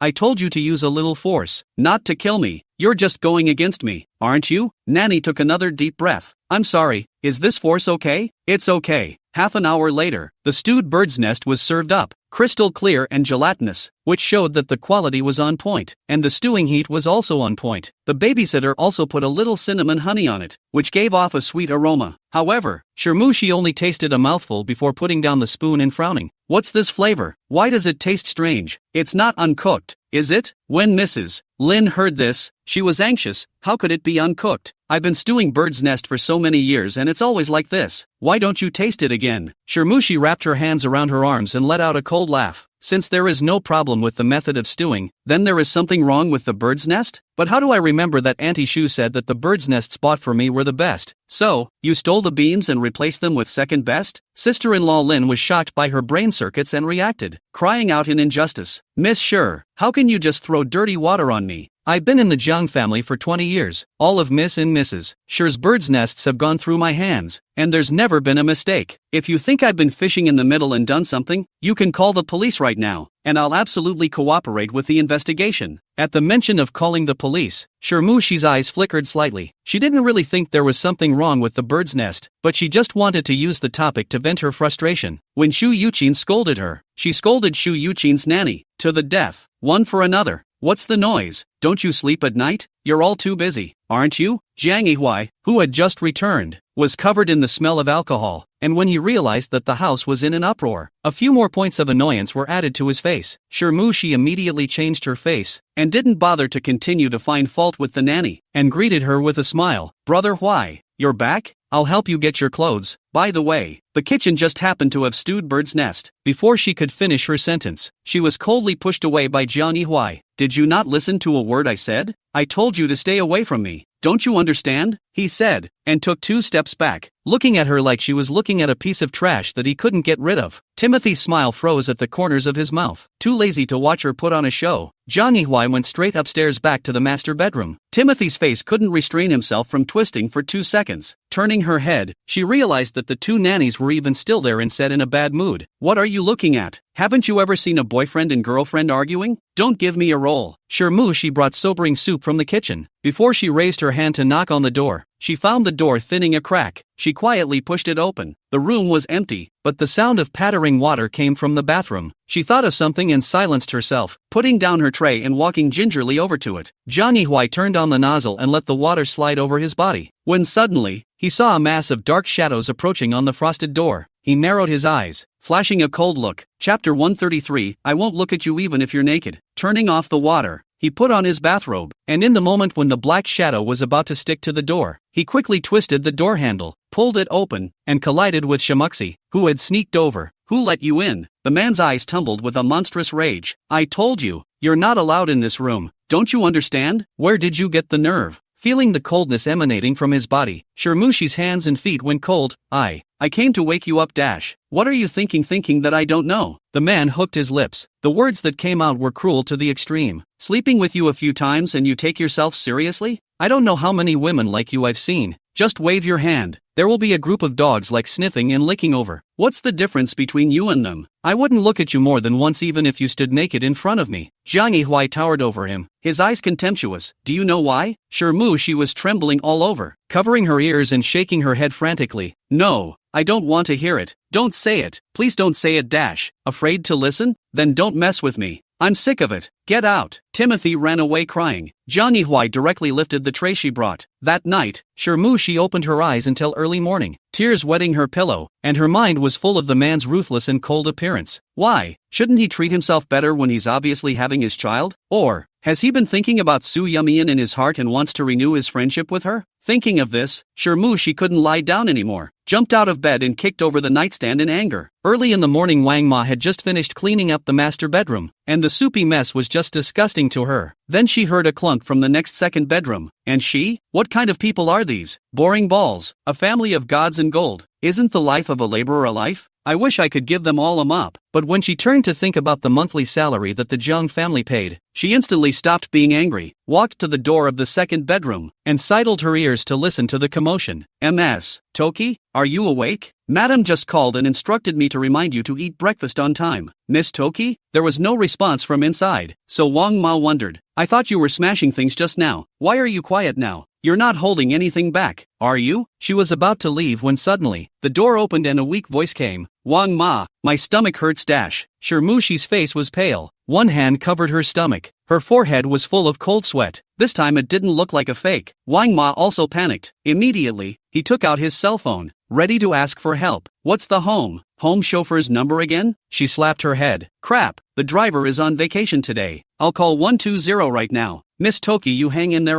Shamushi was angry and anxious. How long will it take for the ambulance to come? My stomach hurts so much. Will I be alright? Wang Ma doesn't know. She didn't call an ambulance. At that moment a babysitter came by, noticed what was going on, and immediately turned around to get her cell phone. I'll call the missus right away. For a while, the villa moved inside and out. Half an hour later, the ambulance arrived. Timothy was put in the car, followed by 2 nannies, and everyone else breathed a sigh of relief in unison. The plague is finally gone, so I can finally get some peace and quiet. Shu Yuqin got the news and immediately rushed to the hospital. Where's my grandson? How is my grandson? Is there anything wrong? She searched for half a day before she found Shamushi and the doctor in the emergency room. Doctor, you are the patient's family, right? Just now we have already done the examination for the pregnant woman. There is no big problem. It is the pregnant woman's emotional ups and downs are relatively large, causing false contractions. Usually try to keep a calm mind. Shu Yuqin was also relieved after hearing this. It's good that it's nothing serious. Then do you want to take some medicine? The doctor shook his head. A pregnant woman's body is fine. What kind of medicine is she taking? Just take her back to recuperate. Shu Yuqin bristled. It was only at this moment that she heard that it was Shamushi who made a fuss and made a scene on her own. Shamushi was lying on the hospital bed, a little heartbroken. She just had a bad gas and a bad stomachache that time and was shocked. Who knows, nothing happened when she got to the hospital. Shu Yuqin took a deep breath and endured for the sake of her grandson. When she reached the hospital room, she still couldn't resist a warning. You'd better be quiet and don't make any of those messes. Otherwise, you know the consequences. She scrunched her neck, not daring to speak up. I know. Shu Yuqin glared at her twice and huffed away. After the lab had been busy for a while, Su Yumian suddenly received a call from Professor Ouyang. Said she should take the time to come over to the house next week and that she was going to be introduced to someone.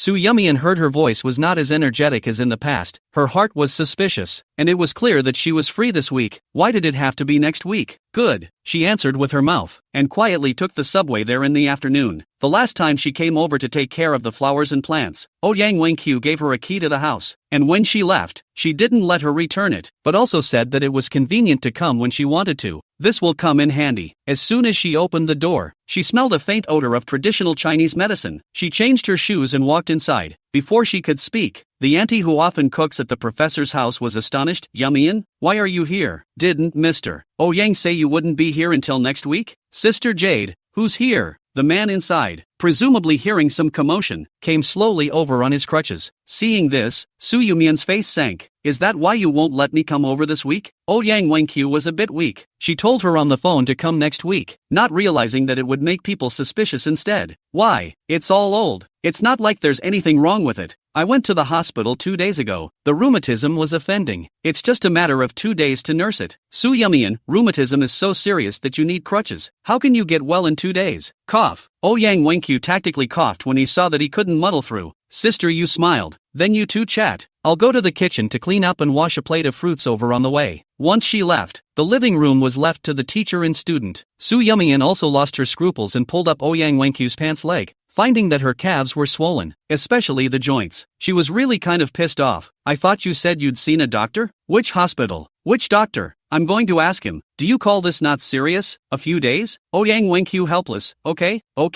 No, you cornered me. I admit. Is that I refused to go to the hospital? Only prescribed some medicine. Okay? When one gets old, one's body always has this and that little problem. Wouldn't it be a waste if I spent all my time in the hospital? I just didn't dare to let you know because I was afraid that you would worry. Who knew that this little brain of yours is so smart? Really can't hide anything from you. She gently patted Su Yumian's head, her eyes full of smiles. In your place, you definitely wouldn't want to either. A lab can be much more interesting than a hospital, right? Chapter 134, Quiet and Pretty as a Kitten. Su Yumian was a little sniffly, but understood. For Ouyang Wenqiu, what comes first is always scientific research. It was not the length of her life she cared about, but the depth of the ocean that was scientific research. Maybe the bottom will never be reached in this life. Maybe the force is exhausted on the way forward. But so what? She is willing to sleep forever in the river of scientific research, turning into the sustenance of those who come after her, and lighting up their way forward. Why are you crying again? Ouyang Wenqiu sighed. She was just afraid of seeing such a scene. Su Yumian sniffled. Who cried? Anyway, I didn't cry. Yes,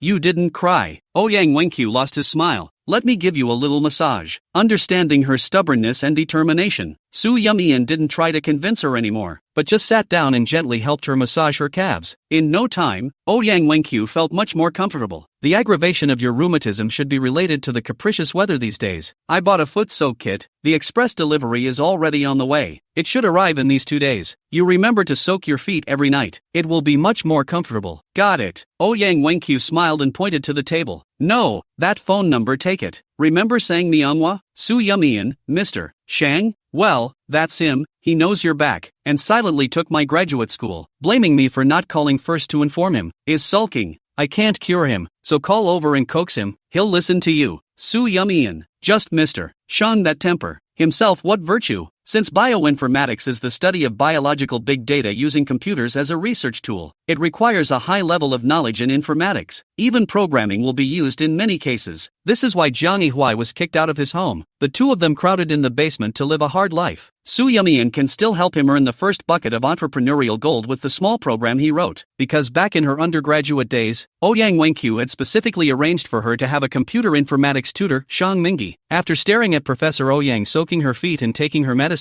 and cooking her a home-cooked meal, Su Yumian went home. When she arrived home, she took out the piece of paper and dialed against the number written on it. The first time, it got hung up straight away. The second time, it was the same. The third time, the other end finally picked up. Humph, who is it? The old man's haughty voice came. Su Yumian couldn't help but cry and laugh. Just with this hum, he had already revealed too much. She simply didn't play by the rules either. I'm sorry, I seem to have mistyped. By dash. Su Xiaomian. Sure enough, the end broke straight away. Mr. Sean, don't you dare hang one up. Don't dare. Have been honest. Why did you only contact Ouyang when you came back? I'm not your mentor anymore? And you're going to graduate school and you actually didn't enroll in my graduate school? Mr. Shan, my undergraduate bioinformatics. So what? You're still just as talented as I am in computers. So what's wrong with crossing majors? What's wrong with that? No. Humph. It was hard to coax the little old man. Su Yumian breathed a sigh of relief. The other end suddenly said, have you forgotten what I taught you over the years? Absolutely not. Just saying it doesn't count. You have to practice. Su Yumian? With that, she was dragged by the little old man to hammer out the program code for the rest of the night. When it was almost dawn, Shang Mingi, ahem. Alright, let's call it a day. We have all the final exam questions and answers for this semester. Not bad, not bad. Su Yumian, conscience won't hurt? Collapsed and squinted for an hour. Su Yumian opened her eyes and saw that it was already 8 o'clock. She hurriedly packed up and went out, straight to the laboratory. Xiaowenbai was a little surprised to see that she was half an hour late today and didn't look too good. Didn't you sleep well yesterday? Su Yumian shook her head. It's not that she didn't sleep well, it's that she stayed up late. Xiaowenbai raised an eyebrow, but didn't pursue too much. Su Yumian slapped her face and forced herself to cheer up. Worked. At noon, after eating, Su Yumian began to yawn madly. Xiaowenbai saw this. Don't be too tense. Go to the restroom and squint for a while? Su Yumian was indeed sleepy and didn't put it off any longer. Xiaowenbai continued to work. 2 hours later, passing by the lounge, remembered that Su Yumian was still inside. Knocked first, did not get a response. Su Yumian, are you okay? I came in, worried that something had happened to her. He gently pushed the door open, only to see the girl curled up in one spot, a tiny little ball, breathing evenly, seemingly just too asleep. He breathed a sigh of relief, and in the next moment, couldn't help but lose his smile. It's still really kitten-like, quiet and pretty. After staying in the hospital for 2 days, Shermu she couldn't stay any longer and clamored to be discharged. The two nannies could not make the decision to call Jiang Yihuai, and the other end hung up directly. There was no choice but to call Shu Yuqin. Shu Yuqin gave her another good scolding on the phone. Don't think you put a cub you can be lawless. You want to die, then make it. Better look forward to that piece of meat in your stomach is fine. Otherwise, I'll let you eat it all. Shermu she listened with hatred, but did not dare to talk back. In the end, Shu Yuqin agreed to let her out of the hospital. Warning, it won't happen again. Take care of your belly. When Mushi returned to the villa, the servants had just had 2 good days and the plague was back. Woohoo! Want mice, especially Wang Ma. When Shermu she returned, she sat up from the cot in the utility room like a corpse. Her entire expression crumpled, just squinting. When Shermu she arrived home on the front foot, the family doctor arranged by Shu Yuqin entered the door on the back foot. Not only was she given a strict routine, but she was customized with specialized recipes that were anything but bland.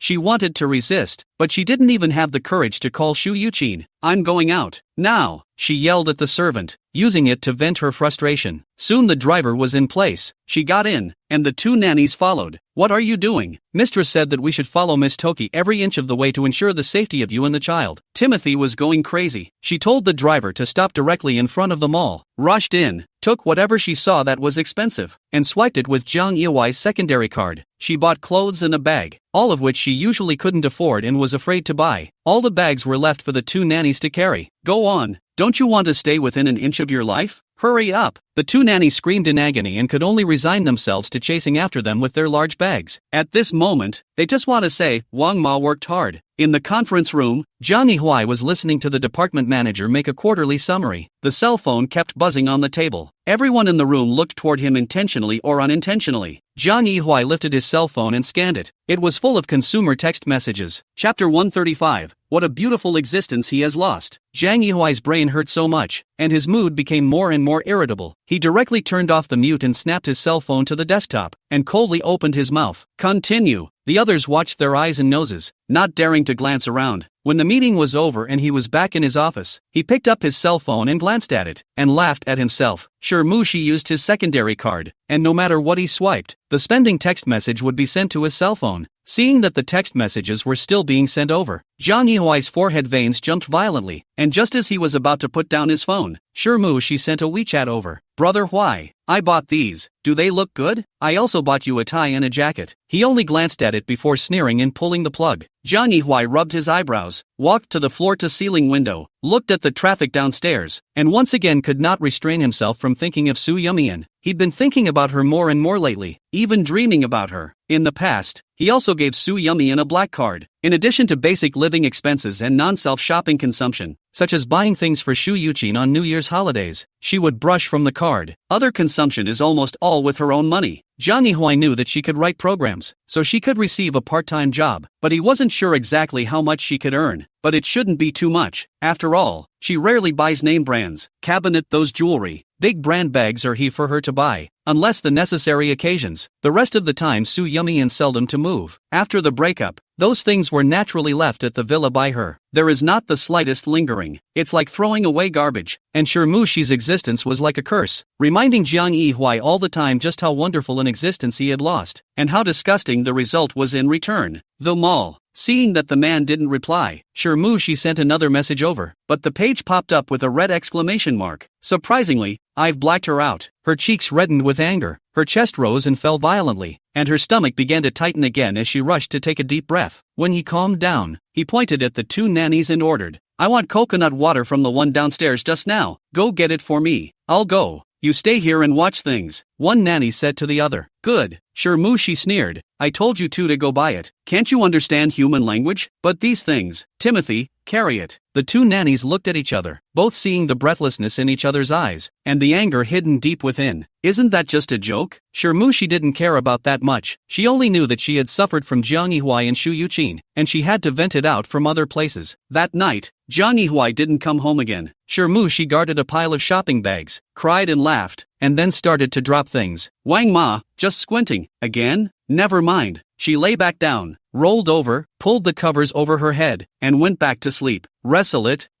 more. Get up in the morning and clean it up piece by piece. The other two nannies probably expected this to happen, so they immediately asked Shu Yuqin for leave when they came back from the mall. One of them said she had back pain and went to the hospital for a checkup. The other said she had no one to take care of her grandchildren at home, so she went back to help look after them for 2 days. So, at that time, when Mushi rushed out of the bedroom with her head cloaked as usual, ready to have a seizure, she was surprised to find an empty villa without a single figure. Frozen in place for 2 seconds, she yelled, Sister Lin, Wang Ma dash, where the hell did they all go? I want bird's nest. I have a stomach ache. When she pulls out the killer weapon and realizes that it still doesn't work, Timothy subsides. Angrily, he returned to his bedroom and slammed the door with a clang. Early the next morning, Wang Ma had just woken up, and before she could put on her work clothes, she heard Mushi yelling upstairs, Somebody, get me to the hospital dash. Wang Mom's mouth corner pumped. Last time she was busy, really anxious. This time well, one can only say that once she was born, she took out her cell phone and called the driver. Hey, Lao Shang.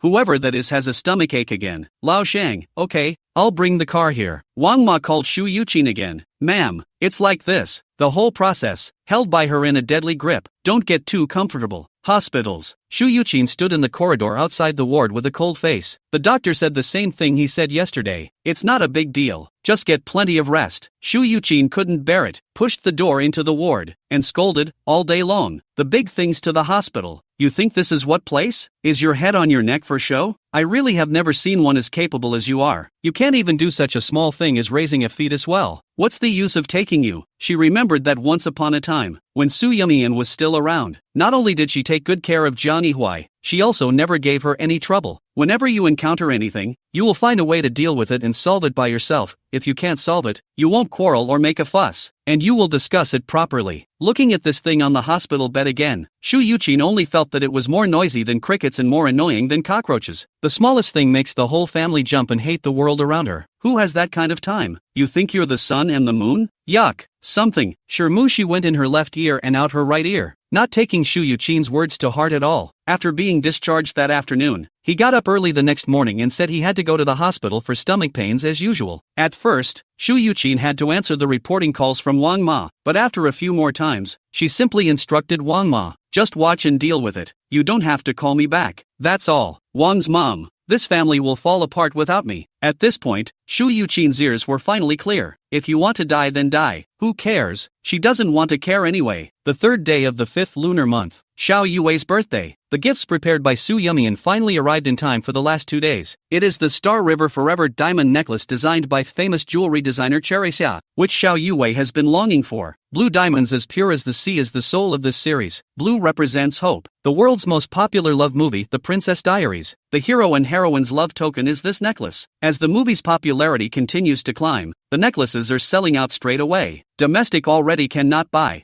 Su Yumian sent out this one, or took some trouble, entrusted someone to buy in Belgium. Xiao Yuwei couldn't wait for her to help her put it on. Oh my god, it's so beautiful. No wonder everyone is grabbing it. I went to the counter and asked several times, but they all said it was out of stock. She wore a strapless fishtail dress today, and the light blue color complemented Star River Forever. Super beautiful. A leisure club, large terrace, floor-to-ceiling windows, soothing music, exquisite desserts. Shu Yuqin is having afternoon tea with a few wives who are usually close. Ever since Wang Ma stopped reporting to her about Shirmushi, she felt like the whole world had brightened up. Occasionally, he couldn't help but wonder if his insistence on keeping the child in her womb was right or wrong. Chapter 136, Dropping Out of School. After all, Zhang Yihua didn't even want it himself. And Zhang Jiuyao didn't know about this matter yet, and Shu Yuqin didn't dare to mention it in front of him easily. Subconsciously, she felt that Zhang Jiuyao would definitely not support her. This father and son, one is more ruthless than the other. Now that things had developed to this point, it was definitely unrealistic to let Shirmushi get an abortion again, so she had no choice but to hold her nose and admit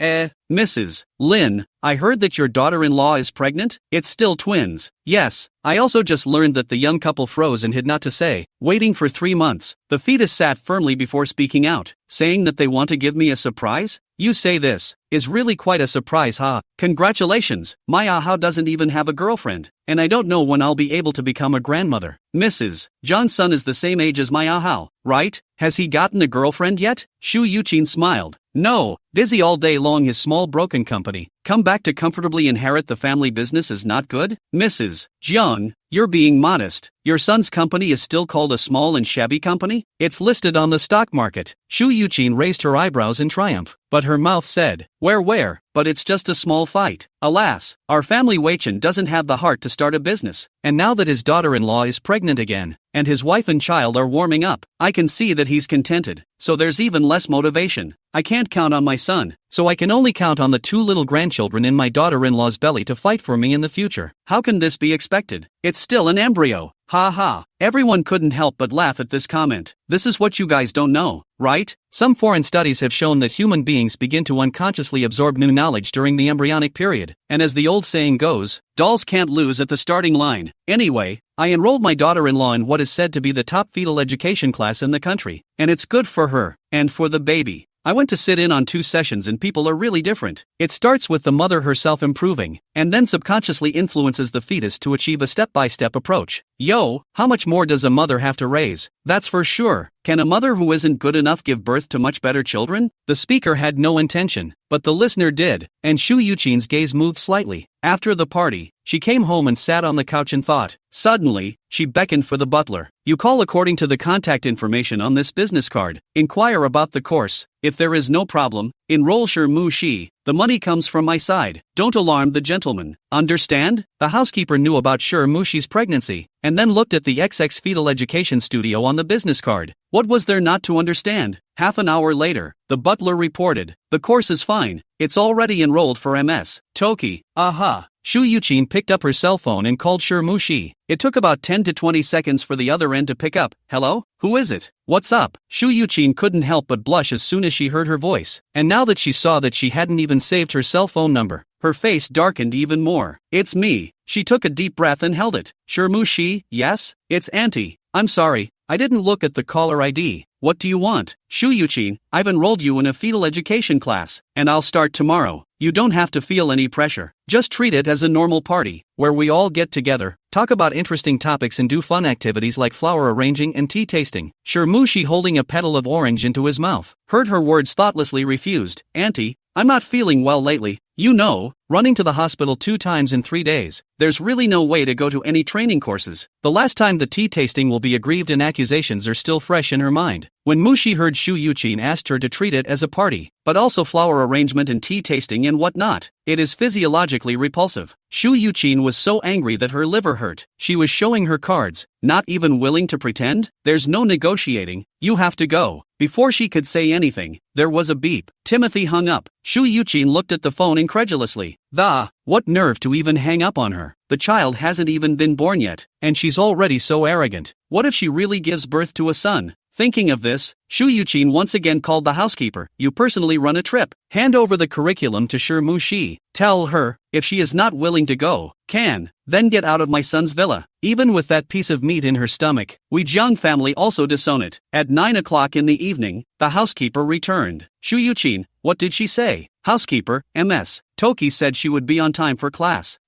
Count on her being sensible. The next day, just after dawn, Shi was woken up by the ringing of her cell phone. She squinted, sleepily, and grabbed the phone over to her ear, saying irritably, who is it? Is this MS? Shi sure? Hello, I'm the teacher of Cinnabar Fetal Education. Last night, our teaching assistant should have sent you the class schedule. The first class is dessert making. It starts at 8 o'clock. Now it's 25 minutes past 7. Can you come over in 35 minutes? The person on the other end directly reported himself, presumably hearing out that Shi was still sleeping, and added, Mrs. Jiang explained, if you miss a class, let us notify her at the first opportunity. And then she personally went over to ask you to come to class. Thinking about what the housekeeper said last night, she still gritted her teeth and climbed up. As she ate breakfast, she tapped her cell phone, and there were several unread messages on WeChat, all of which were class schedules sent by the so-called teaching assistant. She downloaded the Word document and scanned it, nearly spitting the milk out of her mouth. From 8 a.m. to 7 p.m. the schedule couldn't be more full. From dressing to social etiquette, including Western desserts as well as jewelry appreciation, there is hardly any time for rest. She had rejection written from her hairline to her toes and didn't want to go at all. But when she thought of Shu Yuqin's warning and the good life she had been living for a while, she crossed her heart and went. So, from that day on, she began her life of early morning and late night fetal education. Every day, I leave the house in good spirits, come back from class tired as a dog, and that's all it takes to find time to go to school. She had missed classes before without an excuse, and the counselor came straight to her door and asked if she still wanted to study or not. She had no choice but to obediently go back to class. They say they are taking classes, but they are still in a state of 3 days and 2 days. Normally, when she signed in for roll call, she paid someone to go to the class, and with her roommate covering for her, she herself had to go to the school once in a while and show up, but she was able to muddle through. But nowadays, most of her time is taken up by fetal education classes and having to run both ways, and within a few days she can't keep it up. She barely dwelt on the decision to drop out of school. Chapter 137, Hate to Slap Yourself. On one hand, she could have more time to nurse her baby, and on the other hand, she could focus her mind on Zhang Yihui. Most importantly, she was about to marry into a rich family with her mother's son. So what did it matter if she studied at this university or not? So on Monday, she submitted a withdrawal application to the school. She is citing illness as the reason for the approval process, which usually doesn't take long. Anyway, they had arrived at the school. She thought about it and simply went straight to the dormitory to pack up her things. There were no classes on Monday afternoon, so she pushed her way in and several of her housemates were there.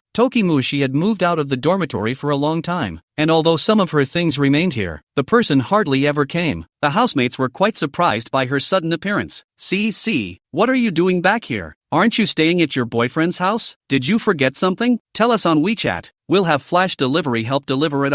She hooked her lips, her jaw slightly raised. I'm here to pack my bags. I've decided to drop out. She's wearing a new Chanel sweater and tweed skirt over a classic Burberry trench coat today. In her hand, she carried the Hermes that Shu Yuqin had given her. The whole thing looks very expensive. The smell of a posh wife is all over her hands and feet. A few housemates had never seen such a battle, and couldn't help but look at each other. Zhang Yao has the best relationship with Shi. Hearing her say this, she was a bit surprised. Withdrawing from school is not a small matter. She, you must not be impulsive. The others also nodded their heads. That's right. Withdrawal is not the same as suspension. Once the school approves it, there's no way to keep your enrollment, in case you regret it and want to. Regret? What do I regret? Shi lightly hummed. Since I've decided, I definitely won't regret it. But you've been reading for 2 years. Don't you think it's a shame to leave it halfway through? She smiled faintly. It's not a pity. In life, there are only gains when there is a give and take. Quietly tell you guys, I'm already pregnant, soon to marry into the mansion. She purposely lowered her voice, but her tone was all braggadocio and smugness. Right now, for me, giving birth to the baby smoothly and learning how to be a qualified mansion wife in the meantime is the most important thing. As for education and all that, later. Anyway, With money, are you afraid you won't be able to read? There are so many prestigious schools all over the world. She'll still be able to choose from them. CC, does your family know about your pregnancy and dropping out of school? Thinking of her dad who doesn't care about anything and her mom who only knows how to play cards and gamble, she couldn't help but skim her lips. This is my own business. I don't need them to know. Even if they knew, they wouldn't care. She said it lightly, but her roommates cringed at the sound of it. CC, I advise you to be more cautious. Well, I see it the same way as Yao Yao. We've stayed up for so many years in middle school and high school. It's not easy to get into college. It feels like giving up just like that. Not to mention that you're still only considered unmarried and pregnant. And even if you do get married, you could still get divorced? Rely on the mountain to fall. Rely on everyone to run. Only rely on oneself is true. The roommate originally intended to persuade a few more sentences, but she frowned with an annoyed face, obviously not listening to them. They said more, but instead, it was obnoxious. Everyone deserves to pay for their decisions and respect her fate, and they are just spectators. Looking around, there's not much to move. Timothy picked at his former belongings. The makeup wasn't a big brand, the clothes weren't new enough, they were used cheaply, and in general it wasn't right anywhere. She was different now, and what she had before was naturally not worthy of who she was now. These, you see if there is any that can be used. Want to take it, don't want to trouble to help me throw it. Ha, you don't even want it? Aha. Roommate, she went to the dormitory, didn't take anything, went out of the school gate, and directly called the driver to bring the car over to pick her up. Amidst the astonished, envious, jealous, and speculative glances around her, she blithely got into the back seat and left in style. That night, she found that Zhang Yihui had unexpectedly gone home for the first time. She smiled and greeted her. Brother Huai, I have good news for you. I have already submitted my application for withdrawal to the school today, so from now on I will be able to stay at home and take care of you and the baby in my belly.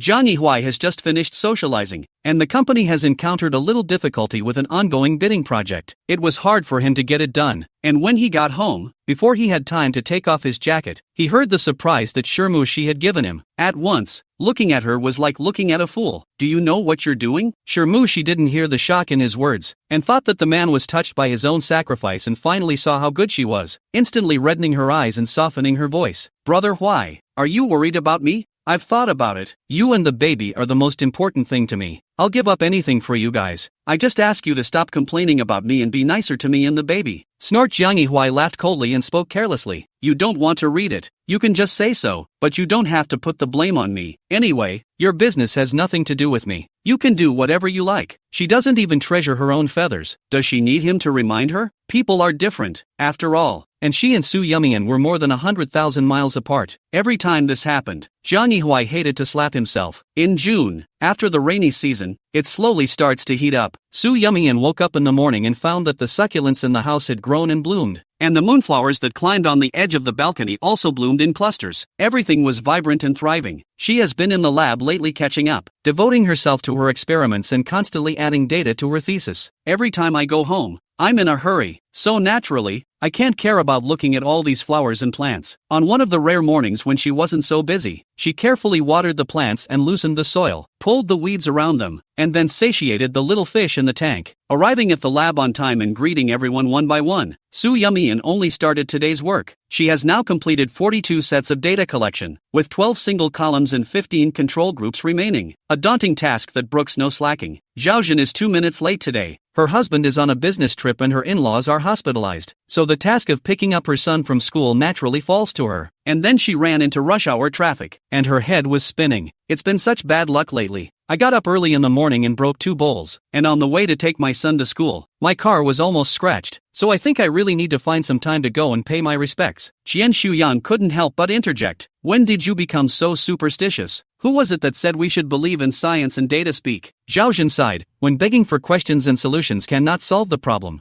you can only pray to God. The child's grandmother is still lying in the hospital. Rheumatism, pain rolling. Su Yumian moved with a start and turned back to look at Zhaojin. Chapter 138, I'll speak for her. Sister Zhou, is it gout? You know? Mr. Yang is also suffering from this disease. I have a Chinese medicine prescription here. Although it can't eradicate it, the pain relief effect is very good, and the side effects are much less than Western medicine. Zhaojin's godless eyes instantly lit up upon hearing this. That would be great. You turn around and share the formula with me. I'll go to the pharmacy after work and grab the medicine. thank you so much. You don't know. The child's grandmother can't sleep all night when she's in pain. Painkillers don't work, and I can't help her. If this formula really works, I'll buy you dinner later. Su Yumian smiled. There's no need for dinner. It comes with the territory. Qian Shuyang, do you realize that since Xiamianian came here, every time he encounters a problem, he can always solve it? It's just like a little blessing for our lab. Sun Bowen just crossed in, only to hear a tale. What little blessing? Zhaojin, said Yumian, pretty and all around. Like a little blessing. Sun Bowen nodded his head and was about to echo a few words when he saw Li Linzi suddenly stand up from her seat and said in a panic, my computer has been tampered with. All the experimental data stored on the hard disk has been deleted. What? Got a virus again? Shouldn't be Qian Shuyang immediately walked to his computer and began to check. Last time, the IT master has already helped us to upgrade the defense wall. It is reasonable that it should not be. Zhao Jin also immediately opened his own computer. For a moment, the air was tense. Qian Shuyang, I have all the data. I didn't lose it. What about you? Xiao Zhao, Zhou Jin, mine's fine too. Both of them looked at Sun Bowen and Su Yumian at the same time. Sun Bowen, I have no problem here. Su Yumian,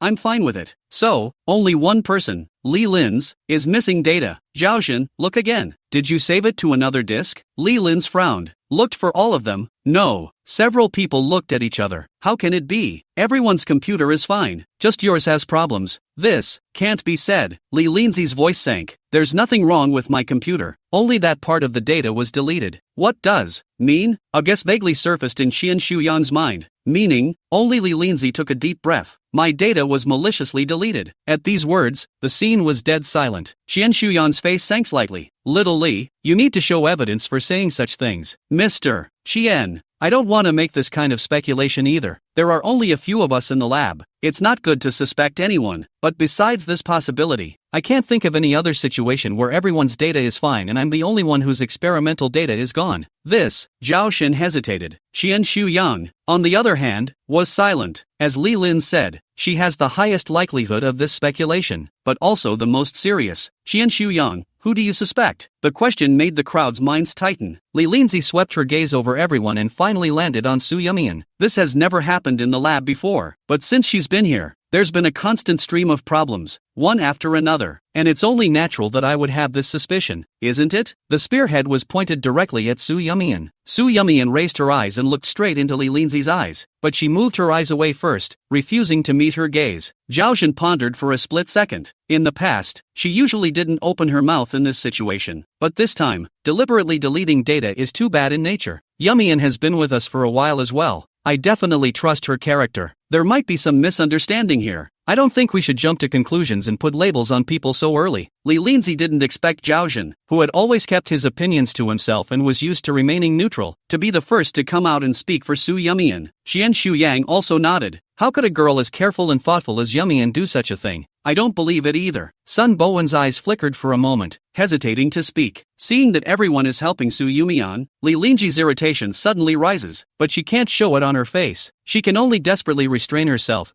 Who knows the face of a person and who knows the heart of a person? Who knows what her true colors are? What if she is pretending? When I checked yesterday morning, the data was all fine, and today it's gone. Yesterday afternoon, I remember that Sister Zhao and Teacher Qian left first, then Sun Bowen and I left right after them, leaving Su Yumian and Professor Xiao. Professor Xiao has no reason to do this, then it can only be her. Su Yumian. Li Linzi was aggressive, and at first glance, the reasoning was quite logical, but Su Yumian still heard the loophole in it. She looked at Li Linzi and said word for word, you said you checked the data yesterday morning, so when you left yesterday, did you check it? Of course. The data is all there. Are you sure? Li Linzi, of course I'm sure. What do you mean by asking that? Do you think I'm deliberately wronging you? Su Yumian calmly spoke. Okay, then according to you, the data should have been absent during the period between yesterday after you left and today before you came, right? Right. Well, let's check the surveillance for the period first. Zhao Jin nodded. Yeah, and forgot about the monitoring. Our lab is monitored 24 hours a day. Fine. Li Linzi nodded, sneering. Then check the surveillance first, lest it be said that I'm deliberately targeting anyone. Coming to the main control room, Qian Shuyang asked the security personnel to offer to access the surveillance of the last 2 days. And yet the result is, surveillance is gone. Zhao Jin, what's going on? How come there's no surveillance video? The security officer was also baffled.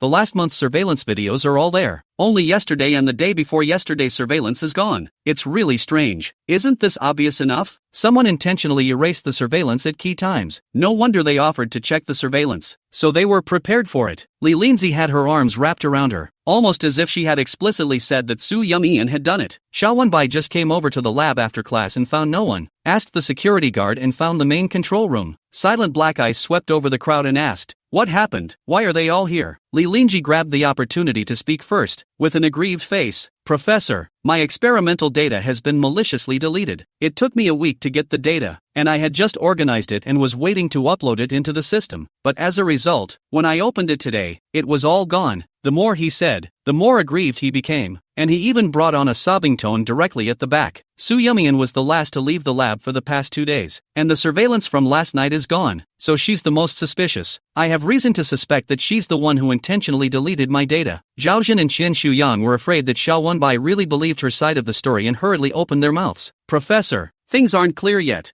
I don't think Rain Sleep is that kind of person." On the side, Sun Bowen was a little too quiet, wrinkling his brows and never speaking. In the past few days, both of them left the lab on time from work and shopped and ate together, and Li Linji simply didn't have the time to complete that set of data. Sun Bowen looked up, glanced at the woman, and for the first time felt that she was a bit strange. Xiao Wenbai asked very carefully about the time the data was lost, and where she stored it, and if there were any other backups. Li Lin's answered each one and got the details right. Now, Soo Yum-eun was even more suspicious. Zhao Jin and Qian Shuyang had the intention to help her speak, but they didn't know where to argue, so they could only be anxious. Just then, Soo Yum-eun, who was at the center of the storm, slowly raised her eyes and calmly swept over everyone, finally landing on Li Linzi's face. It's not hard to find out who stole and deleted the data. Chapter 139, Xiao Wenbai, she doesn't need to testify against herself. Qian Shuyang, do you have an idea? It's straightforward to recover the deleted experimental data, then look at the deletion logs to pinpoint the exact time the data was deleted, then rule out exactly who was in the lab at that point in time. Qian Shuyang, that's true, but who's going to recover the data?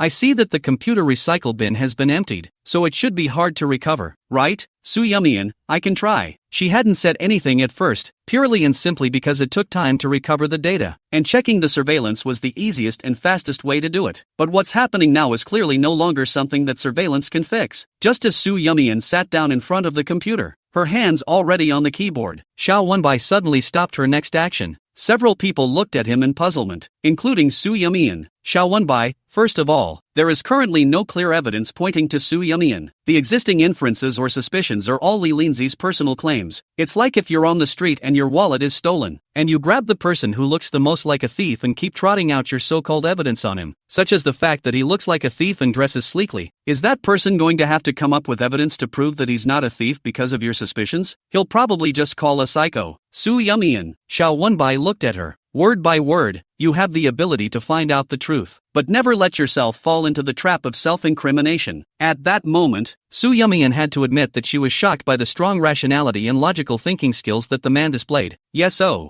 Zhao Jin tapped his head. Why should Yum-eun prove his own innocence? Isn't it the case that whoever claims, whoever gives evidence? At these words, everyone looked at Li Linzi. The corners of her raised mouth froze violently, not understanding why. All of a sudden, things were out of control. I just suspected. She gulped, not saying that it must be Soo Yum-eun who did it. Xiao Wenbai, in that case, call the police to deal with it. Zhao Jin nodded. Support. Qian Shuyang raised his hands in favor. I also think this is more reasonable. Good. Xiao Wenbai immediately took out his cell phone. Li Linzi's eyes flickered slightly. Wanting to say something, she opened her mouth and was afraid of saying the wrong thing. Seeing that the alarm call was about to be dialed, she bit her lower lip nervously and her palms began to break out in a cold sweat. Just then, Sun Bowen, who had been silent, stepped forward. I suddenly remembered that yesterday afternoon before I got off work, I used Z's computer for a while, and after I finished using it, I deleted a part of the useless documents, and also cleaned up the recycle bin by hand, and I might have accidentally deleted the folder where Z stored her data by mistake during the process. He scratched his head. I'm really sorry for startling everyone with my mistake. Sorry. Sun Bowen apologized and bowed at the same time, turning her head again to Li Linz. I'm sorry, Z, I'm going to have to make you redo it. Li Linzi spoke stiffly. It's okay. Zhao Jin's suspicious gaze turned on the two. Misunderstandings explained clearly is good. Xiao Sun, you have to be more careful next time. Yes. Soo Yum-eun faintly retracted her gaze. There's nothing else. I'll go and get busy first. She also didn't mention the matter of helping Li Lindsay recover her data. What's the point of repaying kindness with kindness? After saying that, she turned around and prepared to leave, coldly meeting Xiao Wenbai's concerned eyes. She smiled and wordlessly moved her lips. Xiao Wenbai could see that she was saying thank you. At 8 o'clock in the evening, Xiao Wenbai invited everyone to have a snack. This kebab is cheap and tasty. Yummy and you must try the signature flaming beef. I'll order you a few more kebabs. Once seated, Zhao Jun said enthusiastically. Qian Shuyang sat to Su Yumian's left-hand side. First poured her a cup of tea. The weather is hot, easy to catch fire. Drink some tea first, there are appetizers over there. Sour cucumber is highly recommended. Want some? Su Yumian was shocked by the sudden enthusiasm of the two men, guessing that they might have felt that they had wronged her and were saving up to make amends, and was suddenly in tears and laughter. Li Lindsay watched the scene in silence, the corners of her mouth pursing tighter and tighter. In the past, she was the one that everyone took care of, and since Su Yumian came, she watched everyone favor her little by little, but she couldn't do anything. It's a bit stuffy, I'm going to get some air. After saying that, she got up and left. Sun Bowen took Li Lindsay's emotions in and also found an excuse to leave the table. The nearby alley is a famous net red card place. Both sides of the alley are full of lanterns. Li Lindsay walked aimlessly. Sun Bowen is not far behind her. Li Lindsay heard footsteps and turned back impatiently. How long are you going to follow me? Are you tired of it? Can't I just come out for a breath of fresh air? Sun Bowen was silent for a moment and slowly looked up. Xiao Z, did you really lose your data? Li Lindsay's gaze flickered slightly. What do you mean by that? Where did you get the time to finish that set of experiments when we left the lab as soon as we got off work the last couple days? Let alone produce the data. Sun Bowen, what the hell are you trying to say? She was getting a little angry, her volume unconsciously rising. I'd say you're a good girl and shouldn't do that kind of thing. Li Lindsay bit her lip, her tone tinted with a bit of crying. You suspect me? The data is mine. Do I have to risk possibly not finishing my thesis to do something this damaging? Sun Bowen, that's why I don't understand what the hell you're thinking. His gaze burned as if he was trying to see right through her, right to the soul. Li Lindsay subconsciously avoided his gaze. I'm the victim. Instead of helping me find the person who actually deleted the data, you're here to crusade against me. Sun Bowen couldn't help but frown at her stiff upper lip. Although I took the initiative to come forward and take the blame on myself, you yourself know best whether I used your computer or not. I just want you to be honest with me. Facing his questioning, Li Lindsay became irritated. So what if I did it? I just did it. Are you going to report it? Fine. Then you go. Go now. I don't want your charity backstabbing. Sun Bowen froze and said nebulously. Why? When she didn't appear, everything was fine in our lab. Once she appeared, everything changed. Professor Xiao, Sister Zhao, Mr. Qian, including you only have Su Yumian in your eyes. She's good in every way, excellent everywhere. Su Yumian, Su Yumian, Su Yumian. Hearing that name annoys me. I just want to get everything back on track. Is that wrong? Li Lindsay was originally quite calm, but as she talked, her suppressed emotions were like a flood that broke the dike. She couldn't shut it off at all, and all of them exploded out. Sun Bowen looked at her like a wounded beast. His heart softened and he blurted out, Xiao Z, I like you. Be my girlfriend. Chapter 140, officially together. Although Mr. Qian and Sister Zhao as well as Professor Xiao's focus is on Su Yumian, I am not. You are the only one in my eyes, and I will always be on your side, treating you as the most important existence in my life. I really, really like you. Give me a chance to protect you fair and square and stand by your side, okay? Sun Bowen had liked Li Lindsay since she first entered the lab. She was passionate, vivacious, talented, and well-born, two completely different people from himself, and it seemed only right and proper that he should be attracted to her. He pursued her for a long time and she never said yes, but now, Sun Bowen suddenly wanted to fight for himself one more time. Li Lindsay didn't see the boy's affectionate eyes. She just wondered in shock what Sun Bowen's intentions were in proposing a relationship at this time. A threat in disguise? Taking advantage of the situation to force the issue? If she didn't say yes to him, would he come clean with everyone about everything she'd done? Fear took over Li Lindsay's mind. If she left the lab, there would be no possibility between her and Xiao Wenbai at all. She didn't dare to gamble. Xiao Z? In fact, it's okay if you don't agree. Sun Bowen scratched his head. Originally, these two things are not related. I am just emotional to the point that I suddenly want to say it. By the way, I understand why you don't like Su Yumian, but in the future really, don't do that again. If Prof. Xiao knows, the consequences will be very serious. The speaker doesn't have a heart, but the listener does. Li Lindsay's gaze was slightly cold. He was really threatening her. Okay, I promise.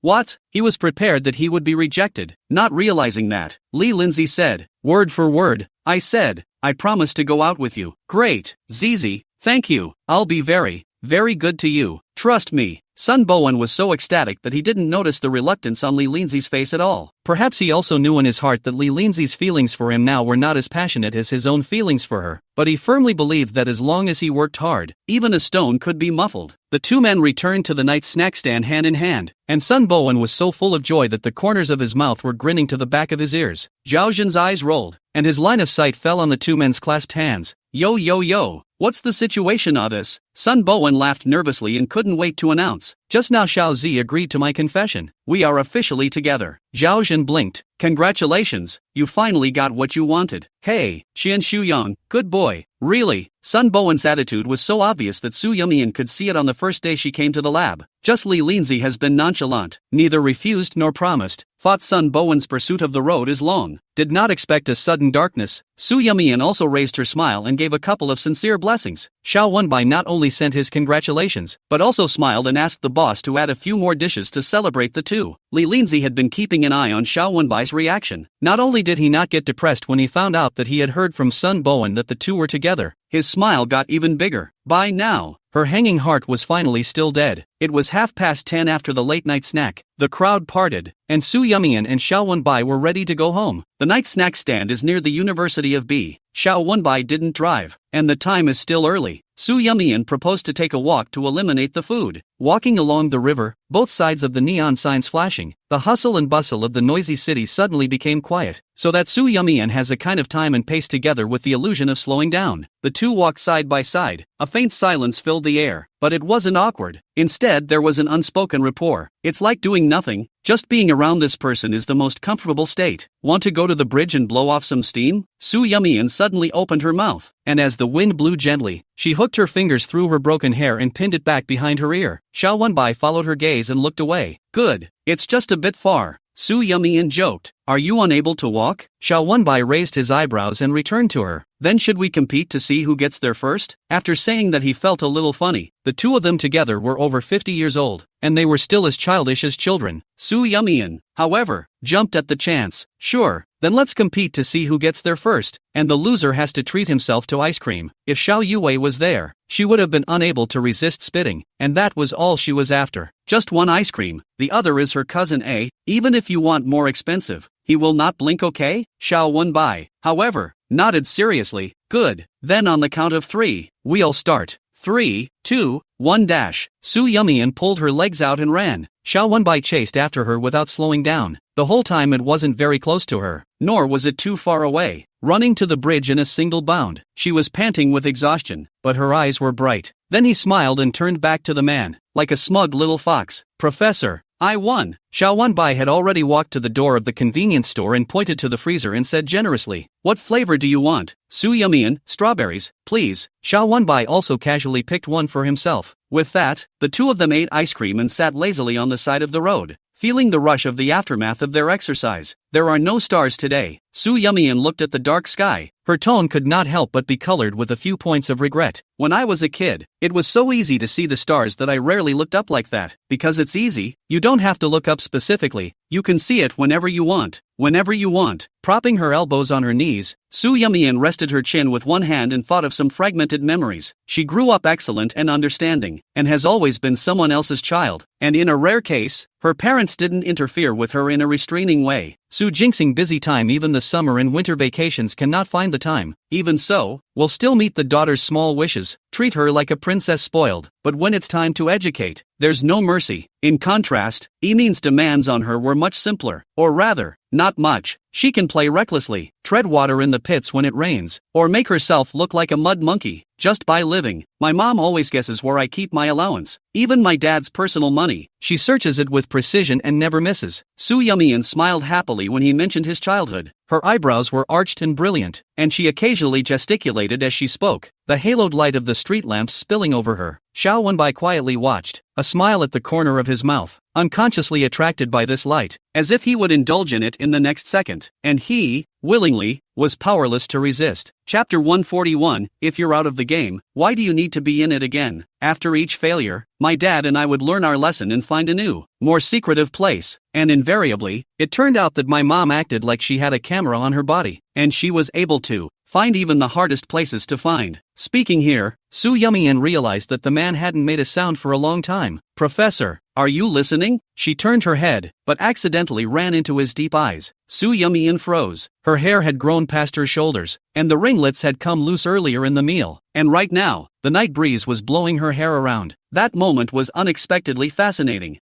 Listening. The man's voice was thin and a little hoarse. Auntie is smart and has even sharper eyes. Su Yumian averted her eyes. Her throat was a bit dry. She swallowed, and only after a long time did she continue. Of course, she writes suspense novels. In mystery novels, the most important thing is the logic of reasoning. If Su Jinxing made her understand propriety, righteousness, honesty, and shame, and know how to act, then Enin shaped her entire underbelly, allowing her to grow with abandon into the self she most wanted to be. What about you, Professor? What was your childhood like? Xiao Wenbai, read books, study, take exams. Gone? There may have been others, but it's hard to remember. Perhaps the streetlights are too gentle today, or perhaps it is because Su Yumian's eyes are too bright. Xiao Wenbai looked at the neon sign on the other side of the river, and had no reason to have the desire to confide in him. I must have been 5 years old when I inadvertently flipped through a book about physics in my grandfather's study, The Secret of How Everything Works. That was my first exposure to physics-related books, and I found it interesting without even having a clear idea of the word physics. The man smiled faintly, his eyes genuine and hot. Zhuangzi said, judge the beauty of heaven and earth, analyze the reason of all things. The most incomprehensible thing about the universe is that it is understandable. Su Yumian listened attentively. She did not understand physics, but at this moment, she could empathize with Xiao Wenbai's love. Before I met physics, my world was boring. His voice lurched and he turned his head to look at Su Yumian. It was only after meeting physics that the world took on a different meaning for me. And now, it seems, there's one more. The man's gaze burned and his eyes rolled. Su Yumian, however, was the first to look away. The ice cream that hadn't been eaten yet melted drip by drip because the weather was too hot, and the moment the back of her hand felt the coldness, Su Yumian panicked and got up. It's getting late. Let's go back. The girl turned her body sideways, and Xiao Wenbai couldn't see her expression, but he was able to feel the fluctuation of her emotions. He feels a little anticlimactic today too. Okay, let's go. This night, Su Yumian had a rare bout of insomnia. She closed her eyes. Her consciousness has been seemingly asleep and awake. Her mind flashed Xiao Wenbai's face at once, and then those past with Jiang Yihuai surfaced. Remembering the silly things she had done and said for a man herself once upon a time, Den sobered up. Haven't you suffered enough in love? If you're out of the game, why are you in it again? It's just jumping from this pit of fire to another deep well. It's not necessary and it's not worth it. Thinking about this, Su Yumian's originally anxious heart quickly calmed down. Anyway, cannot sleep, simply climbed up to modify the paper. Well, it was still learning that made her happier. When she arrived at the lab the next day, Su Yumian had just swiped her card and entered the door when she met Zhao Jin and Qian Shuyang's burning gaze. What the hell? She was on her feet. Sister Zhao, Mr. Qian, what are you guys looking at me like that for? Is there something wrong? Zhao Jin and Qian Shuyang were waiting for her words. Rain sleep. Can I discuss something with you? What is it? Zhao Jin, I have 2 sets of data in my hands right now. The magnitude is very huge. Not to mention calculating it, it's even difficult to organize it. You're so good at programming. Can you help us come up with a solution once and for all? Qian Shuyang hastened to add, none of us can program. The most we can do is to use the traditional speed algorithm, but this time the number is too huge. The human brain is ultimately dry but not the computer. So look, cough cough, can you help us write a program or something? It is best to batch process these data. Half an hour later, Sister Zhao, take a look. How is this computing link and running speed? Are there any adjustments that need to be made? Su Yumian made way, and Zhao Jin sat down and used the mouse to view it. The data calculations that originally took 5 days to complete should be completed in 1 day at this rate. Simply fantastic. Thank you, Rain Sleep. Love you. I love you so much. Zhao Jin hadn't had much hope, but,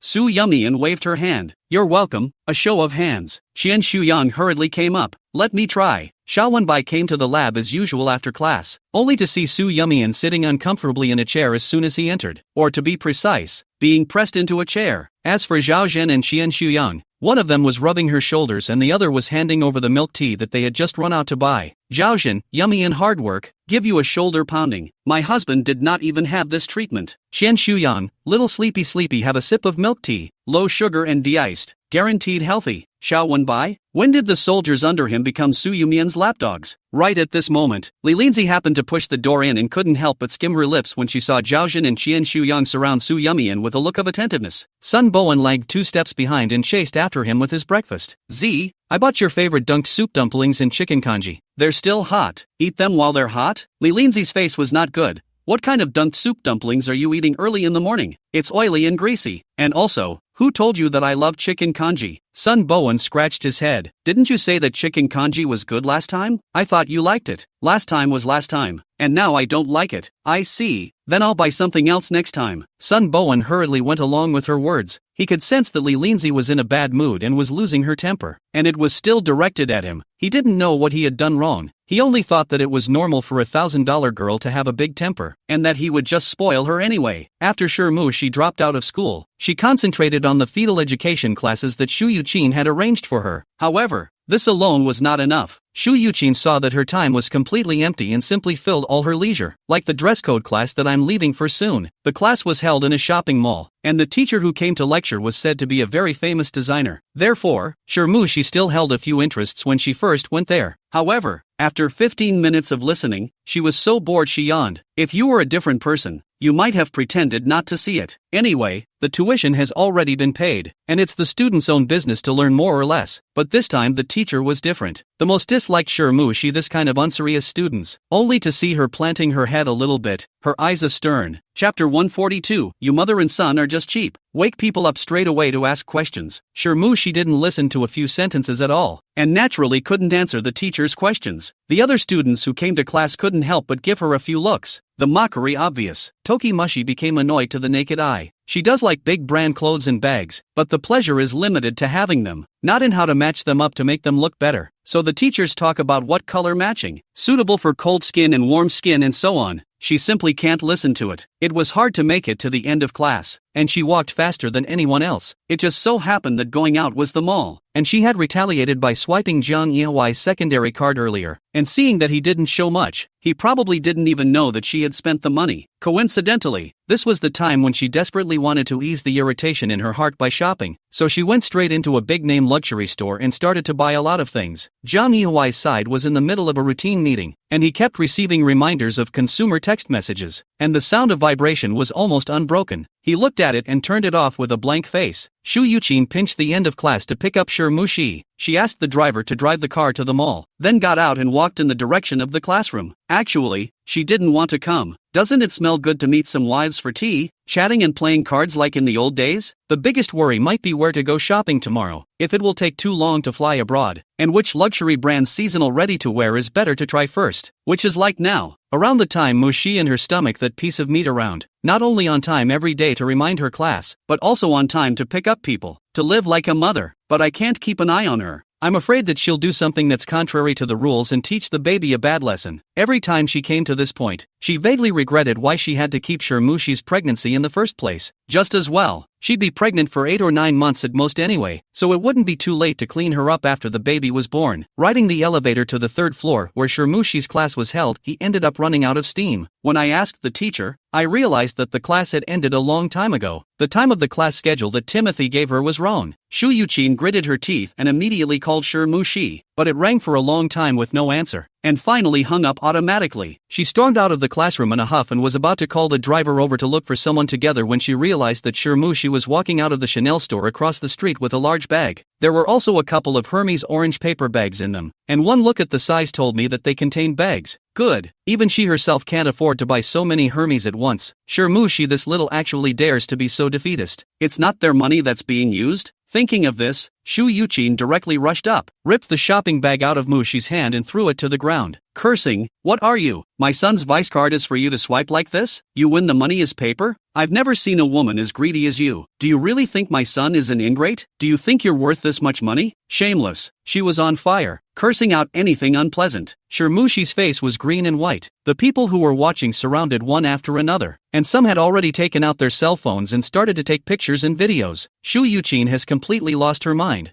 focusing on venting her anger. And what face and face don't want? It was as if he wanted to get back all the torture he had suffered during this time. Seeing that she was cursing harder and harder, sure she also had some temper coming up. Does she really think she's a soft bag to be pinched at will? It's true that she wants to please Shu Yuqin, but isn't there still a piece of meat in her stomach? Who's afraid of who? Thinking of this, sure she can no longer hold back. Directly with Shu Yuqin choked up. I just buy 2 bags, how? Can't I treat myself? Those courses are boring and dull, and I'm not afraid to tell you the truth. I can't listen to a word of it. I'm not afraid to tell you the truth. I can't listen to a word of it. I'm already considered tolerant for being able to hold out until now. It's just a couple of bags. I haven't bought enough yet. This is the secondary card your son gave me. He didn't even say a word. What are you upset about for him? Shu Yuqin was so angry that her blood pressure soared, remembering that when Su Yumian was by Jiang Yihuai's side, her clothes were never about big brands and she would rarely ask for any luxury items on her own initiative. She dresses plainly every time we meet, but she has good taste and knows how to mix and match, and even the most difficult pieces look good on her. Even if you really carry any big brand bags, they are all required by the occasion, or Jiang Yihuai requirements. Compared to Sure Shi, I don't know how many times stronger. It was on her mind, and she couldn't help but say it on her lips. Upon hearing this, Sure she sneered twice and said sarcastically, "You like her so much, let her come back if you have the ability? You mother and son are really ridiculous. When people were around in the past, you disliked them as much as anything. Now that Su Yumian has nothing to do with you and is hiding far away from you, you are nostalgic on the contrary? You know what that's called? It's called being a... I'm not Su Yumian, and I won't be as submissive as her, letting you bully me. The big deal is that the fish will die, and no one will get away with it. From now on,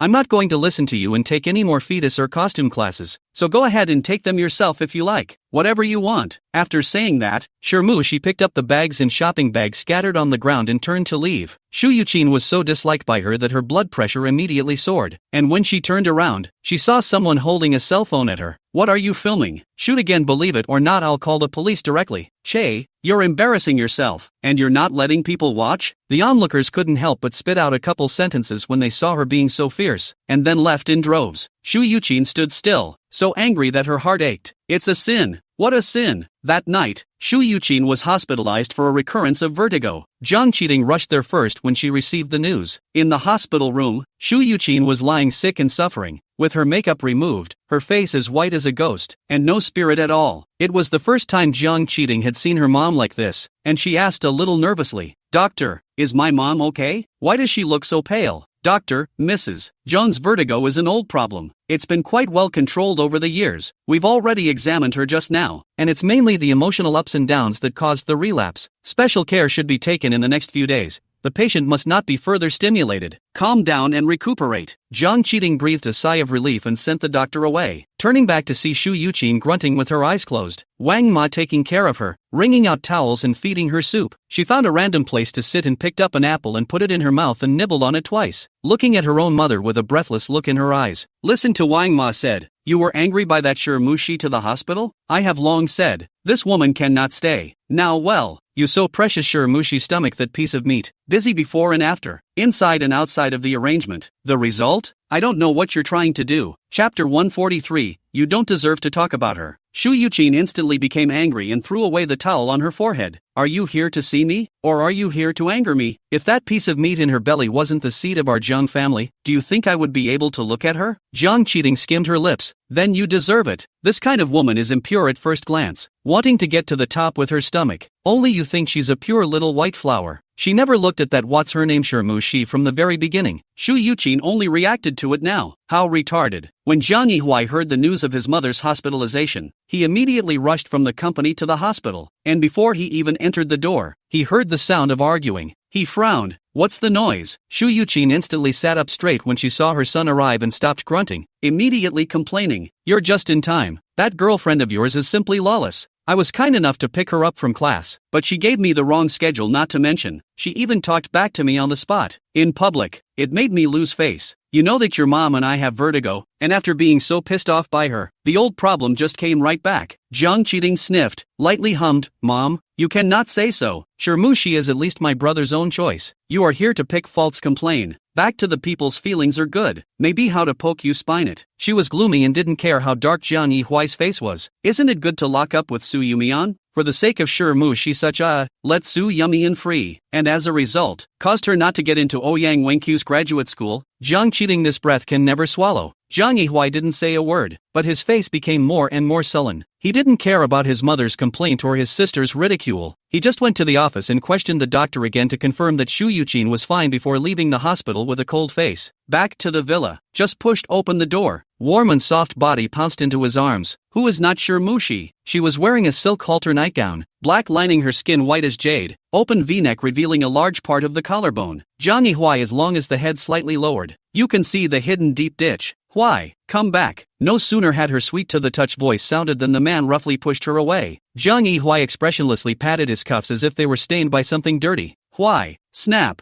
Jiang Yihui raised his hand and slapped him, and Shirmushi's ears buzzed as she covered half of her face in disbelief. Who gave you the nerve to contradict my mom? Shirmushi's tears instantly welled up. I just said a few more words. She approached you to complain, didn't she? Why can't you listen to my explanation first? I'm also a person. I also have my own thoughts, my own will. I just don't want to go to class. What's wrong with me? Jiang Yihui sneered. Didn't you beg for all this yourself? A single sentence pierced through what little self-respect Shirmushi had left. He told her to abort the baby and take the money and leave. She didn't want to and turned to Shu Yuqin. So what are you complaining about? Enjoying my mom's shelter and pissing her off in the hospital. You know what that's called? Jiang Yihui was cruel and ruthless. Pawn and stand again. I didn't. Why are even you saying that about me? I just want to give birth to our child and stay by your side because I love you so much. Shirmushi was in tears, and at this time, she still did not forget to confess her deep feelings. Unfortunately, Jiang Yihui didn't eat her at all. You talk to me about love? Why do you think I raised you? If it weren't for my mom, you wouldn't even be standing here. Shirmushi's days of aggression finally broke out.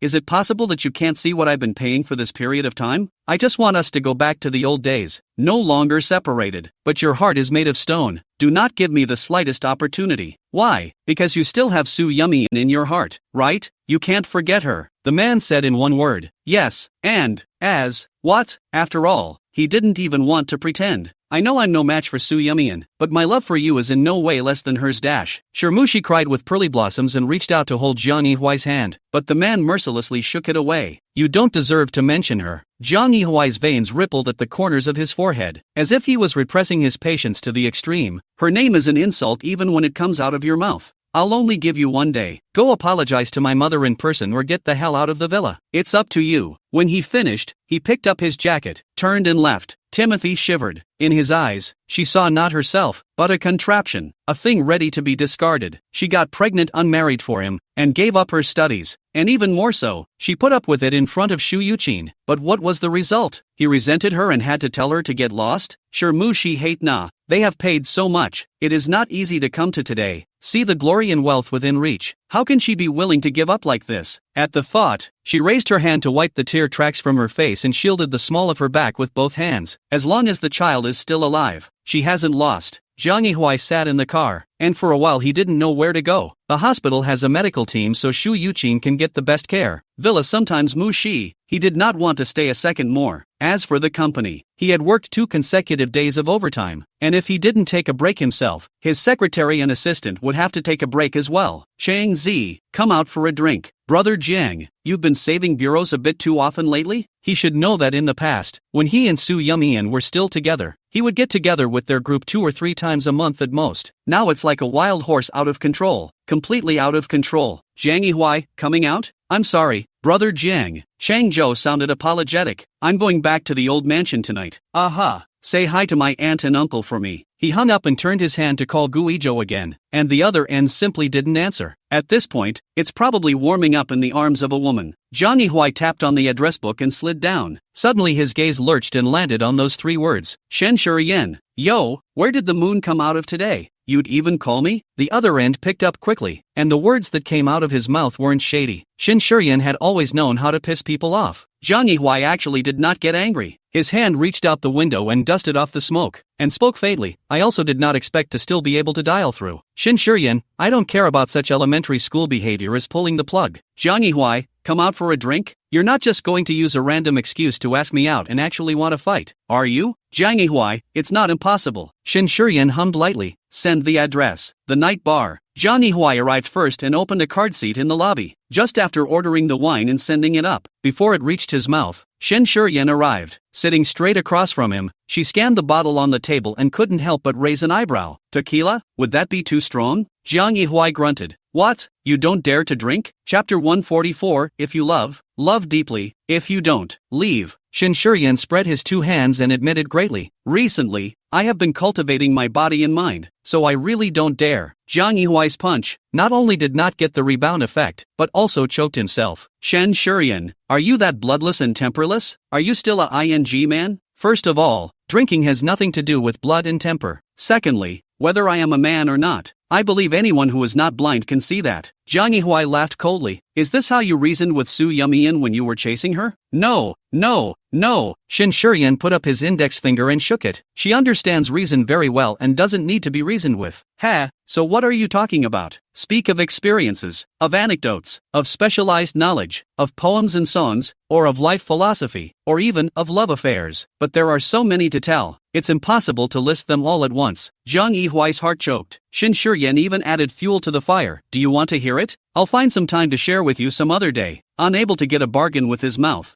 Zhang Yihui could only smother his drink. 2 shots of tequila down. He was slightly tipsy, loosening his tie and undoing the top 2 collar buttons again. Shen Shiyan couldn't help but frown at the way he drank this. You got your stomach? No. Ha, with Su Yumian gone, no one cares about you, so you've completely let yourself go, haven't you? It's okay that he didn't mention Su Yumian, but once he did, Zhang Yihui's eyes and nose couldn't help but be sore and swollen. He didn't recognize the emotions that made him do it, and just dismissed it as a physiological loss of control as the alcohol got the best of him. Suddenly, Zhang Yihui said in a low voice, 12 boxes. What does mean? He lowered his head. Shen Shiyan couldn't see his expression demeanor at the moment. After she left, I took 12 boxes of stomach pills. Shen Shiyan's eyes sank slightly. I think you don't want to live. Do you think that if you toss yourself to death, she will soften her heart? Will she turn back? Why won't it? Zhang Yihui raised his head viciously, his eyes scarlet. If you would think so, then it can only mean you don't understand Su Yumian at all. Shen Shiyan beckoned for a waiter and faintly ordered, remove all the wine and serve 2 cups of tea. Aha! Sir, we don't have tea at the bar. Shen Shiyan's gaze was slightly austere. 2 glasses of white water then. Any? Yes. You two wait a moment. The waiter hastily removed the wine, and then, placed 2 glasses of warm water in front of the 2. Zhang Yihui pulled the corner of his mouth. I don't understand Su Yumian? Who are you to say that? I've been with her for 6 years. 6 years, you know? No need to yell. I know better than you how long you've been together. So what? The fact that it took you 6 years to get to know her better only proves your negligence and failure. Or even to put it more bluntly, you don't love her enough. Bull ******* Zhang Yihui suddenly stormed out. I love her more than anyone else. Shen Shiyan raised his eyes, his gaze quiet. If you love her, why did you break up? Look, you're contradicting yourself in everything you say and digging a hole for yourself in everything you do. Love isn't about being louder than anyone else. What happened to 6 years? You just spent 6 years losing her. When the veil is lifted, the truth is revealed in blood and gore, cruel as a knife. Shen Shiyan, you say you love her, but everything you do is trampling on her. Trample her will, trample her dignity, even trample her body. So, a girl like Su Yumian, even if she loves again, will eventually choose to leave. But it's just a matter of time. 6 years. Shen Shiyan felt that it had been too long for too long. So long that he thought the once radiant girl had really become a puppet on strings who was crazy for love. So long that, for a time, he doubted it and even almost gave up. Thankfully, she eventually took that step and chose to be the person she was meant to be. Shen Shiyan, 6 years, she has given you countless opportunities. Such a blatant favoritism is really calling for jealousy to the point of madness. Unfortunately, you let her down after all, and that's why she walked away with such determination, leaving no way back. That's Su Yumian. When in love, go for it. Stud all bets. If you don't love it, you can pull out in style and move on alone. Once Gu Ijo privately scolded her for being love-brained and sick. Now he blames her for being too cruel and too heartless. I'm not sure if I'm going to be able to do that. But Shen Shiyan knew that Su Yumian would never live under the judgment of outsiders. Love then love deeply. If you don't love it, leave it. The moment she decides to leave, how your stomach is, how you are as a person, is no longer her concern. Zhang Yihui sniffed, his body swaying slightly as he fell back into his seat. He opened his mouth, but the words that came out lost their previous aggressiveness. What do you think? You know about her? Shen Shiyan laughed. Women are like a book. Who dares to say that they can read the book thoroughly, and different ages, different situations, open the same book, see, experience are different. I don't need to read Su Yumian urgently in a short time. I just want to hold her in my hands for the rest of my life, to be a companion day and night, and to read her often. So, to that question of yours, my answer is that I don't know much about her. But obviously, you don't know anything about it. Zhang Yihua was stung by this last statement of his and subconsciously grabbed the cup and poured it into his mouth. However, the mouth is a bland white water. The wine had long since been removed by Shin Shurian's people. You can't talk your way out of this, and now you won't even let me drink? He gave a bitter laugh. Shin Shurian's face was expressionless.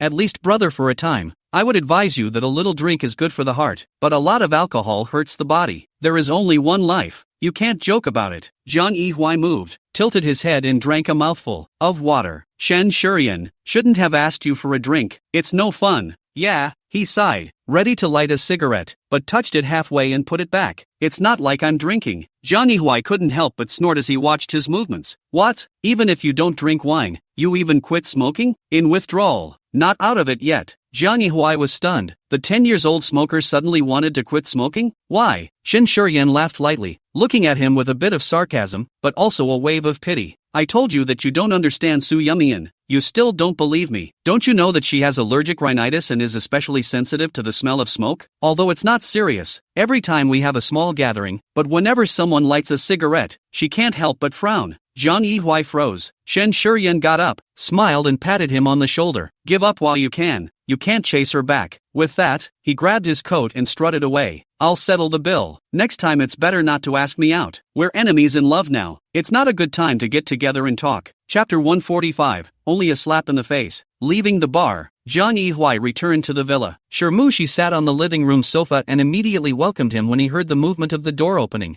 Zhang Yihua treated her as air, crossing straight over and striding up the stairs. Shirmushi was so angry that she bit her lip hard. Master bedroom. Zhang Yihua was lying on the big bed. Here once slept he and Su Yumian. Those intertwined ambiguous images, frame by frame, replayed in his mind. Between breaths, the bottom of his eyes were unconsciously tinted with a few colors of lust. He let out a low curse and immediately went into the bathroom to take a cool shower. He had only had 2 drinks tonight, so his mind was clear enough, and the words Shin Shurian said were constantly echoing in his ears. If you love her, why did you break up? You just spent 6 years losing her. You say you love her, but everything you do is trampling on her. Even if you love again, leaving is just a matter of time. Every word was like a nail, living and breathing in Zhang Yihuai's heart. Early in the morning, Zhang Yihua woke up early, changed into a suit and prepared to go to the office. I had just come downstairs to find breakfast already on the table. He thought Wang Ma had made it, but when he turned his head, he saw Shirmushi smilingly coming out of the kitchen with a plate of dumplings in her hand. Brother, why? You're up? I boiled congee and steamed dumplings today. How about some? No need. Zhang Yihuai's face was expressionless. Shirmushi hurriedly put down her plate and walked over to him. Then, how about some soy milk?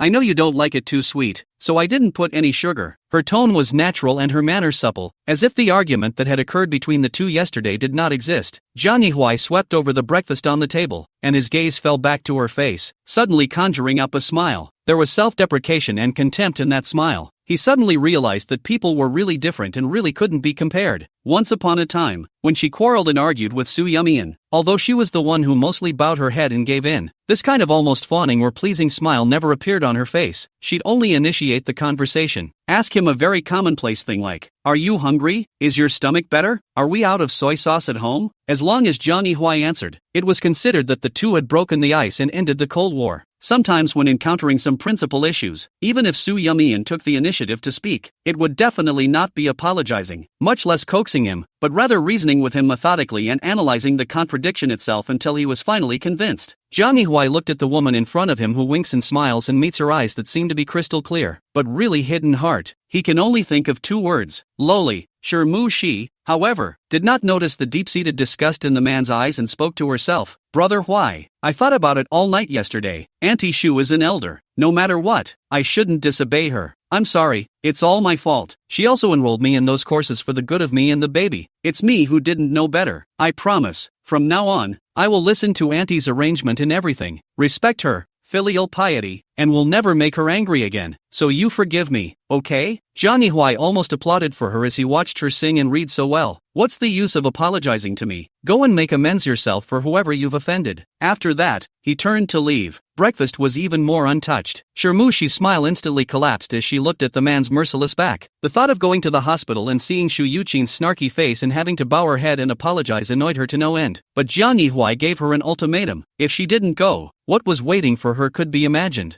Thinking about this, Shermushi took a deep breath and turned around to enter the kitchen. Luckily, last night, I ordered Wang Ma to boil chicken soup, so I brought a bowl of it over, and it's a good job. Wang Ma, MS. Sure, this chicken soup is still not ready. What are you doing? Pretend when I tell you to. Where's the bowl asterisk asterisk asterisk asterisk? Who cares if it's stewed or not? Shu Yuqin won't necessarily drink it anyway. It's better to drink it and pull her to death. Hospital, ward. Shermushi didn't knock and pushed the door straight in. Auntie, I came to bring you chicken soup. As soon as Shu Yuqin saw her, she only felt that her just improved headache had flared up again, and she was dizzy and angry. Who told you to come here? I don't want to see you. Get out of here dash. Shermushi had a sincere face. Auntie, I'm here to apologize. I was too much yesterday. I shouldn't have choked with you. Look, this is the chicken soup I just boiled this morning. Send it while it's still hot, for you to replenish your body. Shu Yuqin sneered. Apologize? It's really a weasel paying homage to a chicken. You don't come to anger me. Thank God. And you dare to drink your soup? She's afraid there's spit in it. Shermushi's smile remained the same. Her sincerity remained the same. But in her heart, she secretly spat out. If only she could really piss this old woman off. In her heart, she did not stop her hand movements, screwed open the lid of the thermos pot, and took out a clean bowl, poured the chicken soup and sent it over with both hands. Auntie, you've wronged me. I've come to apologize sincerely. This chicken soup has been simmering for 2 hours. It's a great tonic. Have some. Before the words were finished, Shu Yuqin directly raised her hand and overturned the bowl she was holding over. Then he grabbed the pillow in his hand and smashed it over at Shermushi. Get lost.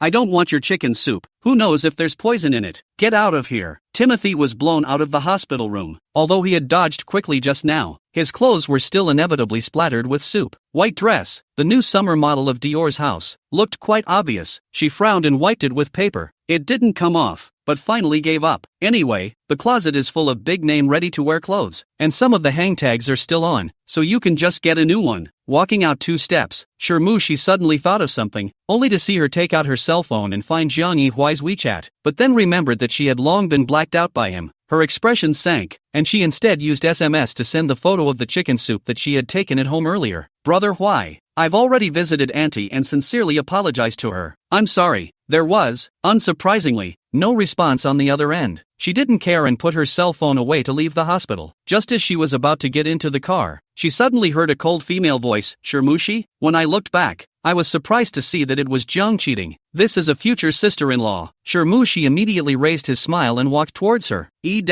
Snap. Without saying a word, the other party directly slapped his face. Timothy was confused. Jiang cheating withdrew her hand and raised her chin arrogantly. This slap is to teach you what it means to be honest, noble and lowly. Who the hell are you? My brother doesn't even dare to talk back to my mom. And you put her in the hospital? Shermushi covered half of her face, her smile still hanging stiffly at the corner of her mouth. You? How can you hit someone? It's you that's beating. Lowly thing, don't think you can be lawless just because you have a piece of meat in your belly. You'd better pray that my mom is okay, otherwise, you'll die an ugly death. After saying that, he staggered past, not even giving Shermushi a proper look. How could a high and mighty young lady like her look an ant in the eye? The Suyamian of the beginning could still get a friendly greeting from her, but today's Shimuxi only deserves to be greeted by her with a slap in the face. Every now and then, Jiang cheating couldn't help but spit. What kind of ghostly vision is this of her brother, giving up Suyamian and choosing such a commodity? Chapter 146, Going to the door to get scolded. The laboratory in June is still busy. Suyamian has been working continuously for 2 weeks before she finally has time to take a day off. I woke up early in the morning and had just finished feeding the fish when Su Jinxing's phone call came. Is Sleepy up yet? Up. Why don't you get some more sleep? I thought you said last time that you didn't have to go to the lab today and take the day off. Biological clocks get used to it. Where's Mom? The study. Writing another novel? Aang. It's not like you don't know that she's best inspired in the morning. Suyumian's gaze deepened a few points as she remembered the contract. Dad, has that editor of Mom's come to her recently? No. Why? The two of them usually communicate more online. Nothing. Just asking. Ending the call, Suyumian went to the kitchen to make herself breakfast. Su Jinxing, on the other hand, went to the backyard to tinker with those flowers and plants of his. Emin sat in front of the computer in her study, concentrating on the keyboard. Lines of text generated smoothly from her fingers, eventually combining into one chilling plot image after another. Everything is peaceful and beautiful. Unbeknownst to them, just outside their once old house in the faculty neighborhood not far from the villa, a woman was tapping impatiently on the door. Is anyone there? Emin, are you there? Yunim is wearing a Chanel professional suit today, carrying a brown Delvaux in her hand, her high heels stepping on the dirt-filled ground, and her whole body is irritated. What a setting! What conditions! Not even a kennel. She wouldn't have made the trip if Emin's contract wasn't about to expire and needed to be renewed. Originally, she could have renewed her visa online without so much trouble, but after the last argument, Emin even pulled the plug on all her contacts. After Lunyan found out, he sneered. Anyway, it's not like the two haven't quarreled over the years, and in the end, it's always Emin who takes the initiative to bow her head and chooses to compromise. This time she was asked to write a web novel, and was probably really repulsed by it, which is why she was so stubborn with herself for so long. But Ryunin had her chest full, and after resisting, she'd eventually agree anyway. Only this time it took a little longer. Emin, I know you're in there. Open the door. You're not making any sense. The door is a guest. We have a conflict. It's a work disagreement. Why don't you even have basic manners and respect? Emin, if you keep this up, I won't care about your books from now on. The more Yunim knocked, the more cranky he got, and eventually it even evolved into smashing the door. However, her hand was smashing red and there was still no response from inside. Knock knock knock early in the morning. Yu Yen Wang asking for life at you? Next door, Lu Chuanxiu rushed out in her pajamas. Her hair was still messy, and it looked like she had just woken up and was covered with waking breath. She stood in her own small yard, arms crossed, glaring viciously at Yunim through the iron railing between the two homes. Look at me for what? It's you! You're here early in the morning to report a funeral. Can't you let people sleep? You're dressed like a dog. Why don't you know the rules? It had been a long time since Ryunin had been pointed at and scolded like this, and for a moment she hadn't even reacted. Lu Chuanxiu continued to spray. What kind of attracts what kind of flies? One or two are so annoying. This big sister, please keep your mouth clean. Don't be so thick or so thin.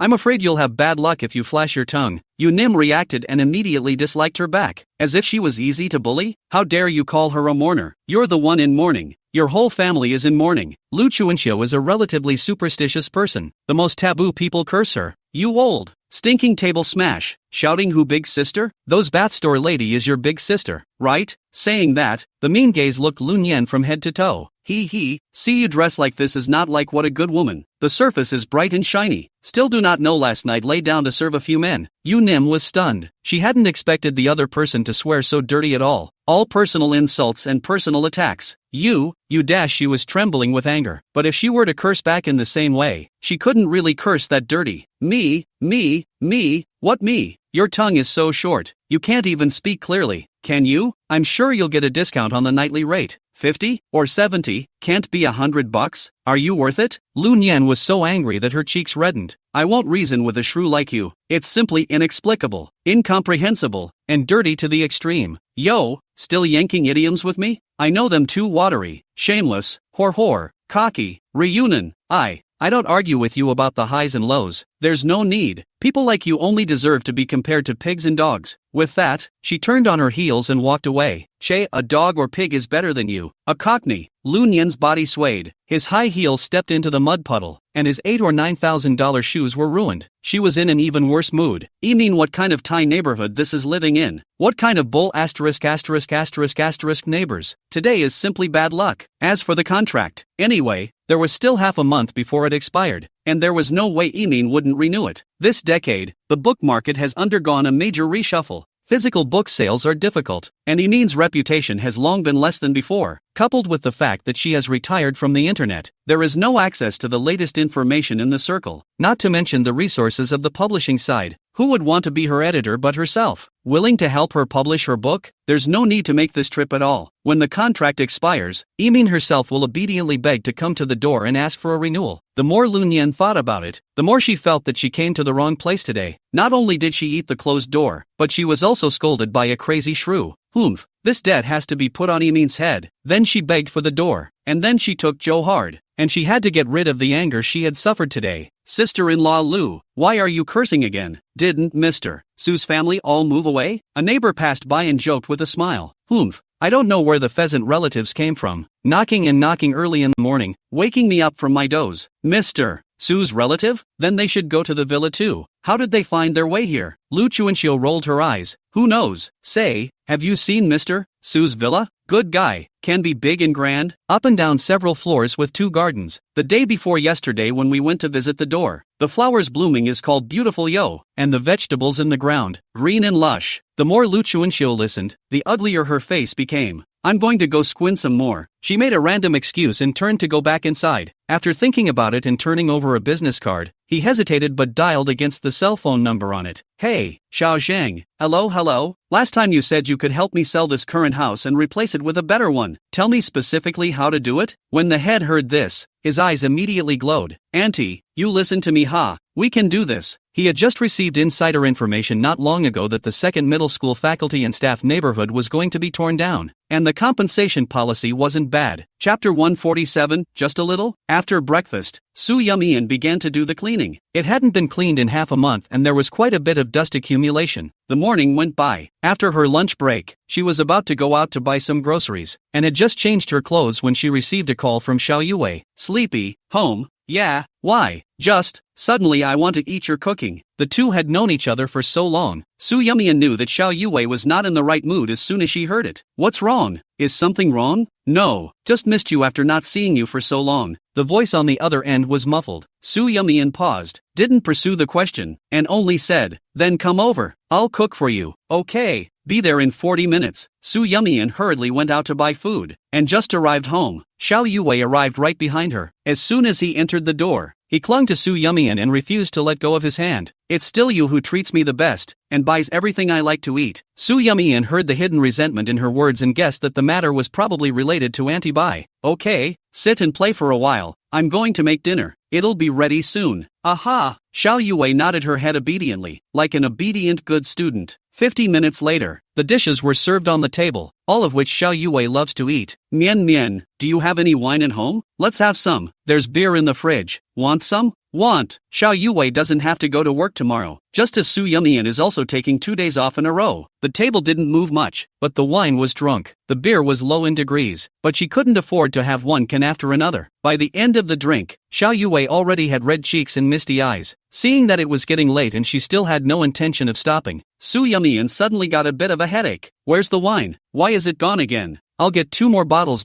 Saying that, Xiao Yue suddenly got up and staggered towards the refrigerator. Just without taking 2 steps, she almost planted her head, and Su Yumian hurriedly held her up. Careful, you'll fall later. Xiao Yue pouted. Mian, do you not believe in my ability to drink? It's only a few bottles How can I be so drunk that I can't even walk steadily? Just now, that was tripped. Yes, tripped. The corner of Su Yumian's mouth twitched, and she muttered in a small voice. No drunk would admit to being drunk. Xiao Yue's ears are very smart. Once she heard it, she quit. If you don't believe me, I'll show you a few more bottles. There's no more alcohol in the house. That's easy. Let's go out and buy it. Su Yumian? Xiao Yue said she would do it, grabbed her coat and was ready to go out. Suddenly, she motioned. No, we've all been drinking. We can't drink and drive. We'll have to get someone to help us drive. Su Yumian was a bit amused. It was this time of the year, but he hadn't forgotten that he couldn't drink and drive. Xiao Yue took out her cell phone and pressed it several times before dialing it. There were 2 rings on the other side and it connected. Hello? I'm in the former steel mill dormitory building neighborhood on College Road. You, burp, now come over and pick me up. I'm going out to buy, burp, buy wine. There was silence on the other end for 2 seconds. Where did you say you were? Xiao Yue felt that this voice was quite familiar, but after thinking for half a day, she couldn't remember who it was. Soon the other end spoke again. You open the door now. Xiao Yue frowned. I don't open it. You let me open it? How would I lose face then? Su Yumian froze, completely not expecting her to move so quickly, and actually dialed the phone out. The next second, there was a knock on the door. She opened the door and Xiao Wenbai was standing in the doorway with his cell phone attached to his ear. Su Yumian. Xiao Yue did it on purpose, didn't she? Why else would the phone call go to Xiao Wenbai? But anyone else couldn't have come so fast. 10 minutes later, Su Yumian settled Xiao Yue, gently exited the room and closed the door. As soon as he turned around, he saw Xiao Wenbai sitting on the living room sofa, his gaze falling on the puddle of beer bottles not far away that he hadn't had time to clean up. She drank all these alone? The man's voice wasn't harsh, but Su Yumian just inexplicably felt the pressure. She honestly said, I drank a little too.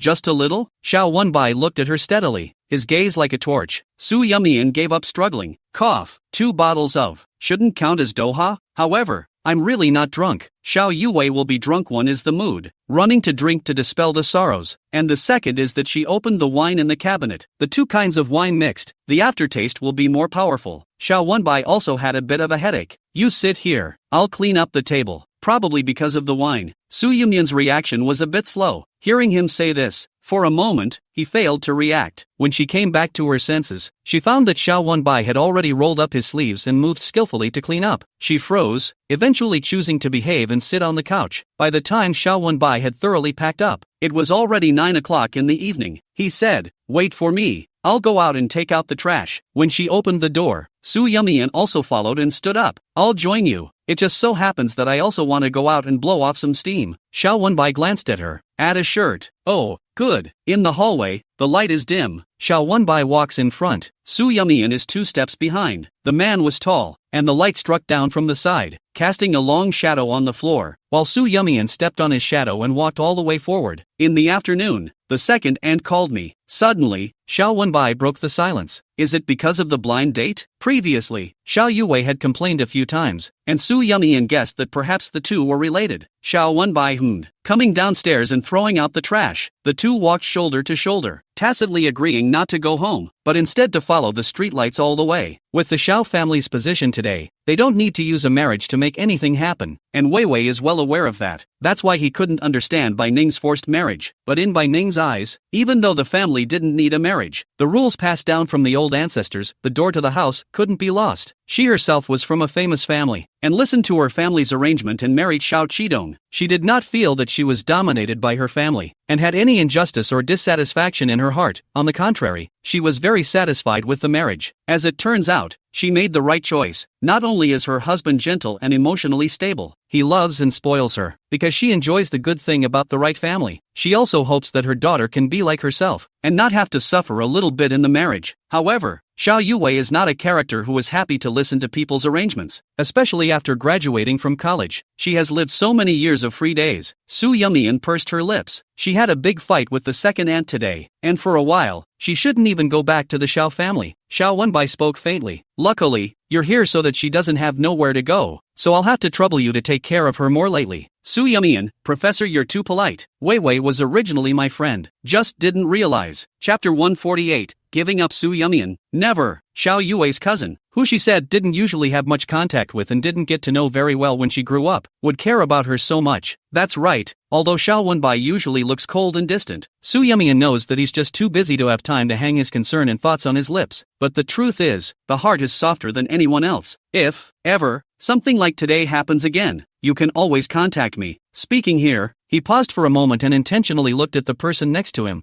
Alcohol will stimulate the nervous system, causing symptoms such as vomiting and nausea in the light case, and shock and fainting in the heavy case. Therefore, it's better to drink less alcohol. What do you say? Knowing that he was pointing at himself, Su Yumian blushed, and even the tips of her ears flushed pink. She cleared her throat and argued, while alcohol has many side effects, it can also take one's mind off one's troubles for a short while. Letting off steam once in a while and venting appropriately is a way to channel your emotions, don't you think? Xiao Wenbai didn't expect her to not only retort, but also learn from her own words just now to ask back, and couldn't help but lose a smile. There are many ways to vent. Does it have to be alcohol? Ahem. Varies from person to person. What if some people like it? Xiao Wenbai's feet lurched and suddenly turned to look at her. Do you like it? Su Yumian froze slightly. Meeting the man's deep gaze, she subconsciously avoided it and shook her head. Not like it. Once upon a time, even when she was hurt so deeply by Jiang Yihui, she had never borrowed alcohol to drown her sorrows, because she knew that running away was not the answer, and she was terrified of that state of being so drunk and clouded that she lost her mind and couldn't control herself. The corner of Xiao Wenbai's mouth rose. No wonder second auntie is worried that Wei Wei has brought you down. Su Yumian, if one day you suddenly feel like drinking, you can call me. Calling you to come help clean up the mess? She couldn't help but laugh at that. Xiao Wenbai nodded and shook his head again. Other than that, maybe I can even have a drink with you. Su Yumian blinked. You, drink with me? She kind of couldn't imagine Xiao Wenbai drinking. What? Don't believe me? The man raised an eyebrow. Unbelievable. Su Yumian shook her head. You can verify that sometime. Good. His gaze was as gentle as water, as if he could make people fall in without realizing it in the next second. Drip drip dash. A Mercedes-Benz sped past the two of them, the shrill sound of its horn interrupting the ambiguity that was about to grow. Su Yumian snapped back to her senses and tilted her head to look at the sky. It seems like it's going to rain. Let's go home. After saying that, without waiting for Xiao Wenbai to reply, she took the lead and turned around. Xiao Wenbai stood in place, looking at the girl's back and couldn't help the corners of his mouth from rising. Inside the Mercedes, Zhang Yihui looked at the backs of a man and a woman not far away through the rearview mirror, and his grip on the steering wheel tightened again and again. He didn't even realize it until his bones were blue and white. Su Yumian seems to have changed, became more smiley than ever, but that smile was directed at another man. It turns out that these days, the only person who stops in place is herself, and she has already found a new goal in life and has other men by her side to keep her company. Neither Xiao Wenbai nor Shen Shiyan were inferior to him, as much as Zhang Yihui didn't want to admit it. It was true. Su Yumian had lived a far better life than he had imagined after she left him, but the more he did, the more he couldn't get over it. On what grounds? Why is it that after separating, she can break so freely and walk so resolutely, while she herself is trapped by the memories of what she once had, unable to break free? At that moment, Zhang Yihui suddenly hated her a little, hating her for her desperation and why she can't give herself another chance like she did before. In the early hours of the morning, it rained heavily. Zhang Yihui drove back to the villa and parked the car, but was unwilling to go down. Looking at the house in front of me, that place without Su Yumian can no longer be called home. He pulled out a cigarette and lit it. The confined space, in which the smoke was trapped, could not be dispersed. Scarlet points of light burned between the man's fingers, accompanied by white smoke that rose and soon blurred his brow.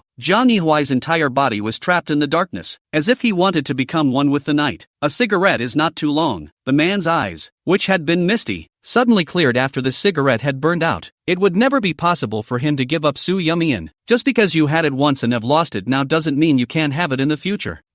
He can get her back and everything can go back to the way it was. Zhang Yihui pushed the door and got out of the car, threw away his cigarette and walked towards the villa. She stood in the doorway with a smile on her face. Zhang Yihui lifted his wrist to look at his watch. 1 a.m. Brother Hui. She would open her mouth, and before she could finish a complete sentence, the man crossed right over her and walked inside. It was as if she was no different than air with such a big living person standing there. Shi's smile suddenly froze, but soon, she recovered and raised her smile again. Brother Hui, I personally cooked a few dishes tonight. I didn't answer my phone call to you, and I couldn't send a message. You've blacked me out. Zhang Yihui's feet lurched as he turned to look at her. What? Accusing me? No. I just wanted to say, can you add me back? I'm worried when I can't reach you. She was careful. The man didn't speak, apparently not even bothering to say no, but as if she didn't notice, she walked over to the table and spoke to herself. I don't know when you'll be back, so I'll just have to wait. These dishes have been warmed up 4 or 5 times back and forth, so I'm sure they're not edible. Zhang Yihui swept across the table and instantly smiled. Steamed basil shrimp, steamed egg with minced pork, sautéed parsley, pickled vegetable and vermicelli soup. What's wrong? Why? It was pretty well done. Don't do it next time. He's allergic to shrimp, not to mention no meat foam or parsley. The sauerkraut and vermicelli were not meritorious, but it was just a shame that the soup had large pieces of ginger floating on the surface, which instantly took away your appetite. She does know how to step on mines. She looked at the man's back as he went up the stairs, resisted the urge to overturn the plate, and took a deep breath. Wang Ma.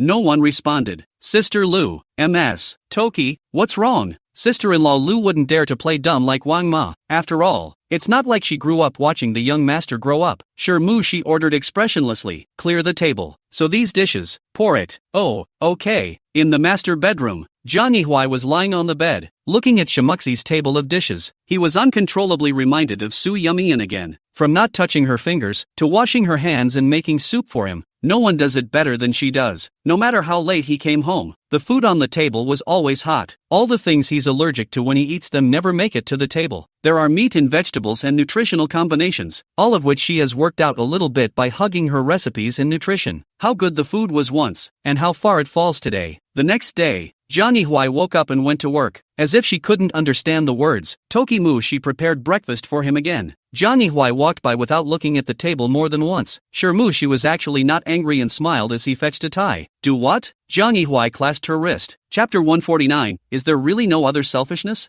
Why? Let me help you with your tie.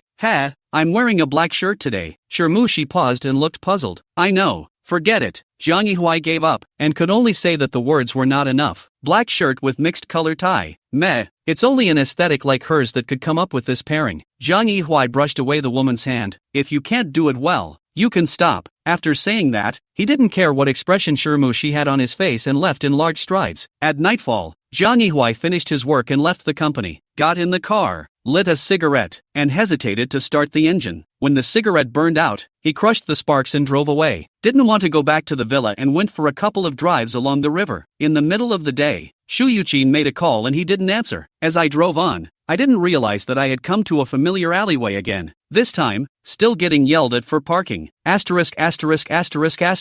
Driving a Maserati is a big deal. There's been a bit too many luxury cars coming to our alley lately. Wasn't there a bow, something a while ago? Porsche. Yeah. What's going on? At 8 o'clock, Su Yumian went downstairs on time to throw out the garbage. Jiang Yihui looked greedily at the woman's figure through the front windshield. She wore a long blue floral dress today, her hair long and gently draped behind her, a pair of flip-flops on her feet, looking casual and lazy. Jiang Yihui got out of the car and was about to chase after him when a body suddenly blocked in front of him. Xiao Wenbai, young Master Jiang. Hello again. Get out of the way. Seeing Su Yumian finish throwing the garbage and prepare to go upstairs, Jiang Yihui got anxious. Xiao Wenbai didn't move a muscle, looked back in Su Yumian's direction, and watched her enter the unit building before retracting his gaze. Don't think that just because you're a member of the Xiao family, I won't dare to do anything to you? Xiao Wenbai was nonchalant, his voice line calm. Does young Master Jiang have a penchant for stalking and spying? So what if it is? None of your business. It is the duty of every citizen to report and expose crimes and offenses. Suddenly, Jiang Yihui let out a light laugh and looked straight at Xiao Wenbai. Do you really have no other selfishness in doing this, other than your civic duty? Yes. How? No. How? Xiao Wenbai's expression remained unchanged and his answer was frank. What gives you the right to have? Who the hell are you? How long have you known her? And how long have I known her? The length of time has no reference. Some people who have known each other all their lives can't come together, while others, with just a glance, recognize each other. And you, Xiao Wenbai paused, may have had a glance for 10,000 years, but in the end were strangers. Two words that hit Jiang Yihui right in the heart, stabbing him bloody. You think if you block me, she'll be yours? Dream on. Xiao Wenbai spoke calmly. There is no necessary connection between the two. Blocking you is not wanting her to be harassed. That's all. As for who Su Yumian belongs to, in my eyes, she belongs to no one. She is herself. After saying that, Xiao Wenbai turned around and left. But before he left, he lightly threw down. No wonder she broke up with you. Jiang Yihui? Zazen plus 10,086. After a snub, coupled with a few old men already carrying sticks rushed to the entrance of the alley ready to smash the car, Jiang Yihui had to drive away. Chang Zi, are you free? Chang Zhou on the other end received the call and immediately changed to a quieter place. What's up, brother Jiang? At the bar? Well, Guizhou is there too. Jiang Yihui, location, the one we always come to, a quarter of an hour to. Bars, loud music, cheesy words and bad tunes. The door to the private room closed, as if separating two worlds. Coming, YZ. Guizhou had his arm around a plump, revealingly dressed woman, and when he saw Jiang Yihui push the door, he smiled and opened his mouth to greet him. Jiang Yihui walked straight to the sofa and sat down. Guizhou gave a wink to the woman beside him, and the woman immediately winks and sticks to Jiang Yihui's side. Don't touch me. Jiang Yihui clasped her flexible hand and removed it from his thigh. The woman's smile faltered, and her pleading gaze went to Guizhou. What? Not satisfied? Guizhou raised an eyebrow. You can change. Jiang Yihui poured himself a glass of red wine. Not interested. Hiss, you weren't like this before. Away from Su Yumian. Shouldn't you completely let fly? Can't it be that the one at home with a big belly is too strict in her control? It doesn't make sense. Su Yumian couldn't control him in the past. Can she still ask Shi to take it? A glass of wine down. Jiang Yihui did not take care of. Guizhou greeted the woman and came back to his side. The woman smiled and responded, immediately nestling into his arms obediently. Guizhou wrapped his arms around the beauty and looked at Jiang Yihui with a smile. Come out to play. Why do you still have a bitter face? Who messed with you again? No one. How about a smile for the boys? Jiang Yihui didn't have a good mood. Get lost. Do you think I'm a joke seller? I've given you a face. Guizhou laughed loudly, narrowing his eyes and coming over to inquire. When is your cub's due date? How come I'm an uncle at my age? TSK. Jiang Yihui raised his eyes coldly, deliberately. Right?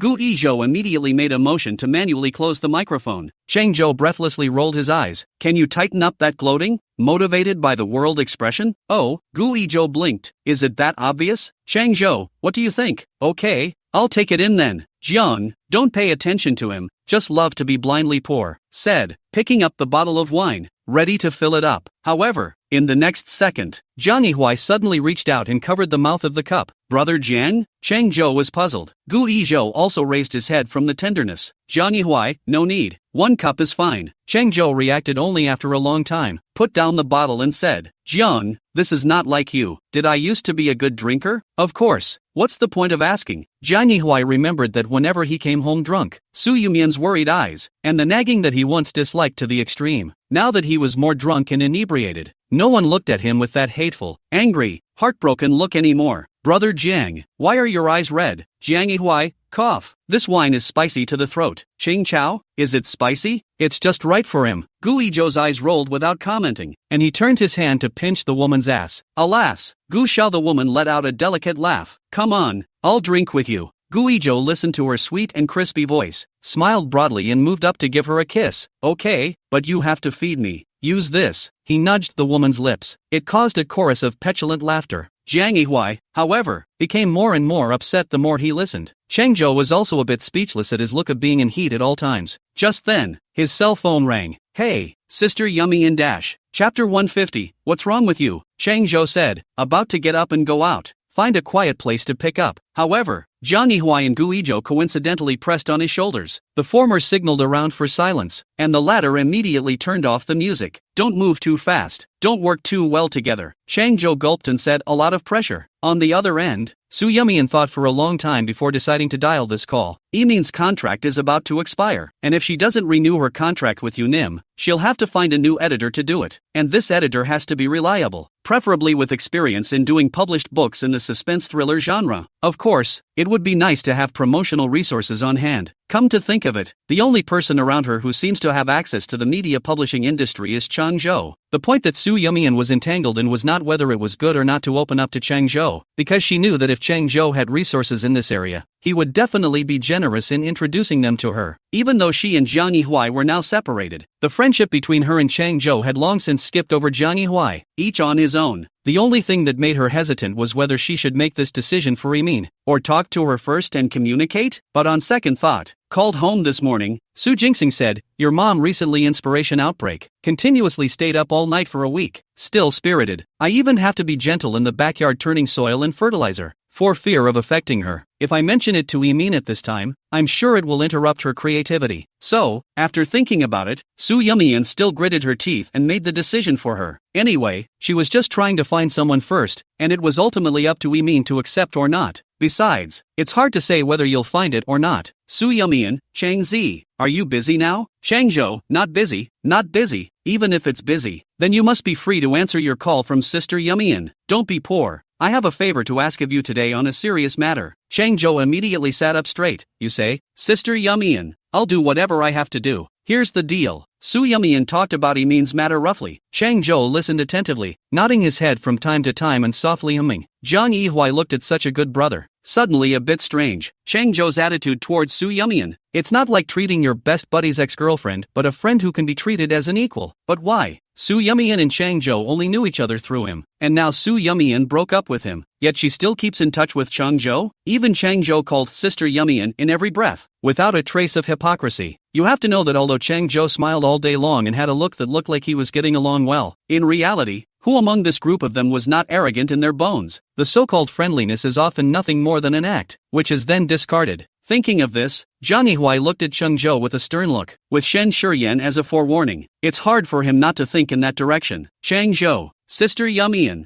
I probably understand what you mean. However, although I have investments in the cultural circle, most of them are focused on the new media and online short plays, publishing. He scratched his head in some distress, and suddenly, raised his eyes to Gu Yizhou. Gu Yizhou? Hey, Sister Yumian. Gu Yizhou invested in a publishing house some time ago, and I heard that it ranked in the top 3 in the domestic publishing industry, and the publishing direction is mainly textbooks and traditional novels, which perfectly matches the points you mentioned. Why don't I ask him for you? Su Yumian pondered for a split second and did not take a position at first. Chang Zhou didn't rush and was patient. Ahem, Sister Yumian, let's put it this way. I'll ask around for you first. It's not always possible. Chang Zhou heart clear. Know that she does not want to owe Gu Yizhou favor. Simply open their own mouth. directly for her to make decisions, and he's not wrong, he's just asking. It's not a sure thing. Then, Sister Yumian, take an early rest. I'm hanging up, haha. Chang Chao ended the call.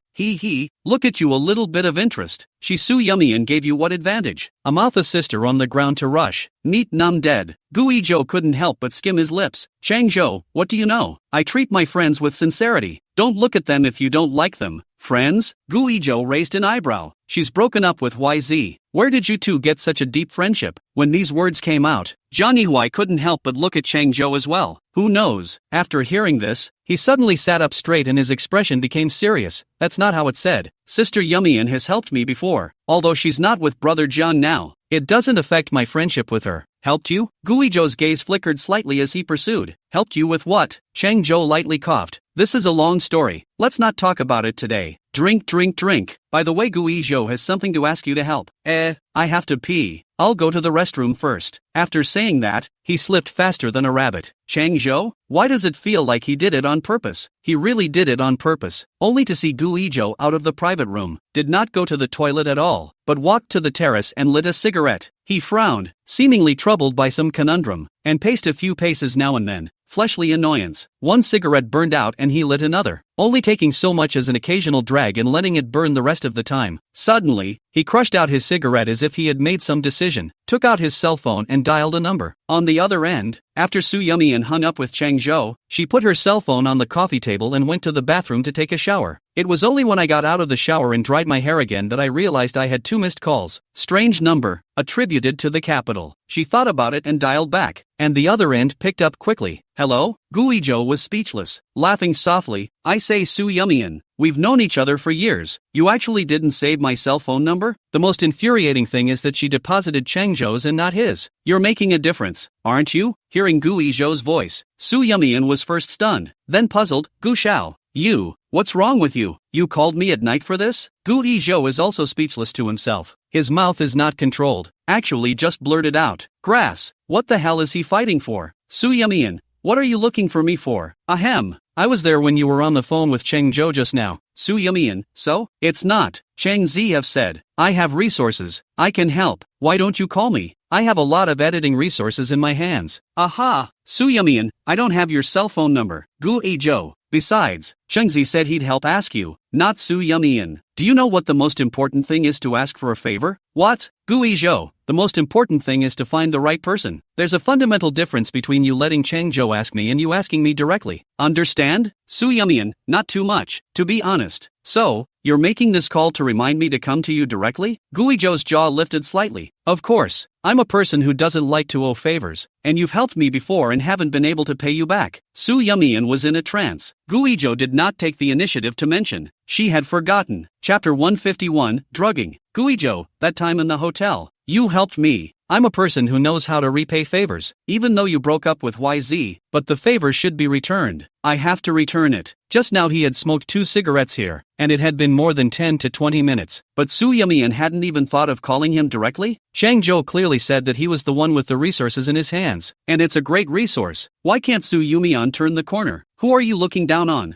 Gui Zhou couldn't help but skim his lips, looking for a reliable editor, right? Push you in a while. Su Yumian wasn't the kind of person who didn't know what was good and bad, much less fake innocence. People resources are actively fed to their mouths, and fools don't want them. Thanks, return the favor. Hanging up the phone, Gui Zhou immediately found that editor's WeChat and prepared to push it to Su Yumian. Suddenly, he realized, one doesn't have Su Yumian's WeChat. He called over, so what? WeChat friend through it. Don't worry, I'm not Shin Shurian kind of big-tail wolf. To brother's ex-girlfriend did not have half of non-thinking. You want to feel inconvenient. A moment business card sent you, and then delete me also line. Su Yumian, passed. Aha. The business card was pushed over, and Gui Zhou put away his cell phone and returned to the private room. Chang Zhou, going for so long, you didn't fall in the toilet, did you? Get out. When the woman saw him return, she immediately smiled and stuck up. Gu Xiao, you just left me behind. Don't fall, and take you to the men's restroom. Ha! Gui Zhou patted her face. The woman immediately glared at him in a petulant manner. Mr. Gu, can you order me tonight? Gui Zhou smiled evilly and shot her a non-committal glance. The woman's smile lurched and she couldn't help but show a few moments of disappointment. These gentlemen. Generous is really generous. Coaxing women also have a set, but ruthless up is also really ruthless. The heart is hardened. By the time it was over, it was almost midnight. The three of them walked to the door of the bar. Guizhou, how do you two go back? Jiang Yihui, I called a chauffeur. Changzhou, I didn't drive today, so I'll take a taxi back. How about you? Guizhou,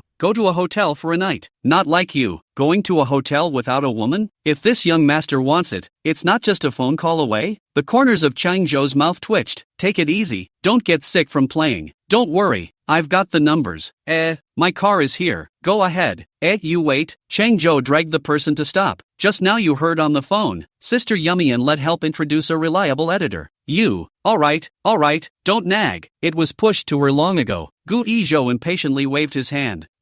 When? How come I don't know? Changzhou instantly sobered up. Just the moment you fall down the toilet. It's not. You two aren't friends. How are you going to give her a push? I'm really impressed. Can't you add it if it's not added? Hiss. That's not right. When did you become so enthusiastic? You wouldn't be the same as Shin Shuryen. Hold it. Stop. Guizhou hurriedly called a halt, his afterglow glancing at Jiang Yihui on the side. Nice guy. His face is black as charcoal. I helped Su Yummy in purely to return her favor. Don't you dare to put it on my head. That Shin Shuryen guy. One is enough. There are so many women in the world. Why do you have to focus on your brothers? It is the ex-girlfriend. Guizhou also diaphragm. Changzhou sighed in relief. That's more or less. You spread out. I'm getting in the car. Okay. Changzhou closed his hand. Suddenly, Jiang Yihui opened his mouth. Are you willing to help her for the sake of our friendship? Guizhou's movement of pulling the car door gave a start, turned around, and suddenly smiled. Not really. You. Jiang Yihui's gaze swept process show, with a few points of suspicion, a few points of scrutiny. After I broke up with her, still unilaterally have contact with her? Changzhou nodded generously. Yes, I often contact Sister Yamian. What's wrong? Guizhou's eyes narrowed slightly, as if he could see into everything. I know what you want to ask, whether it's Changzi keeping in touch with Su Yamian, or I'm willing to step in and help her today. There are questions in your mind as to whether we're keeping a few favors on her because of your relationship, or because of Su Yamian herself. Guizhou said here and paused.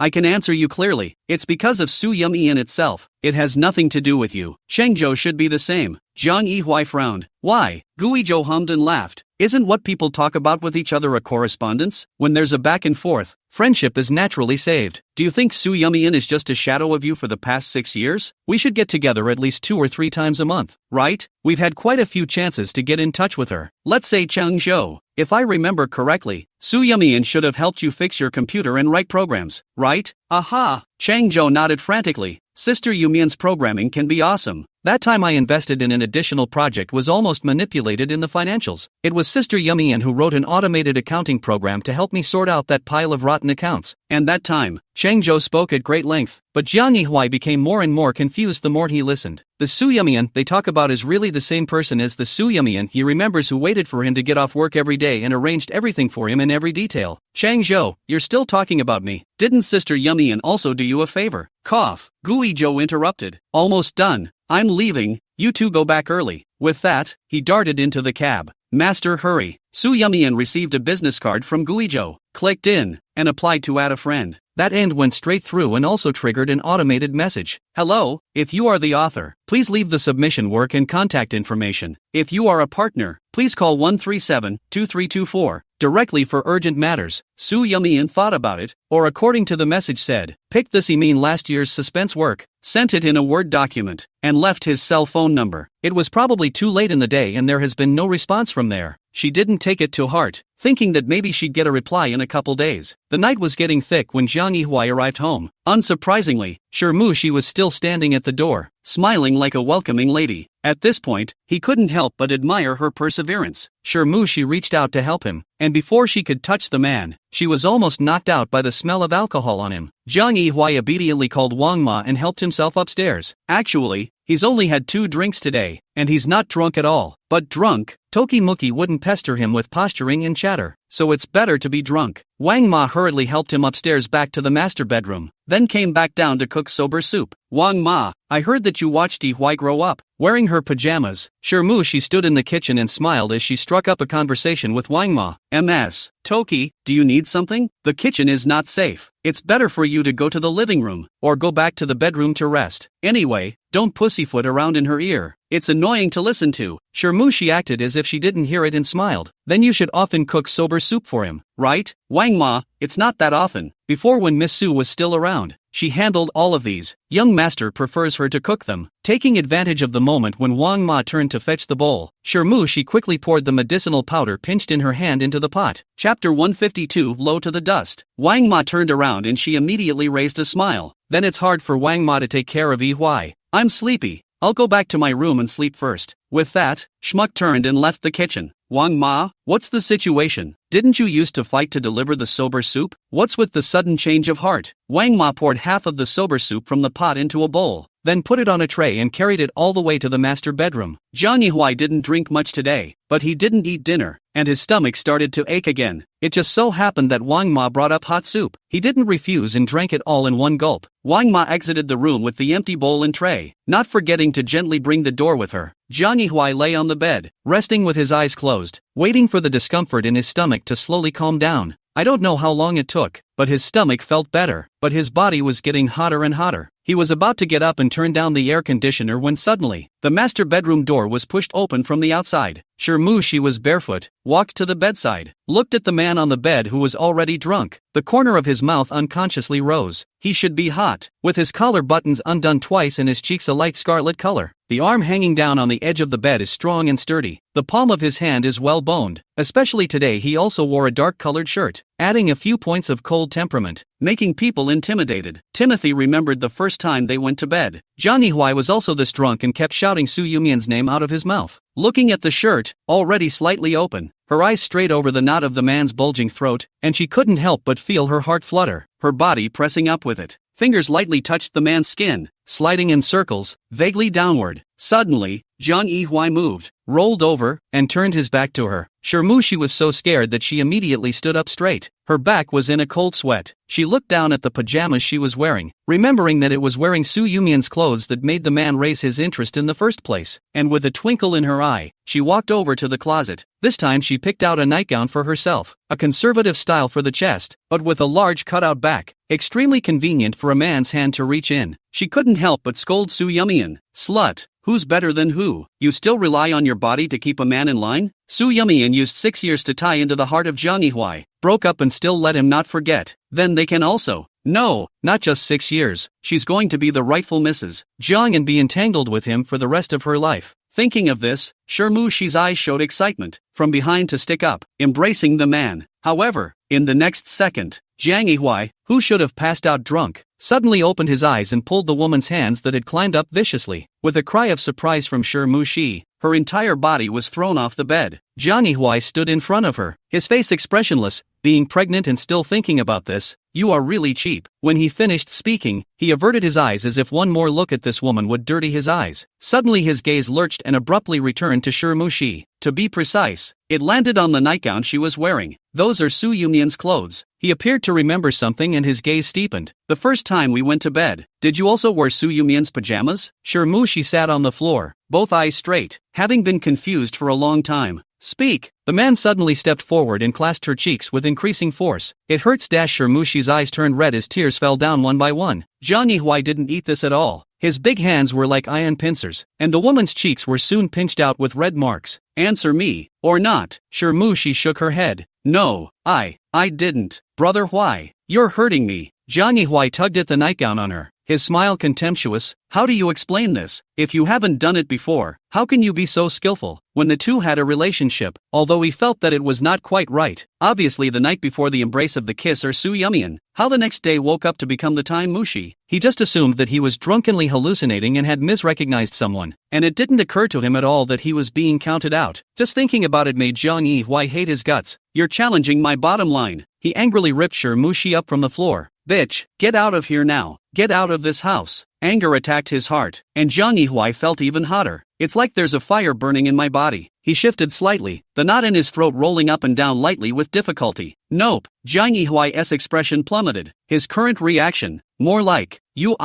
drugged me? Shirmushi's eyes dodged, almost writing the word weak on her face. Damn, where did you get the nerve? How dare you? He gave two ragged gasps as the fire in his heart grew hotter and his eyes grew red. Shirmushi gulped and suppressed the fear within her, rising from the ground and walking towards him with tears hanging in her eyes. Brother, why? I know it must be very difficult for you right now. Zhang Yihui looked at her coldly. Timothy bit his lip. I can help you. Really? With that, she started to take off the pajamas on her body. You know, I love you so much that I do everything willingly. Even if I am treated by you as another woman's double. Even if you pillow on my chest and call Su Yumian's name, I don't mind. Speaking at the emotional point, she might have moved herself. Brother Huai, let me help you, okay? You need me now. You need a woman. What Su Yumian can't do, I can. What she's not willing to do, I can do. She's low to the ground. Unfortunately, flowers don't bloom in the dust, and the only thing that happens is that they get trampled on. Ha! Zhang Yihui laughed. You as Su Yumian's double? Are you good enough? Where do you compare to her from head to toe? Not even a single point of similarity. You drugged me and now you stand up and say you want to help me? Sure Mu Shi, where's your face? Calling you lowly insults the word es are nobler than you. The man's words, one sentence was more excessive than the other, but it was as if she didn't hear them, and a hint of winks flowed out of her half-teardrop-containing face, her bare body, pressed to the man's chest, on tiptoe, her lips to his ear. I know, it's hard for you right now. It's okay, I'll help you, just like we did the first time. The woman's sweet scent seemed like a sweet spring, successfully suppressing the dry heat inside him. Makes you unconsciously want more. Sure she couldn't help but smile as she looked at the man's gradually lost eyes. If I knew it would be so easy, I should have put him down earlier. Having put off taking this step until today, she felt instantly that she was being too conservative. Brother Huai, look at me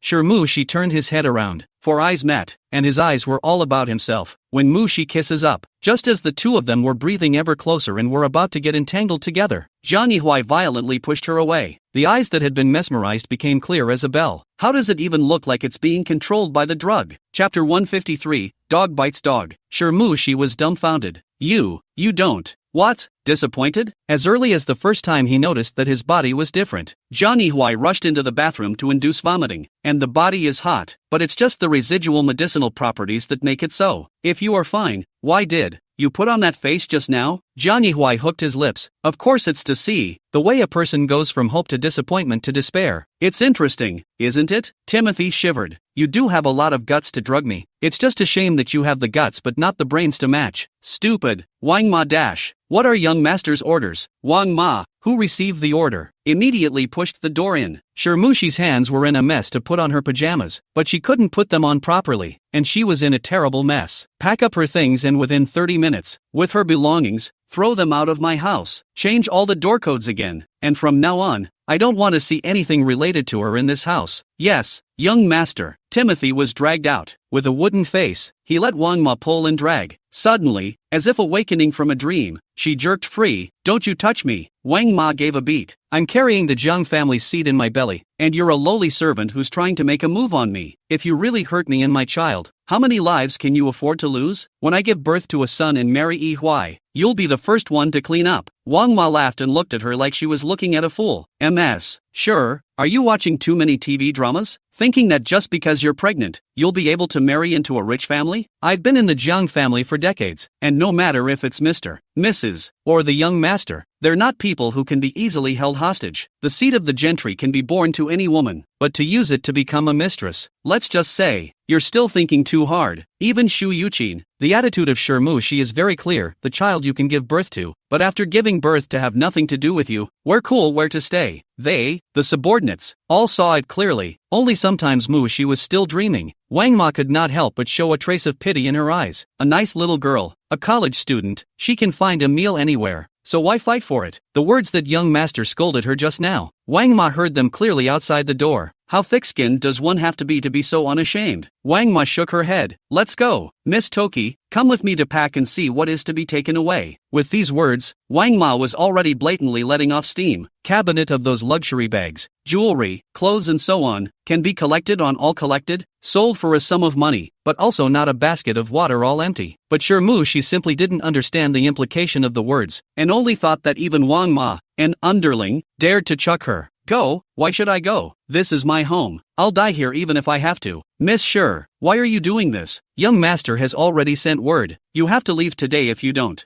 I'm just not leaving. What can you do to me? Wang's mom. She grabbed the second floor railing with both hands. Come on, keep dragging. Drag me away. Zhang Yihui came out of the master bedroom and let out a cold smile. It's already been 10 minutes, since you don't even have a face. I don't have to give you a face either. Wang Ma, call security over to take care of it. Yes, young master. Suddenly, Shirmushi's face turned white and covered her stomach. It hurts. My stomach hurts. Jiang Yihuai's face was expressionless. If he didn't move, Wang Ma didn't dare to move. At this time, Shirmushi had already slid to sit on the ground, and a cold sweat had begun to break out on her forehead. She reached out to grab the man's pants leg, her eyes pleading, Yihuai, save me, save our child. My stomach really hurts. Wang Ma couldn't stand it anymore. Young master, Miss Sure doesn't look like she's pretending. Cold sweat had soaked the thin nightgown she was wearing, and Shirmushi's expression twisted with pain. Jiang Yihuai dropped a sentence of "you see" to it and left. Wang Ma called out her bad luck. The life of a laborer is damn hard. At 4 in the morning, an ambulance came to the villa to pick up Shirmushi. The hospital where they were sent happened to be the same one where Shu Yuqin is now staying. Shu Yuqin woke up in the morning and received a call from Wang Ma, saying that Shirmushi and Jiang Yihuai had made a scene in the house, and Jiang Yihuai wanted to kick her out, but she refused to leave. It really doesn't seem to be working out too well this time. After Shu Yuqin heard this, she didn't dare to be careless, fearing that something would go wrong with the child, and immediately went to Shirmushi's hospital room. Just as I reached the door, I heard a howl that sounded like the killing of a pig. Doctor, please, I'm begging you, you must help me keep the baby. I can't live without him. He's my life. The doctor tried his best to calm down this mother-to-be. You calm down, take a deep breath and adjust your state. You are too emotional. This is not good for yourself or the fetus. The most important thing for you now is to be quiet first. Then we can talk about how to treat it. Shirmushi didn't listen at all and grabbed the doctor's hand. Doctor, tell me honestly, is my baby still alive? Is my baby still alive? My child can definitely be saved, right? Why don't you say something? Speak up. Does your hospital save lives or not? My husband is rich. Very rich. You guys save my child. He can afford to pay whatever he wants. Really, please. When Shu Yuqin saw her madness, the doctor tried to open his mouth several times, but she was unable to speak. If this keeps up, the baby will be fine. Thinking of this, Shu Yuqin directly stepped forward and raised her hand to slap her. Have you gone crazy enough? However, instead of calming down Shirmushi, this slap made her even more insane. You hit me? Who are you to hit me? Shu Yuqin, you old hag. It's all your fault. If it wasn't for you, why would I come to the hospital? Shu Yuqin,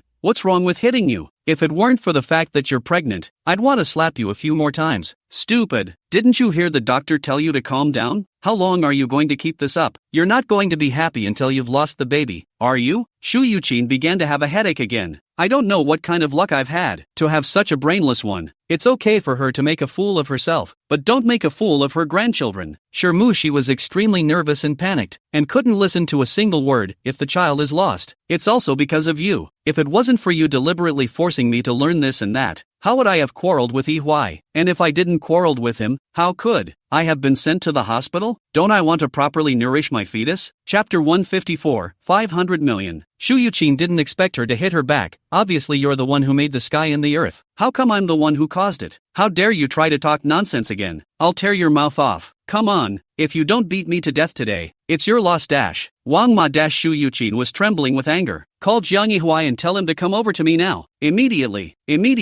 Yes, ma'am. The phone was hung up twice before the last time it was finally connected. Jiang Yihuai, what is it? Young master, madam asked you to come to the hospital. Not available. But Mrs. and Miss Toki are quarreling. Oh, Wang Ma, Jiang Yihuai, please tell Ms. Shu that she was the one who insisted on keeping the baby in Shirmushi's belly in the first place. And now that so many things have happened, she should be the one to take care of the aftermath. So don't bother me. When he finished, he simply hung up. Wang Ma called again. The prompt was turned off. Madam, the young master said. Shu Yuqin, what did he say? Wang Ma put her heart in the right place. Young master said that you are responsible for the things you caused. He doesn't care. Don't bother him. Shu Yuqin. Suddenly, Shirmushi screamed miserably, 100 times more miserable than when she was slapped before. Immediately afterward, the ward was in chaos. The doctor rushed out in a panic. The pregnant woman is in great danger. She needs to be resuscitated. The family should hurry out. Shu Yuqin heart cannot help but some drums. The child will not really cannot keep it, right? I should have known not to be so impulsive just now. Half an hour later, the door to the ward opened from the inside, and the doctors and nurses filed out. Shu Yuqin immediately greeted her. Doctor, is my grandson all right? The doctor was bickered by this pair of mother-in-law and daughter-in-law to the point that his brain hurt, and he said in a bad mood, although the child has been preserved for the time being, the pregnant woman's emotions must not be agitated again, or she won't be so lucky next time. Shu Yuqin sighed in relief. Thank you, doctor. I will pay attention. Jiang Cheating arrived 15 minutes ago, and from Wang Ma's mouth she probably understood what happened. At this time, when she heard the doctor say so, she couldn't help but mutter, "It's really enduring. The hospital ran so many trips, and her stomach is still fine." Shu Yuqin glanced into the ward and didn't go in. "Ting Ting, go help me with my discharge." "Discharge? Didn't the doctor say that you need to recuperate for a few more days? Why are you being discharged so soon? My grandson is almost gone. How can I still live there? I'll move to the villa for the time being, and keep an eye on the one inside every day, to see how she's still up to her tricks." Jiang Cheating, not, "Mom, are you crazy? You're going to serve her? Being a mom to someone? This is completely unlike Shu Yuqin's style. To say that she was a little bit attached to that piece of meat in Mushi's stomach, Jiang Cheating believed it. After all, it was the first grandchild. It was normal, but because of an unborn child, can vigorously toss their own? Especially Shu Yuqin used to pampered days, suddenly want to go to suffer. Jiang Cheating is killed, do not believe. So, what the hell is going on? Why are you fighting tooth and nail to keep that kid? Shu Yuqin's eyes narrowed slightly, and she did not hide anything from her. Do you remember the will your grandfather left when he died? One of the articles written in it is that after 10 years, the family personnel will be integrated again to participate in the dividend sharing rights of the New Street investment project. Don't quite remember. Does this have anything to do with Toki Mushi's stomach? Silly girl, the New Street investment project didn't make a profit when the old man passed away, so there was no property distribution for the time being. Instead, it was put into 10 years. Next year will be the 10th year. And now that the New Street project is making a fortune, the second and third houses have long been eyeing this piece of fat meat and want to come and take a bite. You and Yi are the only two grandchildren in our big house. How can we compare to the second and third houses? If the will states that the estate will be distributed according to headcount, then we will definitely suffer the most. But if your brother or you have a child, you can also participate in the distribution, then our big house can more or less get back a little. You and I can't count on it. There's a ready-made one in Mushi's stomach right now, so it's not worth not wanting. Jiang Cheating drifted off. So it's because of this. Get it now? As long as the child in Mushi's belly is born safely, then we can at least share this amount more dash. Shu Yuqin held out a hand. Jiang Cheating, $50 million? A little more guts. No, it's not going to be 500 million, is it? Shu Yuqin laughed. Jiang Cheating drew in a breath of cold air. The Mushi inside the hospital room was able to hear it clearly. This VIP room is just SOSO. The soundproofing is totally bad. She raised her hand to her still flat belly. 500 million how much would that be? Mushi's current situation in the hospital stay is not very useful. Mainly will be recuperated. So on the third day, Shu Yuqin discharged her. This time, the child was almost not saved. Not only Shu Yuqin was careful, but Mushi was also afraid. The first 2 days at home, she will still be careful. Eat also avoided food. Mood even more dare not have too big fluctuations, for fear of affecting the child. With the passage of time, to determine the stomach is fine. Shu Yuqin and busy at home, simply serve her as if she were the old Buddha. In addition to the stars in the sky did not pick off the stars to her. Other things are really what you want to give what. During this period, Jiang Yihua didn't return to the villa even once. Even Shu Yuqin personally called him to no avail, either not answering or simply saying no return. I can't say 2 sentences before I just hang up, and I'm just impatient as hell. He was considered to be completely disgusted with Mushi, and even looking at him more than once was too much. Toki Mushi didn't force the issue. Anyway, she has a child. And what about $500 million? Whether she can get Jiang Yihuai's heart or not is not so important anymore. Time flew by, and Mushi's stomach gradually rumbled. But there are some people who can't be bothered, and when they get a little better, they start making trouble. Auntie Shu, I'm going out for a maternity checkup soon. Can I come back and have your chicken soup? Timothy stood by the door with a smile on his face. Shu Yuqin was sitting on the sofa, sniffing, waving her hand. You go, I'll have sister-in-law Lu stew it up. You can drink it when you come back in a while. Mushi smiled. Did you hear it wrong? I'm talking about your stewed chicken soup. She purposely emphasized the word your stew. Shu Yuqin frowned. Her eyes swept over her slightly bulging belly, took a deep breath and endured. Okay, I'll stew it. That would be a pleasure, auntie. When Mushi came back from her maternity checkup, Shu Yuqin's chicken soup happened to start. She filled a bowl while it was still hot and brought it to the table. Chicken soup is ready. Come and drink it. When she finished, she filled another bowl for herself. Not to mention, it really smells better than Mrs. Lu's stew. Auntie Shu, are you pregnant too? Mushi walked to the dining table and suddenly came up with this sentence. It almost didn't choke Shu Yuqin to death. Chapter 155, Shun. Come out. What? Why are you drinking chicken soup even if you're not pregnant? It's not good to steal from a pregnant woman, is it? Such a big can. Can you finish it? Shu Yuqin felt that she was afraid that there wasn't something wrong with her brain, that she could actually say such stupid things. Drink up. What the hell are you trying to say? Sure, she didn't pretend either. Since it's stewed for me, it's best if others don't drink it. Don't you think so? Okay. Shu Yuqin was so angry that she put the bowl down and nodded with a cold smile. Then you keep it and drink it slowly. After saying that, he turned to leave. Sure, she raised her eyebrows proudly, swept over the 2 bowls of soup on the table, skimmed her mouth in disgust, didn't move at all, and went back to her room. Why didn't you drink your chicken soup? Sure, she just woke up from her nap and yawned. Suddenly I don't want to drink. What's the problem? You, Auntie Shu, please enter my room in the future and knock on the door. Otherwise you'll scare the baby in my stomach if you show up so cold. Shu Yuqin. At nightfall, she sat in the living room watching TV. Shu Yuqin told her to move around more, go for a walk in the garden. It's good for the fetus. But she turned a deaf ear. Auntie Shu, since you're so free, why don't you go get me a bowl of wontons? Ask for the old Lu's family wontons on the west side of the city. His family has good flavor. Shu Yuqin looked out of the floor-to-ceiling window. The sky had long since darkened. It's a 50-minute drive to the west side of town at the earliest, and that's almost 2 hours round trip. And there's bull *****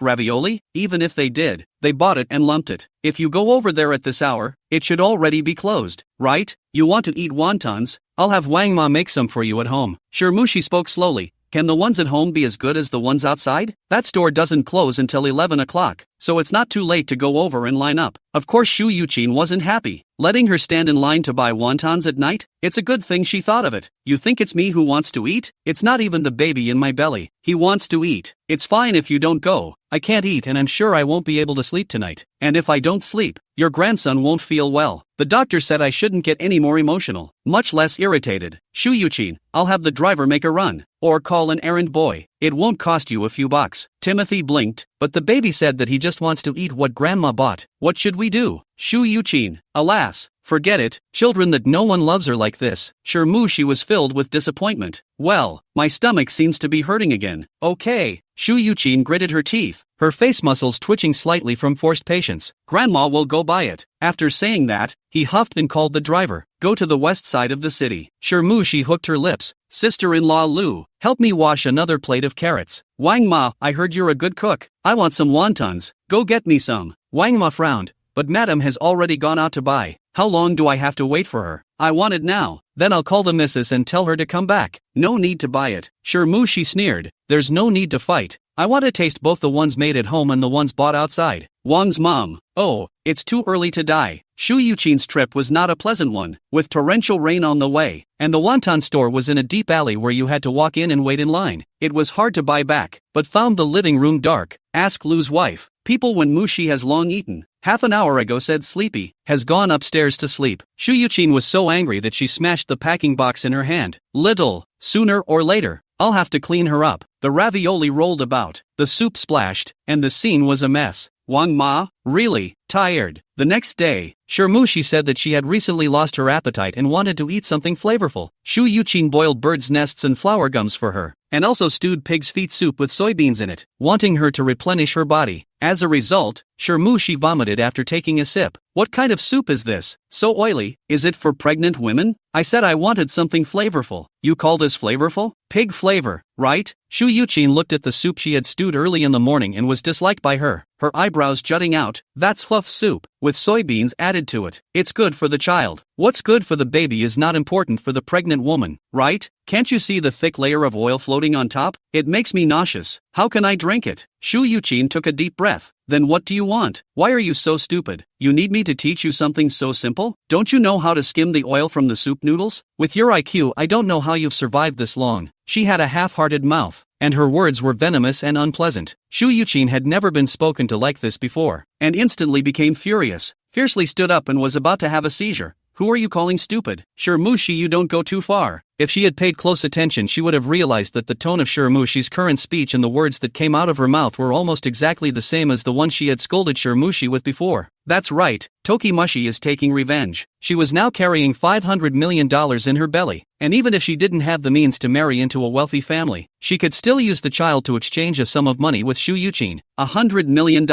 You have to give it, right? With so much money, it doesn't seem to matter if you marry Jiang Yihui or not. He doesn't treat himself anyway. Since she is not marrying a rich family, she naturally has no need to please her future mother-in-law. Then we'll have to pay back our grudges and take revenge. Shiramushi, are you whispering to me? Let you skim an oil flower and did not let you do anything else. So reluctant. You can go. I did not ask you to stay. It's just in case there's something wrong with the baby in my belly. You just don't regret it. Shu Yuchin silently chanted endure a few times before she finally calmed down. As requested by Shiramushi, he started skimming the oil splatters on the soup surface. She was busy for most of the hour, and in the end, Shiramushi did not drink a few mouthfuls, so angry that her vertigo almost relapsed. While the Jiang family's side of the chicken flew, Su Yumian's days were quiet. In the middle of June, she made another trip to Ouyang Wenqiu's house. The flowers are well taken care of. Basically, watering and weeding is pretty much all that's needed, mainly to see if the professor's leg has improved. I think you really choose the wrong profession. Should enroll in medical school. Safe than those medical students also learn fast, learn well. Su Yumian checked the place where the edema was last time, and found that the swelling of that circle had already subsided, and it was considered to be basically back to normal, and only then did she put her heart down. Alright, I've listened to this suggestion of yours and will give it some thought. Su Yumian nodded fervently. Ouyang Wenqiu slapped her and snapped, I'm joking. Are you still serious? She's really good at things like interprofessionalism, just like Xiao Wenbai back then. Hard from biology to physics. In the outside world, a question and group ridicule. As usual, excellent. No, it's even getting better. Maybe that's genius. Whatever you do, if you want it, it'll work. Where are the results of the most recent hospital test? Show me. A long time to become a doctor. Su Yumian is not sick, but there is a patient around. Over time, CT films can be seen. Blood test reports are also figured out. Not bad, although some of the indicators are still a bit inflated. Most of them are already normal. It seems that you have really been listening well and recuperating seriously during this period of time. The nanny aunt who was choosing vegetables at the side heard this and interjected with a smile. That's true, isn't it? If Ms. Ouyang forgets to take her medication, you'll call her to remind her, so she can't forget even if she wants to. Ahem. Sister Jade, cut the crap and give me some face. Su Yumian looked at Ouyang Wenqiu's appearance of being exposed, and couldn't help but laugh. Since this method works, it will be implemented as such in the future. Ouyang Wenqiu didn't answer, coughed lightly twice, and hurriedly changed the topic. By the way, I'll introduce you to someone. Who? Shin, come out. Chapter 156, Guilty by Association. Injustice. As soon as Ouyang Wenqiu's words fell, a tall figure walked out from inside. Su Yumian froze. Ouyang Wenqiu, introducing, this is your teacher Shan's favorite disciple, Shen Shurian. The man smiled faintly and extended his hand towards Su Yumian. Schoolmate, nice to meet you. You are Mr. Shan's student? Su Yumian was staggered. What? Don't I look like it? Not so much. Ouyang Wenqiu's eyes balked between the two. You guys know each other? Shin Shurian nodded. Recognize, and have known each other for a long time. That dares to be good. All around are acquaintances. Stay the night, have a meal together? Shin Shurian, thank you, Professor. I won't be polite then. And Su Yumian was supposed to eat dinner before leaving. Auntie made a table of dishes, and two of them are still Su Yumian's favorites. I don't know whether Shin Shurian intentionally or unintentionally. When the few people were seated, he gave the seat closest to those two dishes to Su Yumian, while he himself took the initiative to switch to the side. Ouyang Wenqiu raised an eyebrow when he saw this. Su Yumian, however, only took it as a coincidence, did not think about other aspects, and said, Auntie is really thoughtful, and also specially made her favorite dishes. What does Xiao Shan belong to? Ouyang Wenqiu suddenly asked. Shin Shurian, dog, 28 this year. Running your own investment company at the age of 28 is so young and talented. Shin Shurian modestly waved his hand. You flatter me. The company can open up. When it was relying on the support of the family, only in the last 2 or 3 years slowly on track, compared to doing business and making investments. I still admire you and research scholars like Mr. Shang Moore, burying their heads in experiments day after day, digging deep and exploring year after year, enduring loneliness and dullness, and dedicating their lives to the true meaning of science and academic mysteries. Ouyang Wenqiu, for those who like scientific research, such a life is not lonely or boring. Don't you think so, Sleepy? Aha. Su Yumian nodded. Without the hookups of the workplace or the dip and smear of society, the lab is both pure and simple, and it's truly comforting, at least for her and Professor Ouyang. Shen Shuryan drifted off. It seems that I'm still shallow. No wonder Mr. Shang said that I'm a vulgar person, not academic material. Ha ha ha ha. Old Shang really said that? Really? Shen Shuryan nodded. In front of me and my parents. Ha ha ha ha ha. Does look like something old Shang could do. Shen Shuryan speaks well. His emotional intelligence is extremely high, and even patting his ass is just right and very clever. 3 or 2 times, he coaxed Ouyang Wenqiu to openly laugh. After dinner, Su Yumian took the initiative to help clean up the dishes. Shen Shuryan surprisingly also rolled up his sleeves and came in to help in the kitchen. Su Yumian was a little surprised. The two of them had at least known each other for so many years, although they were not too familiar with each other. They had never heard that he would enter the kitchen. What's with this look? Is it strange? Shen Shuryan said while dumping the leftovers on his plate into the trash. Su Yumian, kind of. The man lost his smile. Am I that useless in your eyes? Su Yumian honestly said. It used to be. Jiang Yihui wouldn't be able to enter the kitchen, and those who could hang out with him shouldn't be any better. As if Shen Shuryan could see through her thoughts, he straightened up and exclaimed, "You're guilty by association." Injustice. The two of them cleaned up the kitchen together, and although Shen Shuryan kept trying to prove that he was not wasted, the reality was, he wasn't much good at it. The rusty movements were one aspect. The key he squeezed each bowl and plate with detergent, and under Su Yumian's one-word gaze, asked with a face full of innocence, "Isn't it washed like this?" Su Yumian, if you don't mind the trouble, you can teach me a little. Shen Shuryan coughed lightly.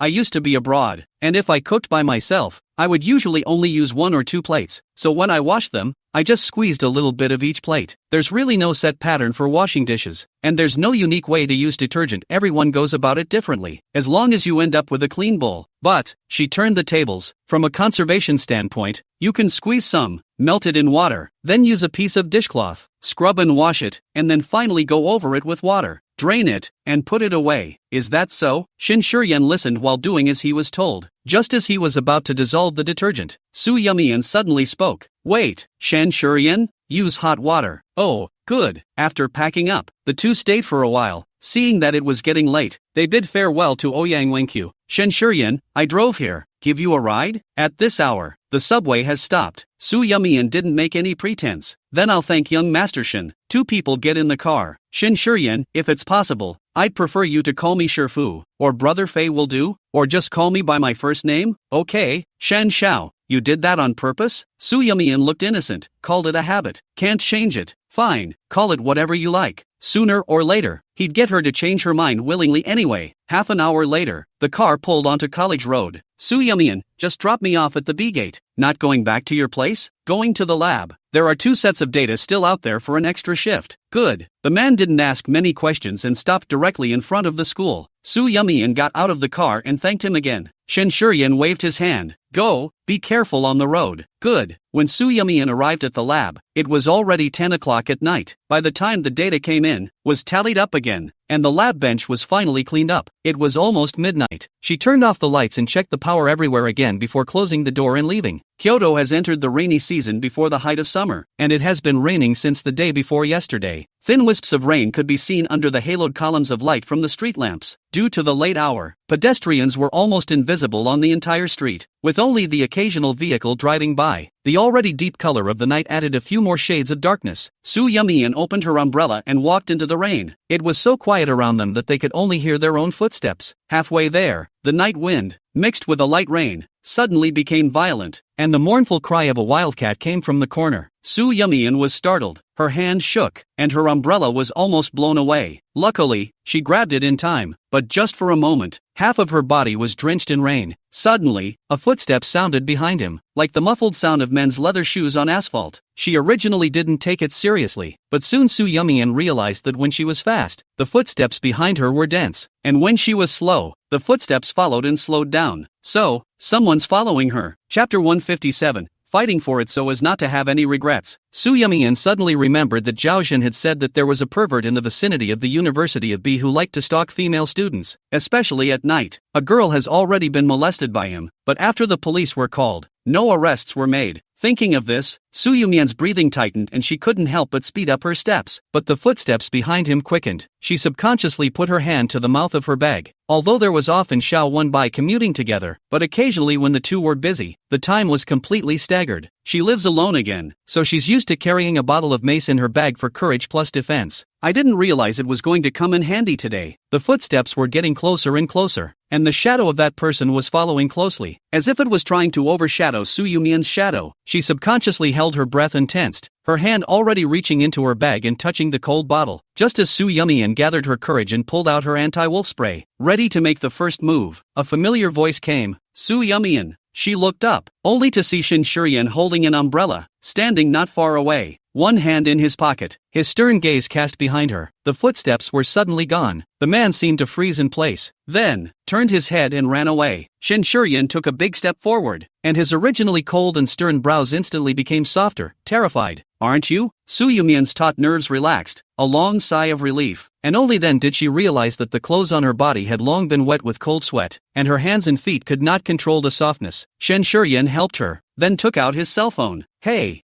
Chow, near College Road, you let people keep an eye out. There is a pervert who likes to follow female students. Well, notify me when there is news. Su Yumian was still immersed in the aftermath and couldn't speak. Shin Shurian was a little heartbroken and wanted to put his arm around her to give her a little support, but his hand was raised several times and eventually lowered. Is everything okay? If Chang Zhou was there, he might have directly exploded a grass. When did he hear Shin Shurian use such a gentle voice to talk to people? It's a long time coming. Su Yumian gently shook her head, her voice carrying a few points of hoarseness. I'm fine, thanks. Seeing that her hair and clothes were already wet, Shin Shurian took off his jacket and draped it over her shoulders. Let's go. I'll send you home. Su Yumian didn't refuse. She hummed and gathered her hands to tighten the jacket on her body. The black suit, with its lingering warmth, was draped over her, big and long, like a hood to protect her. It didn't smell like cigarettes or sweat, it was a light minty scent. Shin Shurian held the same umbrella as her and matched her steps, not urging, nor did he use words to pacify her again, because he knew that he just needed to give her a little time at this point. Sure enough, Su Yumian gradually calmed down. Why are you here? She looked to Shin Shurian. It's too late, and it's not safe for you to come back from the lab, so you just waited 2 or 3 hours? Aha, the man raised an eyebrow. Turns out I was right to be concerned, doesn't it? He laughed softly and continued, without these 2 to 3 hours of waiting, where would I have gotten my heroic moment? So yeah,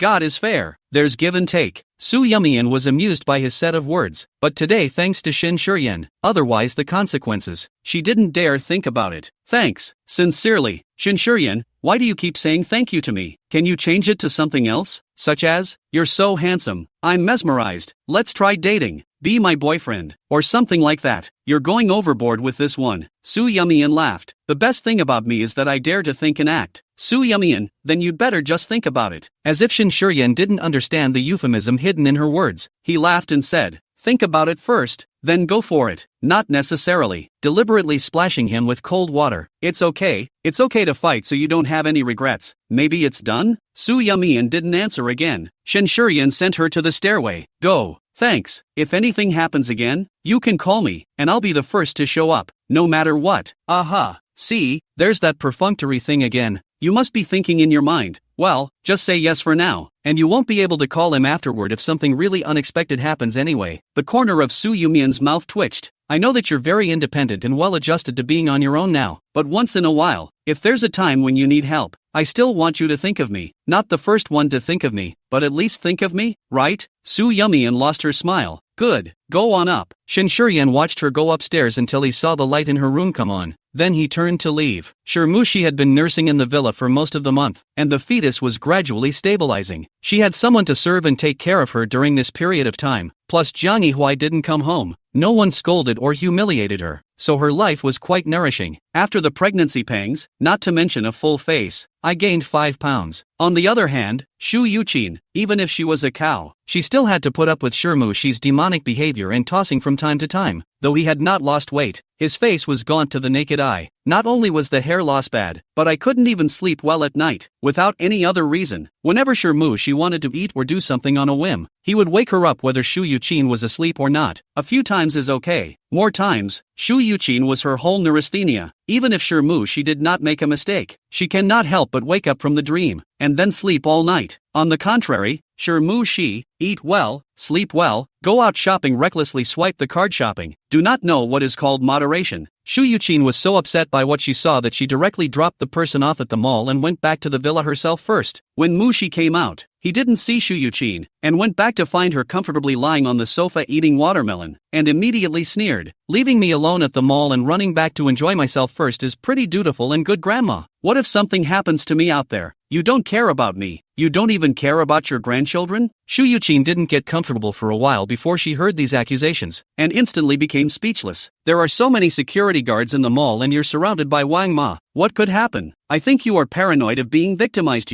I'm doing this for my grandson, not for you, and you're not good enough to have me on your ass 24 hours a day. After saying that, Shu Yuqin snorted and rolled her eyes, not bothering. Mushi's eyes erupted with fire and his cheeks clenched. I don't know what came to mind, but she quickly adjusted her mood and lazily instructed Mrs. Lu to wash a plate of Cheerios for her. Then Shu turned around, ready to go to the backyard pavilion to soak up the sun. Oh yeah, Wang Ma, bring me my sunscreen. Suddenly, the doorbell rang. Chapter 158, I do not serve. The visitor was assistant Jiang Yihui. He said that Jiang always has a very important document in the study and asked him to come and get it. It was a matter of business secrets and so urgent. Shu Yuqin hurriedly took him to the study. Is this the one? Assistant, that should be correct. That's good. Quickly send it to Yihui. Mushi dawdled towards the second bedroom, pretending to brush past the two men without thinking, when suddenly, she realized that the door to the study was not closed properly, and surprisingly, a crack was left open. Looking around, the second-floor corridor was quiet. Shu Yuqin should have already sent someone downstairs. With a twinkle in her eye, she gently pushed open the door. Chinese-style L-shaped bookcases are neatly arranged from top to bottom and filled with papers. By the window was a tea table with a pearwood tea set. Further to the left, a light-colored solid wood tabletop with a pencil holder and a few scattered books. This study was usually locked except for Wang Ma, who came in periodically to clean it. Mushi was even ordered not to come near. But now, didn't she come in anyway? Thinking of this, Mushi couldn't help but raise her eyebrows in triumph and took 2 steps closer. Seeing 2 cowhide file bags sitting on the table case, none of it sealed, she picked one up at random, opened it, and drew out the A4 paper inside to look at it. All unrecognizable jargon and numbers. She didn't know what it was, so she just took one out at random and shoved it into another file pocket before finally arranging it as if it hadn't been touched. At this time, Shu Yuqin's voice accompanied by footsteps sounded. Wang Ma, where is Mushi? Wasn't he here just now? Where did he go again? Mushi's heart panicked and he increased his speed, managing to slip out of the study before Shu Yuqin could find him. Leaning against the wall, he picked up his cell phone and pretended he was swiping through videos. Shu Yuqin frowned. Didn't you just say you were going to get some sun? How come you turned around and came upstairs? Mushi smiled faintly. I thought it was too hot outside and suddenly didn't want to go out. Pregnant women are very afraid of heat, don't you know? Shu Yuqin had long been used to the way she always spoke with a pinch of salt, and although she was irritated to hear it, she didn't count on it too much in the end. Whatever, just don't hurt my grandson anyway. Timothy skimmed his lips. That night, Jiang Yihui made a trip back, but without changing his shoes. He went straight to the study to get the 2 papers and was ready to leave. Suddenly, he motioned. Although the company file bags are all standardized, they are given to 2 manufacturers for printing. These 2 mills use different craft paper, one darker and one slightly lighter in color. He remembers that the darker colored file pocket was on top and the lighter colored one was on the bottom, but now the 2 file pockets have switched places. Someone came to his study. Downstairs, Shu Yuqin saw that her son had managed to make a trip back, and was about to go upstairs to talk to him when she saw Jiang Yihui come out of the study with a cold face. Mom, have you been in my study? Shu Yuqin nodded. Yeah, that assistant of yours came over to pick up the documents today. I took him into the study. What happened? Have the 2 file folders on the short case been touched? The short case? I've only opened the drawers. Nothing else has been touched, much less seen any file folders.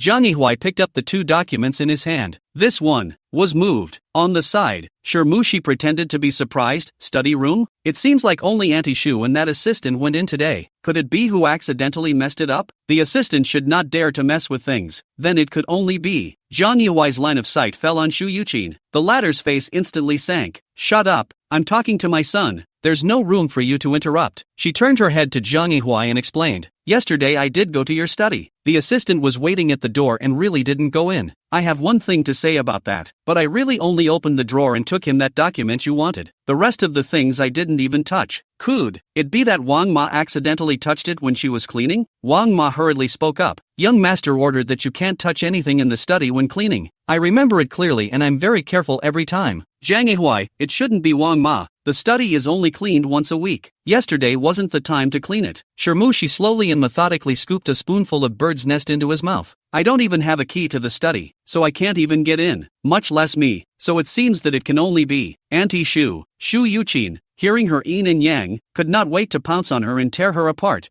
What are you babbling about? That's my son's document. What reason do I have to make it bad? I'm not a fool. What's in it for me to do that? Shirmushi shrugged. Then who knows? I didn't do it anyway. Besides, wasn't there someone else who deliberately lost their temper a few days ago? In fact, it was a matter that was no more than a small thing. Shu Yuqin was often mouthy, and usually it was not unheard of, but at this point in time, being mentioned by her like this, it suddenly became subtle. Zhang Yihui checked. The documents were not lost, but just like a prank, he deliberately switched one of the pages of the two documents. It wouldn't be a surprise to say that it was Shu Yuqin. After all, during this period of time, Zhang Yihui did not return to the villa and did not answer her calls. Shu Yuqin had a fire in her heart and it was normal that she wanted to vent it. Forget it, the document is still there. There is no need to continue to pursue. Just mom. Zhang Yihui raised his eyes. His voice was faint. Don't do this next time. The contract is wrong. May tens of millions of business is yellow. After saying that, he left with a big stride. Shu Yuqin died unjustly. She didn't do it at all. And now even her own son doesn't believe her. No, Yihui, listen to me. I'm going to the office, so I'll talk about something else later. Obviously didn't want to hear her wisecracks. Shu Yuqin looked at her son's back as he left, and for the first time, she experienced the feeling of being dumb. But Shirmushi didn't think the fire was big enough. Put down the spoon and pushed the bowl away in disgust. What bird's nest? It's so unpalatable. Wang Ma, make me a new bowl. Eat, eat, eat. You deserve to eat bird's nest even with your poor appearance? Shu Yuqin was so furious that she was trembling, remembering how she had just deliberately added fuel to the fire, clearly wanting to alienate their mother and son's feelings. It's just too vicious. Shirmushi frowned. What do you mean? Who are you calling poor? Do you still want your grandson? It was fine if she didn't say it, but once she did, Shu Yuqin became even more angry. This half-month, the most often heard is the time mushi hanging in the mouth of the word grandson, 2 words. In order to her stomach that piece of meat, I do not know how much aggrieved, busy before and after, by her as a mule-like call. And the result? Even if she's ungrateful, she's even stirring up trouble. The pent-up emotions completely exploded, and she could no longer hold back, directly bursting into foul language. What I won't serve you anymore. The grandson that crawls out of the belly of a person like you. I think it's better not to have it. You can do whatever you like. Go ahead. After saying that, Shu Yuqin went straight upstairs. Not long after, he came down with his suitcase and called on the driver, sister-in-law Lu, Wang Ma, and others. Let's go. Back to the old mansion. Chapter 159. Congratulations on becoming a father. The crowd rejoiced. Oh, my God. Finally getting rid of this plague?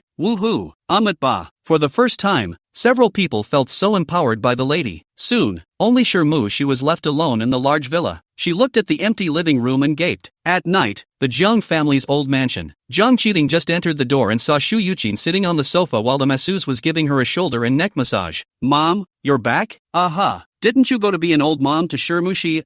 Didn't you go to take care of that who? It's been half a month. Why did you come back all of a sudden without telling me? It's not right. Shu Yuqin grunted coldly. Don't mention her. It's annoying to hear. What's wrong? Jiang Cheating sat down next to her. What happened? Shu Yuqin began to pour out her bitterness, counting the grievances she had suffered in the villa these days, one by one. Speaking at the back, he also didn't let the masseuse press it, stood up, clasped his arms, and began to furiously curse Shirmushi. Have never seen a year woman than her. If I had known earlier, I might as well have let Yihui be with Su Yumian. At least, Su Yumian has a bottom line, a quality, and a culture than the one in the last name. Do not say not feel. So a comparison. Shu Yuqin intestines are remorseful. When Jiang Cheating saw her own mother being angered like this, and the tears were rolling in her eyes, to fall or not to fall, she was a bit indignant. Looks like that last slap didn't do much good. It's time for a few more hits. And your brother. Mentioning her son, Shu Yuqin was truly aggrieved. He actually listened to that side of the story, thinking that it was me who moved his documents, and he still won't admit it. He would rather believe that than me. I'm his own mom. Jiang Cheating, Brother is too much. I'll call him right away. Saying yes, she immediately took out her cell phone. Shu Yuqin didn't stop it either. Why should she take the blame for this? It's not like she did it. It rang for half a minute before the other end picked up. Brother, mom's home. You know? Zhang Yihui was talking about cooperation with Chang Zhou in the private room. Recently, the short drama market has exploded. Chang Zhou invested in a few media companies some time ago, just in time to catch the wind and make a lot of money. But who would mind too much money? That's why he wanted to pull Zhang Yihui in, to make the plate bigger in order to share more of the cake. The two had pretty much talked it over and agreed to have their respective hands meet the next day to sign the contract. Zhang Cheating's call came at this time. Home? Which home? Of course it's the old mansion. She was so pissed off by you and Shirmushi that her vertigo almost came back. But you guys are fine. One of you is eating and sleeping well in the villa, and one of you is still getting away with it at the bar. She could hear music and drumming in the background over there, obviously in an entertainment venue. Shu Yuqin cooperated by covering her forehead and started moaning. Zhang Yihui frowned. Is mom okay? Has she been sent to the hospital? Zhang Cheating laughed coldly. Now you know you care? What have you been doing? You and Shirmushi are the same kind of people. Mom was kind enough to take care of her, but she purposely tortured people, and you actually believed what she said and didn't believe our mom. Brother, I'm so disappointed in you. After saying that, Zhang Cheating directly hung up. Zhang Yihui held up his cell phone with a baffled expression. Disappointed? Maybe. He quirked the corners of his mouth in self-deprecation. Although Chang Zhou didn't listen to the whole thing, he had already guessed from just the words that it was mostly a family matter. Thinking of Zhang Yihui's current situation, he didn't know how to open his mouth to comfort him.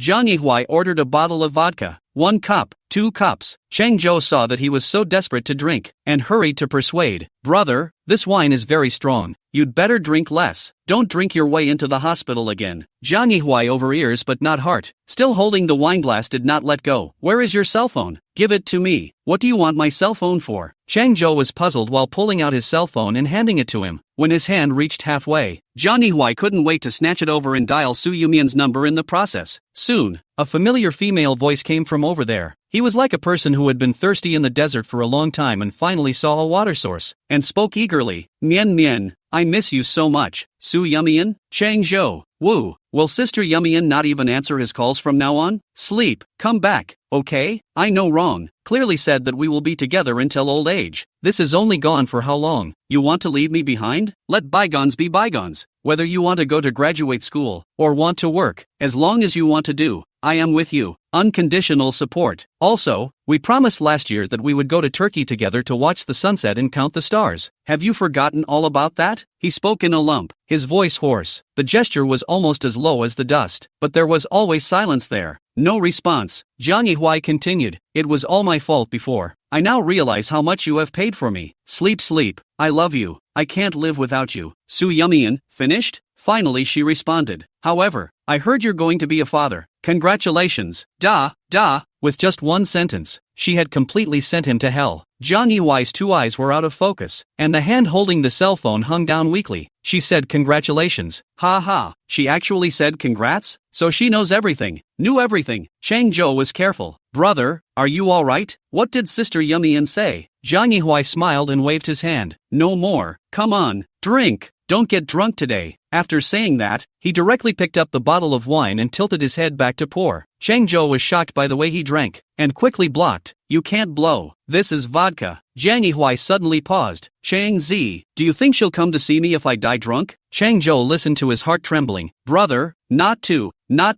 You listen to me, really not to. When Chang Zhou helped Zhang Yihui out, he still looked quite sober except for his face being a little red. Brother Jiang, I'll take you back. No need. Zhang Yihui waved his hand and carried the jacket in the crook of his arm. I'll go back by myself. Chang Zhou saw that he was still awake and didn't insist. Okay, then send a message when you get home. The night was dark and the moonlight was bleak. Pushing open the door, the whole villa was as quiet as a haunted house. Zhang Yihui went straight upstairs and went in the study. He opened his computer and pulled up the surveillance. At first, when designing the villa anti-theft system, the security suggested installing monitoring. He installed it, and also did a hidden treatment, usually not used at all. He wanted to see who moved the file. On weekdays, how did Shirmushi and Shuyuchin get along? He tapped into the memory disk and found that it actually stored the last year's worth of surveillance footage. It is divided into 12 files by month. He mentally clicked on the earliest one, that is, a year ago. At that time, he and Soo Yumi-in hadn't broken up yet. Chapter 160, what was once squandered is now unattainable. The surveillance time showed 18 o'clock p.m. In the large living room, Soo Yumi-in was sitting alone on the sofa. Zhang Yihua knew with just one glance that she was waiting for him to come home. No TV, no cell phone, just sitting there dry as a wilting rose. It turns out that the feeling of home that he likes, no matter what time he comes back, there is always a light in the living room, is made possible by a woman's day-to-day accommodation, tireless waiting, and even complete abandonment of self-sacrifice. When I was a kid, my dad was too busy working and my mom was too busy socializing to leave me at home with a babysitter. So despite having two parents and a great family,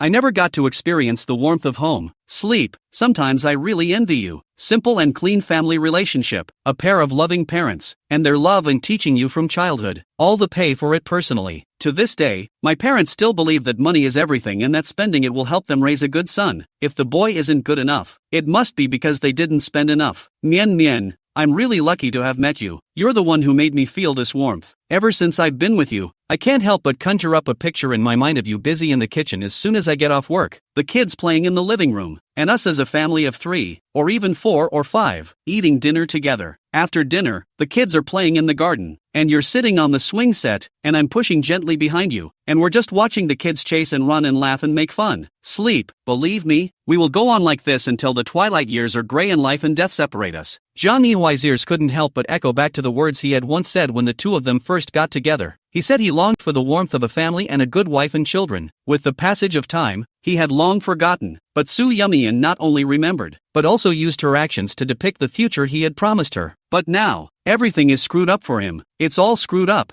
Zhang Yihuai raised his hand and slapped himself. Slap. The crisp sound was extra loud in the stillness of the night. But, it's no use. He lost her, the life he had longed for, and the woman who loved him the most in the world. A tear slipped from the corner of the man's eye. It hit the tabletop and shattered open, staining the expensive sandalwood tabletop and making it look cheap and dirty. The video time comes to 1 a.m. He's finally back, but drunk, skipping right over her already asleep on the couch. He went upstairs, and just after he left, Soo Yumi-in slowly opened her eyes and looked at the crystal chandelier above her head vacantly for a second. 2 seconds. 3 whole minutes. Before sitting up, I looked in the direction that he had left, mesmerized. Turns out she wasn't asleep at all. What was Soo Yumi-in thinking at that time? At this moment, Zhang Yihuai couldn't guess and didn't dare to guess. Maybe disappointment just builds up little by little. Nor is a breakup a spur of the moment, but a stack of disappointments day after day, and a depletion of love day after day. The ultimate corollary. He was subconsciously certain that this woman would never leave him, so he dared to be so reckless, and what he had squandered away became, in the end, what was now unavailable. Zhang Yihuai looked at the screen and was silent for a long time. It wasn't until the sound of the wind whistling past the window called back the drifting thoughts that he remembered what the trip to the study to check the surveillance was for. Tapped the most recent month's video file. Shirmushi had already fallen asleep. Vaguely heard the ringing of the door opening from downstairs. She instantly woke up, and the corners of her mouth unconsciously rose. You said a lot of things when you left, and it's only been a few hours. And you're back again? Humph. Shu Yuchin, this old hag is a cheap bastard. If you have the guts to really leave her here alone and not care, she still has $500 million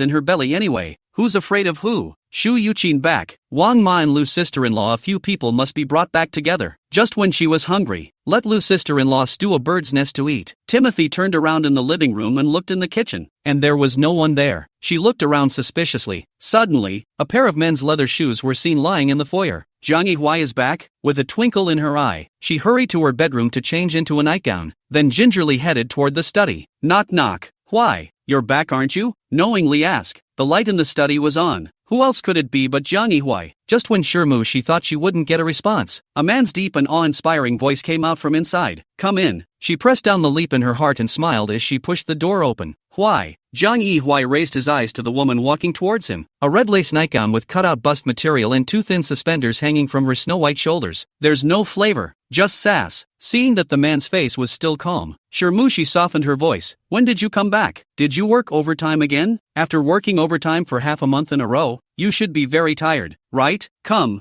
I'll give you a massage. She took it upon herself to find a suitable excuse for the man's absence from home for most of the month, and smiled again as if the last outburst of acrimony didn't even exist. Zhang Yihuai looked at her almost pleasing smile and it didn't matter anymore. Disgusted again. Disgusted with yourself. No amount of dislike will change the status quo, so it's better to be indifferent. However, the man's calmness at this moment fell in Shirmushi's eyes, but it became acquiescence. She put her hands on Zhang Yihuai's shoulders, and when she saw that he didn't refuse, she stroked towards his chest with abandon. Why? You haven't been home for most of the month. Don't you miss me or the baby? Zhang Yihuai clasped her hand that still wanted to go down. Timothy froze. Who exactly has been in the study and touched the papers? Are you aware of that? How do I know this? Shirmushi smiled, although it's highly likely that Auntie Shu moved it. However, I don't think she should have done it on purpose. There's no such thing as a mother and son having a hard time with each other. Even if it's really Auntie Shu, you shouldn't take it to heart. Yes? Zhang Yihuai seemed to smile. Alas, Auntie Shu might really be angry and took Wang Ma and the girls back to the old mansion. I don't dare to stay, but the baby in my belly and I still need someone to take care of us. In this situation right now, brother Huai, what do you think should be a better way to deal with it? What do you want to do with it? Forget Auntie Shu, she's probably still angry, but Auntie Wang and Sister Lu, and the driver have to be left to me, right? Zhang Yihuai sneered. Timothy, I'm going to ask one last time. Are you sure it was my mom who moved the papers? The woman's gaze flickered slightly. Auntie Shu is the most suspicious. That's a recognized fact, isn't it? Snap snap. Zhang Yihuai violently got up and flung her 2 slaps, then grabbed Shirmushi's hair and pressed the person to the screen. Then how do you explain this one? Chapter 161 Miscarriage. The entire process of her sneaking into the study and then exchanging the 2 documents was playing on the screen. On top of that, there's the usual surveillance footage of her bossing around and verbally attacking Shu Yuqin. Timothy was caught off guard and confused. I don't know if it's because of the videos or the man's unrelenting 2 slaps. I thought you were just vain and shallow and short-sighted, but I didn't realize that you were a lying, mean-spirited, snarky person, and you've been moving things around to try to stir up trouble. Beating you is to make you recognize your position and break those delusions that you shouldn't have. It is also to warn you not to make waves again, or else dash. Zhang Yihuai's eyes narrowed slightly, his tone gloomy. You'll learn there are worse things in this world than death. Shirmushi instinctively stepped back, and under extreme fear, even the fiery pain on both cheeks could be ignored. Why, brother, why? I know I'm wrong. Zhang Yihuai didn't speak, his face expressionless. I'll personally go to Auntie Shu's door and apologize, and beat or scold her as she pleases. I'll never return the favor, as long as she can get over her anger. I'll do whatever she wants. The man remained silent. Shirmushi panicked. A sniffle and a tear. I really did not mean it. Probably because of the pregnancy, hormonal disorders, resulting in emotional problems as well. That's why I did that to Auntie Shu.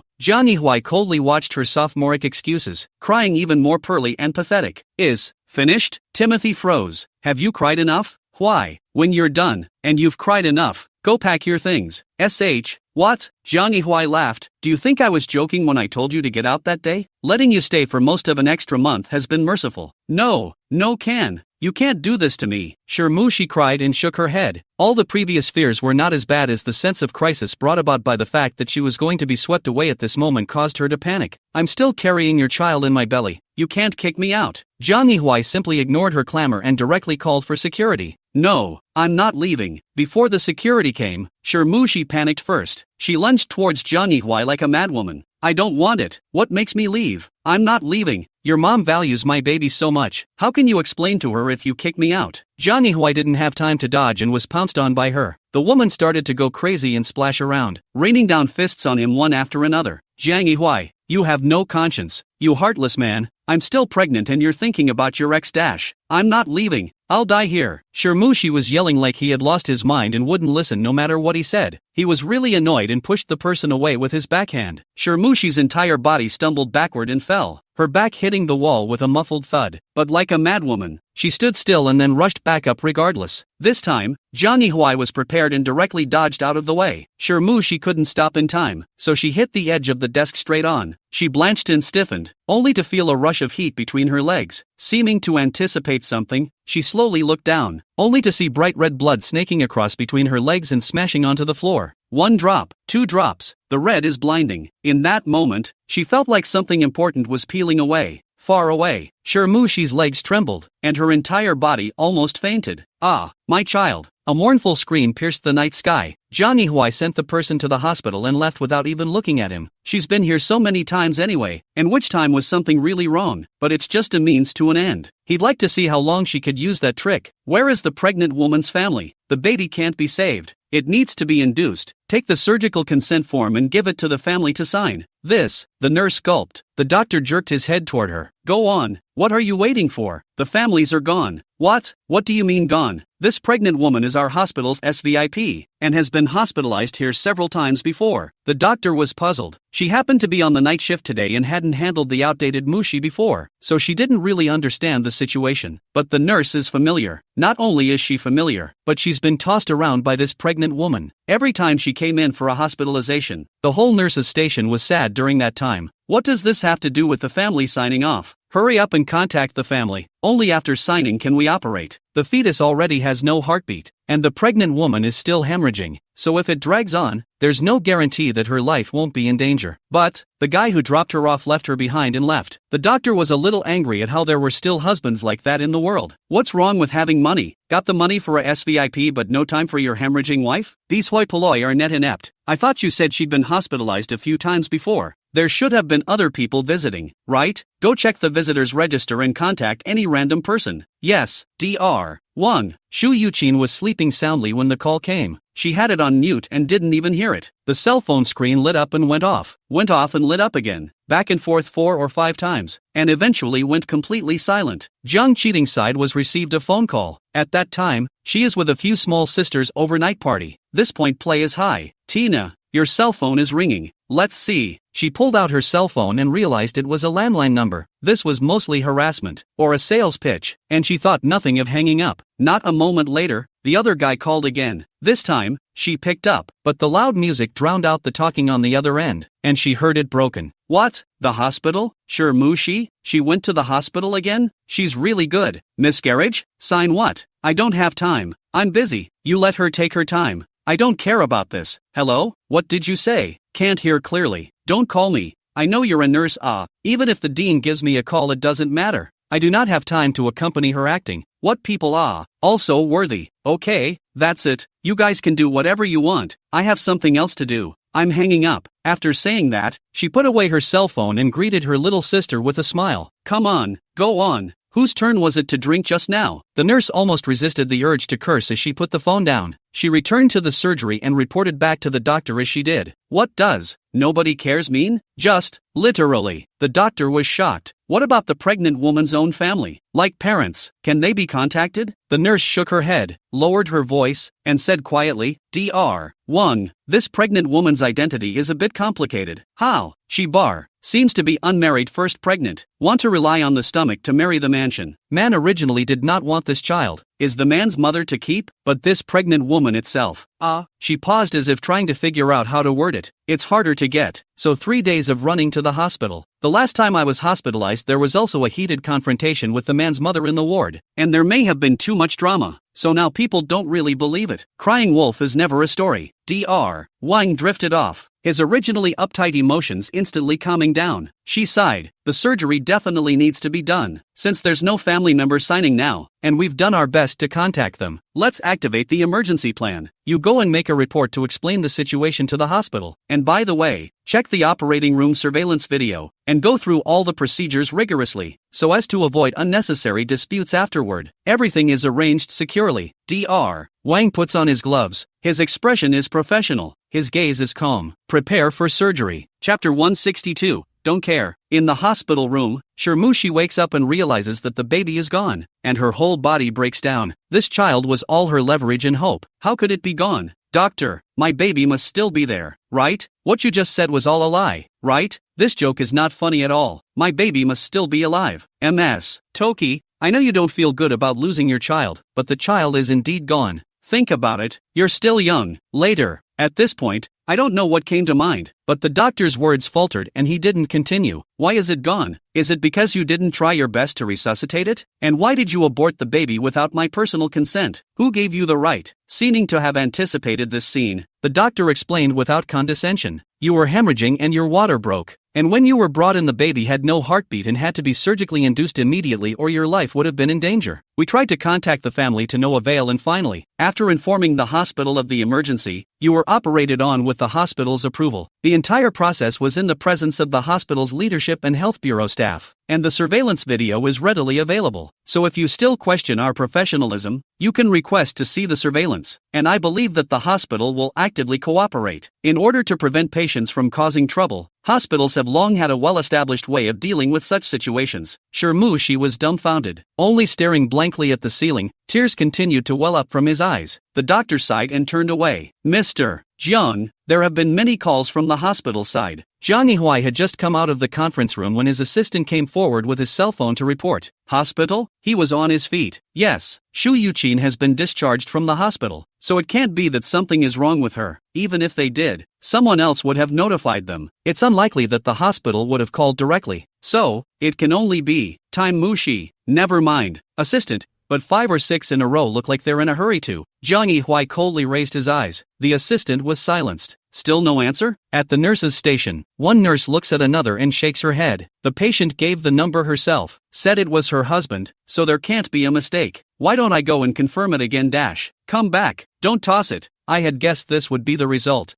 What's that saying? Is there anything I don't know? You didn't watch the little group, did you? No, I've been working so hard this early in the morning. Where did I find the time to read the group messages? The one in the VIP ward, the one who works for someone as a third child. Her belly is big and she wants to get to the top. She has a big temper. The first few times she was hospitalized she made a mess, and now it's so good that she made the baby die. Hiss, so blasted? And supposedly a college student. Thugs chartering. Want to have a son? A little bolder. Co-owner? TSK. The second generation of a powerful family is here. It is said that the family is so big that it ranks high in the entire capital. Didn't you see that the VIP ward is directly inhabited, and all the expenses have a separate account for expenses and transfers? So what now? I can't contact the family, and the head nurse is going to ask questions later. Why don't you contact her mother-in-law? Can't be considered a mother-in-law, just the man's mom, and see what she says. Good. The nurse found the number and dialed it, and it was answered quickly on the other end. Hello, who is it? Hello, is this the family of Shirmushi? This is the Shijing Hospital Obstetrics Inpatient Department. Miss Shirshi. As soon as Shu Yuqin heard this opening, she knew it was the hospital calling, mostly that Toki Muhi is acting up again. She interrupted directly. Not good again. Are you? You want to live or die, right? You guys don't have to call me either. If she's going to die, let her die far away and leave me alone. After that, he just hung up. It's the same trick every time. Aren't you tired of it? Shu Yuqin knew very well that all of Shirmushi's reliance came from her stomach, so give her 100 guts, she wouldn't dare really do anything to the child. Thinking about this, Shu Yuqin immediately felt that all the grievances she had suffered before had been in vain. Moreover, she deliberately took Wang Ma, Lu's sister-in-law, and the driver away, just to teach the surname Shur a lesson. Let her live a life of misery with no one to serve her. At the thought, she patted the mask on her face and hummed prettily. Inside the nurse's station, the two nurses looked at each other, both quite speechless. A final sigh. Let's just say there's nothing good about being a mistress. Shirmushi has been lying in the hospital for 2 days. During that time, there was also another trip to the operating room due to bleeding. By the time she was rolled out, she was white as a ghost, and although her eyes were open, she couldn't speak at all. Bleeding complicated by severe infection. She suffered greatly. Instead, there was only one caregiver around to take care of it. During this period, she contacted Jiang Yihui and Shu Yuqin several times, to no avail, and then asked the nurse to help her contact them. Yet the end result was the same. They don't care about her anymore. The physical discomfort combined with the lack of emotional relief made her increasingly cranky and mean. The entire nurse's station screamed in agony, but had to go over there anyway. Who let people stay in VIP wards? Shu Yuqin didn't know the baby was gone until 3 days later. When she received the call from Jiang Cheating, she was stunned for a moment. No, how come it's gone? I've been in the hospital so many times before. How come this time it's just gone? Mom, that 500 million, you still don't think about it. Just take our share honestly. Shu Yuqin was a bit lost, both for the $500 million and for the first grandchild he had hoped for. After all, it's a little life. Blame it on the mom. Letting go of a good life and giving birth to a child peacefully. How could she be shortchanged? But on second thought, the pups born from this kind of mom have Thai genes, so it's good to be gone. going around in circles and coming up with a bunch of crap like this. She even thought it would be better to accept Soo Yumian. Although Soo Yumian is of average origin and barely educated, she has taken good care of Jiang Yihui, virtuous and family-oriented, gentle and considerate, and the key is that people want to face. Definitely couldn't have done the things that Shi did. Shu Yuqin was suddenly startled to realize that she seemed to be thinking of Soo Yumian a lot lately, especially the time she served Shi. Alas, there is no comparison. Though she really didn't want to admit that Soo Yumian was even a tiny bit good. Shi stayed up day after day in the hospital room, staring out the window with two empty eyes, dull as if his soul had been drained. She couldn't help but wonder why Jiang Yihui hadn't come yet, and where had Shu Yuqin gone? Wasn't she so concerned about her belly? Why hasn't it shown up yet? She waited and waited and waited until her heart was broken, but she didn't realize that the first person to visit her was. Chapter 163, We Can't Let It Go Like This, a former housemate. Cece, why have you lost so much weight? Zhang Yao held her hand, which was cold and icy. I have heard people say that even a small birth must be properly rested, or it is easy to fall into the root of the disease. You must. As soon as she heard the word miscarriage, her gaze steepened. Who did you say was miscarrying? Zhang Yao froze. You're the one who had a miscarriage. I'm fine. You want to see me laugh? No way. She sat up violently straight, her body filled with aggression. Thinking that I'm down and out, anyone can step on me, right? Zhang Yao, put away your sympathetic face. Do you think I don't know that when I was in the dormitory before, you were jealous that I had a rich boyfriend? I'm telling you, a skinny camel is bigger than a horse. I may be in the hospital now, but what I've had, you'll never get in your life. Zhang Yao's two eyes were confused, no idea at all what she's mad about, only to hear Shi sneer. You came to visit me is fake. Want to contact the rich people's circle through me is real, right? You're a fox. What are you pretending to be? I can smell that Thai odor on you with a gentle sniff? Zhang Yao was so angry that her cheeks reddened. You're simply inexplicable, unbelievable. I came to see you with good intentions, and you're talking about me like this? Originally, she wanted to persuade Shi to apply for reinstatement with the school while she had the chance. Although the dream of a wealthy family has been shattered, at least I can hold on to the academic end of it, and I'll have absolutely no problem finding a job to support myself after graduation. But right now, it doesn't seem necessary at all. Some people have long been blinded by wealth and fortune and have fallen into the deep pit of fame and fortune and cannot get out. No, she didn't want to come out at all. She wanted to die in there. Zhang Yao got up. Our friendship ends here. If we are not on the same path, there is no need for companionship. When we meet in the future, just pretend that we don't know each other. Who wants your company? Wants to get acquainted with you? Get the hell away from me. She growled at her back. Zhang Yao didn't look back. After yelling, she collapsed onto the bed in a dislocated heap, gasping for air. Suddenly the cell phone rang, and like grabbing a lifesaver, she picked it up quickly. Why don't you come to see me? Damn girl, who are you calling? The woman's shrill voice, accompanied by the muffled sound of a mahjong slapped on the table, reached her ears together, and she froze. Is that girl listening? Are you pretending to be deaf with your mom? Mom! Timothy mumbled his lips and called out to her. I've had a bad hand lately, so I'll transfer some money. Didn't I just give you 5,000 last time? 5,000 is nothing enough for me to play a few games? Hurry up, don't delay me from playing mahjong. Timothy took a deep breath. I don't have any money. Yo, pretending to be poor, right? A while ago, your brother said that you bought him an Apple phone. It must be nearly $10,000, right? How come I don't have it when I ask you for some money? Mom, I really don't have any money. She suddenly felt very powerless. Bull ********. Don't think I don't know that you're with a rich man in the capital. Just a little bit from his fingers would be enough for our family to live the rest of our lives. Now you're telling me you don't have any money? You want to fly, don't you? Leashrly poo-pooed. I'm telling you, no way. I spent so much money to send you to the capital to study at the university, and it's only been a few years and you've forgotten your roots? Believe it or not, I can send you flying up to the sky, and I can also drag you down with my own hands. She was so angry that her tears fell straight from her eyes, and roared loudly in a mute voice. I said I don't have any money. No money, just no money. You have no money even if you kill me. What more do you want from me? Li Xiaolian did not hear anything else, just heard the word no money. No money. You go to sleep with men.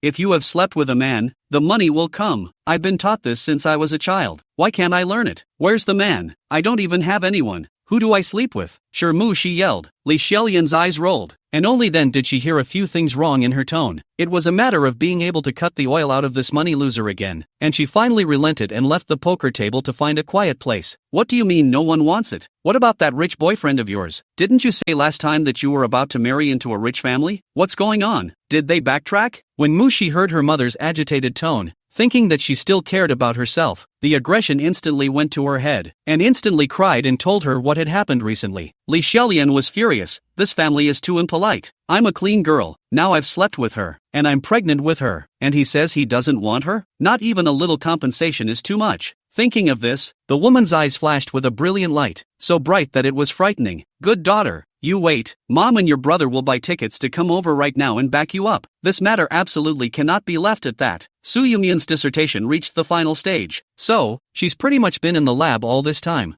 Zhao Jun couldn't help but exclaim at the sight of it. You're putting up too much of a fight. Soo Yumian sighed. She has no assistant and no teammates, so how can she not fight? At noon, Soo Yumian ate lunch and went to the lounge for a lunch break as usual. Even if she is busy, she will give herself free time to rest, and when she is rested, she will be more efficient in doing things in the afternoon. Xiao Wenbai was full of classes today and didn't come to the lab, so she could have the restroom all to herself, and Soo Yumian stretched her back comfortably. Lay down and start enjoying your siesta. Zhao Qian suddenly 4 people also have a separate restroom. Soo Yumian later. The entire laboratory a total of 5 lounges. There is no way to share her another one. Fortunately, Xiao Wenbai's lounge was large enough, or suite. She bought a folding bed and placed it behind the door of the inner room. The location is secluded and the light is still dim, perfect for sleeping. Usually Xiao Wenbai's lunch break will be in the outer room. The 2 people, one inside and one outside, and there are walls and doors separating them. The space is all independent, and it will not feel inconvenient. At first, it was Xiao Wenbai who suggested that she use the inner room. After Soo Yumian had looked at it, she made sure that it wouldn't cause any inconvenience. Plus she did need a quiet space to take a nap. Before she agreed, Zhao Jin and Xian Shuyang both said, this inner room is good, with the sun at its back, cool and shaded. Sun Bowen and Li Linzi came to take a look. Sun Bowen, the professor's lounge is so big. Li Linzi skimmed her lips, her gaze falling on the folding bed. It's okay. Far enough away from the outer room. 2 people each rest their own. Forgive Soo Yumian also dare not give birth to what crooked thoughts. Xiao Wenbai had a full day of classes today and originally didn't plan to come to the lab. But at lunchtime in the cafeteria, a student took a chance and spilled his soup, and he happened to be passing by. And in the blink of an eye, the shirt suffered. Remembering that there was a change of clothes in the lab break room, he made a trip over there, planning to change and leave. I have a class this afternoon. Chapter 164, Blush. It was during the lunch break and the whole lab was quiet. Xiao Wenbai pushed open his restroom and washed his hands and wiped his face at the vanity first, then headed for the inner room. His change of clothes were kept in the inner room. Pushing the door open to the cabinet, he unbuttoned his shirt as he reached for clean clothes. Soo Yumian woke up when the man pushed the door. Her folding bed was placed behind the door, which, when pushed, just blocked her in, creating a natural secluded corner. But hidden is not the same as closed. It's just not easy to be found. It's not like you can actually see anything. So the moment she opened her eyes, she saw that the man was removing the shirt from his body and it had collapsed to his shoulders. Soo Yumian was dumbfounded. Just as she was struggling with whether or not to open her mouth to remind the other woman that there was someone else here, the man's upper body was already naked. Come on, there's no need to dwell on it now. Opening up in this situation would only add to the embarrassment. So Soo Yumian chose, close your eyes and pretend to sleep. But even so, the scene he saw before his closed eyes, the man's bare back, the well-proportioned texture of his muscles, his broad shoulders and narrow, strong waist, came to mind uncontrollably. The picture is clear. Soo Yumian suddenly had the feeling of being a thief. Xiao Wenbai changed into a clean shirt and loaded up the one he changed out of, ready to leave. Turning for an instant, he coldly noticed the corner of the folding bed showing behind the door. At the thought, his breath hitched and he stiffened suddenly. He was seen easing his way to the door and slowly pulling it over. Sure enough, Soo Yumian was lying on a folding bed taking a lunch break. But by the looks of it, it shouldn't be awake. And the breath that Xiao Wenbai was carrying was slowly exhaled. The girl was sleeping soundly, her eyes closed tightly, her eyelashes dense and long, like 2 small fans. Just, the blanket on his body slipped to the side. Xiao Wenbai picked it up and gently covered it for her. Looking at the girl's sleeping face, he lost his concentration slightly. When the reaction came, almost panicked, he looked away and left the inner room at a quick pace. The good thing is, no one but himself knows how wretched he is at the moment, and how his heart is racing. Soo Yumian pretended to be asleep with pain, especially when Xiao Wenbai approached. Her heart was in her throat. He seems to have stopped by the folding bed. With a rustling sound, the blanket recovered itself. Soo Yumian was stunned. Professor him, it's also too meticulous. But why don't you leave? Why are you standing there? Does she have something on her face? In a short minute, Soo Yumian spent seconds like years. Finally, the men are gone. By the sound of the footsteps, it's going pretty fast. Su Yumian snapped her eyes open and let out a long breath. Old Xiao, why are you here? Didn't you have a class today and couldn't come over? Xiao Wenbai had just come out of the restroom when he bumped into Qian Shuyang. He didn't change his face. Get something. Why are you sweating? Your face is still a little red. There's no air conditioning in the outside of the lounge. That's true. Usually Xiao Yumian is in the inner room for her lunch break, so the air conditioner in the outer room is not turned on. To save electricity, she's the least wasteful person. Quite similar to you. Aha. Xiao Wenbai nodded.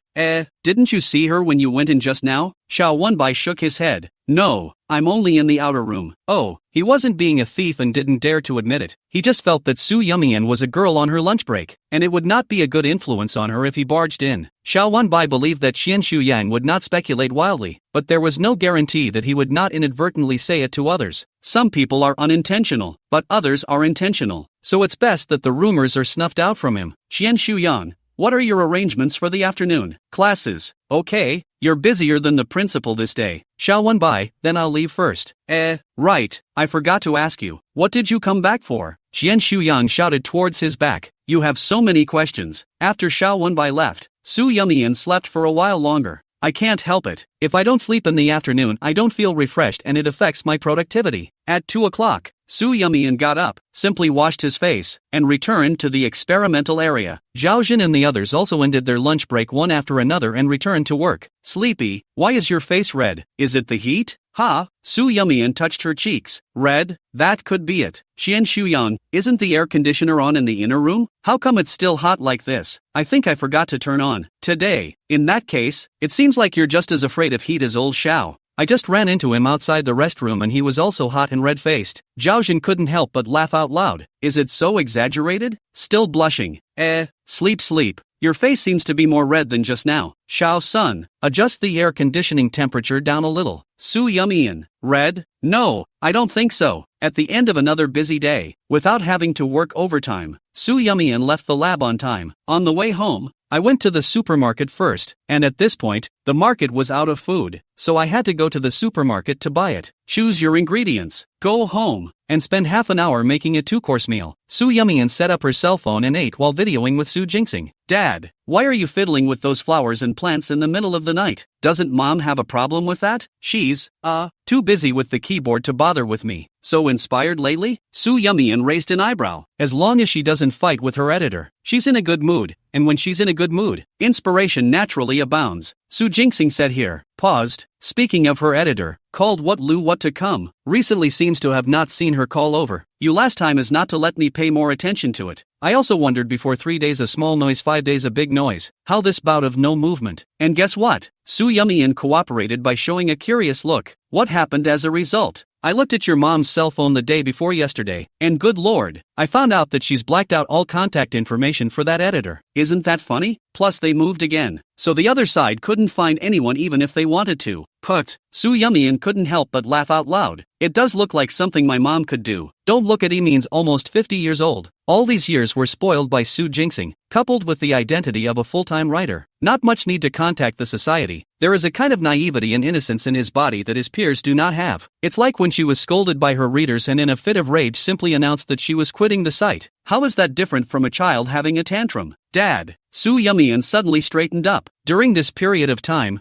you help me keep an eye on Mom, and try not to let her come into contact with Lun Yen. The editor that Gu Yizhou had pushed to her had already gotten in touch, and the other party had immediately dialed the voiceover after reading Emin's work. It was already 3 o'clock in the morning in his time, and Su Yumian had long since gone to bed. The Yen dialed twice in a row before she picked up in a daze. The man's name was Shi Quan, and afterwards Su Yumian had specially Googled his information. Publishing industry's gold medal editor, by his hand to create a mystery novel, almost out of a fire a book. This book are sold film and television rights, adapted to the IP drama often out of the hit. He doesn't sign writers, he just looks at the quality of the work. After roughly understanding Emin's situation from Su Yumian, he only said, Chapter 165, Shinshuryan, I don't mind too much. Your mother has been held back a lot over the years. The word miserable made Soo Yumyeon's heart sink. Ishizumi wants to ask Yemin for an interview, but Soo Yumyeon said that her mother was in Lin City. Plus the contract with Lun Yen hadn't expired yet, so she didn't want to ruin her mindset too soon and affect her creativity. As soon as Sher Kwan heard about the contract, he immediately asked Soo Yumyeon for an electronic copy. There's no rush then. I'll study this contract for your mother and keep in touch if anything happens. Your mother. I'm signing on. This last sentence, Soo Yumyeon couldn't hear too well. That's what the other side seems to be saying, but Ishizumi never signs people. Only works. Ha! Soo Yumyeon felt that either the other party had a slip of the tongue, or she had misheard, so it wasn't on my mind. Seeing his daughter suddenly so serious, Soo Jinxing couldn't help but stop the work in his hands. What's wrong, Mian? Does your mom have something going on with that editor? There's something going on. It's not big,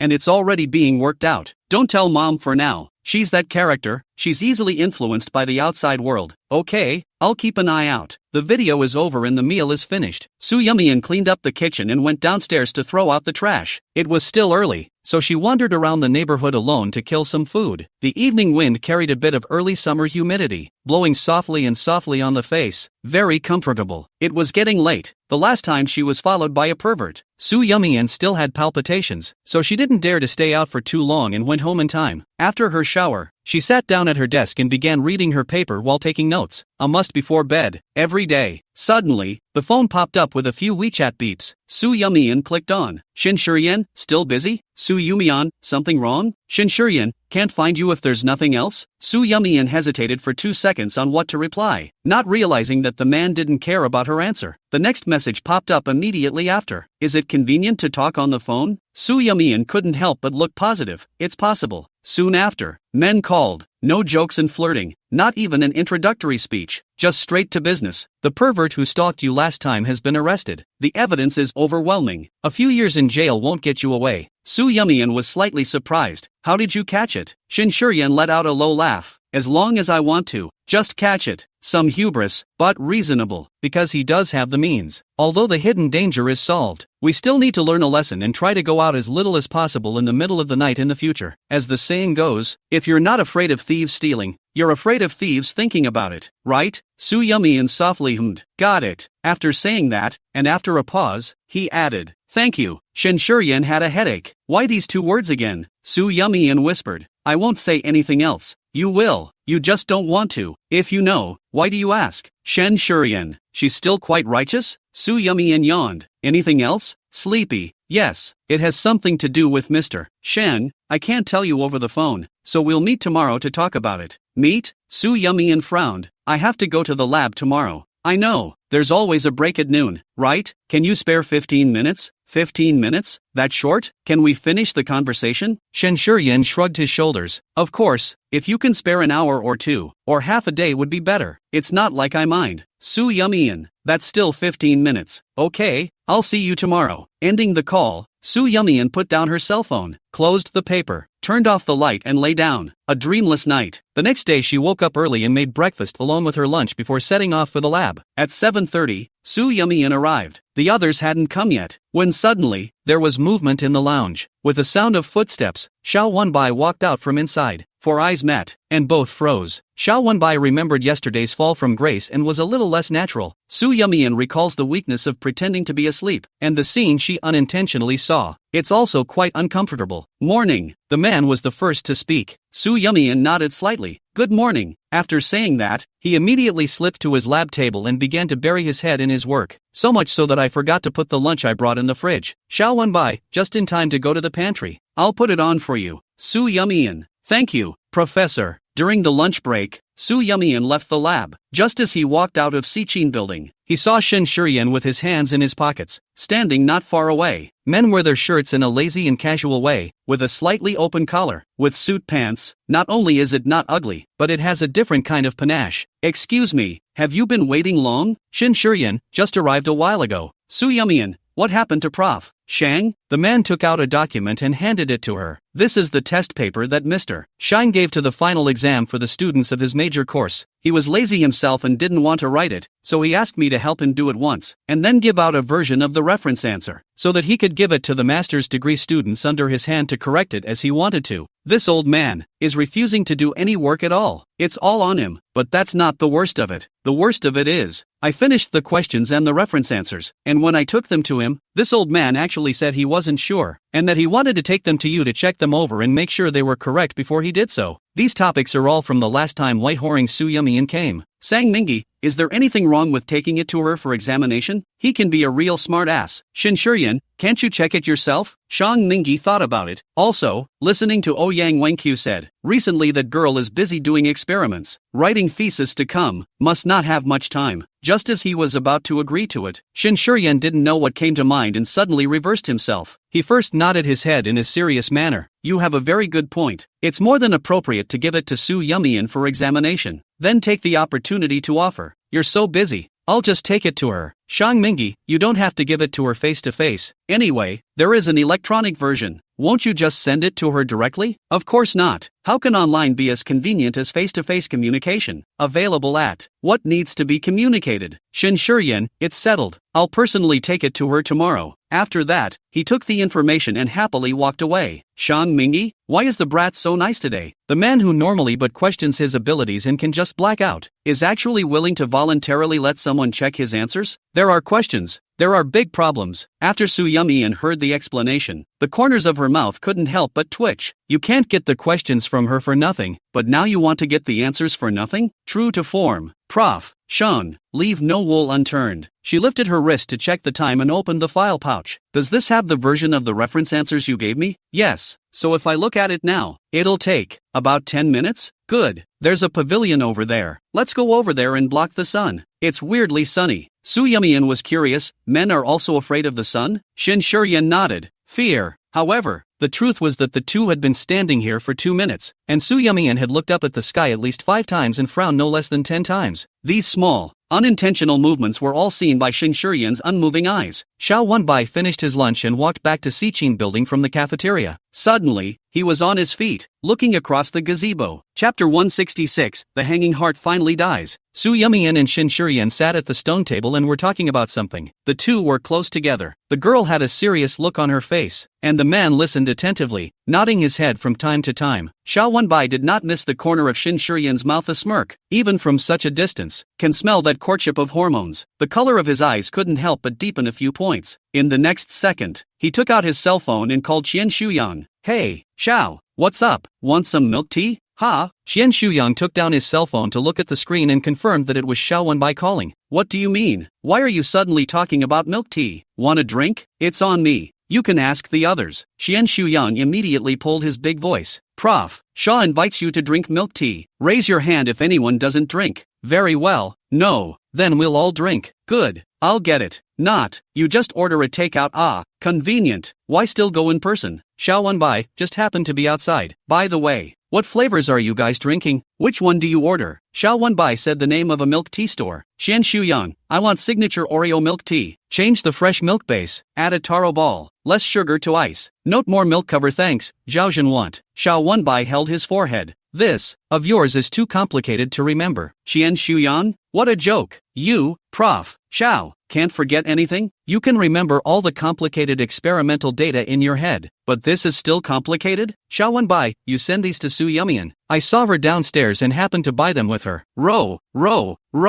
This method is good. I'll immediately send it to Zio Yumian. After ending the call, Qian Shuyang lowered his head and typed quickly. Done. Send, accompanied by a voiceover. Then it'll be hard on little sleepy sleep. Suddenly, his smile faltered. That's not true. When Lao Xiao went to buy milk tea, it must have been more convenient to send it to his cell phone. So why send it to Su Yumian? Complicating a simple problem? What the hell? Su Yumian. The two men in the gazebo looked up at the same time. Professor Xiao? What are you doing here? Xiao Wenbai honestly said, passing by. The corners of Shin Shuryan's mouth slightly restrained his smile, stood up and took the initiative to extend his hand. Hello again, Professor Xiao. Nice to meet you, Mr. Shin. He returned the grip. 4 eyes met, one calm and bland, the other careless. The smell of gunpowder began to spread. Mr. Shin is free to come to school? With a shake, Xiao Wenbai withdrew his hand. Shin Shuryan, being entrusted to do something for the teacher. At that exact moment, Su Yumian saw the message from Qian Shuyang, and she looked at Xiao Wenbai with some surprise. Professor, you're buying everyone milk tea?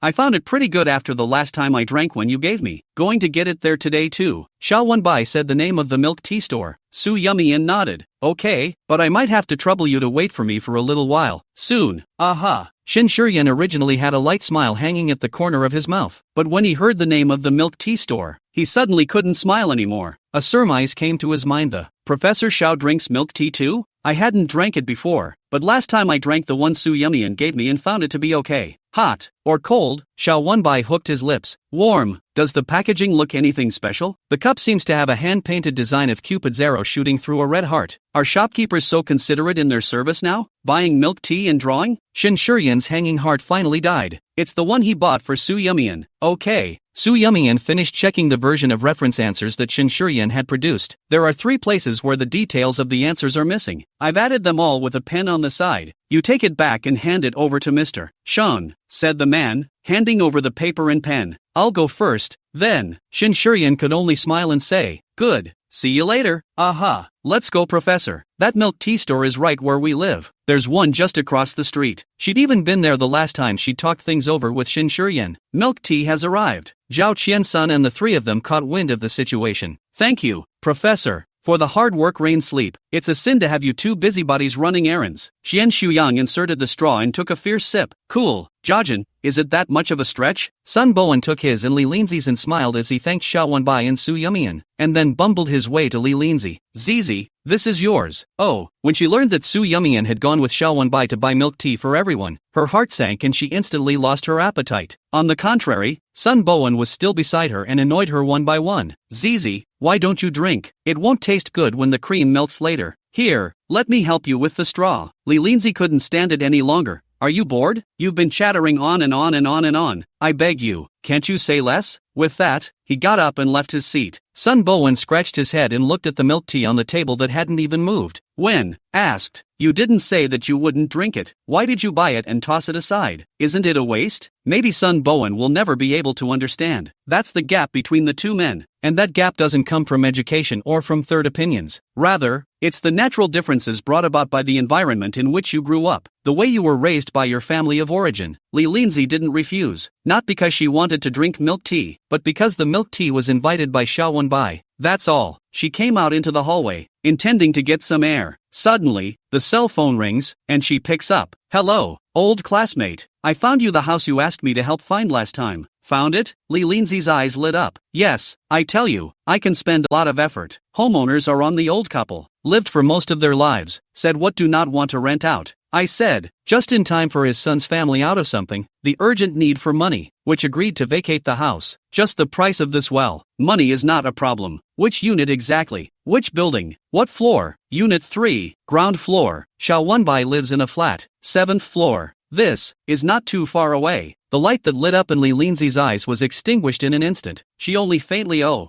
there any other units? Currently there is only this one room. The old neighborhood is basically self-occupied, rarely rented. The last time my WeChat sent you another neighborhood also meet your requirements. Do not know why you still won't take it. Missy, why don't you just say which unit, floor, and household you want to rent, and I'll go ask for you? Renting is fake. Condescending for someone is real. Li Linzi did not hear the hidden mockery in the other party's words, and thought that he was serious, and thought for a moment, how about, you help me find a unit in this neighborhood? It's best to be above the 5th floor. The 6th floor is better. Originally, she wanted to say the 7th floor, but Xiao Wenbai and Su Yumian lived on the 7th floor, so it was not her turn. The closest would be the 6th floor. The agent's classmates are laughing in anger. Sure, I'll find it for you. No way. Just after Li Linzi hung up the phone, a voice suddenly came from behind. Zitzi, are you going to rent a room? Li Linzi stiffened, slowly turned around, only to see Sun Bowen with milk tea standing not far away. And I do not know how long it took to come and hear how much. Chapter 167. what's up with that scumbag? ZZ? Son Boromir called out to her again. What's going on? Were you just contacting an agent about renting an apartment? She was panicked in her heart and was afraid that Sun Bowen would ask more questions, and said in an evil voice, ask so much for what? It's none of your business. Sun Bowen was a bit sad, but didn't show it on his face. I'm your boyfriend. Of course I care about you. I'm getting myself a boyfriend, not a father. If you think I'm too wordy, then I will talk less from now on. He was careful not to upset her again. Seeing that Sun Bowen didn't pursue the matter of renting a room, Li Lindsay was relieved without a trace and her attitude softened. Give it to me. She reached out. What? That cup of milk tea in your hand. Didn't you bring it over to me? Oh, right, I almost forgot. Sun Bowen laughed. After another week in the lab, the data came out in 2 sets. Progress is finally not so rushed. On Saturday, Su Yumian gave herself a day off. Su, it's been a long time, don't you almost not recognize me? Xiao Yue drove her open-topped Ferrari and skidded to a halt beside her. A hand went to the window and he took off his sunglasses, revealing a pair of beautiful, soulful peach eyes. With the wind blowing her tousled curls, she looked hip and cool in a black workwear jumpsuit with a heavy-duty belt. Su Yumian pulled open the co-pilot and sat up, fastening her seatbelt while saying, how dare I? I can't forget anyone but my home, Queen Weiwei. Xiao Yue rubbed her face that was so tender that she could pinch out water. Haven't seen you for 2 weeks. Are you eating honey? Your mouth is so sweet. No need for honey. It's already sweet. Yes. You sweet. Sit tight and the queen will take you to a delicious meal. Yeah, sleep. You are also too good. If I were a man, I would just marry you home. And what about that scum Jiang Yihui? Decline. Zaguyuan, a Cantonese-style tea house that has recently exploded in popularity. Rooted in Kyoto all year round, it burst into flames some time ago due to a certain netizen's visit to the store, flooding in a large number of raw customers at one time, resulting in familiar customers not being able to line up a number. Xiao Yue still got an appointment half a month in advance. Roasted pigeon is his signature. Su Yumian first asked for a little appetizer. Eat pigeon before serving up. The skin is charred and crispy so it doesn't taste greasy, and when you bite into it, the meat is juicy and soft and Q-tender. No wonder it's a signature. This store has been open in Kyoto for more than 20 years. The fame only in the old gourmets among the rumors. Recently there is a netizen came to visit the store, recorded the video posted online. The results of the fire. These gourmets' treasure store cannot be hidden. Xiao Yue's first visit was with her father. Thinking about Su Yumian's recent experimental progress is too hard, coupled with the weather is slowly warming up. Those heavy and hot things cannot be eaten. A little light Cantonese food is just right. How's the flavor? Not bad. Ha? Su Yumian nodded her head. Aha, delicious. The heat was just right. The juices were full and the skin still had the charred flavor from the charcoal from the fruit wood. Su Yumian even pondered over the practice of this squab. If he is free, he can try to make it. In the past, she cooked and researched various recipes, mainly for Jiang Yihui. After the breakup, she slowly realized that cooking a good meal for herself or inviting friends to share a meal with her was a joy in itself. Not to please anyone, or to take care of anyone, or to please anyone. As long as you enjoy it, whether it's cooking, or doing something else, it will be enjoyable. Sleepy. Thanks for last time. I heard from my brother that I was still drunk, wasn't I? At the mention of that drunkenness, Xiao Yue rubbed her nose in some embarrassment. It's my mom's fault for making me go to some youth party that's clearly a blind date. Young men and women are laid out like goods to be picked off the counter. Baining is good at everything but being too wishy-washy. Saying that what the door is not right. Certainly not happy. What the experience of those who have come to prove that love in the end or to look at the economic basis of blah blah blah. Xiao Yue was annoyed. After the last time she went back, she made a deal with MS White that it was okay for the door to be right, but she had to pick the person herself. As a quid pro quo, Ning could not privately arrange any blind date banquets or parties for her in the future. Su Yumian, pick yourself? Yeah, my mom's okay with it anyway, as long as the family isn't too bad. That's good. Just pick from the circle. You're really going to pick, aren't you? Su Yumian blinked. Xiao Yue likes the puppy under the ear type. The circle of these men, under the ear is quite a lot, but can go along with her. Coaxing her, take her as a grandma to hold as, almost impossible to find, out of superiority. Naturally more than ordinary people a few points of arrogance. Everyone is a rich family. Why should I a big man to put down the stature to coax you? Xiao Yue lightly coughed twice, lowered her voice. Pick is definitely to pick. Not pick cannot explain to my mom. But it's not about picking an object, it's about picking a partner. A partner? Well nah. There are a lot of men and women in our circle who are forced to get married. Since we all don't want to listen to our family's arrangement, then we will cooperate. How? go through the motions and make a show in front of the people, and then play your own game afterward. This is not only to the family have accounted for, do not have to listen to all day counting, but also can use the cover in the outside world to get away with it. How to calculate is not a loss. Su Yumian still advised her to think clearly and not to play it off. Xiao Yue, don't worry, I have my measure. When she was almost done eating, Su Yumian took advantage of the gap between her going to the restroom to buy the bill. The two of them headed out. Xiao Yue pouted. I told you I'm buying, why did you secretly settle the bill? Su Yumian, it's not like I can let you pay every time. It's not like I don't have money. Yeah, you're a little rich. Saying that, he reached out to pinch Su Yumian's face. Don't pinch. It hurts. Public place. Less hands. Bad influence. The two girls joked and laughed as they made their way through the hall and out the door. Professor Xiao, stay back. These words managed to make the two men stop in their tracks and subconsciously look in the direction the voice came from, only to see the upstairs room out of a group of people. Most of them are middle-aged. A few hair has been mixed with white silk. Almost all the colors are polo shirts with casual pants dress. Pedantic flavor. The young man clustered in the center was extraordinarily different. He was upright and had a clean-cut look. It was like a crane in a crowd of fat, balding middle-aged men. Professor Xiao, I'll be grateful for the endorsement of my new topic this time.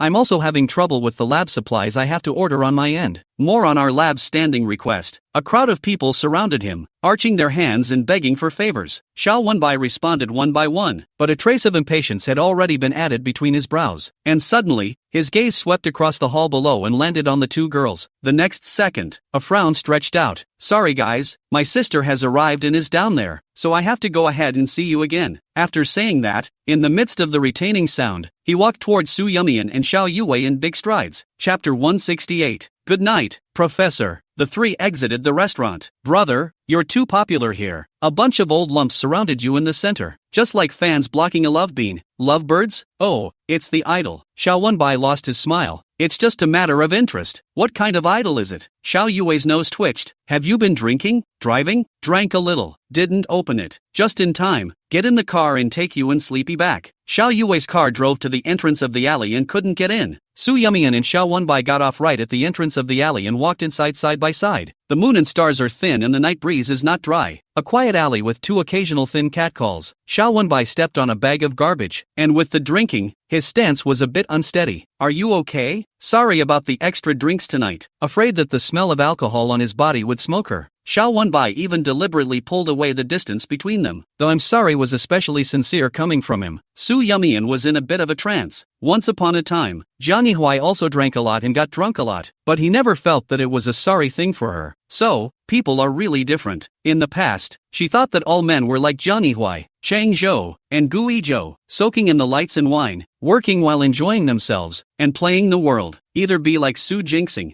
gentle and peaceful, and be a down-to-earth ordinary person. Until I met Xiao Wenbai. He is star-studded and unattainable, but he is not arrogant, low-profile and introverted. It turns out that excellence and indulgence, success and arrogance are not necessarily related. He had the capital of indulgence, but was more austere and restrained than anyone else. Su Yumian was puzzled. Do academics also need to socialize? We are in a humane society, and it's all about coming and going. But how to come and how to go? Wine becomes a medium, and of course tea, books, paintings, poems, words, etc. all serve that function. If dealing with this kind of back and forth is defined as socializing, then all walks of life can't escape it. It's just a difference between more and less. You see, on New Year's Day, even the youngest children are taken to visit relatives, and relatives come to your house. Is this not considered a form of socializing? But doesn't it feel less like socializing if you define this kind of coming together as normal time together? Not necessarily through alcohol, of course, but also in the form of tea, fishing, trekking, camping, etc. But really, using the first definition, it's still socializing. It was the first time Su Yumian had heard this kind of statement, and she couldn't help but be curious. And Professor, do you count this meal and these drinks today as socializing? Xiao Wenbai hooked his lips, counting and not counting. How? Among the people we're having dinner with today are my former teachers, my current close friends, and of course some people I don't know very well who want to ask me for things. Having a meal and a drink with my teachers and friends is not considered socializing for me.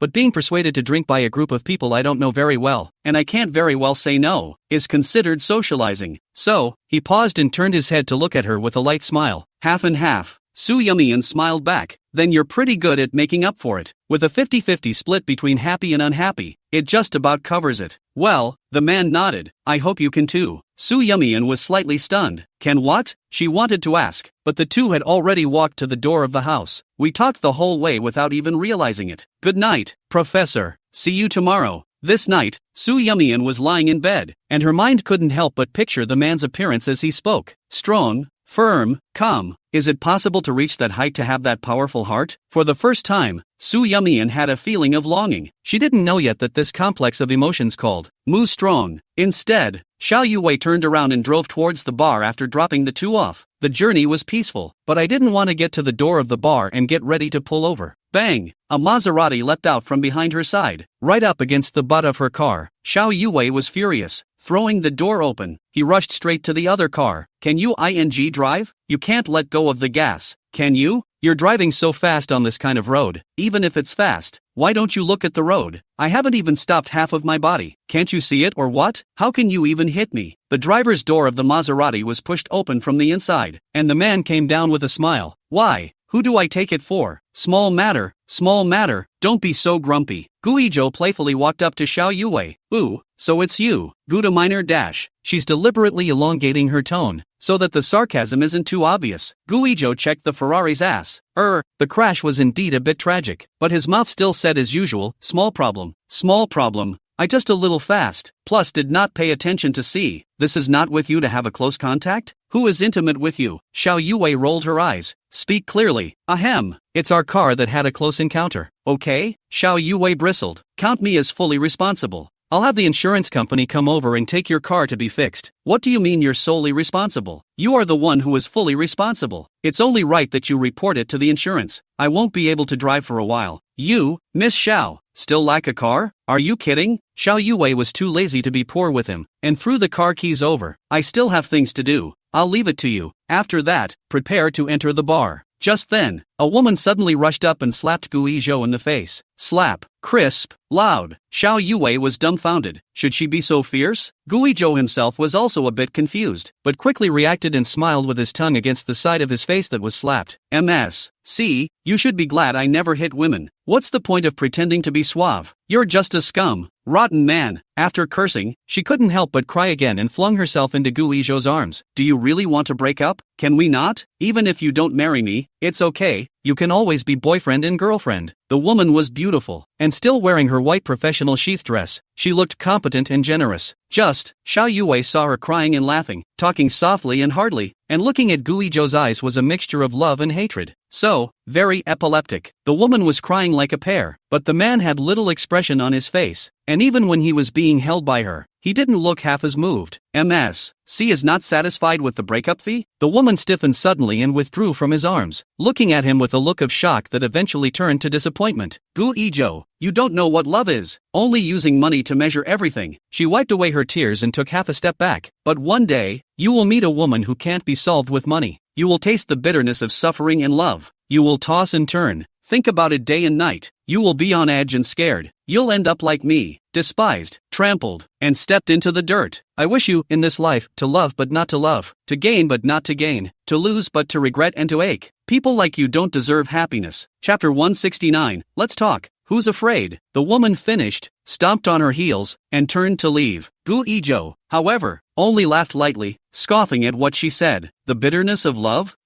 But pull back. The woman had just left on the front foot, and on the back foot a young girl came out of the bar, wearing a short JK skirt, with a pair of long white legs exposed, curly hair down, and exquisite makeup, like a real-life hand puppet. Gu Xiao. She took the initiative to stick up and thought the man wouldn't refuse, but in the next second, Guizhou sidestepped. With a stretch of his long arm, he swept back over Xiao Yuwei's waist and clasped it into his arms. Xiao Yuwei, who was eating melon with great flavor. Guizhou raised his eyes to the girl. Sorry, you're late. The girl bit her lip and gave Xiao Yuwei a grudging look before reluctantly walking away. Using me as a shield? Xiao Yuwei hugged her arms and sneered. Why don't you take your stinking hands off? Guizhou had planned to take it away, but now he didn't want to. I'm not taking it. What can you do? Xiao Yuwei laughed in anger. You're playing a scoundrel on me? Okay. Before Guizhou could read the deep meaning contained in this smile of hers, the next second, he was clipped by the woman's arm in reverse. Holy, pain instantly. A pig-killing wail rang out. Xiao Yuwei, still playing the rascal? No more tricks.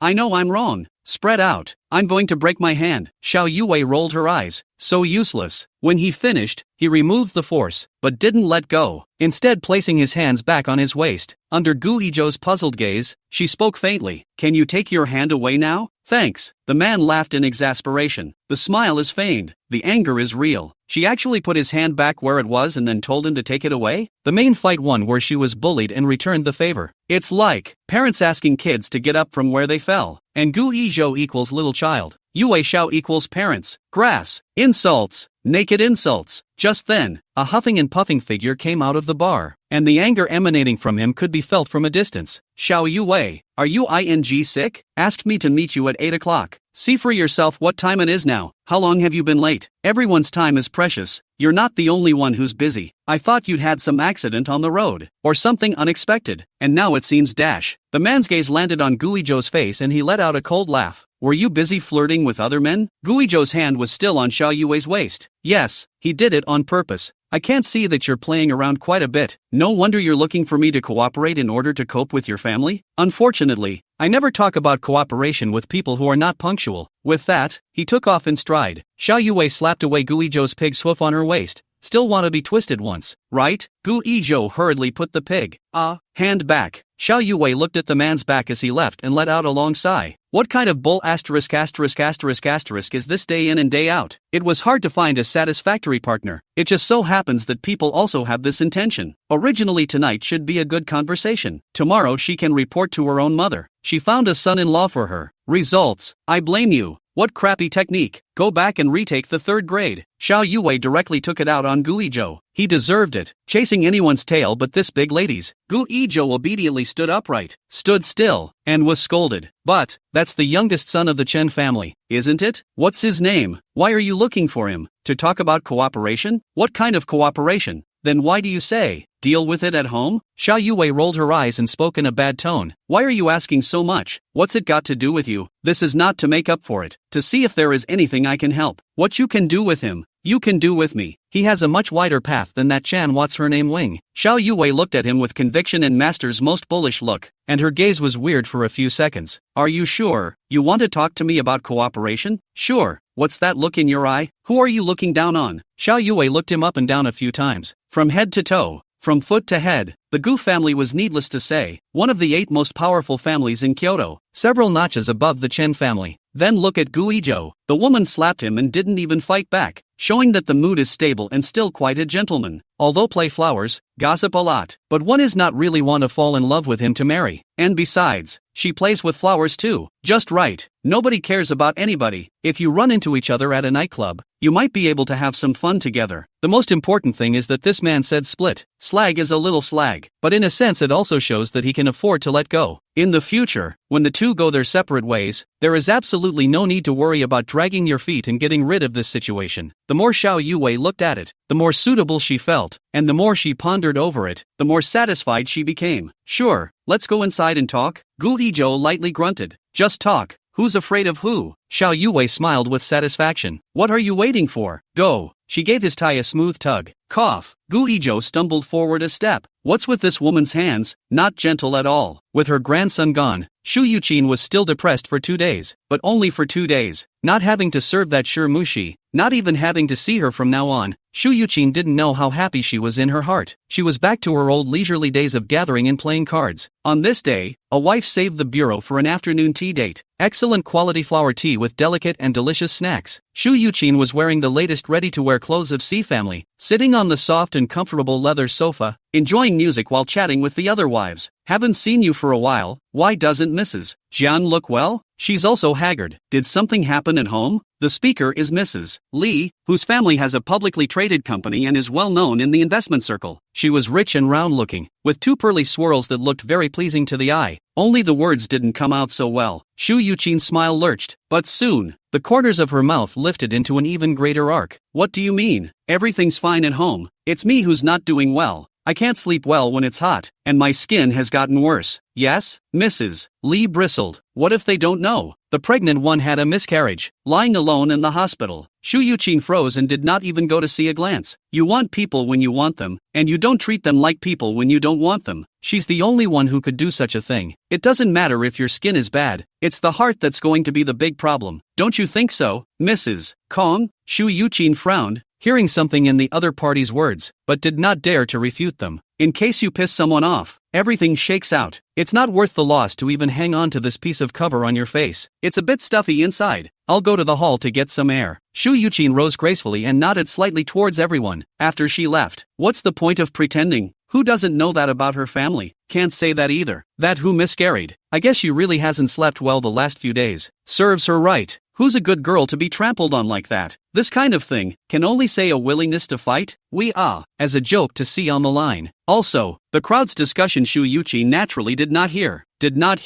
Can pretend not to know. She exited the private room and made her way to the lobby, and was about to ask the waitress to bring her a glass of water when she heard a loud noise coming from the front desk. Ma'am, you don't have an appointment. You can't go in. Pre-appointment my ass. It's not a hospital visit. What do you need an appointment for? I'm going in to look for someone. Get up or I'll be rude to you.